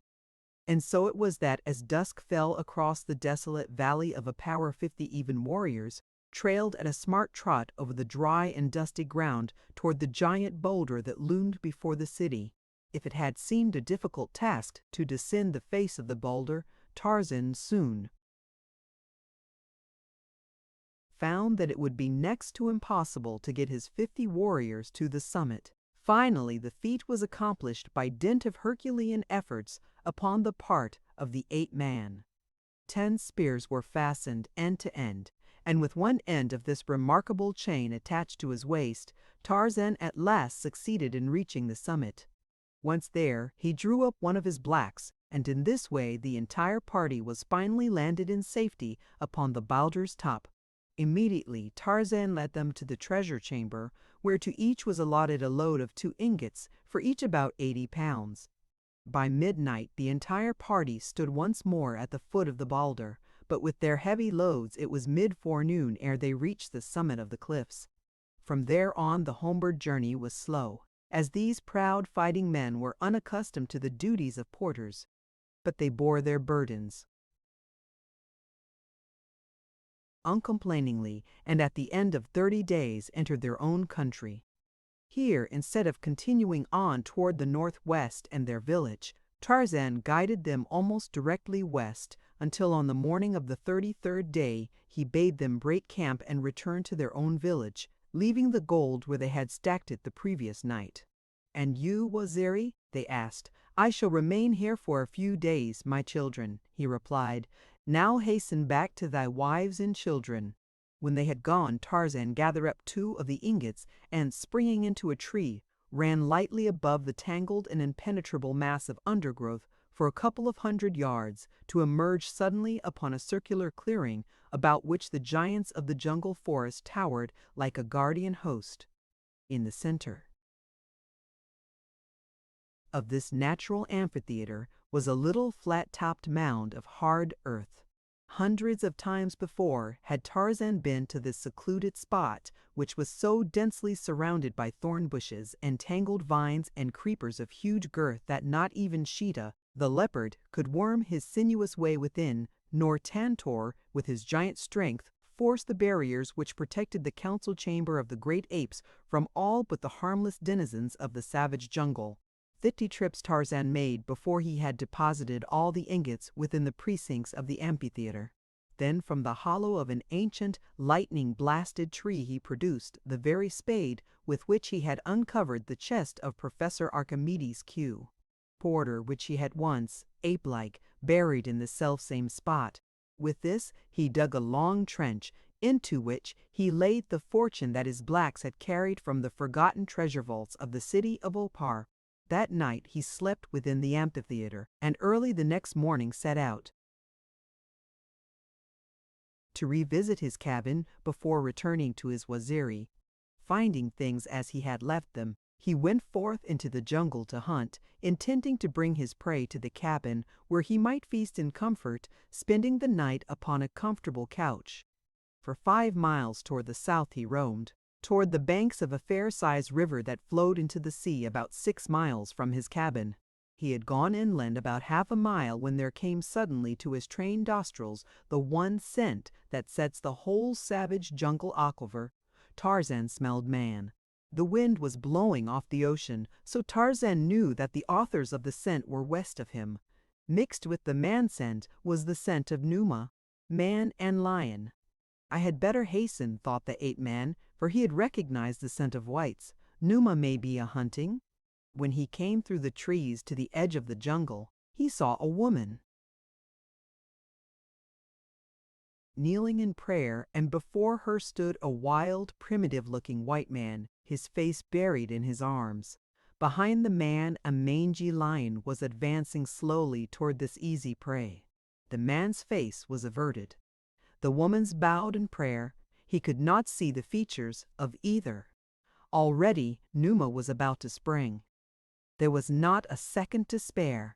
Tarzan could not even unsling his bow and fit an arrow in time to send one of his deadly poison shafts into the yellow hide. He was too far away to reach the beast in time with his knife. There was but a single hope, a lone alternative, and with the quickness of thought the ape-man acted. A brawny arm flew back for the briefest fraction of an instant. A huge spear poised above the giant's shoulder, and then the mighty arm shot out, and swift death tore through the intervening leaves to bury itself in the heart of the leaping lion. Without a sound, he rolled over at the very feet of his intended victims, dead. For a moment neither the man nor the woman moved. Then the latter opened her eyes to look with wonder upon the dead beast behind her companion. As that beautiful head went up, Tarzan of the Apes gave a gasp of incredulous astonishment. Was he mad? It could not be the woman he loved, but indeed it was none other. And the woman rose, and the man took her in his arms to kiss her, and of a sudden the ape-man saw red through a bloody mist of murder, and the old scar upon his forehead burned scarlet against his brown hide. There was a terrible expression upon his savage face as he fitted a poisoned shaft to his bow. An ugly light gleamed in those gray eyes as he sighted full at the back of the unsuspecting man beneath him. For an instant he glanced along the polished shaft, drawing the bowstring far back, that the arrow might pierce through the heart for which it was aimed. But he did not release the fatal messenger. Slowly the point of the arrow drooped, the scar upon the brown forehead faded, the bowstring relaxed, and Tarzan of the Apes, with bowed head, turned sadly into the jungle toward the village of the Waziri. Chapter 23. The 50 Frightful Men. For several long minutes, Jane Porter and William Cecil Clayton stood silently looking at the dead body of the beast whose prey they had so narrowly escaped becoming. The girl was the first to speak again after her outbreak of impulsive avowal. "Who could it have been?" she whispered. "God knows," was the man's only reply. "If it is a friend, why does he not show himself?" continued Jane. "Wouldn't it be well to call out to him and at least thank him?" Mechanically Clayton did her bidding, but there was no response. Jane Porter shuddered. "The mysterious jungle," she murmured. "The terrible jungle. It renders even the manifestations of friendship terrifying." "We had best return to the shelter," said Clayton. "You will be at least a little safer there. I am no protection whatever," he added bitterly. "Do not say that, William," she hastened to urge, acutely sorry for the wound her words had caused. "You have done the best you could. You have been noble and self-sacrificing and brave. It is no fault of yours that you are not a Superman. There is only one other man I have ever known who could have done more than you. My words were ill-chosen in the excitement of the reaction. I did not wish to wound you. All that I wish is that we may both understand once and for all that I can never marry you, that such a marriage would be wicked." "I think I understand," he replied. "Let us not speak of it again, at least until we are back in civilization." The next day, Thurin was worse. Almost constantly he was in a state of delirium. They could do nothing to relieve him, nor was Clayton over-anxious to attempt anything. On the girl's account he feared the Russian. In the bottom of his heart he hoped the man would die. The thought that something might befall him that would leave her entirely at the mercy of this beast caused him greater anxiety than the probability that almost certain death awaited her should she be left entirely alone upon the outskirts of the cruel forest. The Englishman had extracted the heavy spear from the body of the lion, so that when he went into the forest to hunt that morning, he had a feeling of much greater security than at any time since they had been cast upon the savage shore. The result was that he penetrated farther from the shelter than ever before. To escape as far as possible from the mad ravings of the fever-stricken Russian, Jane Porter had descended from the shelter to the foot of the tree. She dared not venture farther. Here, beside the crude ladder Clayton had constructed for her, she sat looking out to sea, in the always surviving hope that a vessel might be sighted. Her back was toward the jungle, and so she did not see the grasses part, or the savage face that peered from between. Little, bloodshot, close-set eyes scanned her intently, roving from time to time about the open beach for indications of the presence of others than herself. Presently another head appeared, and then another and another. The man in the shelter commenced to rave again, and the heads disappeared as silently and as suddenly as they had come. But soon they were thrust forth once more, as the girl gave no sign of perturbation at the continued wailing of the man above. One by one, grotesque forms emerged from the jungle to creep stealthily upon the unsuspecting woman. A faint rustling of the grasses attracted her attention. She turned, and at the sight that confronted her, staggered to her feet with a little shriek of fear. Then they closed upon her with a rush, lifting her bodily in his long, gorilla-like arms. One of the creatures turned and bore her into the jungle. A filthy paw covered her mouth to stifle her screams. Added to the weeks of torture she had already undergone, the shock was more than she could withstand. Shattered nerves collapsed, and she lost consciousness. When she regained her senses, she found herself in the thick of the primeval forest. It was night. A huge fire burned brightly in the little clearing in which she lay. About it squatted 50 frightful men. Their heads and faces were covered with matted hair. Their long arms rested upon the bent knees of their short, crooked legs. They were gnawing, like beasts, upon unclean food. A pot boiled upon the edge of the fire, and out of it one of the creatures would occasionally drag a hunk of meat with a sharpened stick. When they discovered that their captive had regained consciousness, a piece of this repulsive stew was tossed to her from the foul hand of a nearby feaster. It rolled close to her side, but she only closed her eyes as a qualm of nausea surged through her. For many days they traveled through the dense forest. The girl, footsore and exhausted, was half dragged, half pushed through the long, hot, tedious days. Occasionally, when she would stumble and fall, she was cuffed and kicked by the nearest of the frightful men. Long before they reached their journey's end, her shoes had been discarded, the soles entirely gone. Her clothes were torn to mere shreds and tatters, and through the pitiful rags her once white and tender skin showed raw and bleeding from contact with the thousand pitiless thorns and brambles through which she had been dragged. The last 2 days of the journey found her in such utter exhaustion that no amount of kicking and abuse could force her to her poor bleeding feet. Outraged nature had reached the limit of endurance, and the girl was physically powerless to raise herself even to her knees. As the beasts surrounded her, chattering threateningly the while they goaded her with their cudgels and beat and kicked her with their fists and feet, she lay with closed eyes, praying for the merciful death that she knew alone could give her surcease from suffering. But it did not come, and presently the 50 frightful men realized that their victim was no longer able to walk, and so they picked her up and carried her the balance of the journey. Late one afternoon she saw the ruined walls of a mighty city looming before them, but so weak and sick was she that it inspired not the faintest shadow of interest. Wherever they were bearing her, there could be but one end to her captivity among these fierce half-brutes. At last they passed through 2 great walls and came to the ruined city within. Into a crumbling pile they bore her, and here she was surrounded by hundreds more of the same creatures that had brought her. But among them were females who looked less horrible. At sight of them the first faint hope that she had entertained came to mitigate her misery.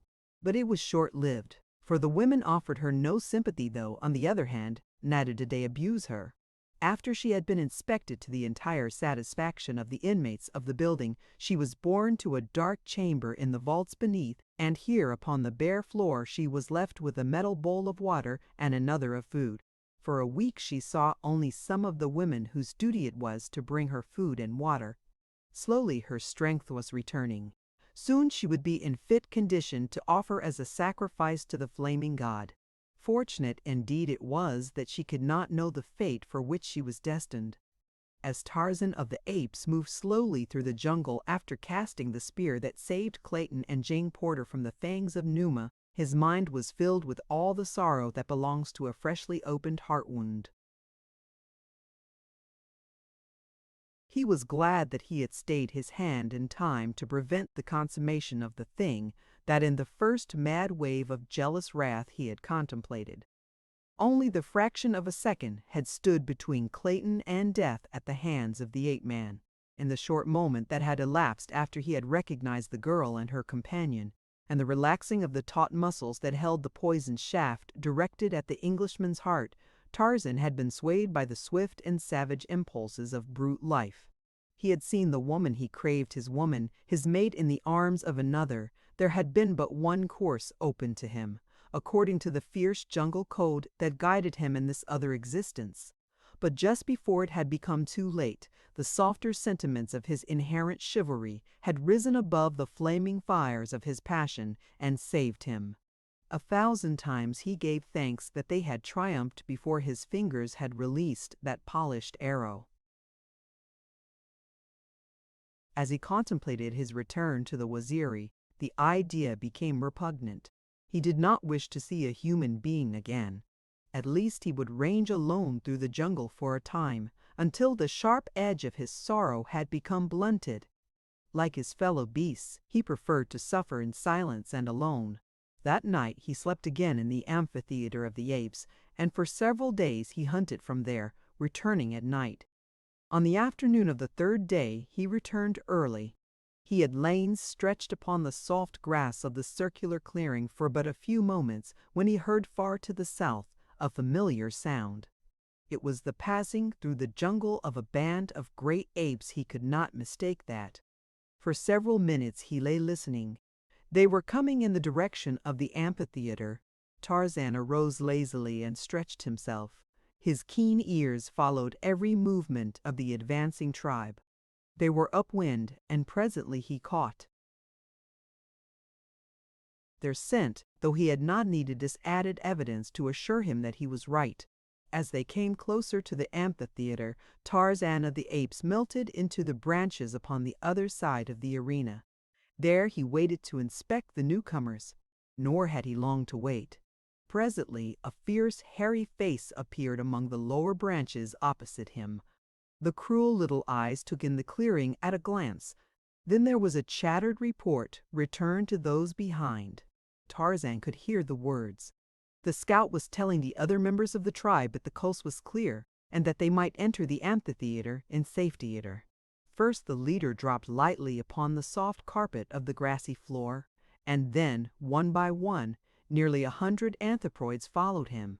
There were the huge adults and several young. A few nursing babes clung close to the shaggy necks of their savage mothers. Tarzan recognized many members of the tribe. It was the same into which he had come as a tiny babe. Many of the adults had been little apes during his boyhood. He had frolicked and played about this very jungle with them during their brief childhood. He wondered if they would remember him. The memory of some apes is not over long, and 2 years may be an eternity to them. From the talk which he overheard, he learned that they had come to choose a new king. Their late chief had fallen 100 feet beneath a broken limb to an untimely end. Tarzan walked to the end of an overhanging limb in plain view of them. The quick eyes of a female caught sight of him first. With a barking guttural, she called the attention of the others. Several huge bulls stood erect to get a better view of the intruder. With bared fangs and bristling necks, they advanced slowly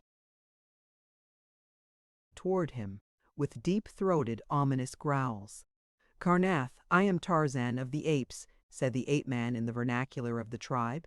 "You remember me. Together we teased Duma when we were still little apes, throwing sticks and nuts at him from the safety of high branches." The brute he had addressed stopped with a look of half-comprehending, dull wonderment upon his savage face. "And Magor," continued Tarzan, addressing another, "do you not recall your former king, he who slew the mighty Kerchak? Look at me. Am I not the same Tarzan, mighty hunter, invincible fighter that you all knew for many seasons?" The apes all crowded forward now, but more in curiosity than threatening. They muttered among themselves for a few moments. "What do you want among us now?" asked Karnath. "Only peace," answered the ape-man. Again the apes conferred. At length Karnath spoke again. "Come in peace, then, Tarzan of the Apes," he said. And so Tarzan of the Apes dropped lightly to the turf into the midst of the fierce and hideous horde. He had completed the cycle of evolution and had returned to be once again a brute among brutes. There were no greetings such as would have taken place among men after a separation of 2 years. The majority of the apes went on about the little activities that the advent of the ape-man had interrupted, paying no further attention to him than as though he had not been gone from the tribe at all. 1 or 2 young bulls who had not been old enough to remember him sidled up on all fours to sniff at him, and one bared his fangs and growled threateningly. He wished to put Tarzan immediately into his proper place. Had Tarzan backed off, growling, the young bull would quite probably have been satisfied, but always after Tarzan's station among his fellow apes would have been beneath that of the bull which had made him step aside. But Tarzan of the Apes did not back off. Instead, he swung his giant palm with all the force of his mighty muscles and, catching the young bull alongside the head, sent him sprawling across the turf. The ape was up and at him again in a second, and this time they closed with tearing fingers and rending fangs, or at least that had been the intention of the young bull, but scarcely had they gone down, growling and snapping, than the ape-man's fingers found the throat of his antagonist. Presently the young bull ceased to struggle and lay quite still.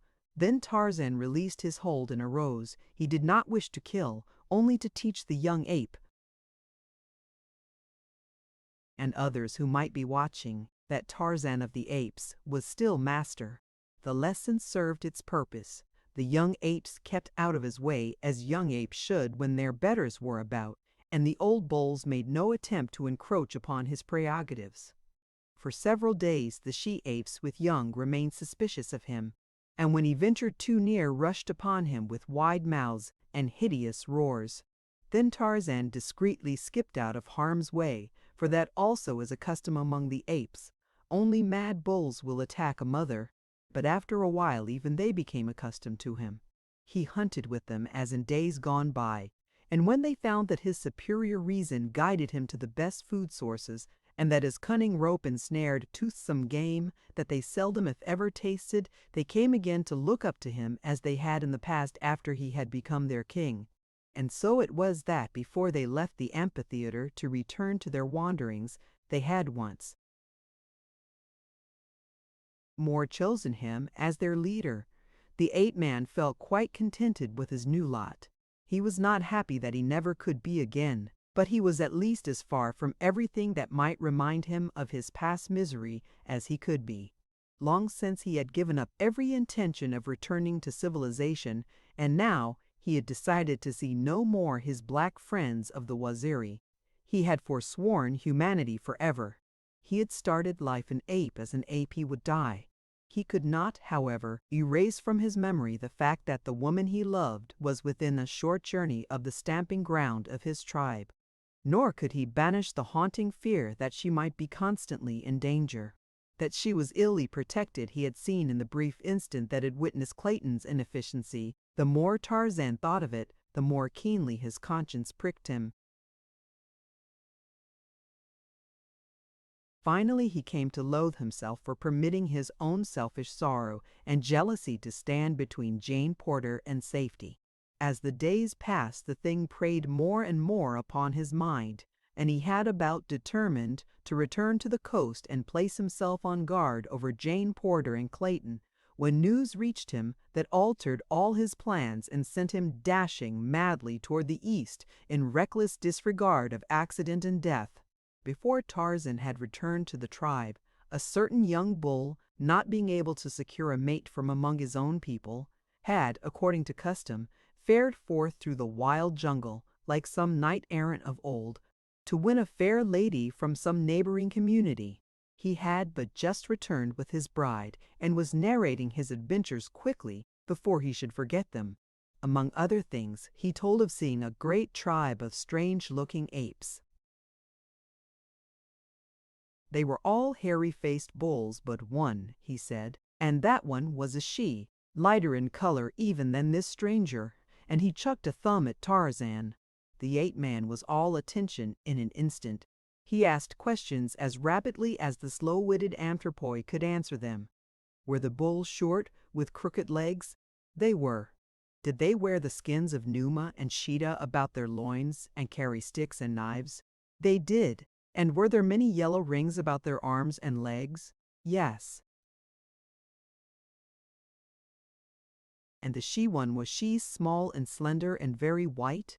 Yes. Did she seem to be one of the tribe, or was she a prisoner?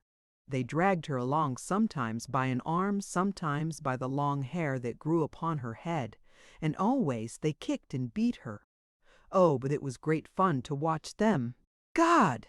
Muttered Tarzan. Where were they when you saw them, and which way were they going? Continued the ape-man. They were beside the second water back there, and he pointed to the south. When they passed me, they were going toward the morning, upward along the bone. Edge of the water. When was this? Asked Tarzan. Half a moon since. Without another word, the ape-man sprang into the trees and fled like a disembodied spirit eastward in the direction of the forgotten city of Opar. Chapter 24. How Tarzan Came Again to Up. When Clayton returned to the shelter and found Jane Porter was missing, he became frantic with fear and grief. He found Monsieur Thuron quite rational, the fever having left him with the surprising suddenness which is one of its peculiarities. The Russian, weak and exhausted, still lay upon his bed of grasses within the shelter. When Clayton asked him about the girl, he seemed surprised to know that she was not there. "I have heard nothing unusual," he said, "but then I have been unconscious much of the time." Had it not been for the man's very evident weakness, Clayton should have suspected him of having sinister knowledge of the girl's whereabouts. But he could see that Thuron lacked sufficient vitality even to descend, unaided, from the shelter. He could not, in his present physical condition, have harmed the girl. Nor could he have climbed the rude ladder back to the shelter. Until dark, the Englishman searched the nearby jungle for a trace of the missing one, or a sign of the trail of her abductor. But though the spoor left by the 50 frightful men, unversed in woodcraft as they were, would have been as plain to the densest denizen of the jungle as a city street to the Englishman, yet he crossed and recrossed it 20 times without observing the slightest indication that many men had passed that way but a few short hours since. As he searched, Clayton continued to call the girl's name aloud. But the only result of this was to attract Numa, the lion. Fortunately, the man saw the shadowy form worming its way toward him in time to climb into the branches of a tree before the beast was close enough to reach him. This put an end to his search for the balance of the afternoon, as the lion paced back and forth beneath him until dark. Even after the beast had left, Clayton dared not descend into the awful blackness beneath him, and so he spent a terrifying and hideous night in the tree. The next morning he returned to the beach, relinquishing the last hope of succoring Jane Porter. During the week that followed, Monsieur Thuron rapidly regained his strength, lying in the shelter while Clayton hunted food for both. The men never spoke except as necessity demanded. Clayton now occupied the section of the shelter which had been reserved for Jane Porter, and only saw the Russian when he took food or water to him, or performed the other kindly offices which common humanity required. When Thuron was again able to descend in search of food, Clayton was stricken with fever. For days he lay tossing in delirium and suffering, but not once did the Russian come near him. Food the Englishman could not have eaten but his. Craving for water amounted practically to torture. Between the recurrent attacks of delirium, weak though he was, he managed to reach the brook once a day and fill a tiny can that had been among the few appointments of the lifeboat. Thuron watched him on these occasions with an expression of malignant pleasure. He seemed really to enjoy the suffering of the man who, despite the just contempt in which he held him, had ministered to him to the best of his ability while he lay suffering the same agonies. At last Clayton became so weak that he was no longer able to descend from the shelter. For a day he suffered for water without appealing to the Russian. But finally, unable to endure it longer, he asked Thurin to fetch him a drink. The Russian came to the entrance to Clayton's room, a dish of water in his hand. A nasty grin contorted his features. "Here is water," he said. "But first let me remind you that you maligned me before the girl, that you kept her to yourself and would not share her with me." Clayton interrupted him. "Stop!" he cried. "Stop! What manner of cur are you that you traduce the character of a good woman whom we believe dead? God! I was a fool ever to let you live. You are not fit to live even in this vile land." "Here is your water," said the Russian. "All you will get," and he raised the basin to his lips and drank. What was left he threw out upon the ground below. Then he turned and left the sick man. Clayton rolled over and, burying his face in his arms, gave up the battle. The next day Thurin determined to set out toward the north along the coast, for he knew that eventually he must come to the habitations of civilized men. At least, he could be no worse off than he was here, and furthermore, the ravings of the dying Englishman were getting on his nerves. So he stole Clayton's spear and set off upon his journey. He would have killed the sick man before he left had it not occurred to him that it would really have been a kindness to do so. That same day, he came to a little cabin by the beach, and his heart filled with renewed hope as he saw this evidence of the proximity of civilization, for he thought it but the outpost of a nearby settlement. Had he known to whom it belonged, and that its owner was at that very moment but a few miles inland, Nikolas Rokoff would have fled the place as he would a pestilence. But he did not know, and so he remained for a few days to enjoy the security and comparative comforts of the cabin. Then he took up his northward journey once more. In Lord Tennington's camp, preparations were going forward to build permanent quarters, and then to send out an expedition of a few men to the north in search of relief. As the days had passed without bringing the longed-for succor, hope that Jane Porter, Clayton, and Monsieur Thurin had been rescued began to die. No one spoke of the matter longer to Professor Porter, and he was so immersed in his scientific dreaming that he was not aware of the elapse of time. Occasionally he would remark that within a few days they should certainly see a steamer drop anchor off their shore, and that then they should all be reunited happily. Sometimes he spoke of it as a train, and wondered if it were being delayed by snowstorms. "If I didn't know the dear old fellow so well by now," Tennington remarked to Miss Strong, "I should be quite certain that he was not quite right, don't you know." "If it were not so pathetic it would be ridiculous," said the girl sadly. "I, who have known him all my life, know how he worships Jane, but to others it must seem that he is perfectly callous to her fate. It is only that he is so absolutely impractical that he cannot conceive of so real a thing as death, unless nearly certain proof of it is thrust upon him. You'd never guess what he was about yesterday," continued Tennington. "I was coming in alone from a little hunt when I met him walking rapidly along the game trail that I was following back to camp. His hands were clasped beneath the tails of his long black coat, and his top hat was set firmly down upon his head, as with eyes bent upon the ground he hastened on, probably to some sudden death had I not intercepted him. 'Why, where in the world are you bound, Professor?' I asked him. 'I am going into town, Lord Tennington,' he said as seriously as possible, 'to complain to the postmaster about the rural free delivery service we are suffering from here.'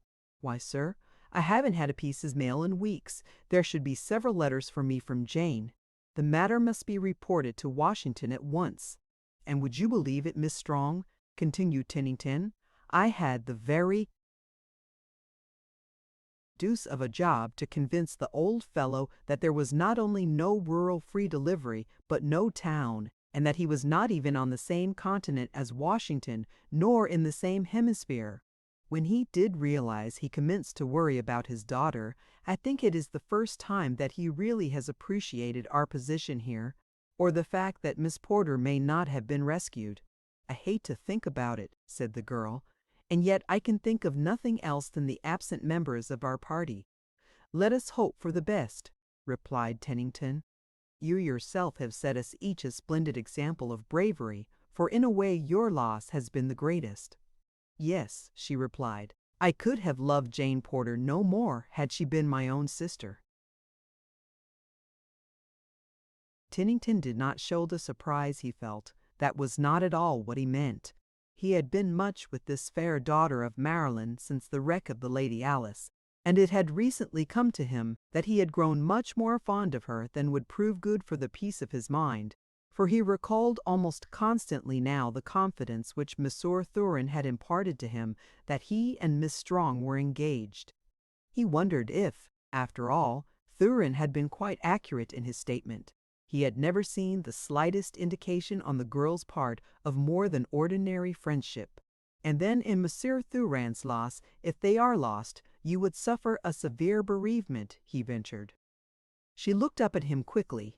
Monsieur Thurin had become a very dear friend, she said. I liked him very much, though I have known him but a short time. Then you were not engaged to marry him? He blurted out. Heavens, no, she cried. I did not care for him at all in that way. There was something that Lord Tennington wanted to say to Hazel Strong. He wanted very badly to say it, and to say it at once, but somehow the words stuck in his throat. He started lamely a couple of times, cleared his throat, became red in the face, and finally ended by remarking that he hoped the cabins would be finished before the rainy season commenced. But, though he did not know it, he had conveyed to the girl the very message he intended, and it left her happier than she had ever before been in all her life. Just then further conversation was interrupted by the sight of a strange and terrible-looking figure which emerged from the jungle just south of the camp. Tennington and the girl saw it at the same time. The Englishman reached for his revolver, but when the half-naked, bearded creature called his name aloud and came running toward them, he dropped his hand and advanced to meet it.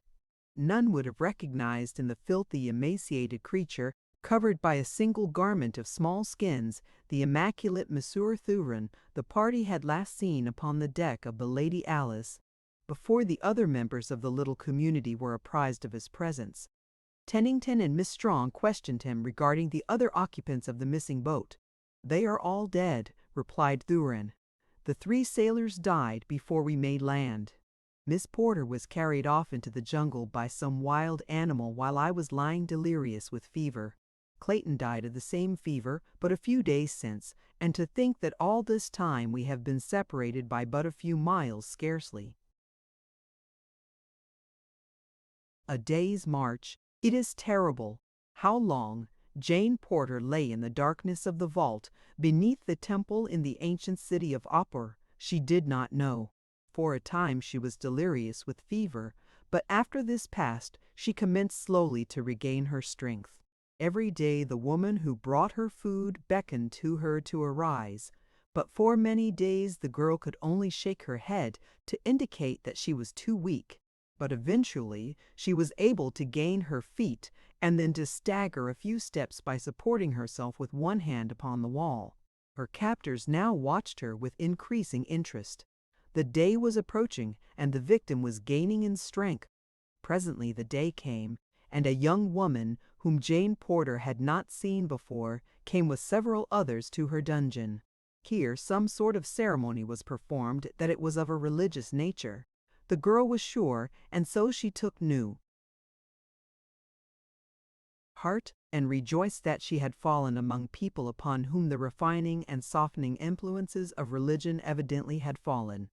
They would treat her humanely of, that she was now quite sure. And so when they led her from her dungeon, through long dark corridors and up a flight of concrete steps to a brilliant courtyard, she went willingly, even gladly, for was she not among the servants of God?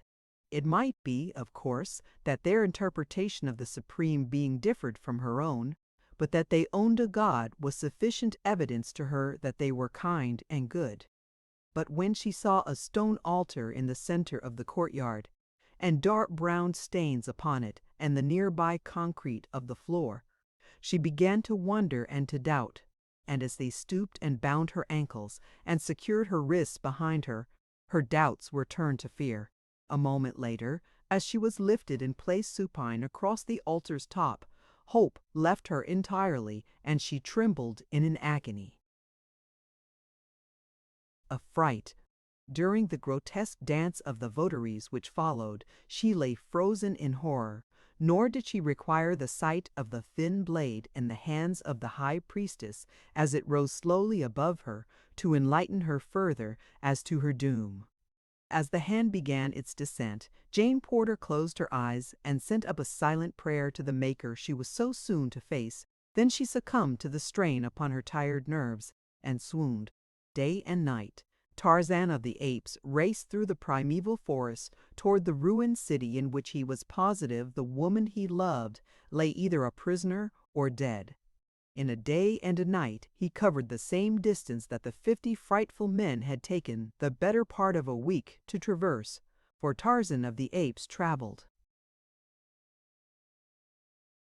Along the middle terrace, high above the tangled obstacles that impede progress upon the ground, the story the young bull ape had told made it clear to him that the girl captive had been Jane Porter, for there was not another small white she in all the jungle. The bulls he had recognized from the ape's crude description as the grotesque parodies upon humanity who inhabit the ruins of Opor, and the girl's fate he could picture as plainly as though he were an eyewitness to it.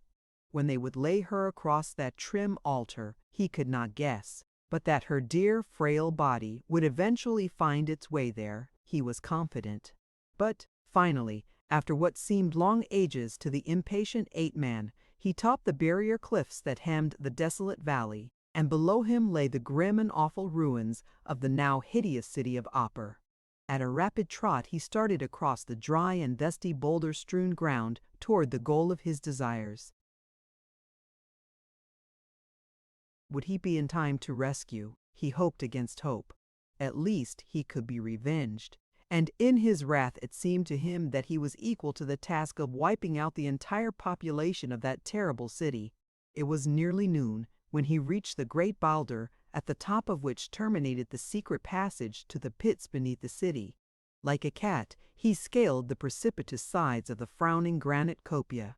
A moment later, he was running through the darkness of the long, straight tunnel that led to the treasure vault. Through this he passed, then on and on until at last he came to the well-like shaft upon the opposite side of which lay the dungeon with the false wall. As he paused a moment upon the brink of the well, a faint sound came to him through the opening above. His quick ears caught and translated it. It was the dance of death that preceded the sacrifice and the sing-song ritual of the high priestess. He could even recognize the woman's voice. Could it be that the ceremony marked the very thing he had so hastened to prevent? A wave of horror swept over him. Was he, after all, to be just a moment too late? Like a frightened deer, he leaped across the narrow chasm to the continuation of the passage beyond. At the false wall, he tore like one possessed to demolish the barrier that confronted him. With giant muscles he forced the opening, thrusting his head and shoulders through the first small hole he made, and carrying the balance of the wall with him to clatter resoundingly upon the cement floor of the dungeon. With a single leap, he cleared the length of the chamber and threw himself against the ancient door. But here he stopped. The mighty bars upon the other side were proof even against such muscles as his. It needed but a moment's effort to convince him of the futility of endeavoring to force that impregnable barrier. There was but one other way, and that led back through the long tunnels to the boulder a mile beyond the city's walls, and then back across the open as he had come to the city first with his Waziri. He realized that to retrace his steps and enter the city from above ground would mean that he would be too late to save the girl, if it were indeed she who lay upon the sacrificial altar above him. But there seemed no other way, and so he turned and ran swiftly back into the passageway beyond the broken wall. At the well, he heard again the monotonous voice of the high priestess, and as he glanced aloft, the opening, 20 feet above, seemed so near that he was tempted to leap for it in a mad endeavor to reach the inner courtyard that lay so near. If he could but get one end of his grass rope caught upon some projection at the top of that tantalizing aperture. In the instant's pause and thought, an idea occurred to him. He would attempt it. Turning back to the tumbled wall, he seized one of the large, flat slabs that had composed it. Hastily making one end of his rope fast to the piece of granite, he returned to the shaft and, coiling the balance of the rope on the floor beside him, the ape-man took the heavy slab in both hands and, swinging it several times to get the distance and the direction fixed, he let the weight fly up at a slight angle, so that instead of falling straight back into the shaft again, it grazed the far edge, tumbling over into the court beyond. Tarzan dragged for a moment upon the slack end of the rope, until he felt that the stone was lodged with fair security at the shaft's top. Then he swung out over the black depths beneath. The moment his full weight came upon the rope, he felt it slip from above. He waited there in awful suspense as it dropped in little jerks, inch by inch. The stone was being dragged up the outside of the masonry surrounding the top of the shaft. Would it catch at the very edge, or would his weight drag it over to fall upon him as he hurtled into the unknown depths below? The end. Thank you for listening to this story. I hope you enjoyed the journey, the characters, and the world they carried with them. If you enjoyed this audiobook, please subscribe to the channel and leave a comment below. Your support helps keep these stories alive and allows more timeless books to be shared with listeners around the world. Until next time, thank you for listening.